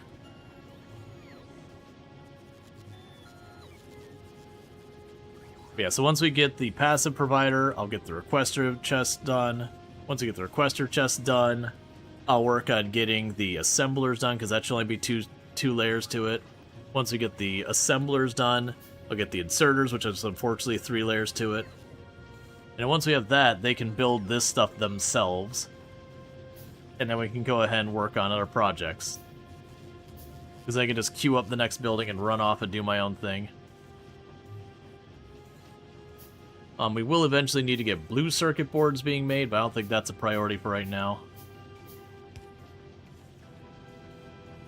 Oh, go ahead and keep using these crappy towers.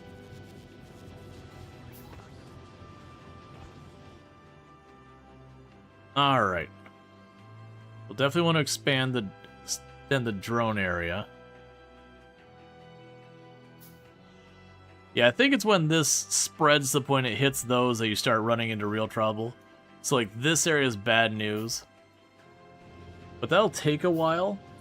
So it's not like we're going to be urgently in a fight. But that will be something I can't fully ignore. And I think the reality of how I'm going to have to deal with this, I am going to just have to produce tons of bullets and have just, like, a bunch of the sentry guns all around the periphery, and then keep a bunch of sentry guns right here in case I ever lose track of something and something gets jammed, that we don't have a bunch of enemies running around in the inside of my base. Alright, meanwhile I can run over here.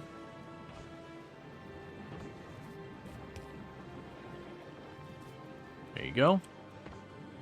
You're doing just fine and dandy. Can probably make you a second turbine. Because we're sure only hitting about half of it.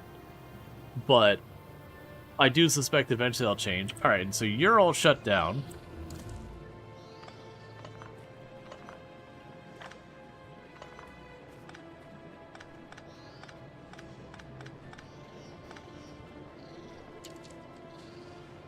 Cool.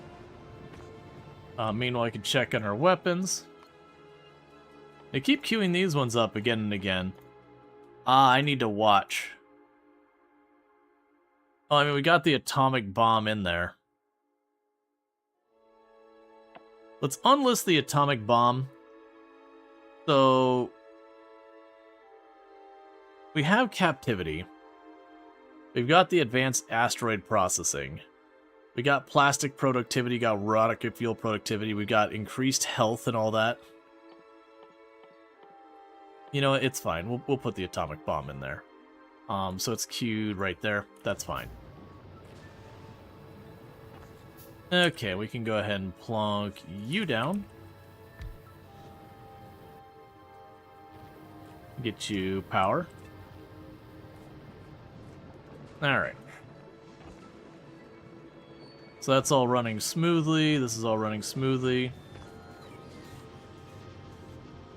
Alright, so finish here. I need 3 requesters, a passive pass chest, 3 requesters, and an inserter. So boom.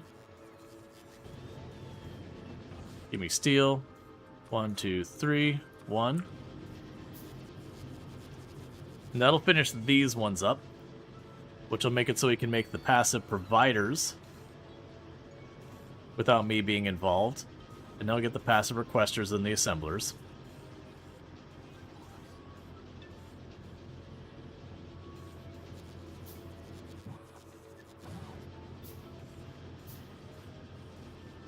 And gradually we'll get more and more of these on here. Now, one of the nice things about Gleba is you effectively get unlimited iron and copper. Like, you never have to go out for it. You can scale it up as much as you dare. And that's all good. So it's got a lot of cool things in regards to you could just sit here and have it mass produce whatever materials you so desire.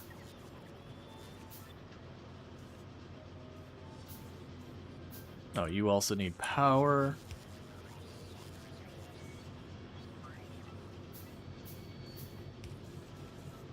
Now, obviously, we would need to speed up our red circuits and all that kind of stuff down the road. That's just going to be a thing. We will need to have repair kits being made here as well. But yeah, so I do imagine, lots of sentry guns. I don't think the walls matter much on this one, because the spider things can just kind of go over the top of them. Okay, so next up, we just go here, and you are a requester chest.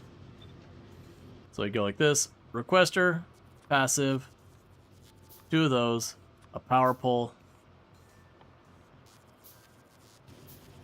and an assembler. Because we'll work on making all of this stuff ourselves. And then soon enough, they'll be able to take a lot of the burden off of me. But we are going to be dividing the red circuits very, very thin. And we're not really in a position to have Gleba start mass-producing circuit boards. It can get there. But right now, I'm more like, hey, just limp across the finish line, it's fine.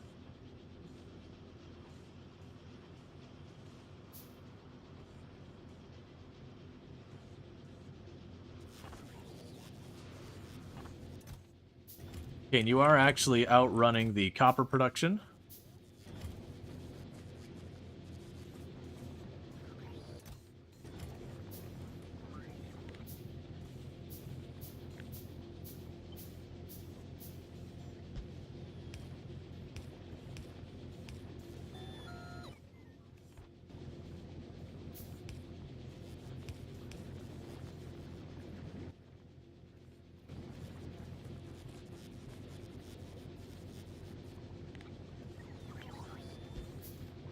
I'll deal with that later, but I'm going to need to expand our copper production.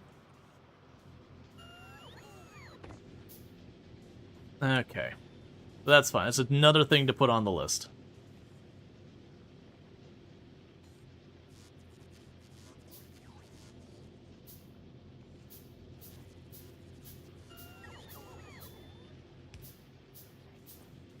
Alright, as soon as the assembler's done, then that will be the next thing finished.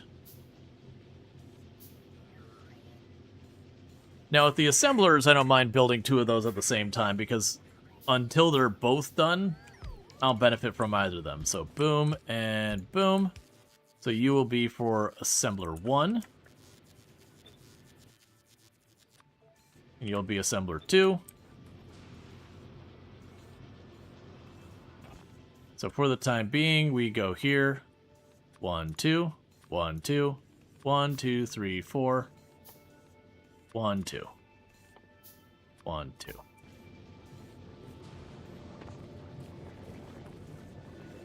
Alright, give me the trace amounts of steel we got going on. Okay, it's also looking like I'm going to need to increase the throughput of our steel production, which shocks literally nobody.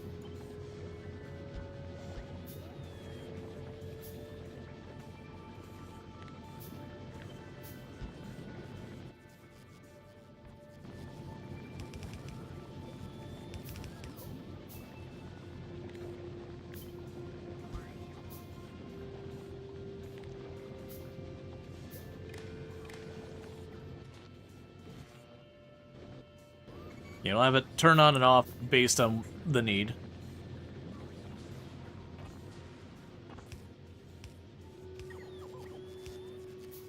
Alright. And then next up will be the inserters. And with that, once I have the inserters, that'll build pretty much everything about these other than the power poles, which you can get queued up after that. I have these over here are marked to be done. We do actually have the smelter on here, but red circuits are going to be red circuits are going to be the bottleneck probably forever on this. I will eventually want to go and branch out this stuff to make green circuit boards, make red circuit boards, make blue circuit boards, all that kind of stuff, so that we can actually get launches and all that in a timely manner. I don't know how long it's going to take me to get that all sorted.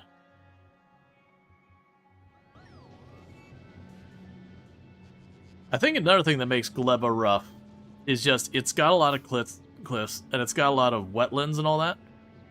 And so, with all that kind of stuff, making a very clean base is kind of hard. You're just trying to building on these berms and all that. And you know, you got some areas like down there I could probably build a bunch. But it is just a place that is not very accessible, helpful, whatever.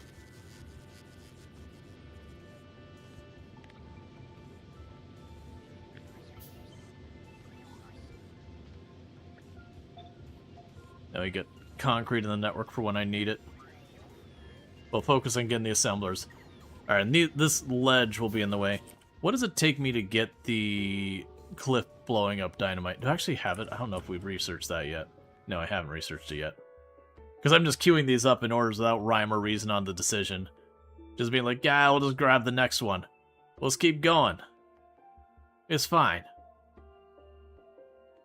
Yeah, because we'll get all these other ones, and then we'll get down to the Gleba tech, and that's when things will start getting interesting.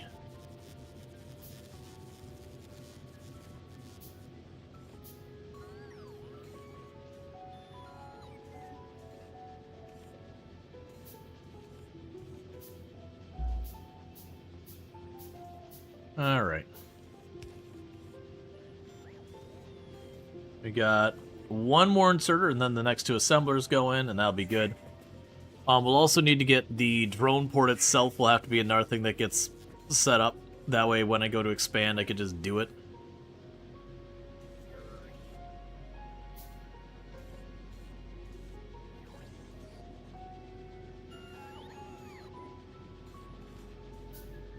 Alright.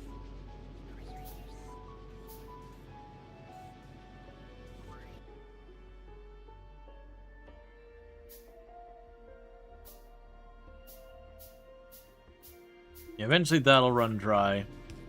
The good news of that running dry is I've actually already got this stuff kind of stacked.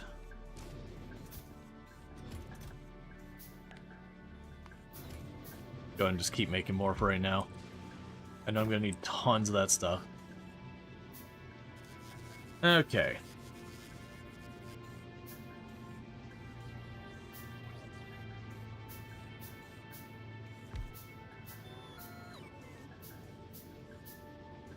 Cool. And so now it's time to go 1, 2, 3. And you will be for a regular inserter, the fast inserter, and the bulk inserter.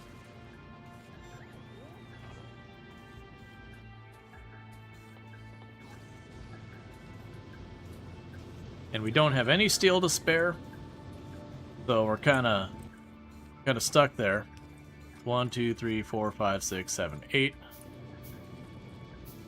Let's let you start working on this nonsense.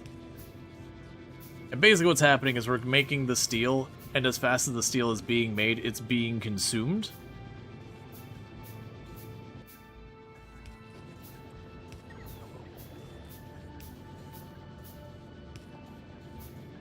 So I'm quickly just putting all these in place because I can take care of those real fast.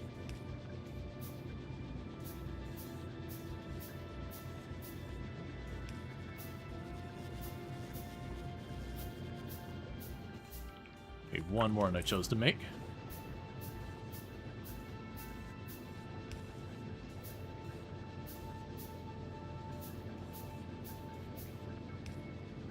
Alright, so what do we need to make these smelters happen? So there's the smelters. You're waiting on red circuit boards. For red circuit boards, for me to pocket craft some red circuit boards real fast to help out, I just have to hit the button a whole lot.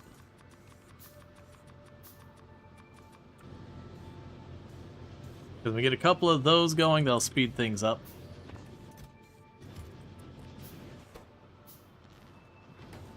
So how many red circuit boards for a smelter?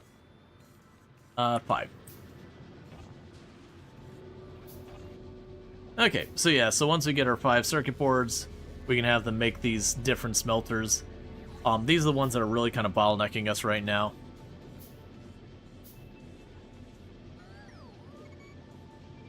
And then once we got the thing where we can kind of build the...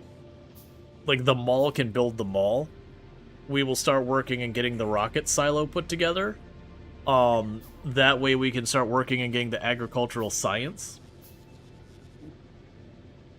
And the agricultural science is an interesting one. Because it is a thing with the agricultural science that I don't want to put like the regular like, hey, you know, put this in this way, like logic one. I want a rocket silo that's literally just shove the agricultural science into it until it launches and keep repeating that.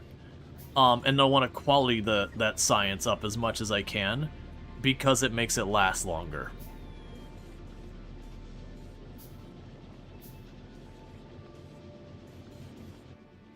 Okay, so I got a couple of those, so we can chuck you in here. Now get me 2 of those.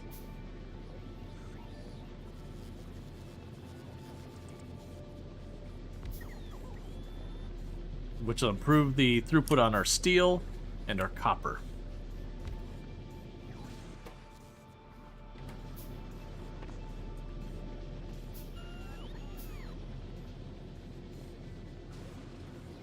Yeah, so we're basically consuming...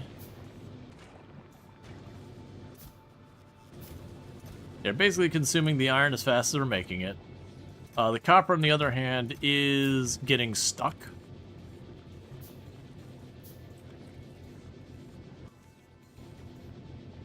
So I'm going to need to continue to have that get grabbed out of there. Alright, and that should get the last of the copper, so at least that's scaled up. And then ideally we would eventually break off the copper, make the wire directly.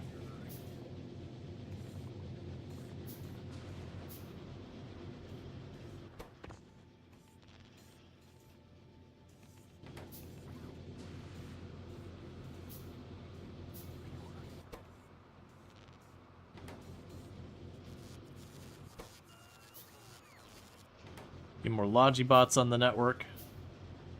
They're gonna handle these things themselves.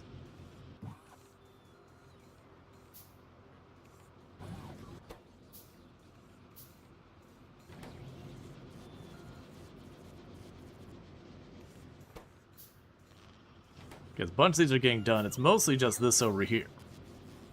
Which they'll get the boxes done, the inserters they won't. So let's see what I need to get more of those inserters. So to get the inserters, I need... Oh, I already have. So going back to the pool? Yep. Going a little long tonight. I'm enjoying what I'm doing. Yes, I don't need steel for you. Is it plastic? Yeah, it's plastic I'm short on. Right, and there's your problem. So for those red circuit boards, you can't get the plastic. So let me go ahead and fill that in for you for 1 rotation. And let you do your thing. But what I'm going to need to do is get you on the network in range. So another drone port here. I would need steel and plastic, which is not going to happen in a timely manner. Right, because you also need red circuits. Okay. So I would need 6. So 1, 2, 3, 4, 5, 6. And then those require steel.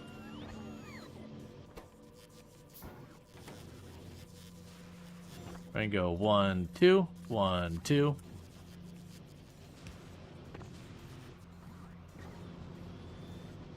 Or I can wait to get 1 more steel in there. We can get all 3 of those hooked up.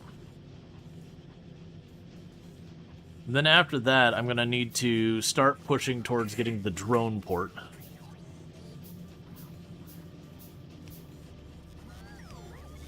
Because without the drone port, all this stuff is going to, like...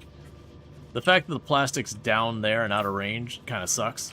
That's just one plopping a drone port in the middle there, and that'll fix all that up.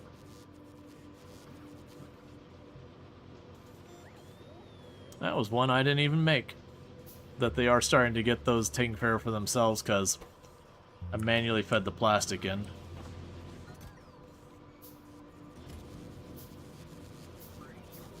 Okay.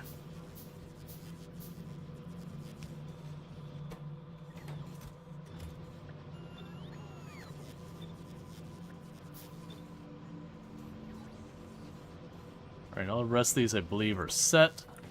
They are. Okay, so we did basically triple the steel output, so that's good news. The copper's doing its best. The concrete up there doesn't have what it needs, but that's okay. We'll get there as well.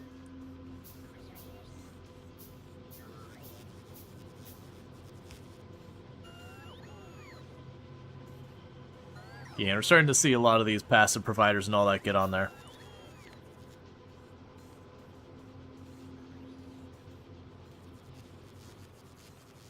So I might actually take those off. Keep it to me handling the inserters for right now. If they're going to start filling the gaps with the passive provider and the requesters faster than I can get those queued up as well, that's fine by me.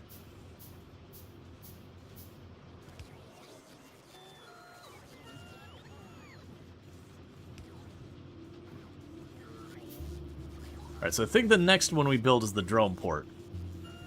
Just because without the drone port down there, we won't get the plastic and the red circuit boards. I'll have to keep manually feeding it. We still got a bunch in there, so it's got a while till that's a problem.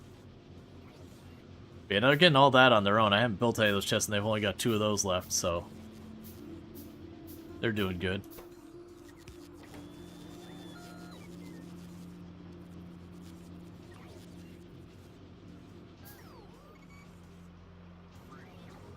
Alright.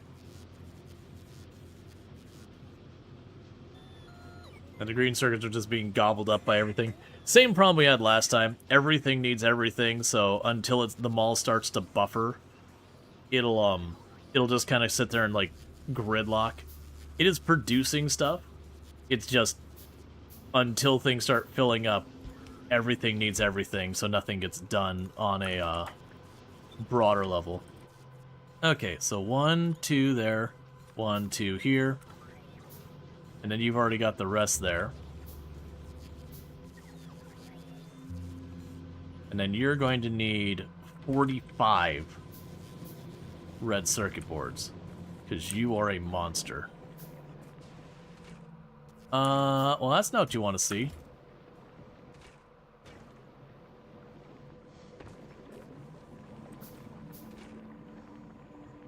So you're going full tilt, and I think we're consuming it all?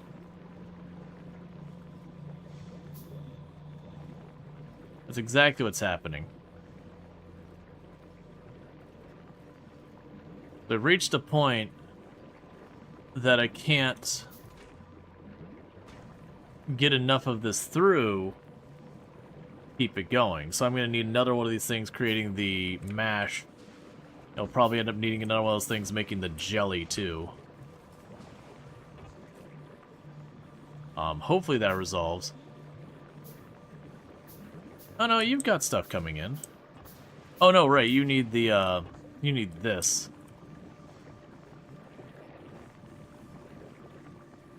Right.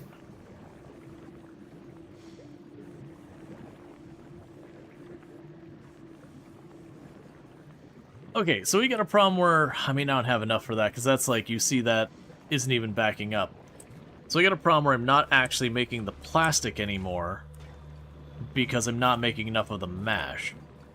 To make more of the mash, I mean, that gets a good amount of it, but I need the nutrients, and I need this to be available down here as well. It shouldn't be too hard to set up. I can put a biolab, like, right here. Grab you. Let's move over here and drop these inserters up here before I accidentally use them on something else. Which I kind of did. That's fine. They'll get that sorted. Alright, so what I want to do here is I need to get you set up. So I will need to grab 1, 2, 3.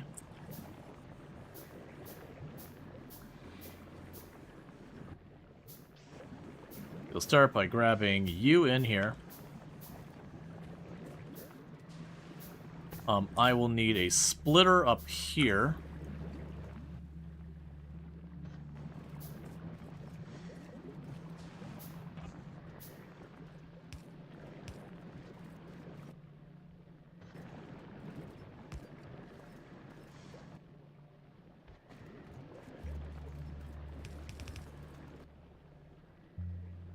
Grab an underground here.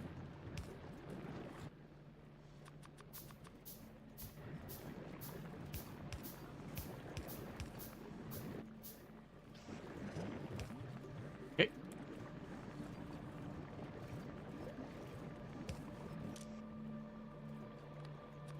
And you're going for foliage. Moving that over.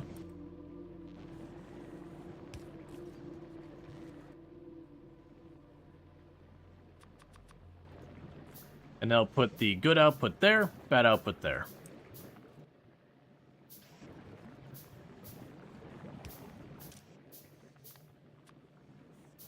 Alright, and here you are.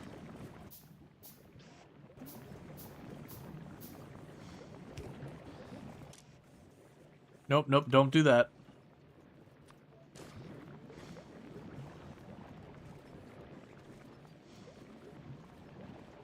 Okay, think I got it all?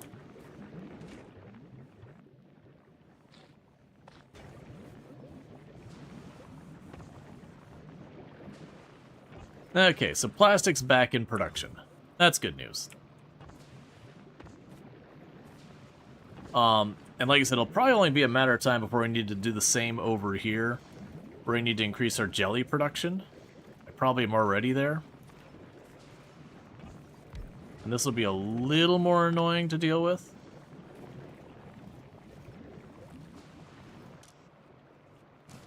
Okay, so I don't think we need these anymore. I put that there to work around a troubleshooting problem. And we got that sorted. Okay, so what's going to happen here then is you're going to rotate this way to that spot.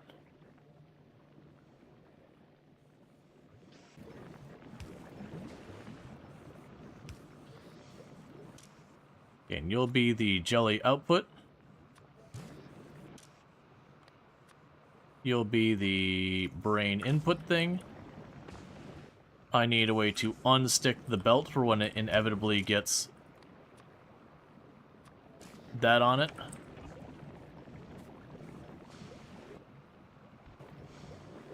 I can drop you off there. One long inserter.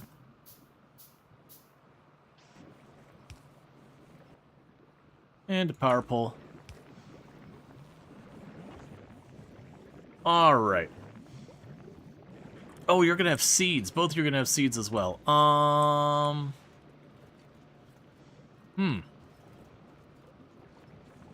Right. Seeds are a thing I gotta deal with here, aren't they?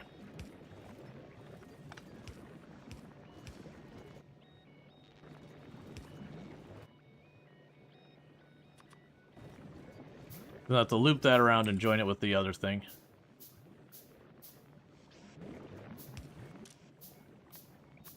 Okay, and you need those seeds removed.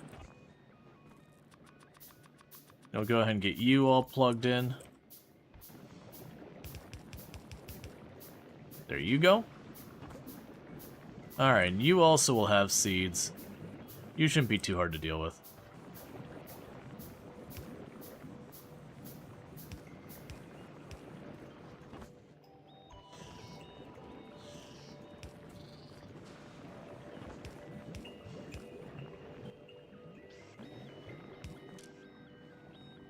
Okay, and use filters and filter out the other seeds. Okay, so that'll get those being able to produce more, getting that going. So that should boost a lot of the production on a lot of things. It's going to increase our consumption of nutrients, which is not ideal, but it is what it is. You still have that, so we'll go ahead and chuck you in. Take the scrap. Right.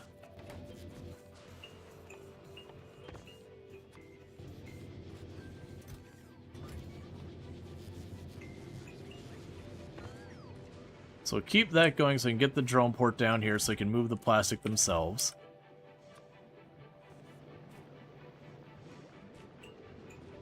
And once we have that, we'll be good. In case you didn't know, when you hover your mouse over an item, pressing Q will put it in your hand if you have one, or Ghost if you don't. You can do this from the hotbar.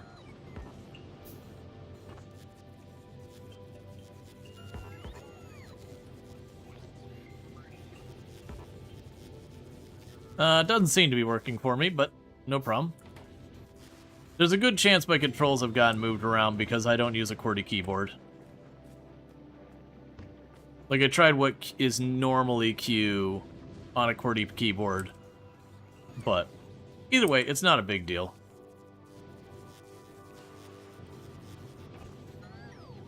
Yeah, no, it's a whole thing. Yeah, no, I gotta get your keybind. It's the pick tool, I think, is what you're looking at. I wonder what the keybind is set to. Controls. So that'd be the pick tool. Pipette. You're saying Q. I mean, it's set.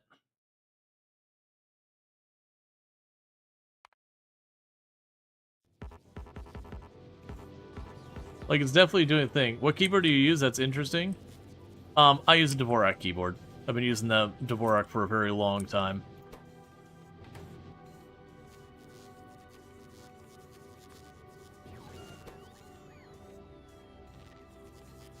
Dvorak is great for typing, but terrible games. Well, yeah, now it's one of those things, so, like, these days, like, for example, this game, it just works out of the box. Like, I didn't have to configure it or do controls or anything. I'm not sure what's going on with this, like, if I change something, because I'm noticing clear cursor that has the same option as that. So that's an interesting thing. Settings interface. Pick ghost item if no items are available. Oh, I forgot how dense this is. Pick ghost item if not available. There we go. Okay, that's all I was missing. So the keybinds are fine. Or, like, the keybinds are fine. It was a matter of there was a setting. You think you're the first person you met who used a keyboard layout? It's actually not that uncommon. When you start looking outside, of, like, the US, you have a lot of different languages out there who have different layouts that they'll typically use. Like, there's a layout that is used by a lot of German typers. There's a SERDI. There's different, like, Spanish and French have different layouts. There are a lot of individuals in those areas who do use QWERTY. I'd say QWERTY is still the predominant thing. For me personally, it was for reducing repetitive stress injury, because you know, just in the field I had before this, it was a very common workplace problem was like carpal tunnel syndrome and all that. But the reality is, when you look at QWERTY and where it comes from, QWERTY was never designed to be an efficient programming language or keyboard layout or anything. It was designed to prevent jams on typewriters. And the reason we still use it is it's what we've used. German keyboard layouts are almost the same as you, except for the Y and Z, and those are flipped. What a pain in the butt. Yeah, but there's like over 200 keyboard layouts that are used broadly in the world. There's definitely ones that are used very, very niche, and there's definitely ones that are more common. Like ASCII, I would guess ASCII might be the second most common keyboard layout. I'm saying that just guessing. I don't have any numbers in front of me, but ASCII is a pretty common outside the US one. It's actually one of the criticisms I'll get when I pull up a game and it doesn't support other layouts out of the box. I usually, like, it's not like it won't play the game or anything. Used to use Dvorak all the time because of tinnitus. These days, QWERTY is just what everything comes with. ASCII, no C.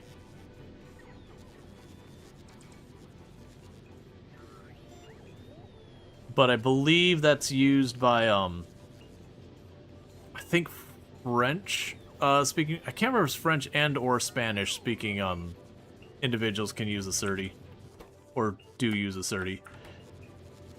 Yeah, I believe that's it. But as you can see, it's very similar to QWERTY, it's just A and S replace Q and W. But regardless, like, the big... Like, regardless of all of that, it is just the reality that there are many keyboard layouts. It's kind of a naivety thing for a lot of different stuff to just not support other layouts. It's basically be like, cool, do you speak English? No? Well, then screw you, I guess.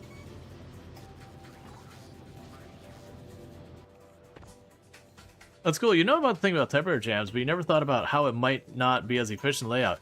Yeah, so when you're dealing with typewriter jams, the way you make it efficient is you usually try to move a lot of your common characters away from each other so that the arms coming past don't hit.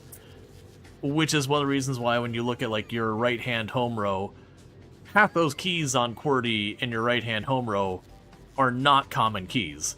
There's stuff like L and all that. You know, they're in the middle, they're not like the really out there ones. Whereas when you're actually looking about trying to make an efficient layout, you ultimately are trying to avoid having you move your fingers up and down. Like, these are fine, like doing these, but you don't want, especially like these ones way out in the corners, you want those to be the least used keys as much as possible.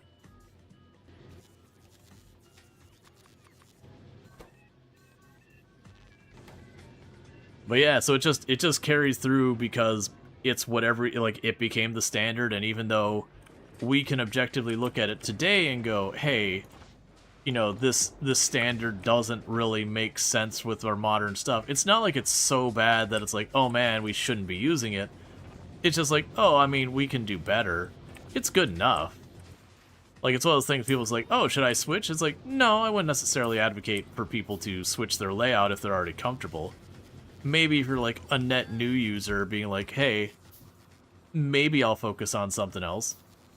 So we'll need, for the power poles will be next. Yeah, so you'll need that being made. Right, and that's where that comes into play. So I can go here.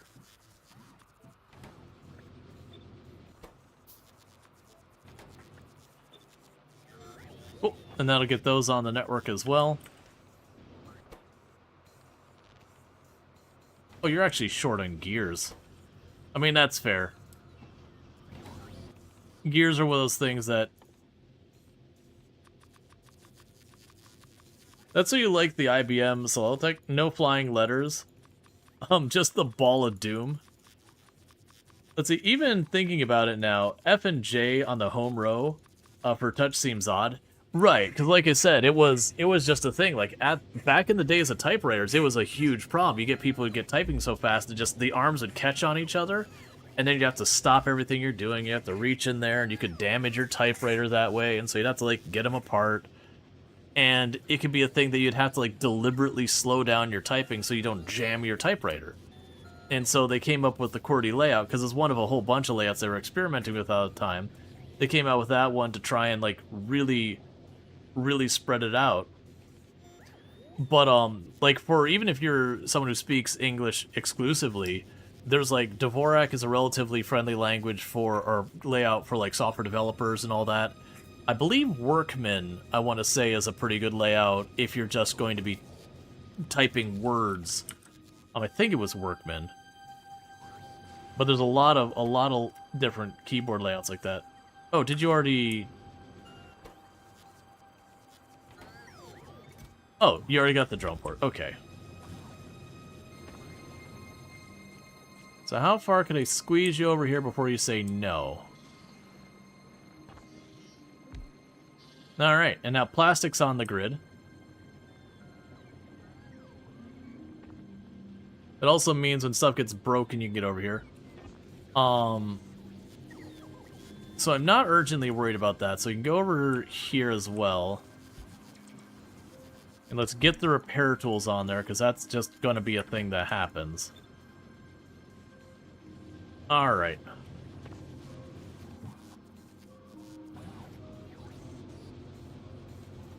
Let's see, Dvorak also comes in left and right-handed layouts. For those missing, or, yeah. Right, and again, this isn't me specifically advocating for the Dvorak layout specifically or anything like that. There's a lot of really good layouts. But it is a, I would say, a mistake that a lot of games make, with how they develop their games, where like the W key moves forward, the A key moves left. You know, you get that kind of thing. Because you can program your games to instead say, was it key codes? So instead of saying, I'm looking for the W key, you instead say, I'm looking for the key in position 3. And so you're basically saying, what button is 2 to the right of tab? That's the one I want. That's my forward button. And then on the UI, you would then map then say, okay, on that, on my end user, what does that button happen to be? Which, would be W for people using QWERTY. And so it's that kind of thing. That said, there are times you run into problems. Like, I've been doing some stuff off stream that I did find a particular framework I've been messing around with that, unfortunately, the way they've implemented, I can't get the key code, like the key codes, or scan codes, that's the word, not key codes, scan codes. Which is very frustrating, because, I'm very conscious about making sure you support other layouts and all that, and I have to, like, I can, whether it's Windows, Linux, or whatever, OS X, I can grab what button was pushed, but it's kind of after you've already got it mapped and all that, which means I don't have access to what button was pushed. I have what button was received by the operating system. And so that's just like, well, this kind of sucks for people. I can't do the support I want. All right. So let's go 1, 2, 3, 4, 5, 6. We'll get those all wired up. And there's 7 for the one over there. And one thing I ought to do... Do you have a bunch of the frames made? Now, the frames are what's choking, and that's on batteries. And the batteries are choking because of copper plates. Well, I can help with copper plates.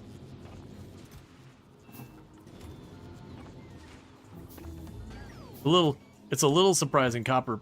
don't do that. A little surprising copper plates are the problem, but that's okay. Alright, more tech.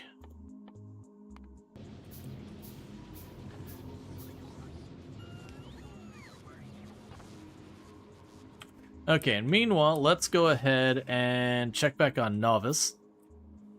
How close are you getting to, you still only have the 3.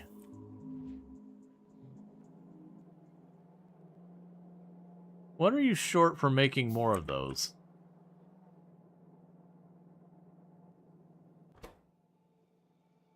Tungsten plates.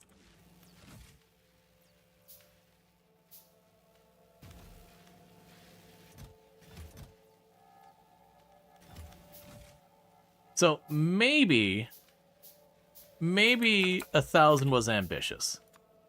Maybe we tell them 500 from now on. Maybe 1,000 just sitting here was an ambitious number that I should not have done.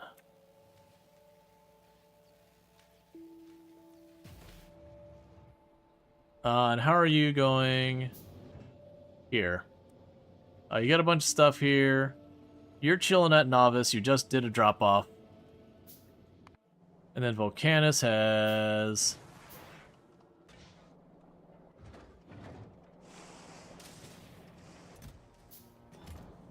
Oh, you have, like, none of that available. Did I really go through it that fast?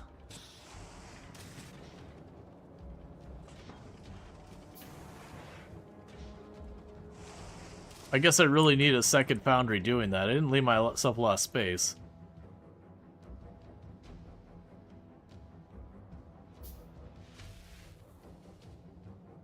Unless it's always things that... Oh, you know what? It'll be in this box still. No?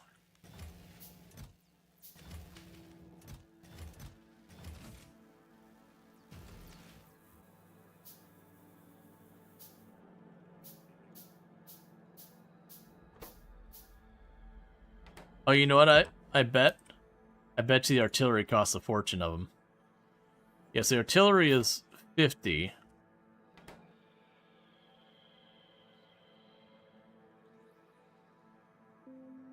Those cost 4. Yeah, so... Yeah, we made like 10 of those. Yep, that's exactly where it went. We just made like 10 of those and just gobbled it all up. Alright, so we got those all going. We got the power towers being produced. So that's all good news. We're working getting the repair things all set up.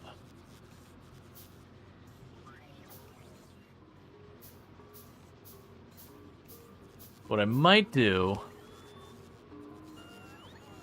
So now you're making that. So once I get the green circuit boards... Getting that all sorted. We probably just need to ramp up the Logibots. How are we doing on our power? We're doing amazing. The power's great. You got briefly confused why they called it Dvorak, but it's because of the guy who invented it. Yeah. No, and it's, there was kind of a push at the same time that, like I said, I think it was Dvorak, Workman, and there's a handful of others, that, like, it was kind of becoming a spoken about thing about, hey, like, you know, QWERTY's not really that good of a layout from a modern perspective. Like, again, it's totally fine. Like, obviously, if you've learned it, just use it. There's not a reason not to. But, you know, being like, okay, well, what should we do for a layout? What if we made a layout for modern computers? And that's where stuff like, again, Dvorak and Workman and a whole bunch of them came out. Which is, I think, part of the reason why it never did change, is I honestly kind of imagine if we would have had, like, you know, for whatever reason, like, that's the layout, that's the good layout. You probably would have had that momentum to make something happen. But because there was like, well, there's this layout, and this layout, and this layout, and this layout, and this layout, none of them took off. It's kind of like, you know, people joke about, it's like, it's the year of Linux, that Linux will take over. But because there's kind of so many distros, you know, it's not that there's anything wrong with Linux, but getting people to rally behind a version of Linux so that Linux could ultimately, like, be competitive in the sense of getting main market share kind of thing, it just doesn't happen because, you know, half the time you have to explain what all the distributions even mean and all that kind of stuff, and you just lose people by that point. Alright, so what's the next thing? So we ultimately do need to make the rocket silo. For that, we would need the blue circuit boards, and that's going to be that over there. So I already have that over in this area. So while we're chilling here, I'm going to leave that there for a moment. I can turn you this way.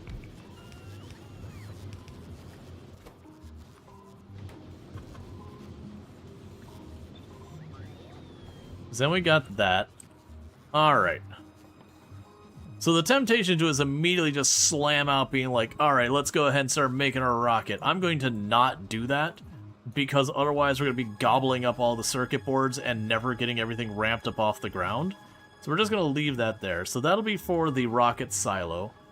Other things we're probably going to need is I am going to have to automate making the sentry guns.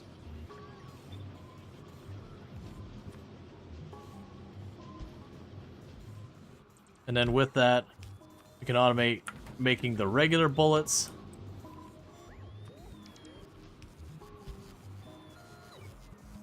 And the better bullets. That way, ultimately, we can start putting down some sentry guns, giving them a bunch of bullets, doing that whole bit. Speaking of which, I have the couple in my inventory.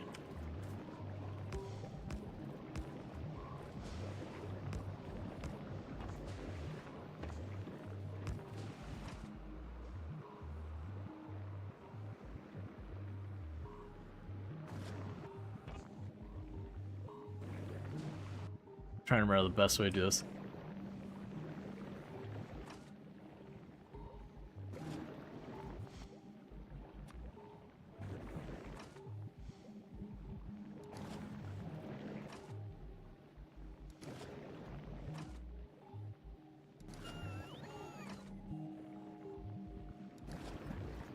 All right.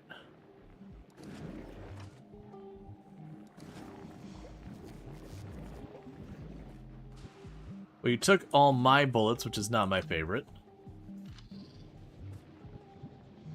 Yeah, so put those guns just immediately around where you have the egg, so whenever inevitably something goes wrong, they get sorted. Alright. And you have a full stack over here. a plastic not being used. Is that because you're already topped off and... Yeah, you're waiting on the green circuit boards. Okay.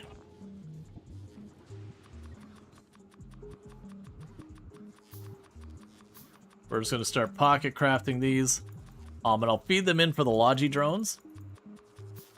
Because I believe that's where our bottleneck is right now, is it's the physical bandwidth of the drones is the issue.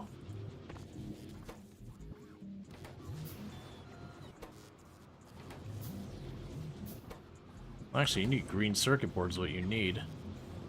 Okay, hold up.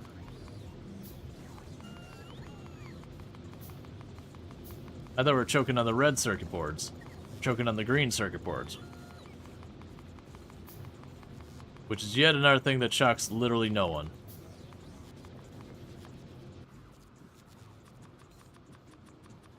Okay.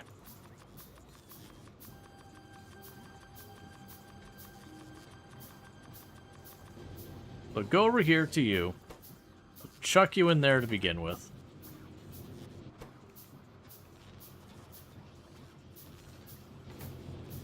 Alright.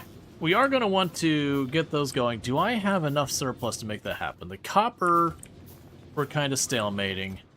And the iron plate, we are hands down just gobbling up. Now, the pro and the con here is I can choose to expand our iron and copper bacteria production. And there's benefits in doing that. The big downside in doing that is ultimately what ends up happening is once we get to the point where it exceeds, then the whole thing starts gumming up and we have to keep burning materials to keep resetting the whole thing, which becomes a whole big hassle. It's not the end of the world, especially if I do like a two-step programming and be like, check the inventory, are you full? Okay, don't make more bacteria. Okay, are the boxes mostly empty and there's no bacteria? Okay, make the bacteria to like reset the whole thing. Alright, what we can do in the meantime, I got a bunch of landfill. I need about 50 nutrients.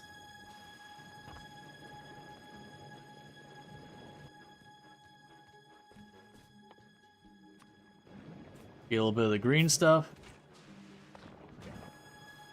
Bit of purple. You have...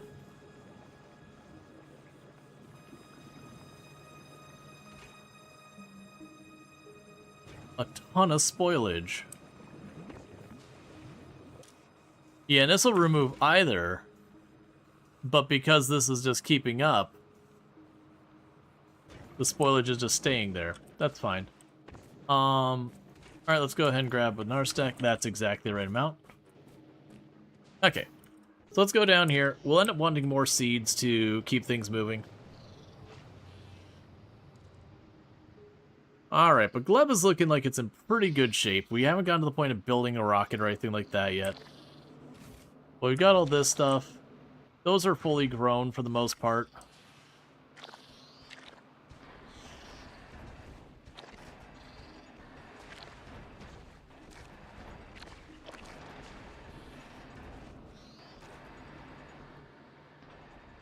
Alright. Yeah, this whole line's backed up.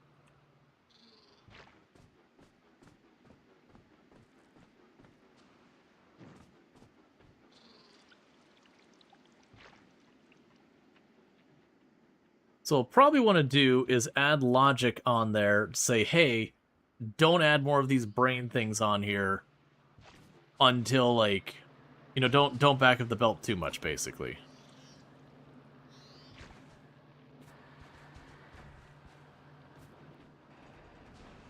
Oh, and I need to go in here, grab a stack of those. Because otherwise we're just going to release a ton of spores, and it's just going to rot on the belt. And if it rots on the belt, I only get a fraction of the fuel from it. So it'd be better off to just kind of let it idle there. Yeah, that's too many. Because then what we could do is when the belt gets enough down, we can go here. So let's grab you.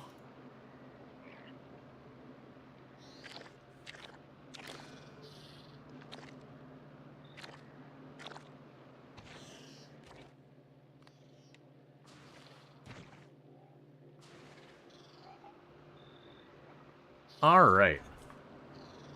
So we have you. Enable, disable. Go to your materials here. So when there's less than 100 on the belt, start chucking them. So that's just going to sit there idle until that churns down, and that should tuck a couple on there. And that'll actually work out because it'll keep some of these fully grown, so it'll kind of just slowly feed them in. Meanwhile, this one doesn't need the same thing right now, but I am going to set it up to do the same thing, because sooner or later that's going to back up. And like I said, I'm just trying to... Like, we're still occasionally going to get rot on there, but I'd rather we not have half of this half rotten by the time it gets over there.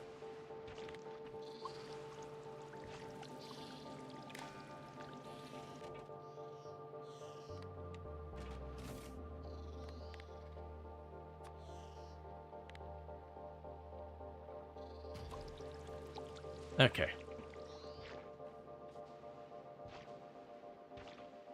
It's the same exact idea.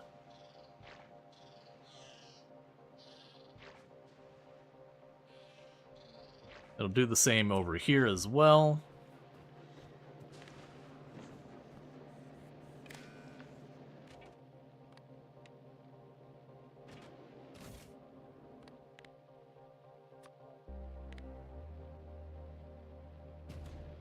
Yeah, then it should also be a thing where instead of it just all of them coming at once and then just sit there and rot, it should just kind of trickle feed them in a bunch of, like a couple at a time.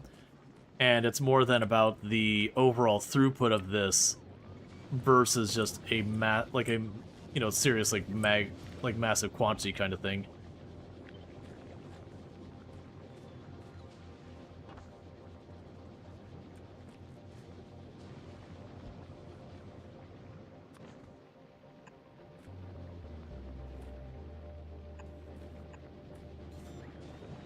Alright, you'll get that all set up. You continue to work on all that. I've lost track of what I was also working on here. Okay. So working on getting the ammo into production. We've also been working on the Logibot stuff. We do have more logistics bots. We're up to 10. Or sorry, 12. So like I said, that'll keep things running smooth.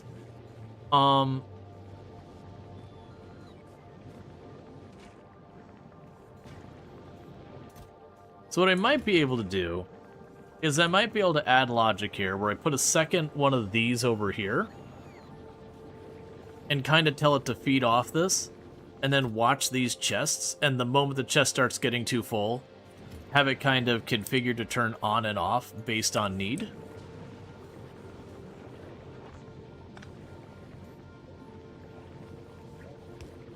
Okay. Cool. Because that would have boogered up everything because I've got a bunch of signals and all that going through it.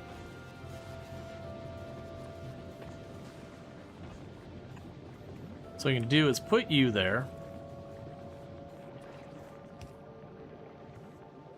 Yeah, that'll work. Yeah, that'll work. We're gonna have you grab from here.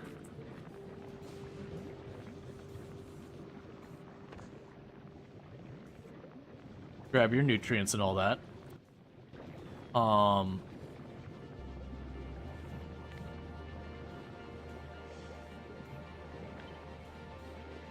You can kick that out there.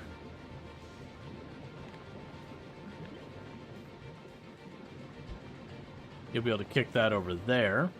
There'll be nutrients in and this stuff. Then we just need to get the rot out of here. The rot shouldn't be a problem. I can just grab you. Put you there. Set you up to rot out.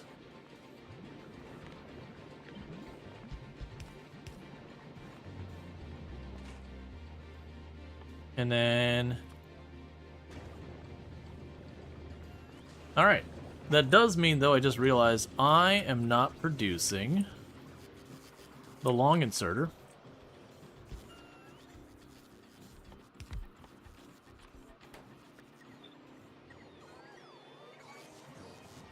Okay. Yeah, so basically you need a long insert and then 4 of those. So I could go ahead and take care of these myself.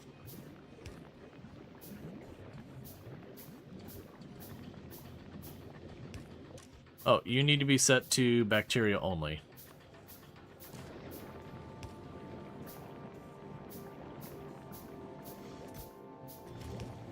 And then meanwhile, you need a wire here.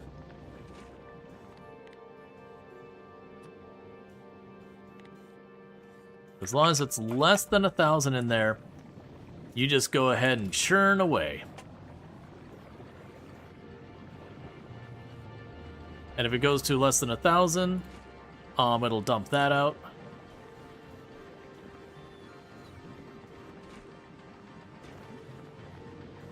Yep, that should work.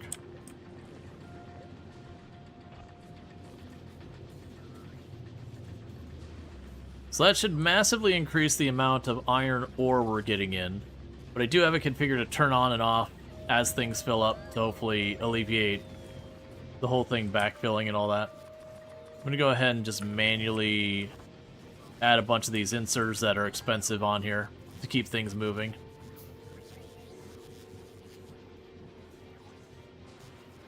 Yeah, it doesn't matter. Alright, little by little it's getting done.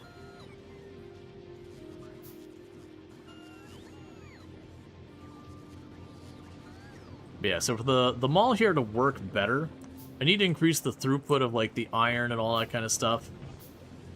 Which isn't a terrible idea. I am worried about all this garbage. That's just going to continue to escalate. Another thing we'll want to do is the Yumako. I can certainly produce more of that too.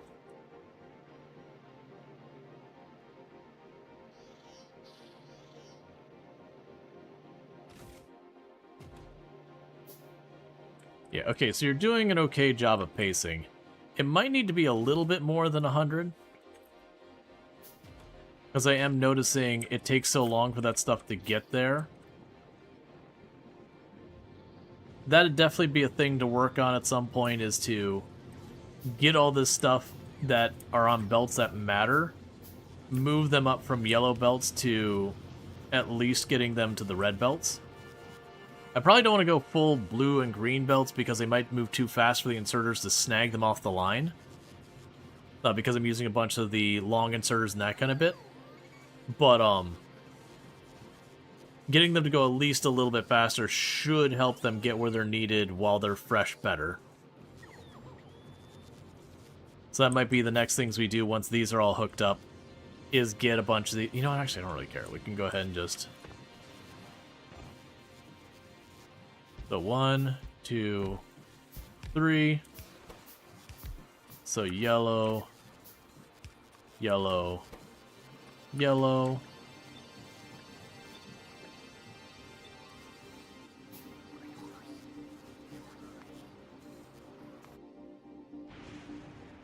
Why was a Logi drone out there? Not a big deal, we're making them. I'm just a little surprised a Logi drone was out doing stuff over there. Okay, and then we can go to red, red, red.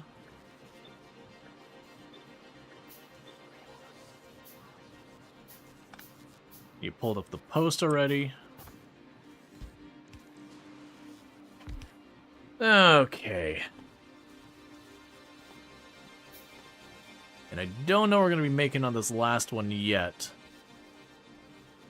I mean, the biolabs and all that would be nice, but there's no way in heck, I'm having them ship those spider eggs all over the place.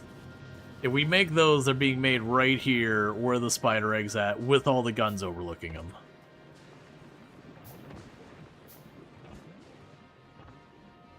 Alright, let's go back up here and bump it back up to 150.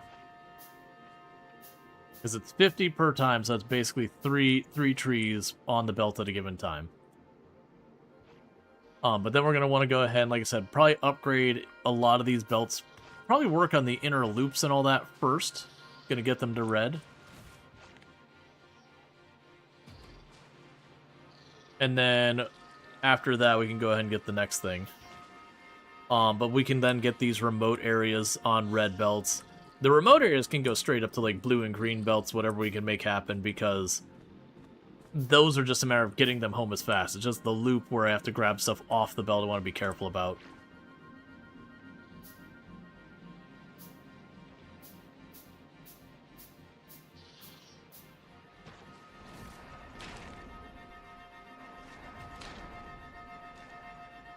Okay.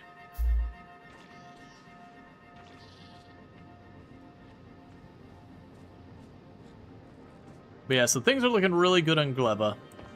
I think what we're looking at now is I need to just physically make the science, which I have everything I need for the science. These are making the eggs. We're already feeding the eggs off the other side here. I could just go over here, put down a lab or two in this area, put the rocket over here somewhere, and we make the science and just directly feed it into the rocket.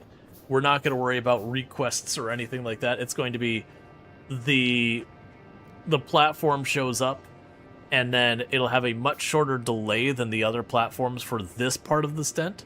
It'll come over, it'll wait for a little bit for a rocket to happen. If not, it immediately goes back home. And it'll drop stuff off, and then it'll stay on the other side. It'll probably hang out for a little while. But we are going to want to make it go back and forth. We are probably not going to be waiting for a full load for the rocket. Like it will be a thing. I'll probably have a timer on the rocket that's just like, hey, just go. Like, just, if you haven't gotten something in a bit, just get out of here. Because the stuff here on Gleba does rot. So with that said, I probably want to go and get the quality modules, because then we'll want to bring down... Go ahead and do this.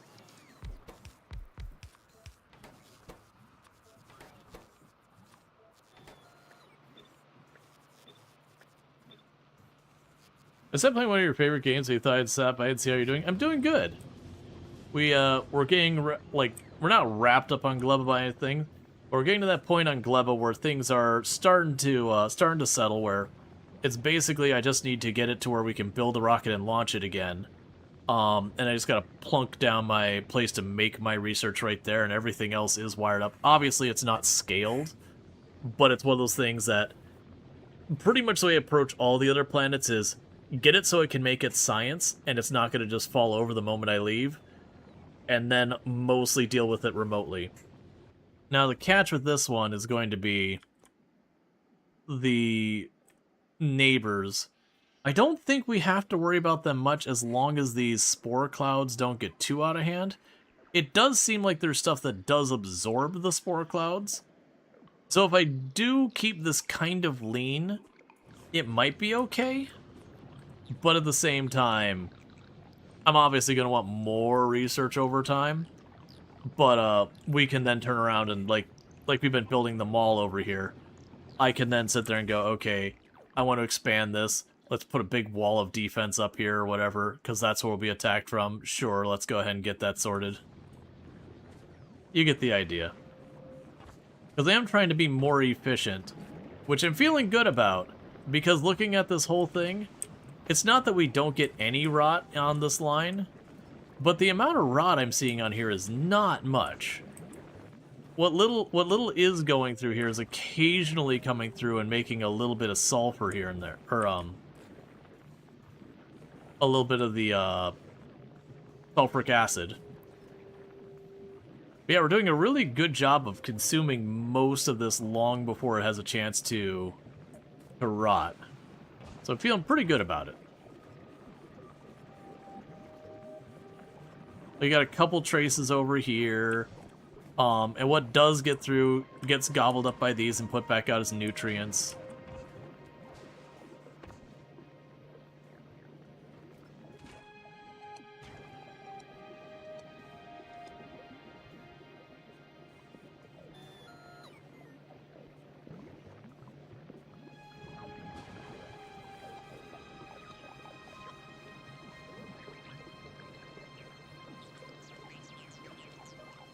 Yeah, so these are all hitting saturation on these nutrient belts.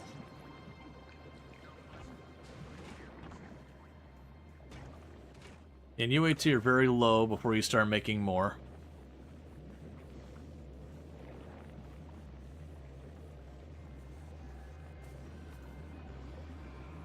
Alright. Yeah, these rot at the end here because they aren't being picked up, which is fine. They do need a little bit of rot to get around the system. It's actually going to be a weird thing that we're going to run low on sulfuric acid after a while. But that'll become a problem eventually. Because there's not enough rot getting through.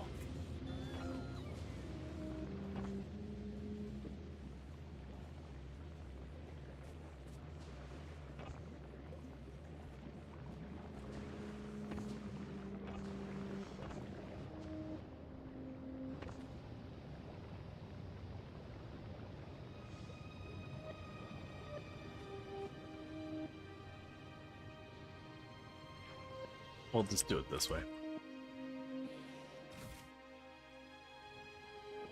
Yeah, it's 150 on the belt there. I'll jump that up to 200.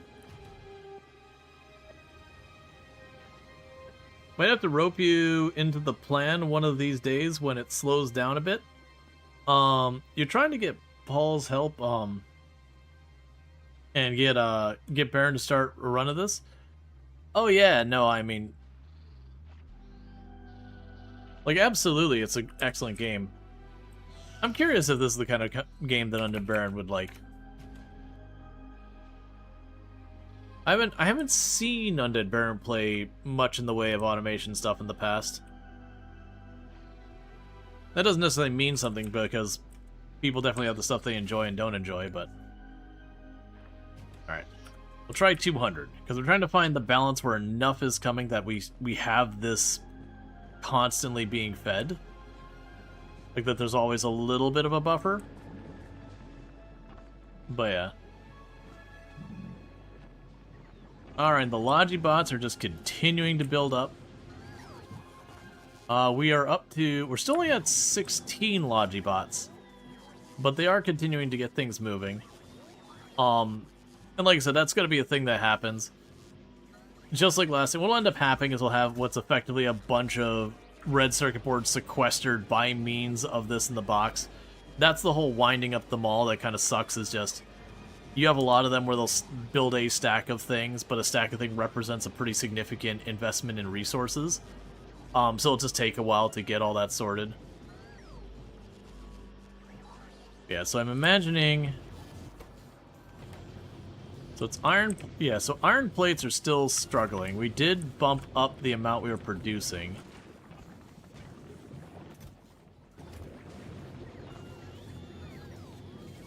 We can make this better. So we could do then is then grab you.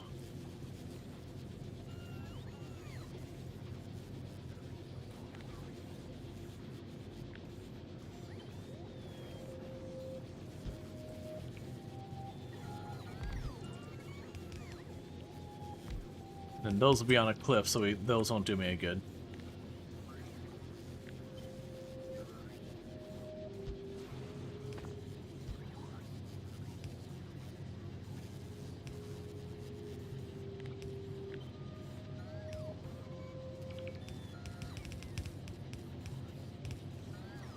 Alright. You just ran a sponsor of Timberborn yesterday for the 1.0 release? Might have been the day before that. 2 days again blended together. Oh, I know that feeling.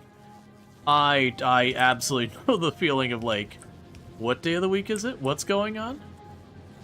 Alright, so we've increased the throughput of our iron production again. So hopefully that helps out a little bit with it. Yeah, and our steel production keeps ending up turning on and off because we have that set to turn those off when iron is less than steel. But that should be that many more iron things going. Yeah, there's no shortage of copper. Copper's fine.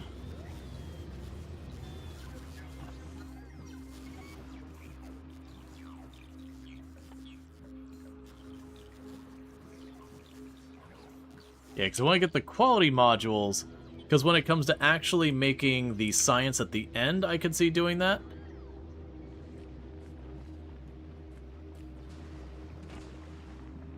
Yeah, and those would require quality. I don't think we go for that. Because then we can go ahead and make the science at the end and just, like, again, grab anything, whatever quality, and just start shoving them in the rocket. Not logistics, just shove them in the rocket, have the rocket blast off up there whenever it gets there. And then on the other side, the requester would take, you know, all the qualities that the science can come into, it brings it in. And then just got to figure out how to do the inserters. I might have just like a row of inserters along one side that just grabs all of the gleba science out of there at whatever amount. And then the catch is handling the rot on the other side. That any rot we have, I just need to burn it.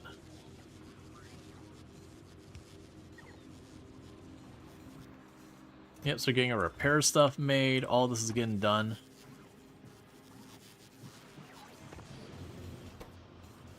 Yes, it's green circuit boards is one of the big blockers. But that doesn't, like, this stuff doesn't matter if that's my blocker. As long as that's my blocker, all of this bottleneck is irrelevant because that's my bottleneck. We do have another one of those queued up to be made. I just think this is going to be the reality of what we've got in Gleba for right now. I will be able to scale that up way more. I just got to be careful because this becomes a very strong nutrient drain. Not that that's that... Well, I mean, we are actually getting through a decent amount of the nutrients. But that's more the bottleneck on the belt here. Okay.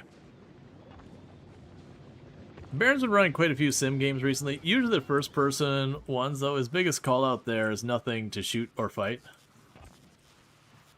Yeah. Well, I mean, it's one of those things as, like, a content creator, you do end up having an audience that's split between stuff, because I play, like, a whole range of different genres of games, between simulations, tycoon, automation, and there's definitely people who overlap who like certain subsets of them or all of them. And then there's individuals who are like, they just want the survival crafter. They just want Project Zomboid. So I'm playing something else they get. I used to deal with people who got like really, really kind of crappy about it. But these days I don't run into too many of them, thankfully. But yeah, no, I've had a couple times like when I played a lot more Project Zomboid, or once in a while I'd play something else and be like, why are you playing this, whatever the game I'm playing, stupid game? It's like, alright, you can just go. You can leave. You're not needed here. Because I like more than one game. Fight me. But yeah. No, Factorio is definitely up there for games I've got hours in. Project Zomboid still, like, on... Actually, what is it up on Steam? Has Project Zomboid taken over? It's probably still Path of Exile as, like, my most played game of all time. View profile... Where was it? There was somewhere in here. Oh, it's Game Zone. It's under here. Yeah, so all-time most played games. Project Zomboid officially this year passed Path of Exile as my most played game on Steam by 6 hours. So just barely. And RimWorld is not very far behind that. Only a few hundred hours.